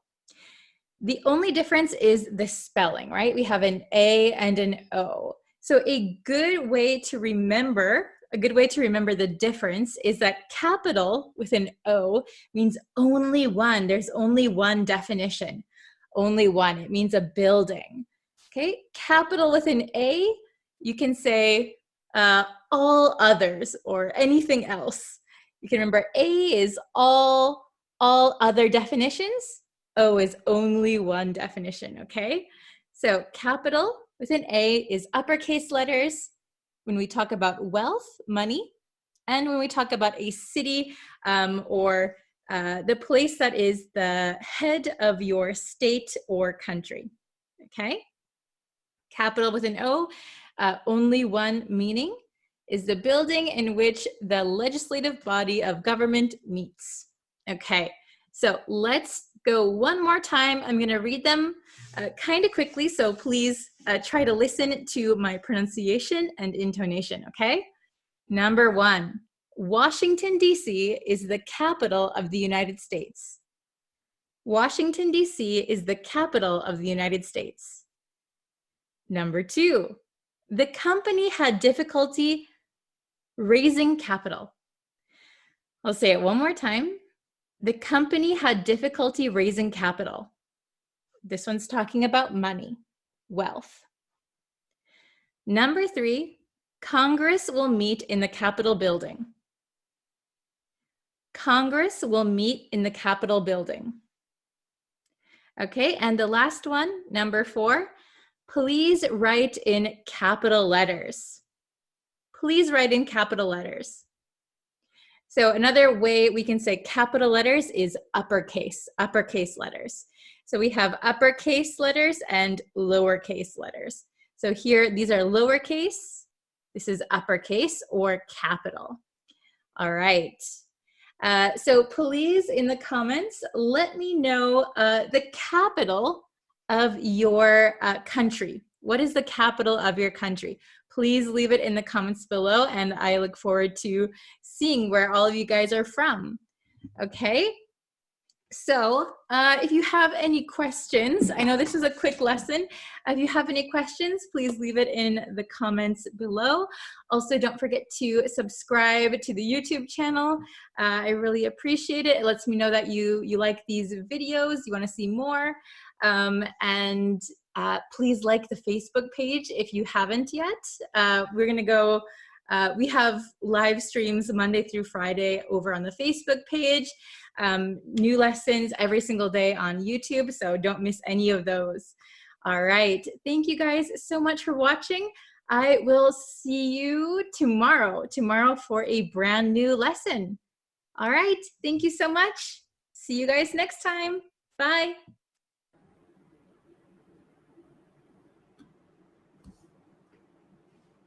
Hi, guys. Thank you for joining me today. I tried to put out a notification to let you guys know that I was going live today, so I hope that worked, and I hope you're all joining me. Oh, okay, we got some viewers. Hi, everyone. I hope you can hear me. All right. Oh, okay, we've got a few people in here. Great. Hello. Today, we're going to learn some adjectives. We're going to learn 3 adjectives to describe not so nice people, okay? 3 adjectives to describe not nice people. Hello. Where is everybody from? Don't forget to type your country. Hello, hello. I see some familiar faces. Hi. So if you guys join the live streams a lot and comment, I can remember your profile pictures and I can remember your names. Thank you for joining. Hi. Okay, so we are learning 3 adjectives to describe not nice people, okay? Oh, hello from Myanmar. Hi. Okay, so let's look at our words for today. Are you ready? The first one is bossy. Bossy. And I made a short lesson a long time ago on these 2. But today we're going to go a little bit more in depth, and I have some exercises that we can do together too. So it's kind of a review, and we have a new one. Okay? So the first one is bossy. Bossy. So bossy means that somebody who is not your actual boss. Somebody likes to tell people what to do. So if somebody is bossy, it means they like to tell other people what to do. Okay, so this is a negative thing. So we often say, stop bossing me around. Stop being bossy. Okay? So I am the oldest child in my family. So when I was little, sometimes I would tell my little sister, hey, go get me dinner, or hey, go get my favorite game and bring it to me. And she would say, oh, you're so bossy. Stop being bossy. Bossy, okay? You're bossing other people around. Do this, do that, okay? It's a negative adjective. Oh, thank you. Hello from Bangladesh. Hello, hello. Okay, very good. So the next one is cranky. Cranky. Cranky means that you're kind of in a bad mood. So a lot of times when people wake up in the morning, they're a little bit cranky, especially children. Or if you don't have enough coffee, you might be cranky. So cranky is in a bad mood, okay? And then next one, catty, okay? Catty means that you are saying bad things about people. You're not being very nice. And this word is often associated with like gossiping. So if somebody says, oh, I heard so-and-so are getting a divorce, that might be a little bit catty. It's not nice and it's kind of gossipy, okay? So bossy means that you tell people what to do. It's not a good thing. Cranky means you're in a bad mood.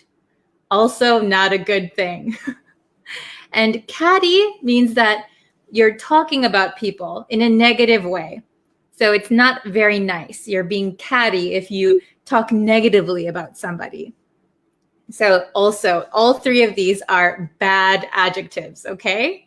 So be careful when you use them. Make sure that you use them appropriately, okay? Let's look at the exercises, okay? Oh, very good. Cranky is the same as grumpy. Yes, I would say they are synonyms. Cranky, grumpy, in a bad mood, they all kind of mean the same thing. Oh, hello from Bangladesh and Sudan and India. Wow, oh my gosh. I need to travel more. Okay, so I made these. I don't want to erase anything. Okay, I made these exercises. So at the top, we have the words bossy, cranky, and catty. Okay, and you might notice that catty in American English, the TT, sometimes is referred to as a flap T. So it doesn't sound like a hard t sound. Okay, it's like a D almost. Catty, catty, catty. Not catty, catty. Okay? So let's do number 1 together. And I want you to try and answer in the comments, okay? So number 1, the magazine article was very and not nice at all. The magazine article was very and not nice at all. So which word do you think bossy, cranky, or catty? Which word fits here? If a magazine article is talking about maybe some celebrities in a negative way, kind of gossiping, what do you think? Okay, the magazine article was very and not nice at all. Okay, I'm seeing cranky, I'm seeing catty, I'm seeing, okay, catty. Okay, so it's a kind of mix. Okay, so remember that cranky means in a bad mood. You're in a bad mood. So a magazine article can't really be in a bad mood. But what the article says could be catty. Catty. It's very gossipy, not nice. Okay, very good, very good. Okay, so I'm going to write catty as our answer. Catty. C-A-T-T-Y. Catty. Okay. So number 2, let's check number 2. He's not angry. He's just a little when he wakes up. He's not angry. He's just a little when he wakes up. So do you think bossy or cranky? Bossy or cranky? Okay. Which one do you think? Oh, what do you do for a living?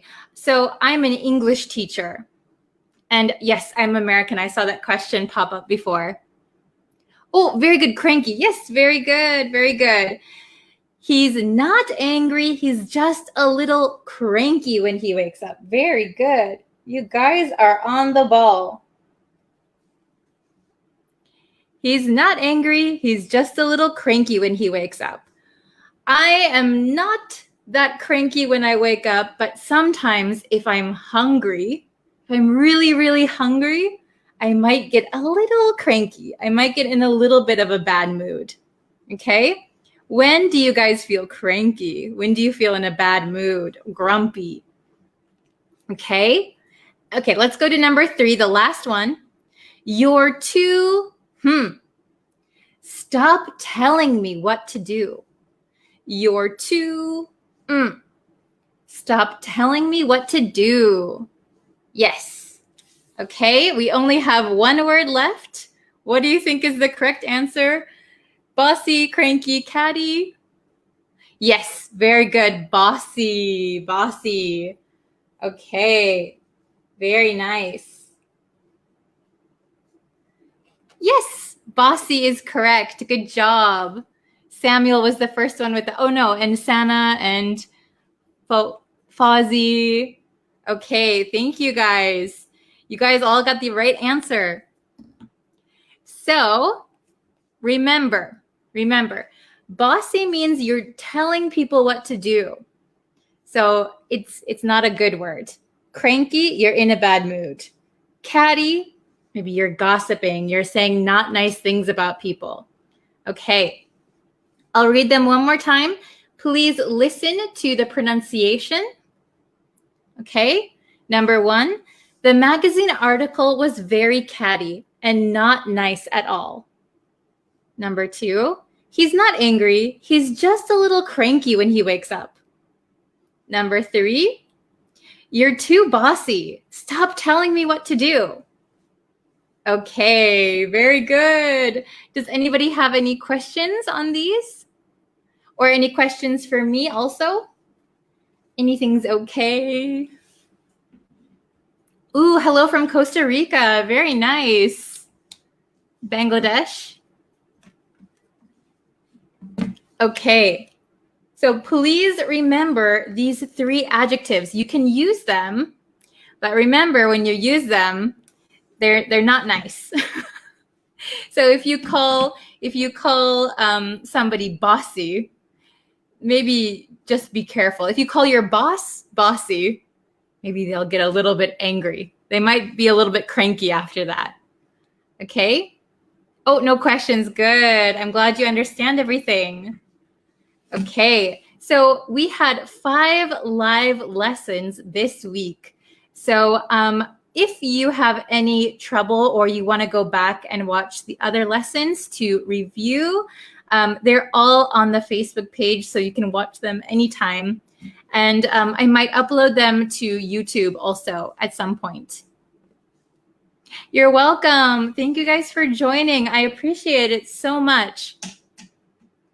So if you could you please like this video and share it with your friends? I'd really appreciate it. And let's see, I think a new lesson is going to come out on the YouTube channel. So if you're not subscribed to the YouTube channel, go subscribe to it and follow this Facebook page and everything. Okay, thanks for watching. Thanks for learning with me, and I'll see you next time. Okay. Bye, everyone. Thank you so much. See you next time. Hello, students. Welcome back for another English lesson. If you subscribe, you'll know when new lessons are uploaded, and it really helps out the channel. In today's lesson, we're going to do another dictation lesson. That means I will give you a sentence. I want you to listen to what I say, and I want you to try and write it down. See if you can write down everything I say correctly. I have a similar lesson that we've done previously, which I will link for you. So please check out that one as well.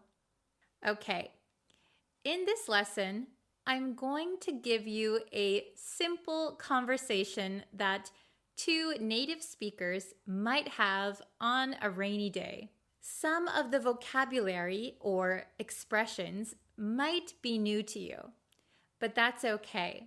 I want you to listen to the whole conversation first, one time. Then I'll break it down into sentences. I will repeat the sentence 2 times. Then I want you to write down exactly what you hear. We'll do this for every sentence. At the end, you'll listen to the whole conversation one more time with subtitles. Let's see how much you can understand. As I just mentioned, some of the words and expressions might be new to you. Don't worry, I'm going to explain the meaning of everything at the end of this lesson. So make sure you watch until the end. Are you ready? First, let's listen to the conversation. You don't need to write anything yet. Hey, what are you up to? Nothing much. I'm just waiting for the rain to let up. Yeah, it's really coming down. Don't you have an umbrella? No, it broke in the storm. It's totally useless. Oh, that sucks. Do you want to borrow mine? No, that's okay. I'm not in a rush. Are you sure? I won't be needing it. Really, you can have it. Well, if you insist. Okay, thanks. I'll return it later. Don't worry about it. I have a spare in case I need to go out. Thanks, I appreciate it. Okay, could you understand 100% of what the conversation was? If you did, great. If you didn't, don't worry. We'll keep practicing. Now we're going to break down each sentence. I want you to really listen and write what you think you hear. I'll do this for every sentence. Each sentence will be repeated 2 times. So listen carefully 2 times, and then write down what you think I said. At the end, you will hear the conversation one more time with subtitles. Then you can check your answers and see how much you got right. Are you ready? Let's try. Hey, what are you up to? Hey, what are you up to?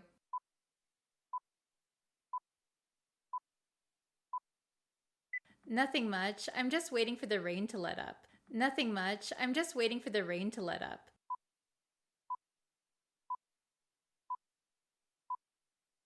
Yeah, it's really coming down. Don't you have an umbrella? Yeah, it's really coming down. Don't you have an umbrella?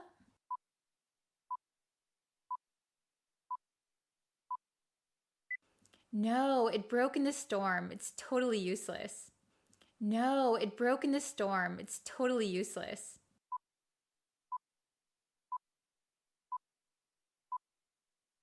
Oh, that sucks. Do you want to borrow mine? Oh, that sucks. Do you want to borrow mine?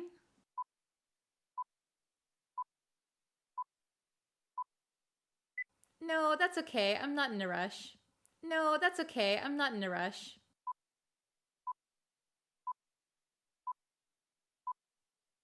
Are you sure? I won't be needing it. Really, you can have it. Are you sure? I won't be needing it. Really, you can have it.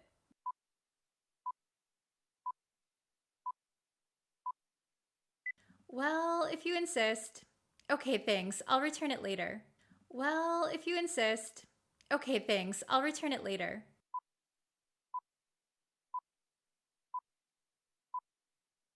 Don't worry about it. I have a spare in case I need to go out. Don't worry about it. I have a spare in case I need to go out.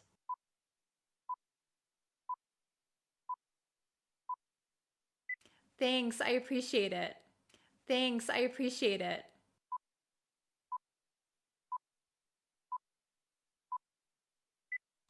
How did you do? Was it easy? Let's check your answers. We're going to listen to the whole conversation one more time with subtitles. Hey, what are you up to? Nothing much. I'm just waiting for the rain to let up. Yeah, it's really coming down. Don't you have an umbrella? No, it broke in the storm. It's totally useless. Oh, that sucks. Do you want to borrow mine? No, that's okay. I'm not in a rush. Are you sure? I won't be needing it. Really, you can have it. Well, if you insist. Okay, thanks. I'll return it later. Don't worry about it. I have a spare in case I need to go out. Thanks, I appreciate it. Okay, did you get everything 100% correct? If not, don't worry. You can repeat this lesson as many times as you like. Each time, you'll improve a little bit more. Let's go over the vocabulary and expressions used here. Hey, what are you up to? Hey is a casual way to say hello or hi. What are you up to is a casual way to ask, what are you doing? Nothing much.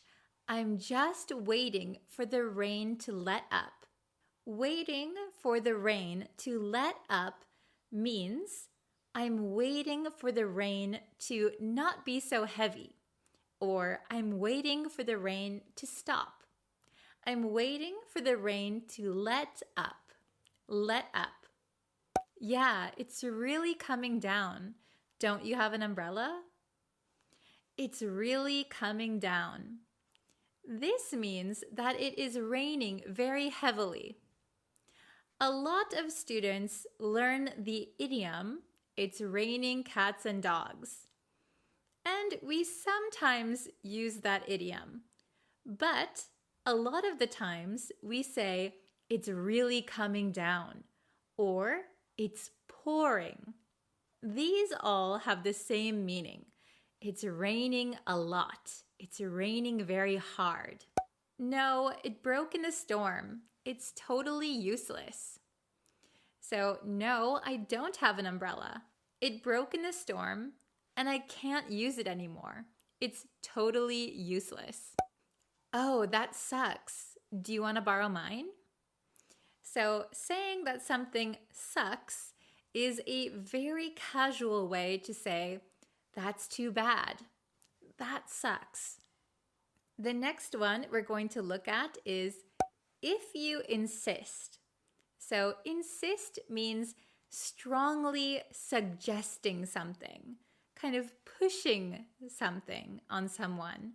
So if someone says, no, please, please, take my umbrella, I insist, it means I'm really telling you, take my umbrella.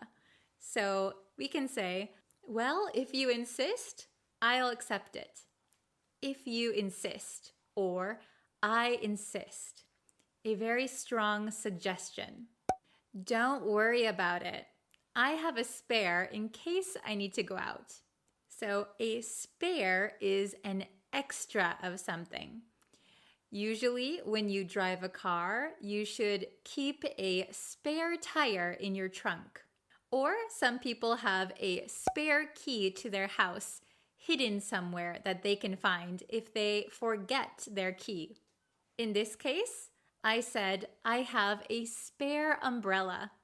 This means I have an extra umbrella. So don't worry, you can take mine. Okay, was it understandable? Did you learn some new vocabulary or new expressions?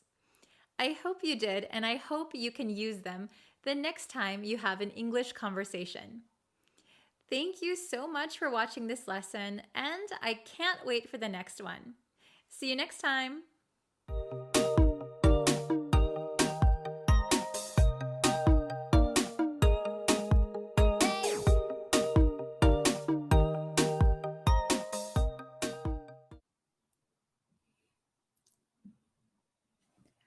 Hello, students. Welcome. How are you guys? Long time no see for some of you.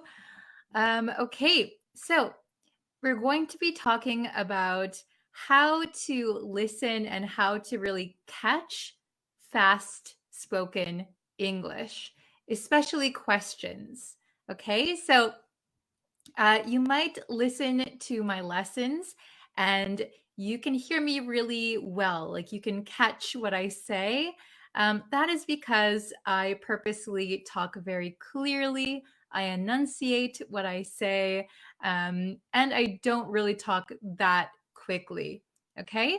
But when you're talking to a native speaker who might not know that you are an English learner, right? So if you go to America, for example, there's not one way that Americans look.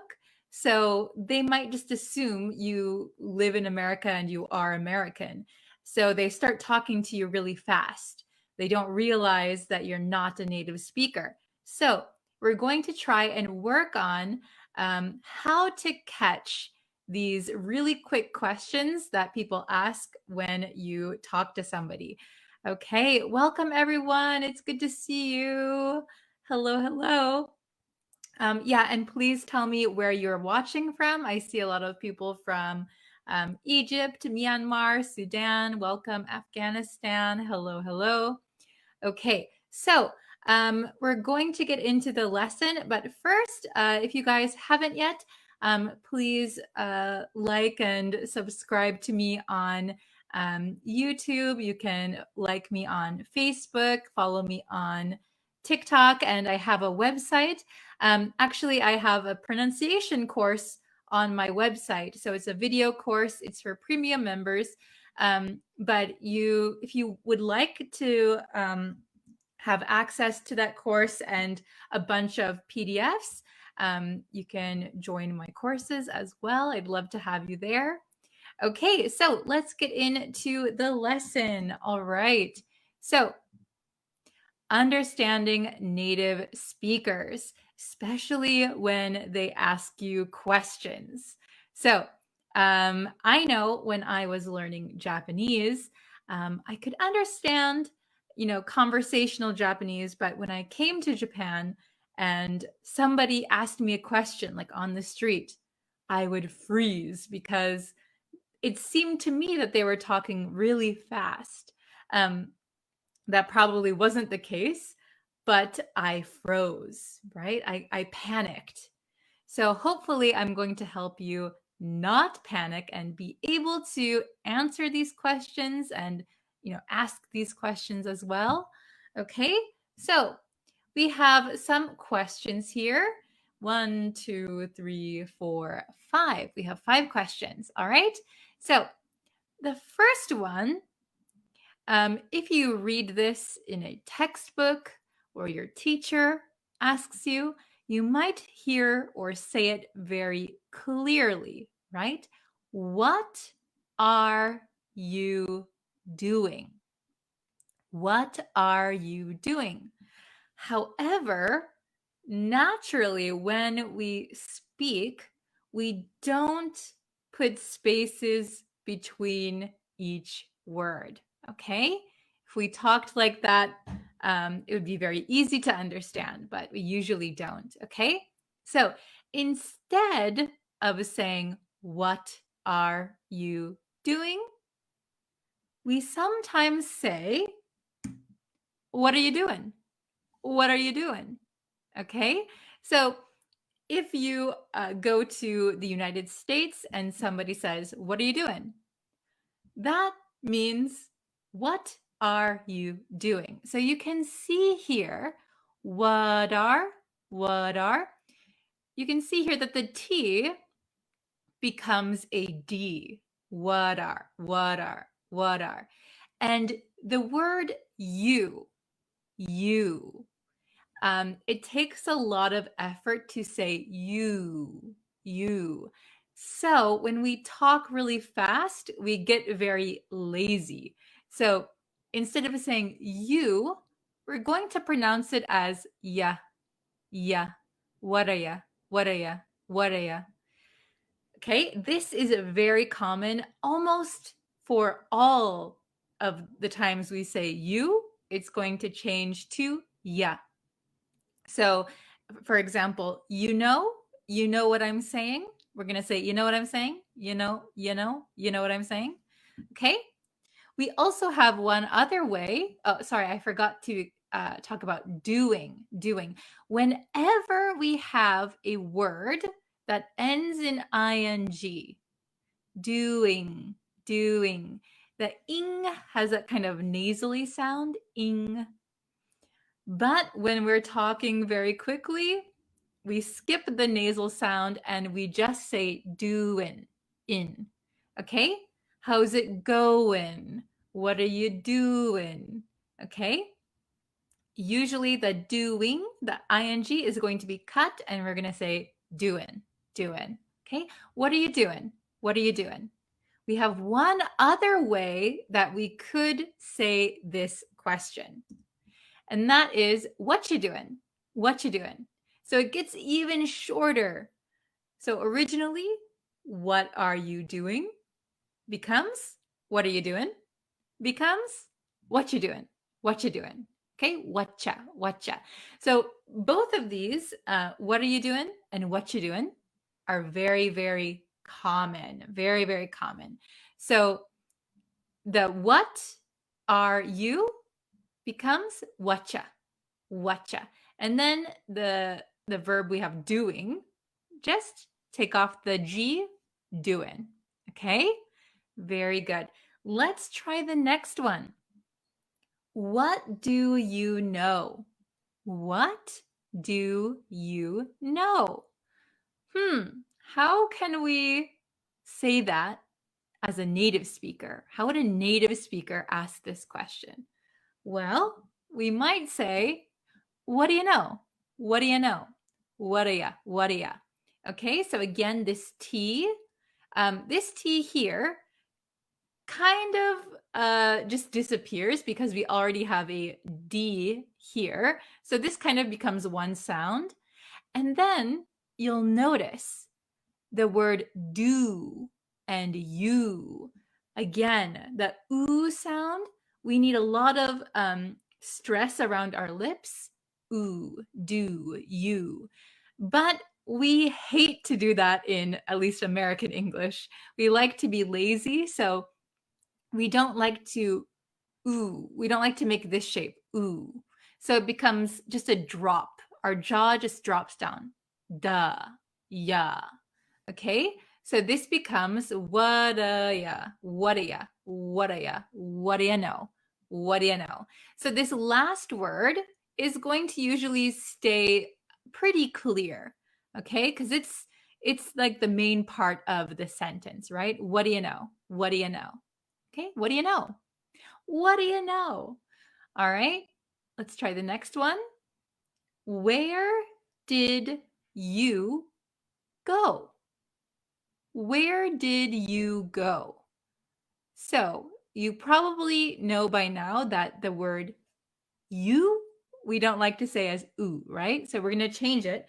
But let's see how this is all going to sound all together. Okay? So did you, this is going to become ja. Very easy, right? Ja. Did you, did ya, Okay, so we're going to say, where'd you go? Where'd you go? Hey, where'd you go? I didn't see you at the party. Where'd you go? Okay, so if somebody asks you this in like the United States, for example, and you've never heard somebody say, where'd you go? You might freeze, right? You might panic. What are you asking? I'm not sure exactly what you said. Okay, but where did you go? We could say, where'd you go? Where'd you go? All right, very good. So this go pretty much stays the same. Where'd you go? Where'd you go? Okay, next one. What did you do? What did you do? So before, I mentioned that the oo sound, you, do, we don't like to say it really. We like to just drop our jaw. But when it comes at the end of a question or a sentence, we usually keep it the way it's supposed to be. So no, go. So let's check this one. All right. So what did you becomes whatja. Whatja. What did you? What did you? Whatja. Whatja. Whatja. So this you becomes and connected with the didja becomes whatja. Whatja. Okay. What'd you do? What'd you do? So I often ask my students, what'd you do on the weekend? What'd you do on the weekend? Okay. What'ja do? So what'ja means what did you? What did you? What'ja. Okay. So if I ask you, what'd you do on the weekend? You might say, oh, I went fishing, or I studied English. I went to a movie. So please, in the comments, tell me, what'd you do on the weekend? What'd you do? Let me know what you did. Okay. Then the last one, why did he eat? I don't know, maybe we're going to dinner. We want to know, why did he eat? Why did he eat? We're going to dinner. Why did he eat? So we're going to say, why'd he eat? It sounds very funny, but why do you eat? Why do you eat? Why do you eat? So this why is going to stay pretty clear. Why? Why? And then did he? Why did he? So you might know that when we have the word he or them, we kind of eliminate the first letter. So he often becomes just E. Why did he becomes why'd. Why'd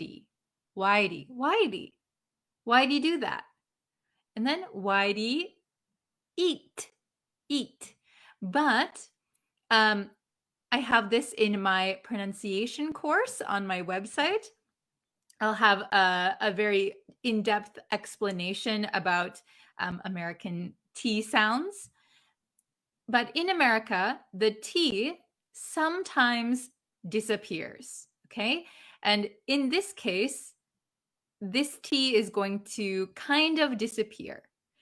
It's not completely gone because our tongue still goes to the same position as it would when we pronounce a T, but we just hold it, okay?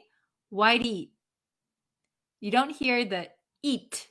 You don't hear the t sound. Why'd eat? Why'd eat? Why'd eat? Hey, we're going to a restaurant. Why'd eat? Okay?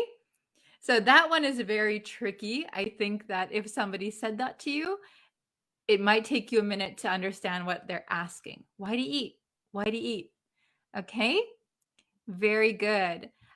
So we have some questions. Madam, can we use these short words in writing skill like essay or story? So the way that I have these written in the red, we typically don't write them out. This is only for speaking. So I would not recommend you writing them for an essay or for a test. This is strictly for speaking. This will help you with speaking and listening. But please, even though we write it this way, we might say it the other ways, right? We'll write it down this way, but we'll pronounce it this way. You might see, like if you text people, if you're texting your friends or like online when you're talking with people in a very casual way, you might see whatcha, and a lot of times doing, going. We often cut off the G if it's a casual conversation, especially online. But for more formal things, like if you're writing an email, if you're writing an essay, stick to the proper way of spelling. But just know that this way of talking is very normal, and it's just the fast way that we talk. Okay? Is it slang? So no, it is not slang. This is just how a typical or normal American would speak. What'd you do? Where'd you go?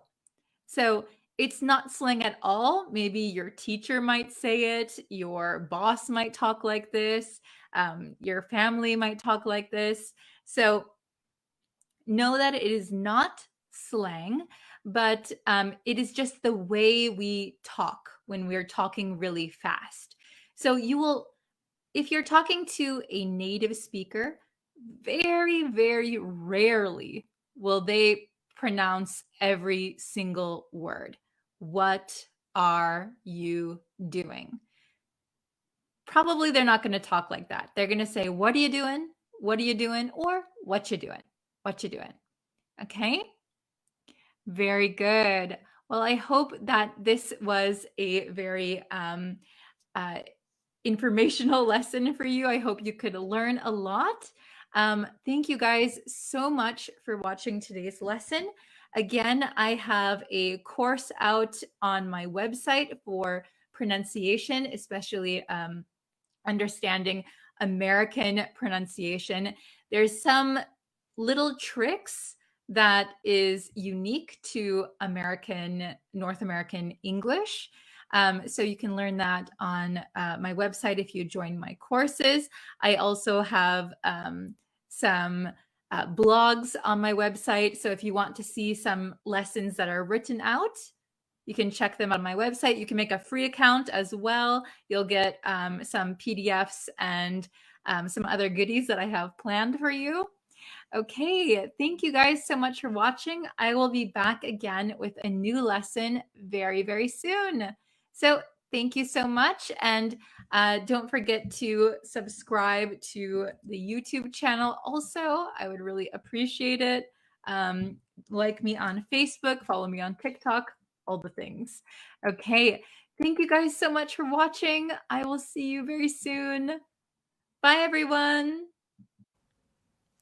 Hello, everyone.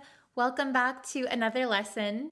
Today's lesson was actually requested by one of my students, so thank you very much. By the way, if you would like some extra homework for this lesson, I will leave a link in the description box, so make sure to go and check it out. All right, today we are going to talk about the differences between could, would, and should. They are all used to talk about possibilities, but they all mean something a little different. Let's look at could first.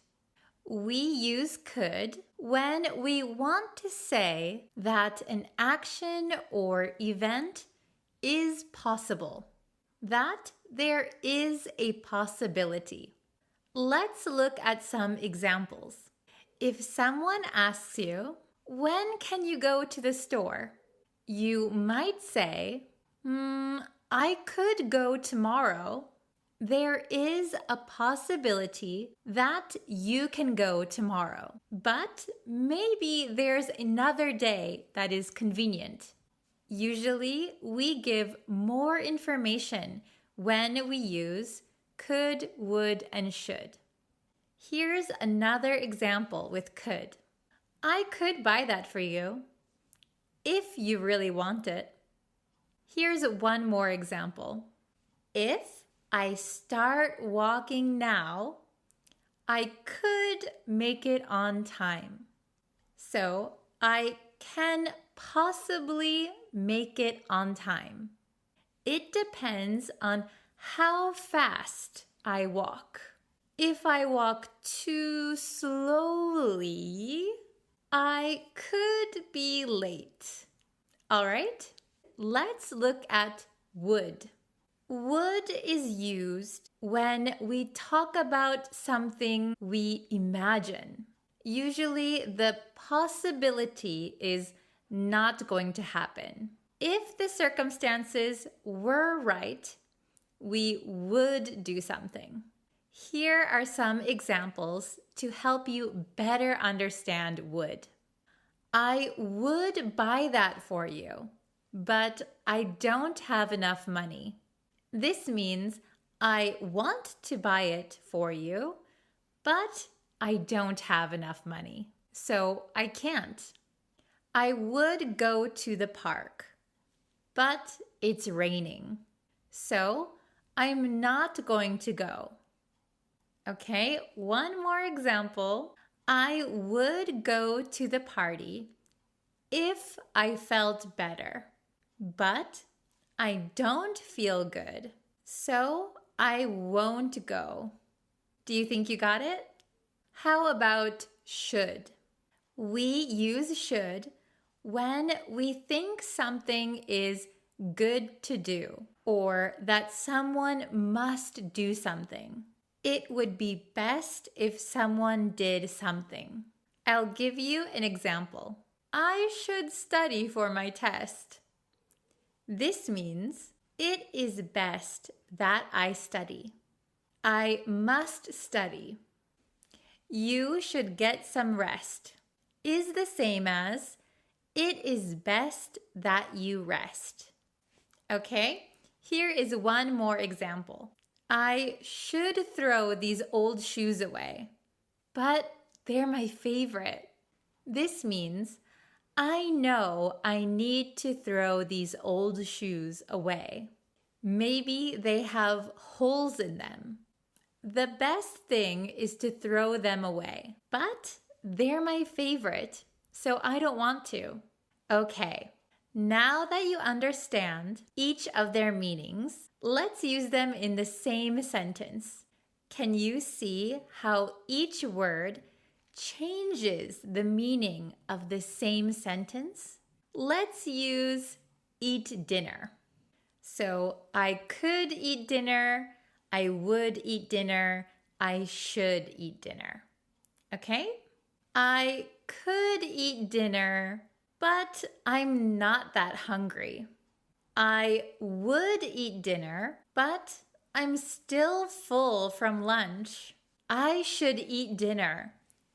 It's getting late. Got it? All right.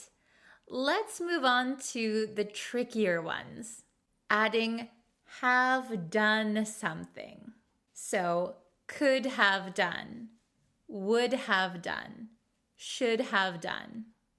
These all mean that something was possible, but didn't happen in the past. I could have done my homework. Remember, could means a possibility. So there was a possibility to do my homework. But for some reason, I didn't. For example, I could have done my homework, but I decided to watch TV instead. Okay? I would have done my homework. Remember, we use would when the possibility is not going to happen. If the circumstances were right, the possibility would happen. For example, I would have done my homework, but my computer was broken. Okay? I should have done my homework. Remember that should means this is the best thing to do. There is an obligation.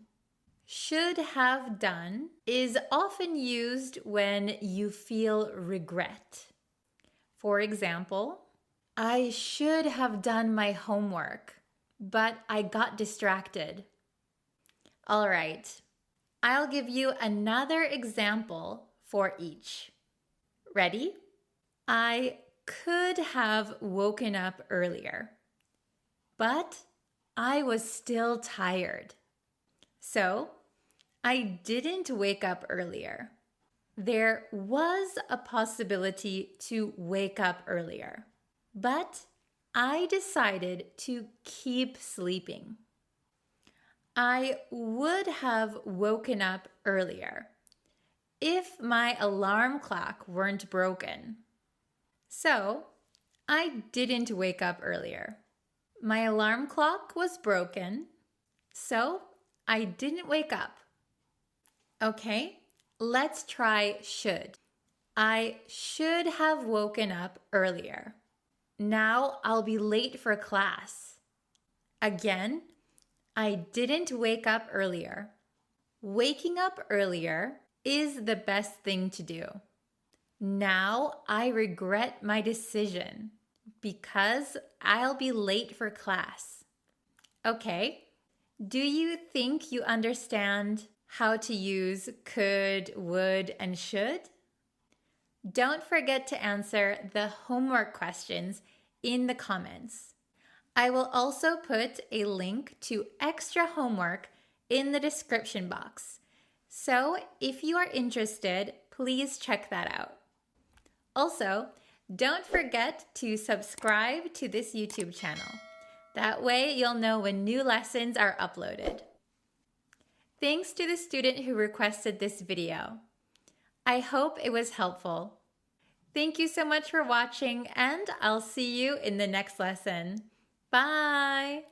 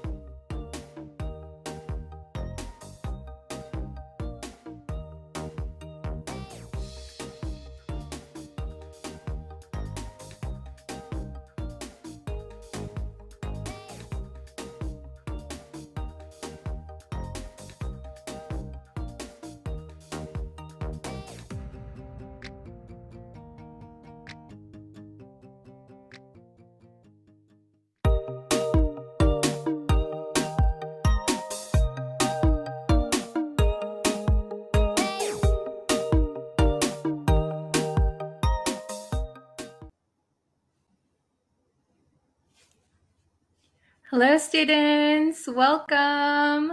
Thank you for joining today's live lesson.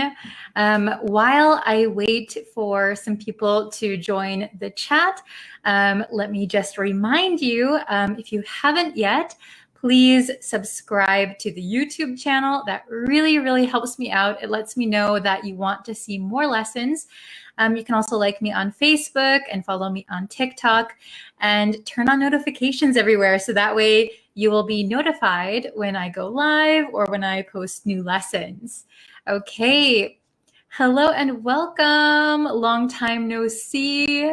Hello, Grammar Myat. How are you? It's always nice to see familiar faces in the chat. So hello, hello. Hello, Poncho. Hello, Monlay. Hello, Dahlia. Hello, Bagel. Devashka, hello. Welcome, everyone. Okay. Thank you guys for joining. It looks like we have quite a bit of people in the chat, so we can go ahead and start our lesson. So last live lesson that we did together was about suppose versus supposed to. Okay, so we have a similar but different lesson for you today. Let me put it up on the screen. Ta-da! We have assume, presume, or suppose.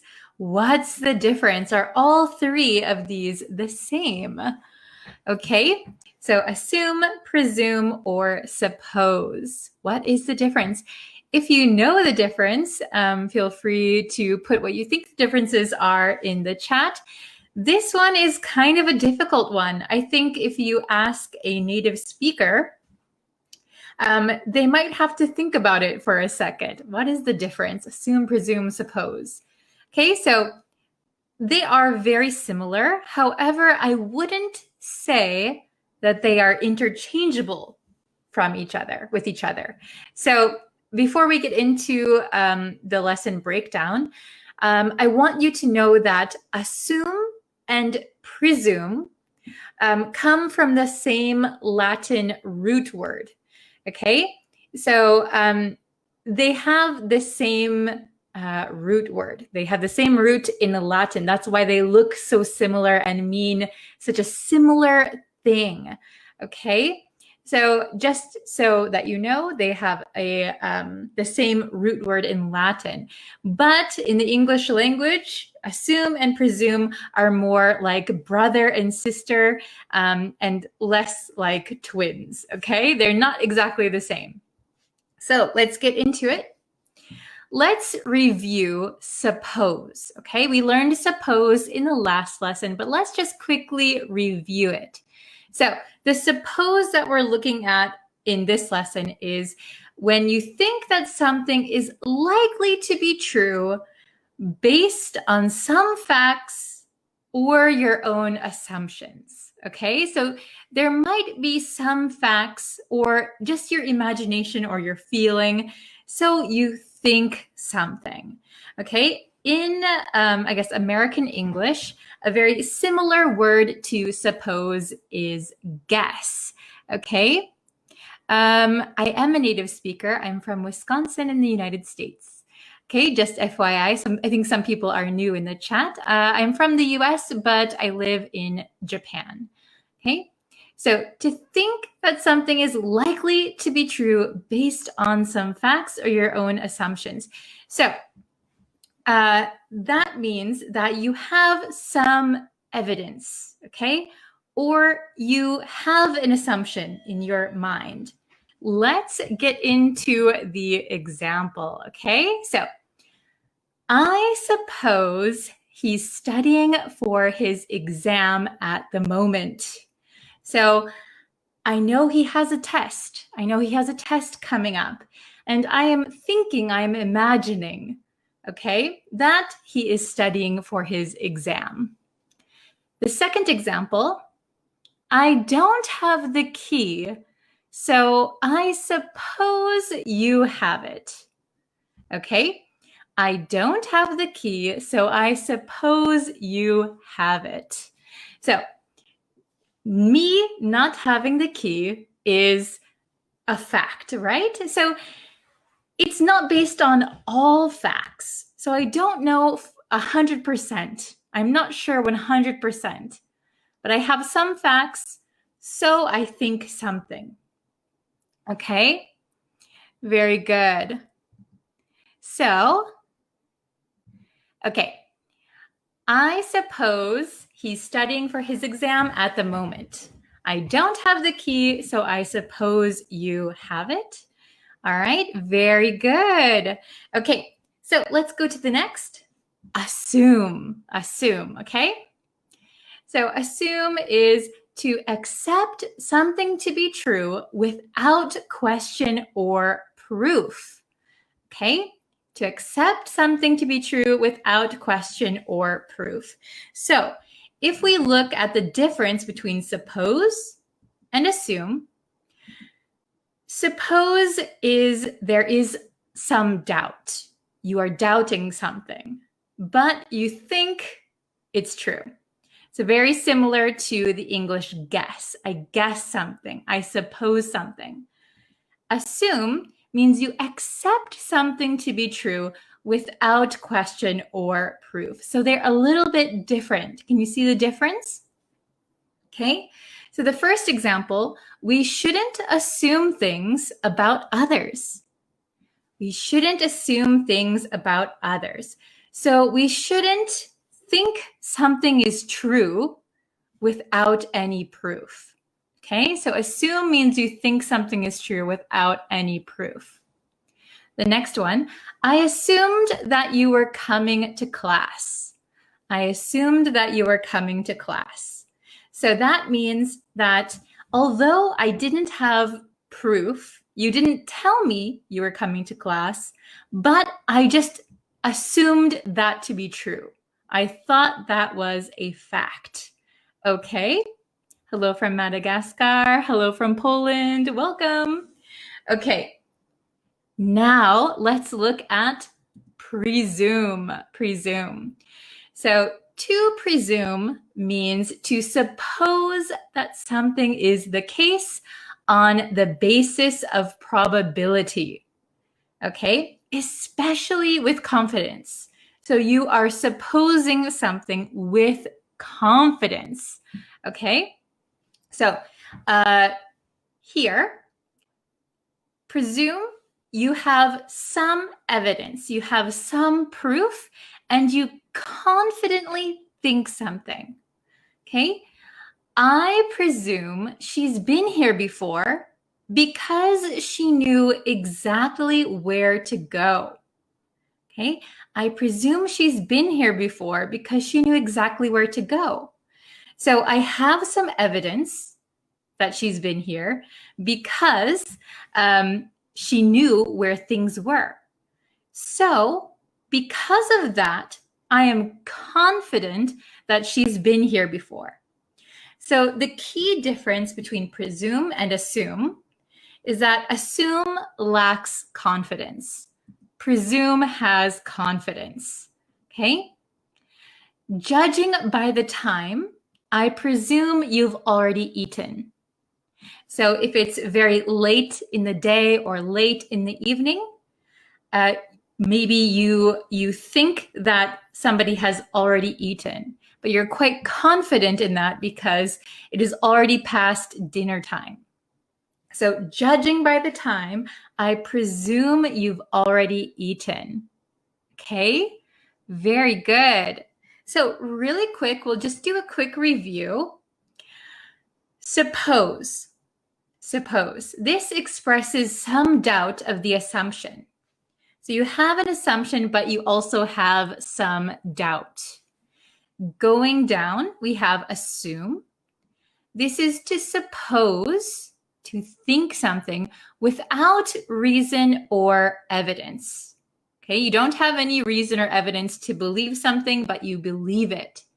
So this has less doubt than presume, okay? Or less doubt than suppose. Suppose has the most doubt. Next is assume.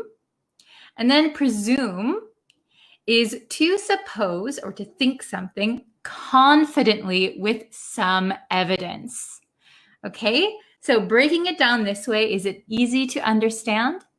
Suppose has the most doubt. Assume you don't have any evidence, but you think something to be true. Next, presume you don't have, or you have some evidence and you are confident. Okay, very good. So I'd like to see if you guys can make some example sentences on your own in the comments. Let's see if we can see some example sentences. Oh, I assumed that you didn't cheat on me. Very good. I hope nobody has cheated on you. I assumed that you didn't cheat on me. Okay. Although I didn't have any proof, I assumed it to be true. Okay. I assume he is the most popular. So if you assume he is the most popular, it means you don't have any real evidence, but you think something to be true. Very good. Okay. Let's see if there's any other ones.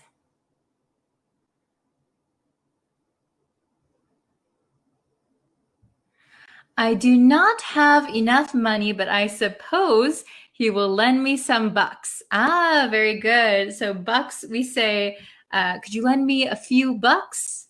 So instead of some bucks, usually we say a few bucks. But I suppose he will lend me a few bucks. But why do you assume that? I presume that because he is my best friend. Oh, well done. Very good. So I suppose he will lend me a few bucks. So I have some doubt, but I think it will happen. Why do you assume that? I presume that because he is my best friend. Well done. Okay. Ah, very good. I suppose you have learned some Japanese letters. Yes, your guess is true. Very good. I presume that you are a kind-hearted person, teacher. Oh, thank you very much. Good use of presume. I hope I've shown you something to give you some evidence of that. Okay. Lack of confidence leads to assuming things rather than presuming them. Very good. So we have an expression in English that if you assume something, it makes an ass out of you and me. So if you can see, assume has ass, ass. So sometimes we use the word ass meaning like an idiot or a fool. So if you assume something, that makes an ass out of you and me. Okay, so that's a kind of little joke that we have in English, because when you assume something, it means you have no evidence, but you just think something's true. Okay, very good. Oh, hello from Myanmar. Welcome. I assume you will teach us English. Your assumption is correct. Very good. I presume you are an extrovert because you talk very friendly.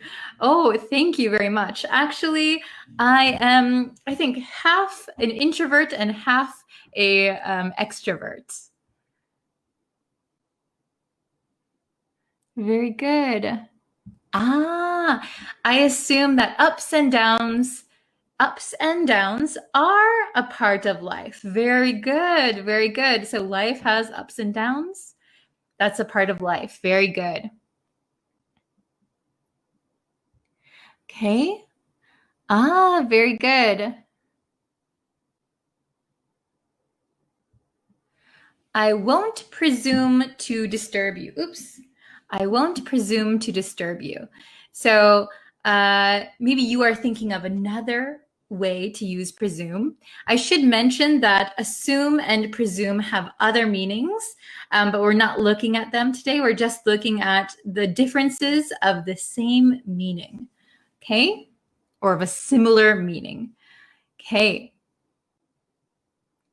Ooh, I love this one. Do not make an assumption about me before you get to know me. Yes, very good and very true. We shouldn't make assumptions about people. Very true. Okay. I assume that next year will be better. Yes, very good.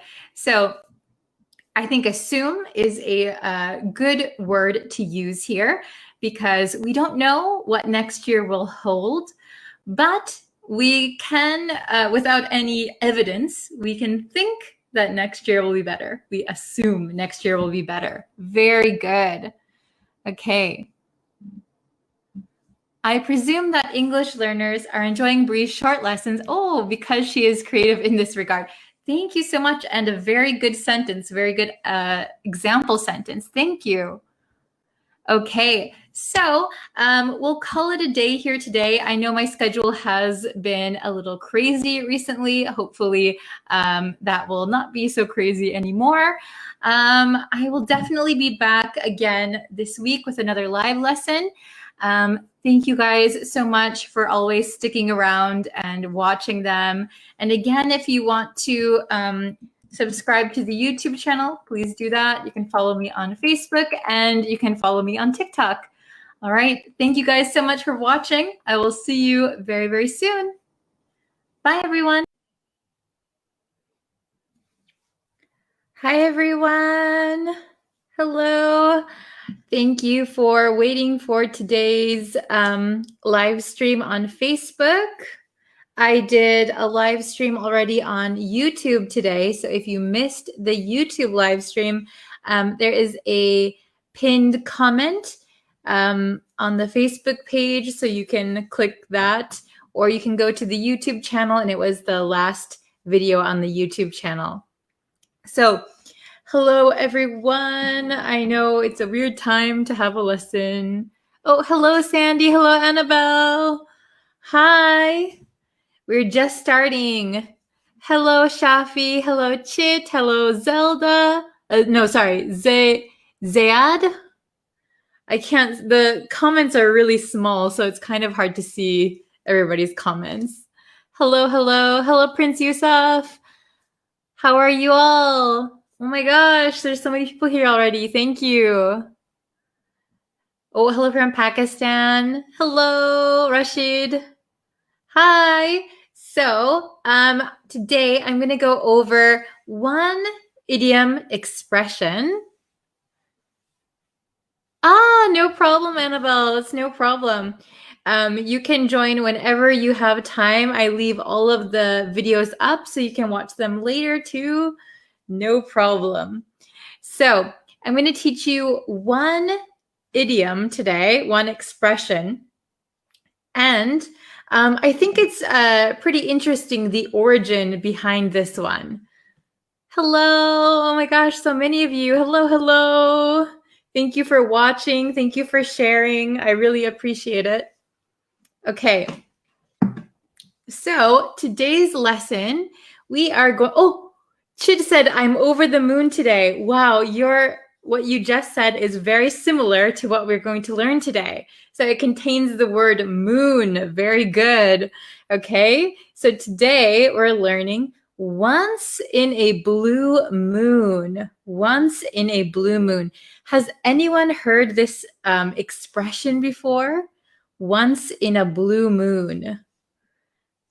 In America, we have something called Blue Moon ice cream. It's very good. I love it. I used to eat it a lot when I was a kid. It makes your tongue turn blue too. Oh, thank you. Hello from Afghanistan. Hello, hello. Aw, thank you so much. Okay, so I don't know if anyone knows what once in a blue moon means. But first, I'm going to explain what a blue moon is. Now, this is an actual thing. This is a word that we use.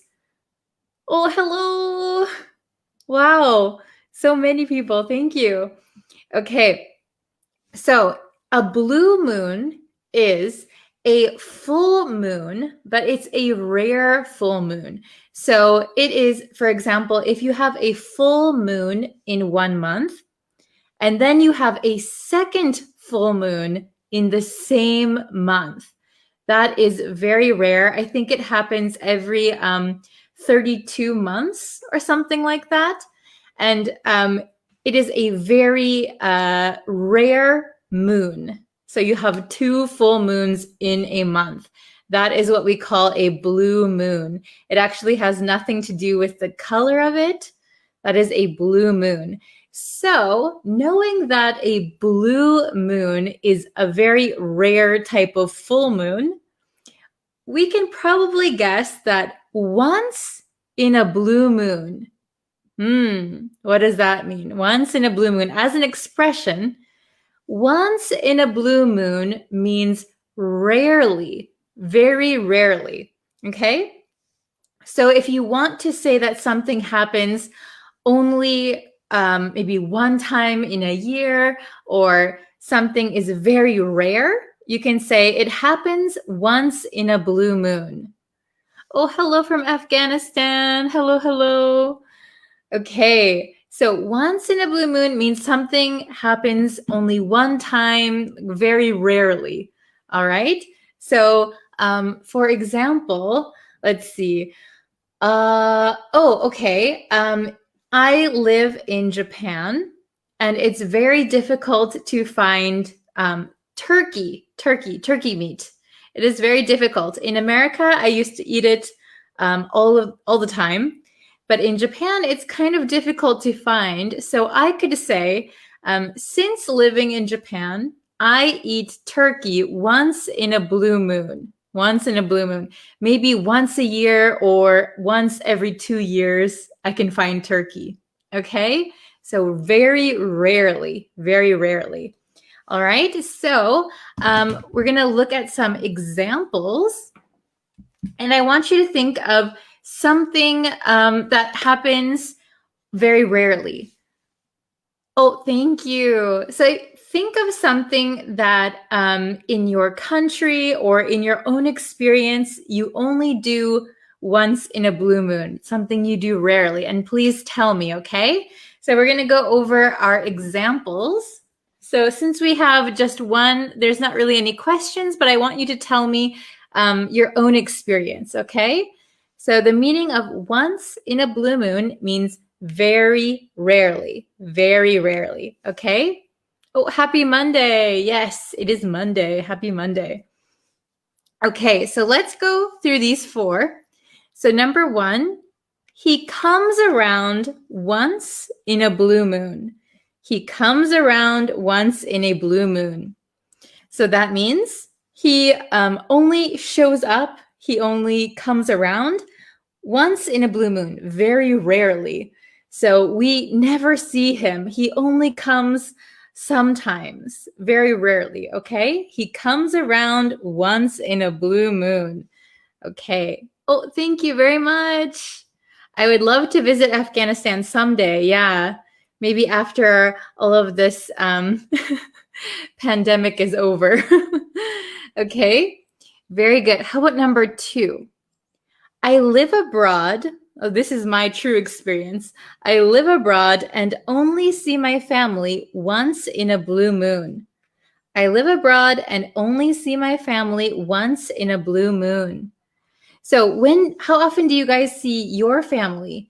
Do you see your family all the time, every day, or once in a blue moon like me? It's very hard to see my family. Okay. Oh, hello. Okay, so I'm going to do number 3. Let's look at number 3. So as you can see here, in the first 2, once in a blue moon came at the end of these sentences. But here, number 3, and you can see number 4, it comes at the beginning. So usually it comes at the beginning or the end of a sentence, okay? Oh, Annabelle, do you see your family once in a blue moon? Oh, Pakistan. Yeah, I'd like to see Pakistan too. I'd love to travel. I go to Kabul once in a blue moon. Very good. Oh yeah, I'd also like to visit India too, for sure.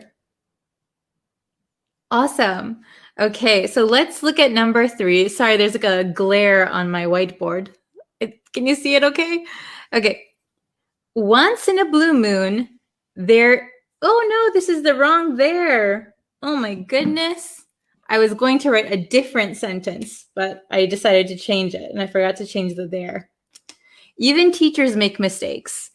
So once in a blue moon, there is a system error. Once in a blue moon, there is a system error. So very rarely, there is a system error. Okay? Oh, Annabelle. So Annabelle lives, her family lives in Iran. And, oh no, you live in Iran and her family lives in Lebanon. So she sees them once in a blue moon. I see. I traveled to Paris once in a blue moon. Yes, very good. Hello from the Philippines. Okay. Oh, thank you. Okay. So once in a blue moon, there is a system error. Okay. Number 4, the last one. Once in a blue moon, she'd call, but sometimes years would pass without a word from her. So rarely, once in a blue moon, she'd call, but sometimes years would pass without a word from her. Okay, very good. Once in a blue moon, very rarely. Okay, so I saw once in a blue moon, my online teacher made some mistake. Yes, very good. Oh, that is a good sentence. I'll write it down here. I'll write that one down here. Okay, so if you can give me some examples, once in a blue moon. So once in a blue moon. This is a good one. Once in a blue moon, my English teacher makes a mistake. Makes a mistake. Okay, so I think this is a good example. Once in a blue moon, my English teacher makes a mistake. That's me. Not once in a blue moon. I make some mistakes more often than that, I think. Oh, hello from Pakistan. Hello, hello. Once in a blue moon, I had a close friend. I see. So you can say, once in a blue moon, I make a close friend. I make a close friend. So once in a blue moon, I had a close friend. So it sounds like you don't have the close friend anymore. So once in a blue moon, rarely do something, right? Rarely do something. So rarely make a mistake. Rarely call, right? Rarely there is a system error. Ah, I see. So Annabelle, yes. Once in a blue moon, I make a close friend. That is a good example. Yes, sometimes it's hard to make close friends, I think. Oh, I get bored in learning English once in a blue moon. Okay, once in a blue moon is okay, but if you're bored quite often, it's a little bit difficult to study, right? Once in a blue moon, someone understood when I speak English. I see. So you could say, once in a blue moon, someone understands when I speak English. Then that's perfect, perfect. Once in a blue moon, you visit my home. Oh, very good, very good. Oh, thank you, Mahmoud. You are always so kind. Once in a blue moon, I'm going to study in Australia. So you could say, once in a blue moon, I study in Australia. So if something is rare, something is very rare, maybe it happens more than once, but it's not for the first time, right? So once in a blue moon, I study in Australia. So that means like maybe every few years you go to Australia, right? So, Mustafa asked, what does it mean? So we're learning the expression once in a blue moon. Once in a blue moon means very rarely. So if you're just joining the lesson now, an actual blue moon is a full moon that happens twice in a month. So in a month, you have one full moon. And then if a second full moon happens in the same month, that is called a blue moon. And it is very rare. So that is why we say once in a blue moon means very rarely. Very good. Once in a blue moon, I meet my friend. Very good. Yes.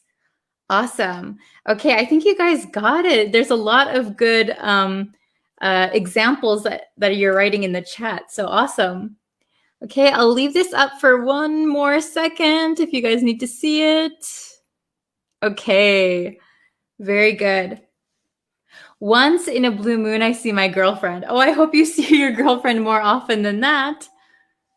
Okay, so, oh my gosh, it's exactly 5 o'clock. So that means it's time for me to go. Oh no. Once in a blue moon, I drink tea. Oh, tea is actually very good for you, so you should drink it more often. Once in a blue moon, I eat ice cream. That is something we should eat very rarely. Once in a blue moon, I can see my future. Oh, are you psychic? Can you see the future? Guys, please share the lives with your... Oh, thank you very much, Mahmoud. You're so kind. Okay, but I have to go now. So thank you guys so much for watching. I really appreciate it. Thank you for liking and sharing. You guys are so awesome. I have really awesome students here on Facebook. And please, if you can like and subscribe to the YouTube channel. I just did another live stream earlier today, so you can go and watch that one too. Okay, thank you so much. I really appreciate it, and I will see you guys again tomorrow. Very exciting. Okay, thank you so much. Bye-bye. Hello, everyone. Welcome to this very impromptu English lesson. Hello, Muhammad Atas from Turkey. Hello, 7:45 here. Wow. Is that the morning, I guess? Is it 7:45 in the morning? It's about 1:45 in the afternoon here. I'm in Japan, so it's in the afternoon. Let's see. Okay, so I decided to do this lesson. You guys seem to be liking the live lessons with like current event topics. So what we're going to do today is, oh, hello, Mustafa. Hi. We're going to look at Twitter's statement, and we're going to look at the vocabulary. So you might have heard that Donald Trump's Twitter was suspended. So Twitter actually kind of deleted Donald Trump from Twitter. So we're going to look at Twitter's statement, and we are going to break down the vocabulary, maybe some grammar, and just use it as kind of a learning tool, okay? Oh, hello, Isaias Garcia. Hello, Nanda. Nice to have you here. Devashka, hello. Bizarre, Assad, hello. How is everyone doing today? Thank you for joining me on a Sunday. Okay, so we're going to jump into the lesson. We're going to look at just what Twitter's statement was, and we're going to look at the vocabulary, okay? So you can see, this. This was Donald Trump's Twitter, right? So you can see there's no more profile picture, no more banner, and it says account suspended. Twitter suspends accounts that violate the Twitter rules. So can everyone see this all right? Let me check. Are you able to see?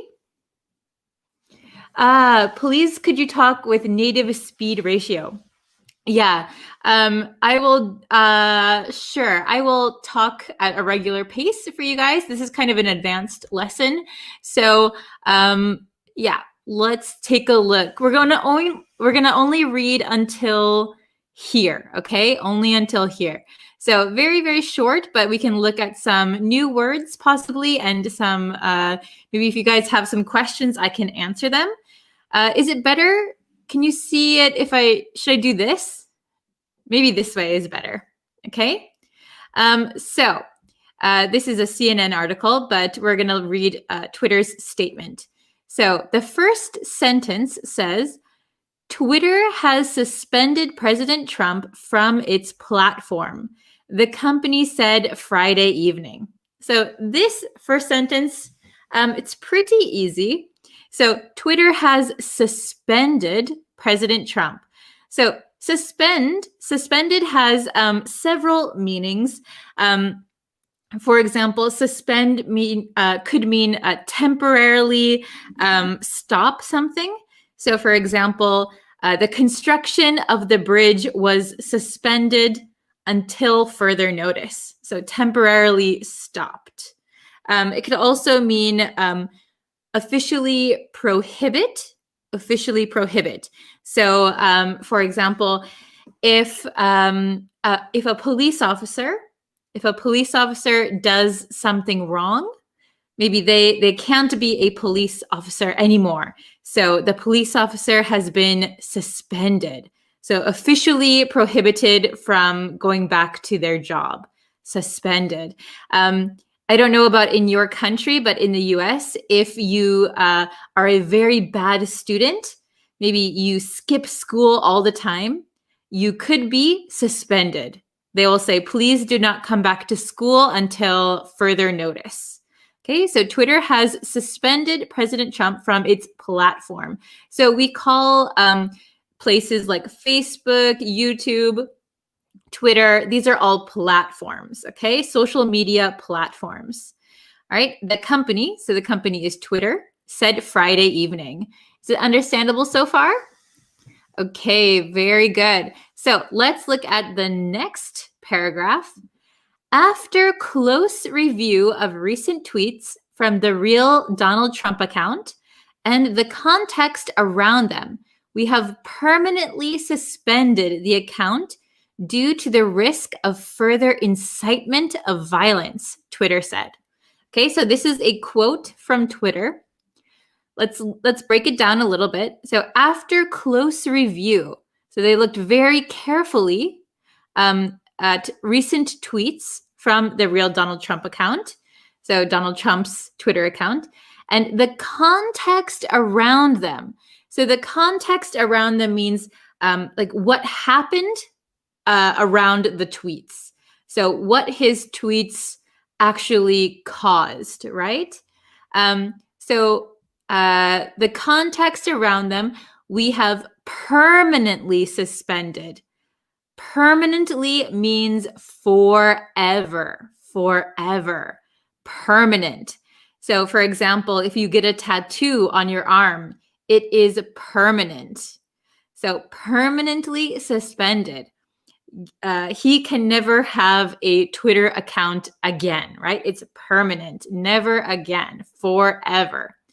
Permanently suspended the account due to. So we use due to when we talk about a reason or a cause. Due to traffic delays, I will be late for work, for example, because of traffic delays.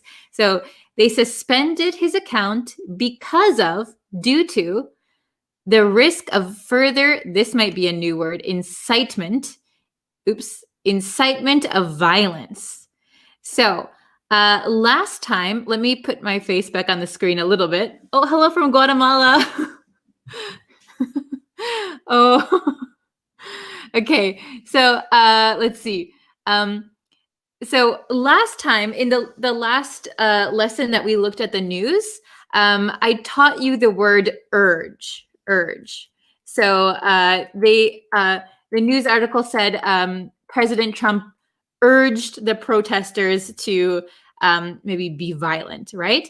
So urge means like to put pressure or to like kind of put pressure on someone to do something. It could be good or bad. I urge you to study.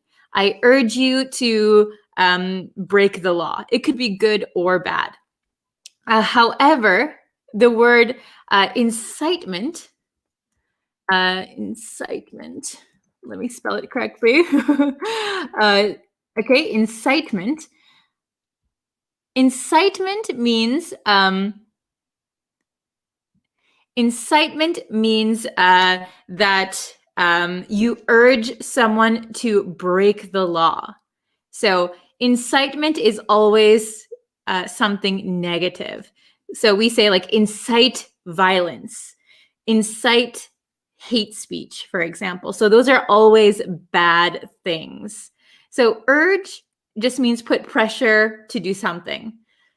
Incitement is pressure or urging to break the law, do something bad. So in Twitter's eyes, let's bring this back up. In Twitter's eyes, they thought Donald Trump's account was putting risk of further incitement of violence. So more pushing of violence. Okay, is it understandable? Let me take a look at the chat again.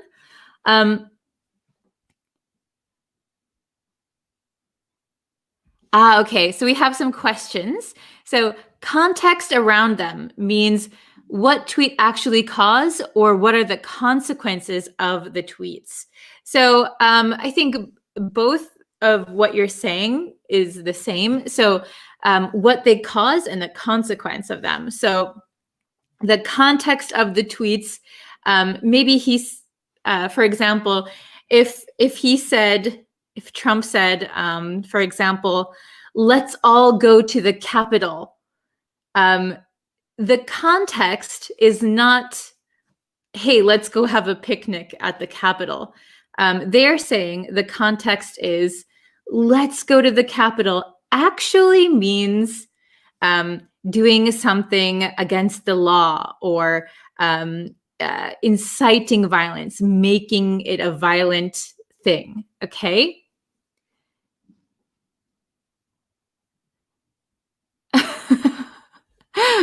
I'm too kind to troll. So funny. Okay. Yeah, incitement equals encouragement. Incitement equals encouragement. Yes. So encouragement could be good or bad. Good or bad. Like encouraging someone to commit a crime would be bad. But encouraging someone to do well on their test is a good thing. Incitement is always going to be something bad. All right? Okay.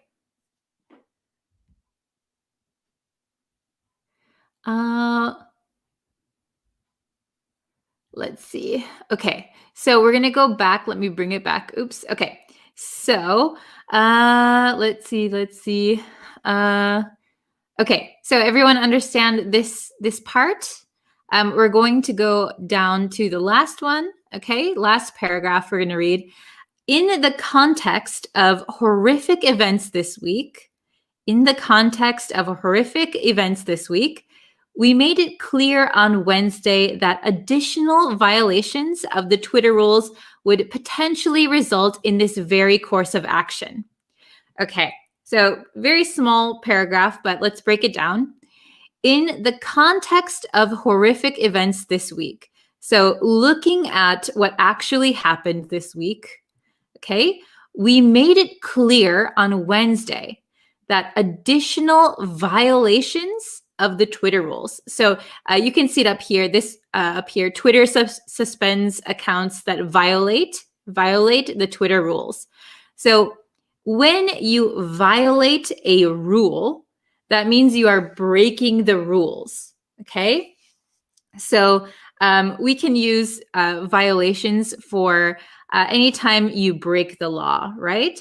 So he violated the speed limit. So he broke the speed limit, right? He probably was speeding. So violations of the Twitter rules. Violation is a noun.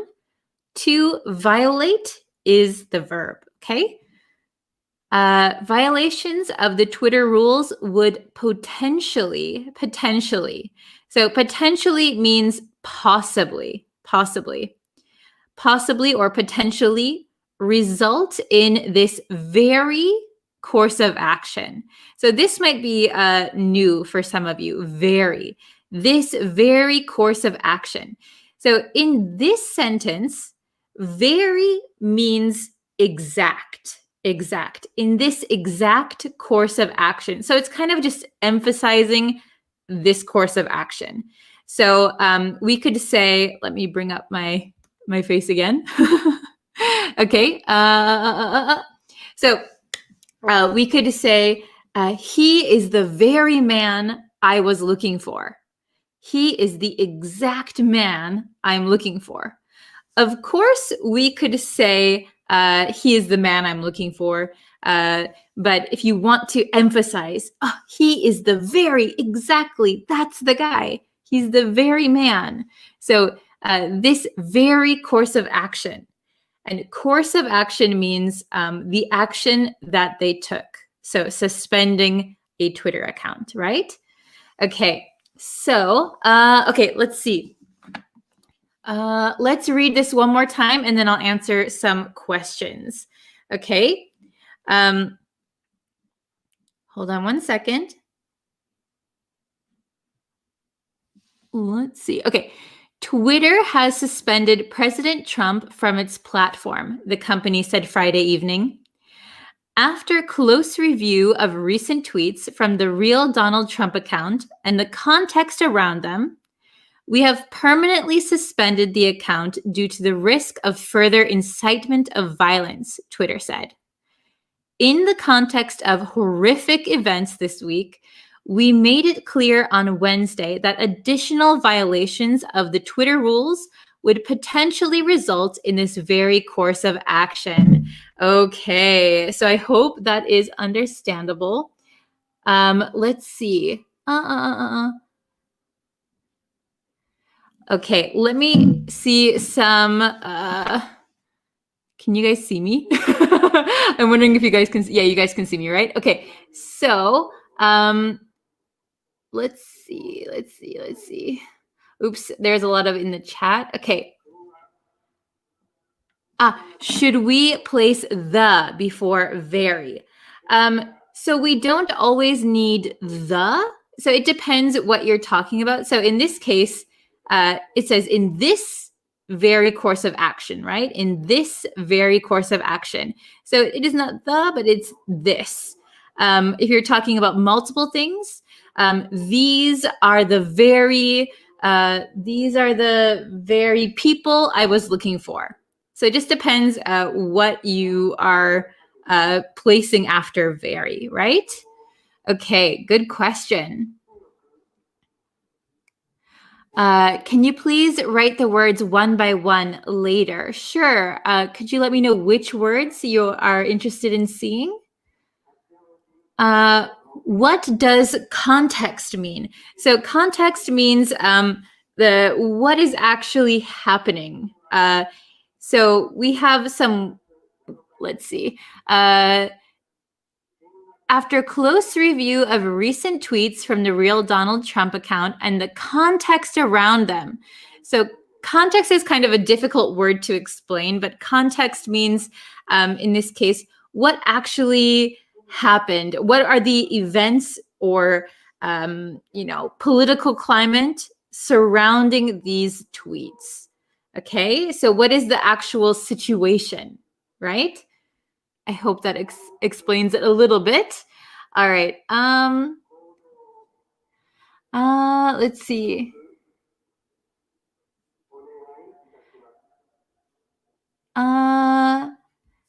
That means very equals this. So in this case, very means like exact. Very equals exact. So it's just placing emphasis on what you're talking about. So they could have simply said violations of the Twitter rules would potentially result in this course of action. However, they put very to mean exact, and it's emphasizing this course of action. Okay. Let's see. What is the opposite of suspend? That's a good question. So suspend means like you are prohibiting something, or you are what's the word I'm looking for? Temporarily stopping something. So the opposite of suspend, I guess, what would the opposite of suspend be? Like allowing something, or like, so for example, if I did something bad on YouTube, if I made a very terrible video on YouTube, I could get my account suspended. So the opposite, if you get your account suspended, maybe you contact YouTube or you contact Twitter, and then you want to get your account back. In that case, we would say reinstate. But that means once you got it taken away, and then you get it back, reinstate. But it's not really the opposite of suspend. It's just it's what happens after you've been suspended once. Okay. Resume. That is a good one, Nanda. Very good. Yeah. If you resume, so in my first example, the bridge suspended construction, temporarily stopped construction. Then you could use resume once it starts again. But if you're talking about like a Twitter account or a YouTube account or something being suspended, maybe you could get your account reinstated. But resume is a good one. Okay. Nice job. Okay, very good. So if you guys have more questions, please leave them in the comments. So let's see. I'll put my face up on the screen again. Oh my gosh, so big. Okay, so if you guys have any more questions, you can leave them in the comments. I have to get going, but I hope this was a little bit useful. Just looking at current events and like taking the news and using it as an English lesson, no matter your political belief or anything, it doesn't matter. Just we're going to use these current events for a learning, what do you call it? A learning situation, right? Let me know if you want me to look at different kinds of topics. So far I've just done what's happening recently in the US, but if you want to see like other topics of other countries, or like light topics, like light-hearted topics, let me know. If you have any suggestions, please tell me. I'm open to anything. Okay, so let's see. Oh, very good. Okay, Twitter permanently suspended Trump's account on this very first time, or they warned him earlier not to repeat this incitement of violence again. Okay, good question. So first they warned him. They deleted some of his tweets, and they said, hey, if you do this again, let me pull up the article one more time really quick. Actually, let me make it bigger. Okay, so they said, in the context of horrific events this week, we made it clear on Wednesday, so this happened on Wednesday, that additional violations of the Twitter rules would potentially result in this very course of action. So this very course of action was permanently suspending the account. So on Wednesday, they saw he was tweeting some things that they didn't like that broke Twitter's rules. So they warned him. And then apparently he tweeted some more things that Twitter did not like, that they said broke their rules. So it resulted in permanently suspending his account. So Donald Trump no longer has a Twitter account. Okay. All right. Okay. So learning political topics and words can be used in that situation. Okay. I will include those in the lessons. Oh, Tetewin, I'm late. Oh no.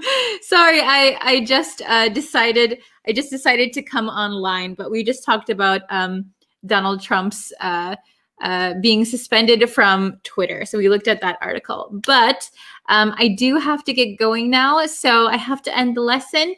I will take into consideration all of your suggestions and we can continue from there. If you have any other questions, please leave them in the comments. All right. Thank you everyone so much. And I will see you guys tomorrow for a brand new lesson. Bye everyone.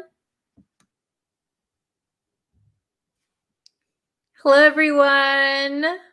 Welcome, welcome. I hope you're ready for today's English lesson. Today we're going to go over an expression, but first, if you guys haven't yet and you would like to know when I go live, when I post new videos and quizzes, you can subscribe to the YouTube channel. And if you want, you can like the Facebook page and you can turn on notifications on both of those, and then you'll know when new lessons are being posted. Okay, hello everyone. Hello Muhammad. Hello Tetwin. Hello May. Welcome everyone. Okay, so we have a very international group here. So if you want to leave your country in the comments, we can see how many different countries are watching this lesson. So hello everyone. Okay, so we're going to get into it. We have one expression that we're going to learn today, and that is jump the gun. Jump the gun. Does anyone know what jump the gun means? To jump the gun. To jump the gun. So this expression comes from do you know track and field? Track and field. So track and field is a sport where people run on a track, right?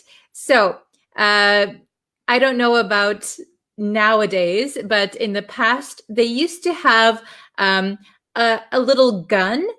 I don't think it's a real gun, but everyone would be lined up ready to start the race or ready to start their sprint. And the person who says ready, set, they would have a gun. Ready, set, and shoot the gun. And the gun shot signals the start of the race or the sprint, whatever they're doing. So if you jump the gun, that means you start before the gun is shot. So it's kind of like a false start. You started something too soon, okay? So if you jump the gun, that means you started running before it was time to actually start, okay? So this expression came from track and field. So if you jump the gun, that means that you start doing something before you actually should do that. Okay, so you're acting too soon. You did something too early, too soon. Okay, so usually we don't want to jump the gun. Okay, very good. So I'll show you our big whiteboard that we have. Okay. So here we are. Okay. Jump the gun. So I have the definition up here with some similar words. Okay. Jump the gun. And remember that this is informal. Informal. We can use this in conversation. I would not recommend using it in an email or business email or for a test. This is informal, so just remember that. You might hear this a lot in conversation, okay? So jump the gun. Act before the proper or appropriate time. Act before the proper or appropriate time. So similar words would be act too soon, or over hasty. Okay, so this is informal for acting too soon. Yes, it's kind of more in spoken language. You can see it written down sometimes, but maybe not in official or academic things, right? More in speaking, everyday conversation. Okay, jump the gun. So I have 3 examples. So we can look at these examples. You can get a better idea of how to use jump the gun. All right. So number 1, you met her just 2 weeks ago and you are already talking about marriage? Wow, that's really fast. Don't you think you're jumping the gun? Don't you think you're jumping the gun?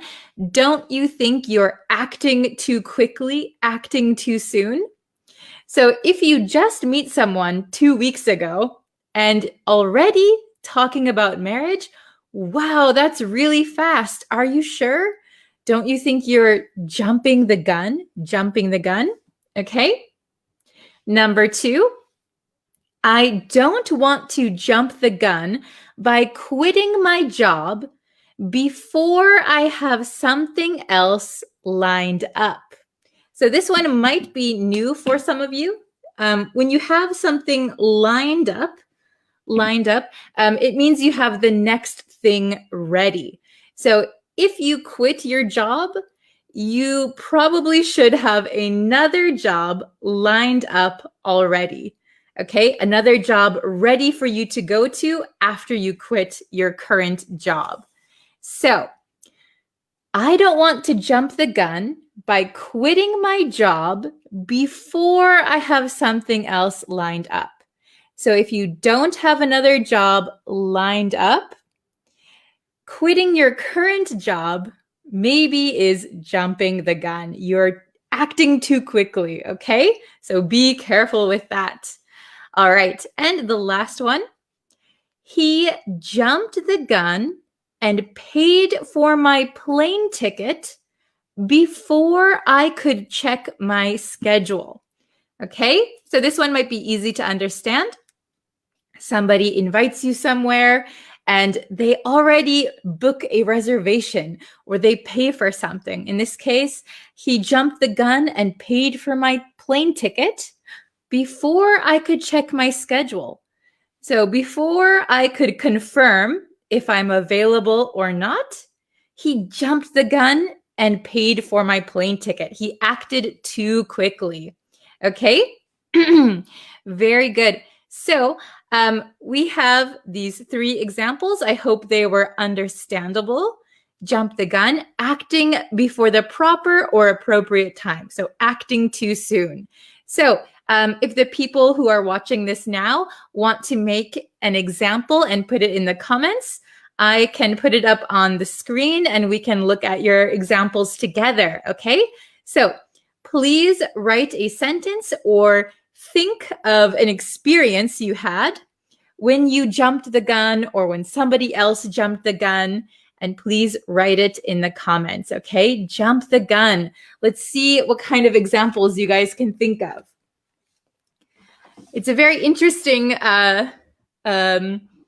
expression, I think, because we have a lot of expressions in English that come from sports.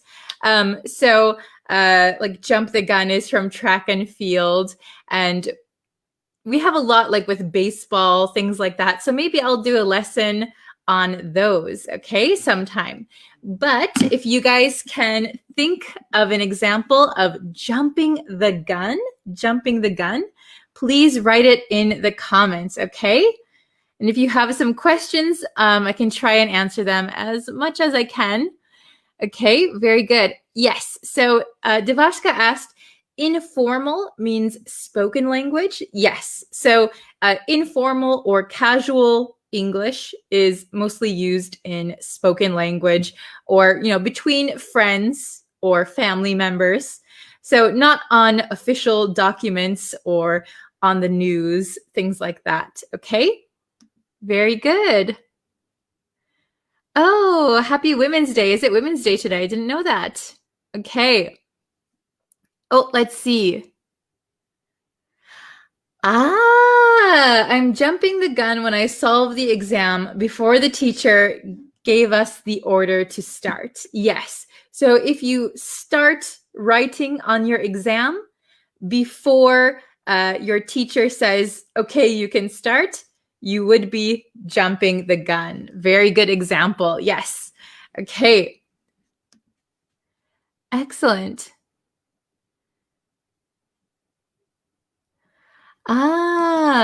I want to jump the gun in your online training IR education. So jump the gun usually is not something that we want to do. So maybe if you want to do something very quickly, sometimes that can be a good thing. But jump the gun is acting before you should. Okay, so usually we don't want to jump the gun.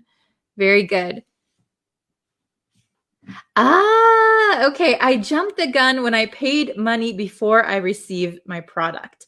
Yes. So maybe in your sentence, I would just correct it because of the first part, I jumped the gun, is in the past tense.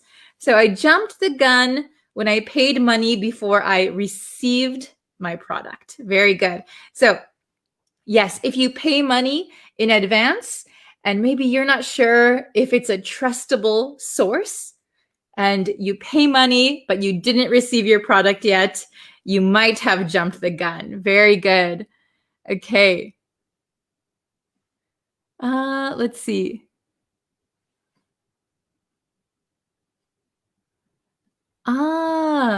Mom didn't know the cost, but she paid too much to the waiter, and the waiter didn't repay the extra. Mom was jumping the gun. Yeah, so if you pay too much and they keep the money, you might have jumped, your mom may have jumped the gun by paying before she knew the cost. Yes, that's kind of acting too soon. Oh, it's probably $20. But it was actually only $10. You kind of jumped the gun. Very good. Before COVID-19, maybe before COVID-19 hit Myanmar, I wore masks wherever I went. My friend said, I jumped the gun. You can say, my friend said, I jumped the gun. But I thought protection is better than cure. Oh, very good. Very good. So, yeah, some people might say when COVID-19 hadn't reached some countries yet and people were being extra careful, some people could say those people were jumping the gun. Hey, you're acting too quickly. But in this case, it was probably a good idea. Very good. Okay, we'll do one last quick one because I have to go teach another lesson. Let's see.